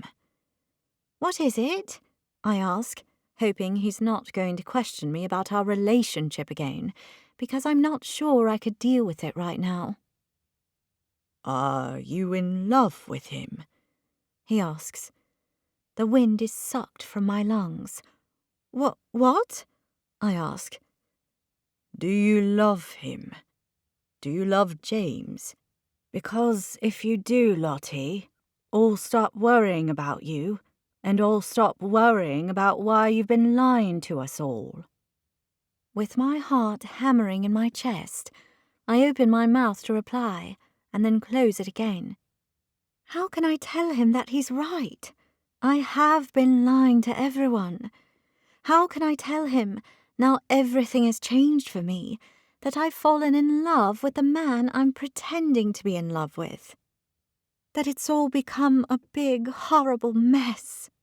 How can I tell Stanley any of that without changing the way he sees me forever? He takes a step closer to me. Tell me, Lottie, do you love him? Do you love James? I wrestle with my emotions, my breathing becoming increasingly shallow.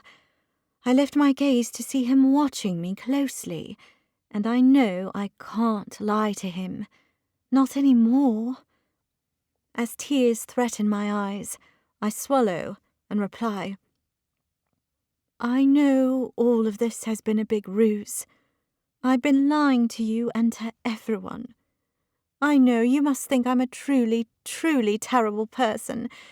And Stanley, I'm so very sorry. But I do. I love Jamie.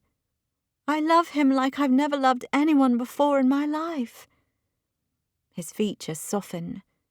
So you do love him? I nod as tears prick my eyes. The way I feel about Jamie is so deep within me. I press my hands to my chest and can feel the strength of my love for him in the beating of my heart. I love him, but he doesn't feel the same way about me.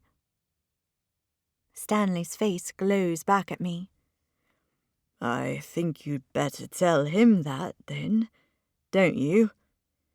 He gestures at the door behind me, and slowly, with trepidation, I turn to see James standing there, watching me.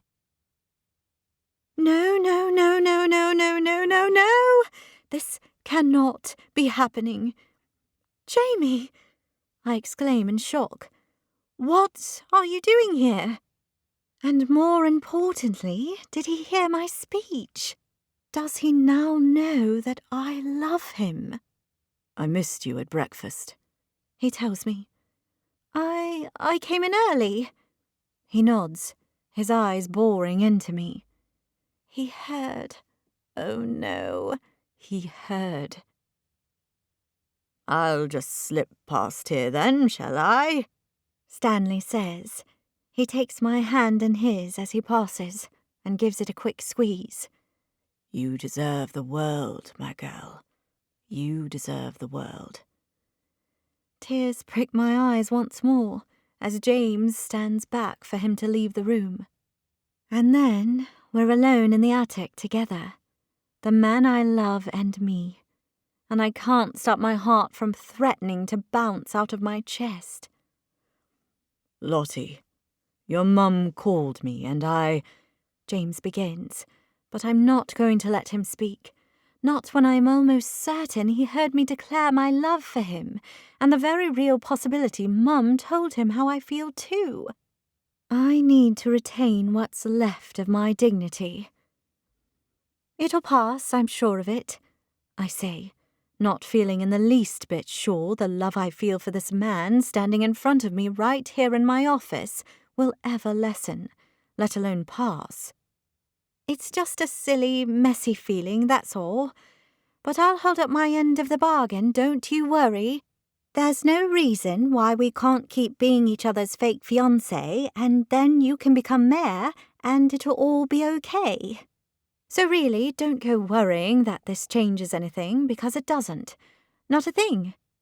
I lift my chin and tighten my jaw as I attempt a confident smile.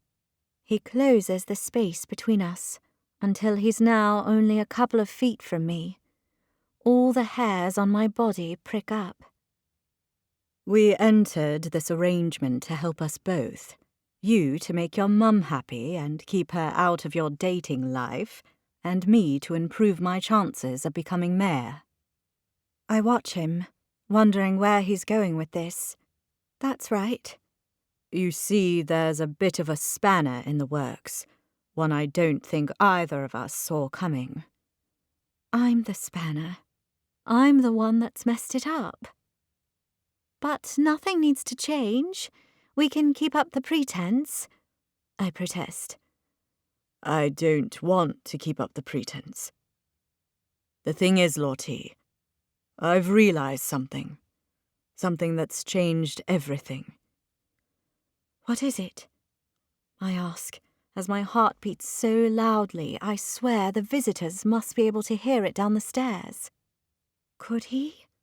Is he? I don't dare breathe.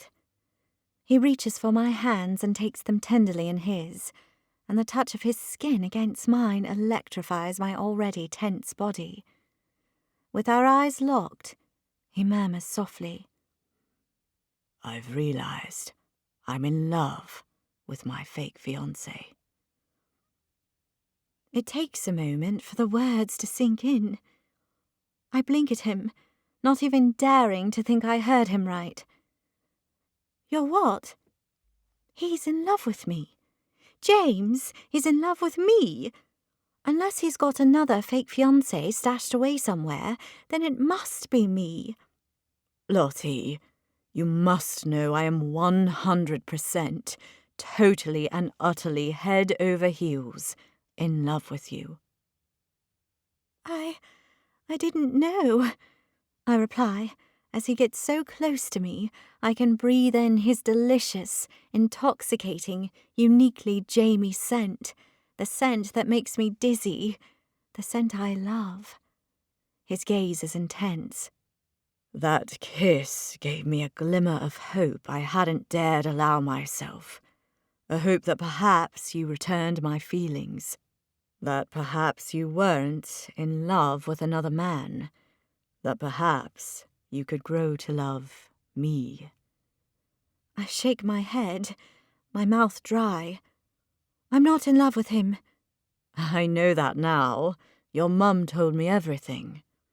I press my eyes shut as a smile claims my face. My meddling mum has struck again, only this time it's in the most wonderful, wonderful way. Lottie, are you going to say anything? He asks cautiously. And I realise I've been so busy processing what he's been telling me, I've not even acknowledged his most incredible proclamation. My face breaks into a huge grin as I tell him, I'm in love with my fake fiancé too, you know.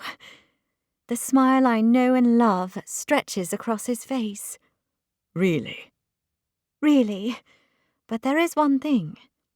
What? I was hoping my fake fiancé might like to kiss me. Just try and stop me. As his lips press against mine, all the sadness, all the anxiety, all the desperation that James didn't return my love evaporates into the ether, replaced by something so breathtaking and life-changing, it fills my heart to the brim.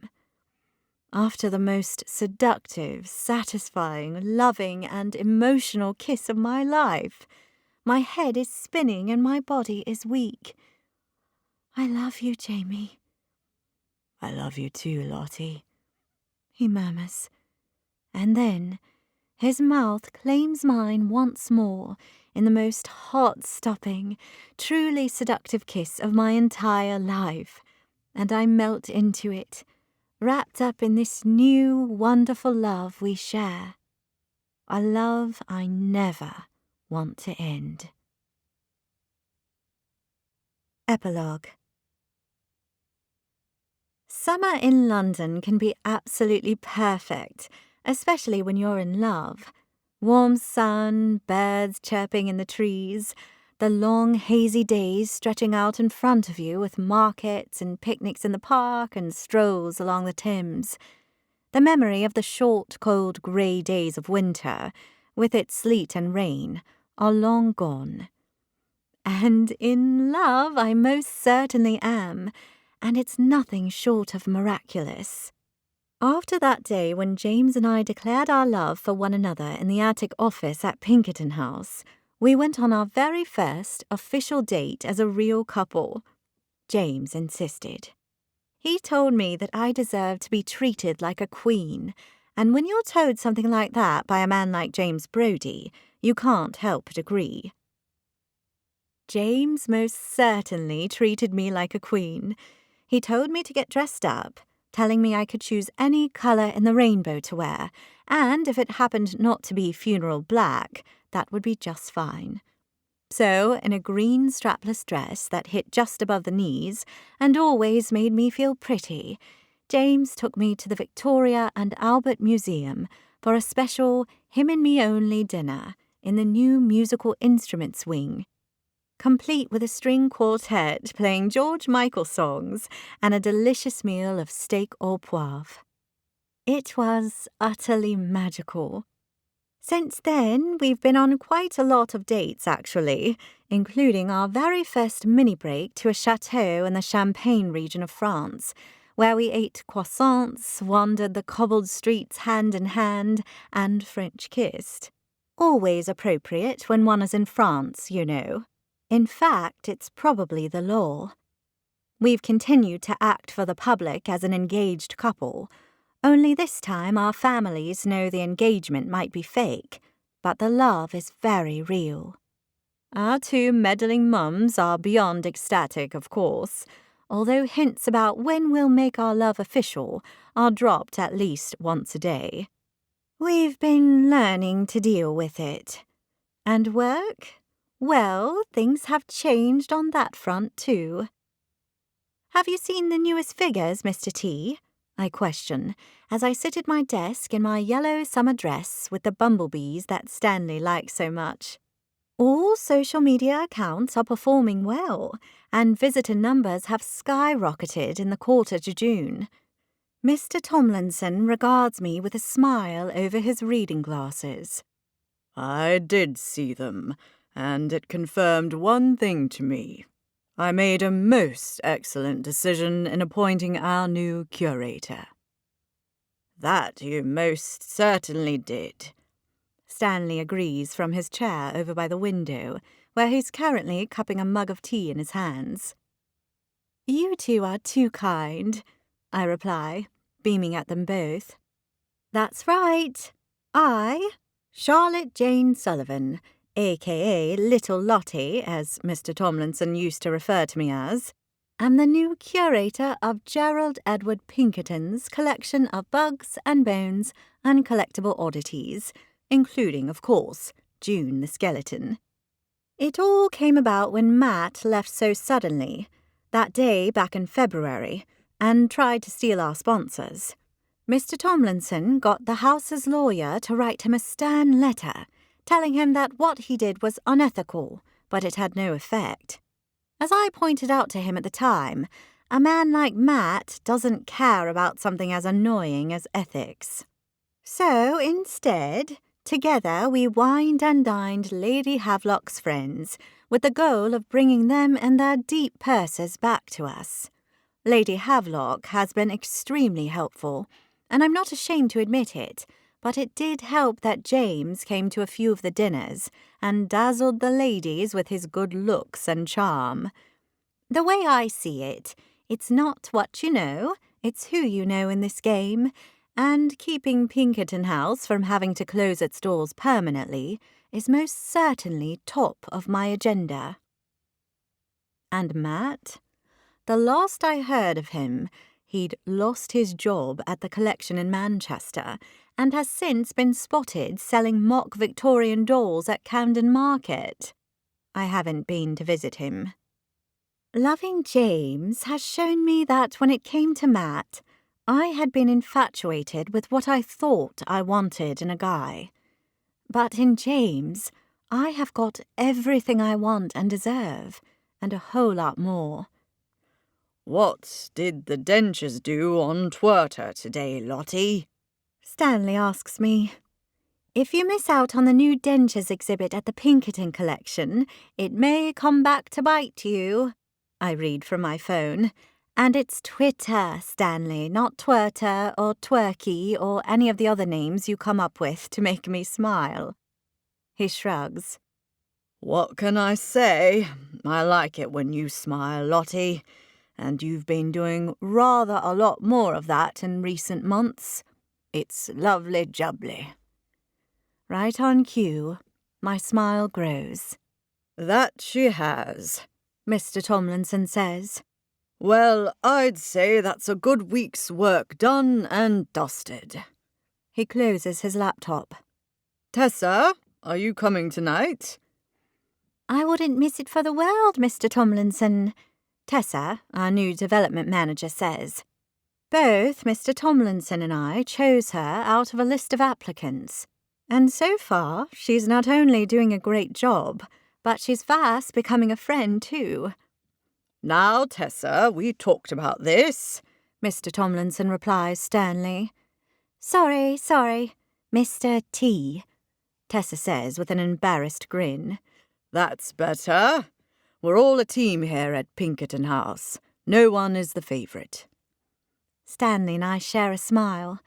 We both know Matt was Mr. Tomlinson's favourite before he deserted us all, and we far prefer this version of Mr. Tomlinson, who includes us all in the running of the house. Mr. Tomlinson collects his jacket from the coat hook. All right, you lot. I'll see you shortly. Shouldn't you be getting ready, Stanley? I ask, as I shut my own laptop down for the week. He pushes himself up from the chair and offers me a smile. I don't need all that fuss. I'm a bloke, he tells me. Blokes need fuss too, you know, especially on their wedding day. He waves my comment away. Not at my age. All I have to do is put on my posh suit and Bob's your uncle. That's the thing about my Ev. She doesn't care about all that. Every woman likes to look beautiful on her wedding day, Tessa tells him, as the three of us close up the office and head down the stairs. Evelyn looks beautiful every single day of her life, Stanley tells us with that soppy, loved-up look he gets in his eye every time he mentions her name, which is a lot, and I can't blame him. The man is in love, after all. A couple of hours later, I'm standing next to James at the Black Cat, our fingers entwined as we talk softly between ourselves. Ralph is sitting at our feet, his dark eyes darting around the room at all the people. That's the wonderful thing about British pubs. You can bring your dog, and Ralph loves to be taken everywhere. That was such a gorgeous ceremony. I didn't know there was such a cute church just around the corner, I say. They make a nice couple, James replies. I think of Stanley and Evelyn, standing facing one another, surrounded by their friends and family as they declared their love and commitment to one another. It was quite possibly the sweetest wedding I'd ever been to, and I am so happy Stanley has found love again. James brushes a hair from my face, sending tingles right through me. Have I told you today how much I love you? He asks, his voice low and soft. Only about 3 times, I think. You're slipping. His lips curve into that smile of his, the one that still makes me go weak at the knees.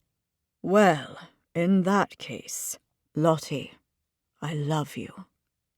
I loop my hands behind his neck and pull him down to me, placing a kiss against his lips. I love you too. Ralph makes an odd whining sound as he rises onto all 4 paws, pulling our attention. What is it, boy? James asks him. I glance over at Zara's dog, Stevie, who's staring at Ralph, her little body shimmering with excitement. Oh, I see. He wants to go and play with his friend. Ralph, Sit. James instructs. You're not going to let him? I've got something to attend to first, he replies, as he lowers his lips to mine once more. I don't protest. No way. Kissing James has taken #1 position in my list of all-time favourite things. I'll take his kisses whenever they're on offer, which is quite a lot, actually. What can I say? I'm one lucky gal. You know, Lottie, if we weren't at a wedding reception, I'd kiss you good and proper right now. He breathes against my mouth. Oh, I know you would, and I'd kiss you good and proper right back. Ugh, you two. We pull reluctantly apart to see Tabitha glaring at us with her hands on her slim hips. What? We're allowed to kiss, you know, I protest. Not in front of your only single BFF, you're not, she complains. It's not easy being me, you know. Look at what I've got to deal with. She points at Kennedy and Charlie, leaning up against the bar, looking more in love than ever, and then across to Zara and Asha, who are laughing at something as they hold hands. I miss when we were all 29 and single. You're still 29 and single, I tell her, which goes down about as well as Matt asking me to be his bit on the side back in the hallway cupboard. Read, not well at all. I'm not 29 for much longer, she grumps as she crosses her arms. That's right. It's your birthday next month, isn't it? James asks, and I shoot him a warning look. Tabitha does not like to be reminded that she's turning 30. In fact, she has been known to say she'd rather go through puberty again than face that age. I've long suspected she's only being a drama queen, because who wants to go through puberty again? And as I've told her, 30 rocks. James raises his hands in the air and surrender under Tabitha's perturbed gaze. Sorry, don't mention the war. Definitely don't mention the war, I repeat. Tabitha has stuck to her word and has given up her party girl ways. Despite the turning 30-related impending doom, she's much happier and calmer. Peaceful, even. I, for one, am so relieved, as she had begun to worry me. So, James, do you have any hot single friends you can set me up with? She asks. James's eyes slide to mine, as though he's questioning whether it's a good idea to set any of his friends up with Tabitha. I give him an encouraging smile, confident that my friend is doing so much better than she was, particularly now that she's back in her newly decorated flat and not sleeping on Zara's and my settee, as she did for no less than 2 months. It meant moving back in with Zara when James and my relationship turned real was a lot easier than it might have been, particularly as Tabitha had claimed my bedroom as hers. Let me have a think and I'll come back to you, James replies. Are you in that space now, wanting to find someone? I ask her. Tabitha presses her lips together as she nods. It's taken me a while after, you know, but now I'm ready. I want what you have. You and Z and Kennedy. You're all in love and happy. I want that now. I pull her in for a hug.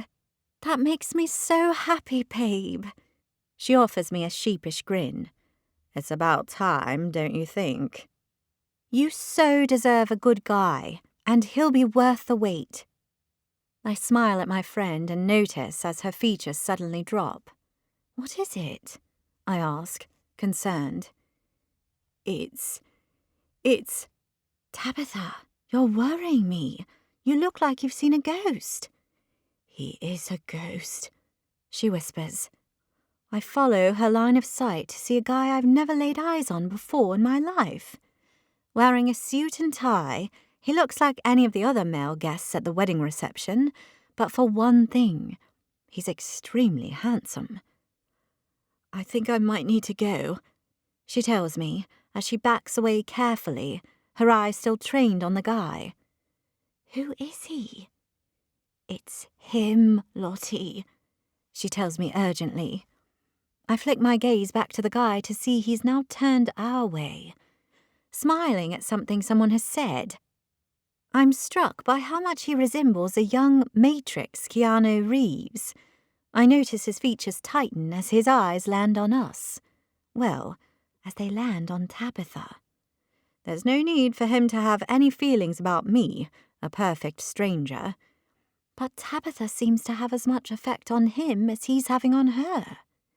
He says something to the woman he's with, and then begins to move our way. "I think he's coming over," I say to Tabitha, but as I turn back to her, she's nowhere to be seen. "Where did she go?" I ask James.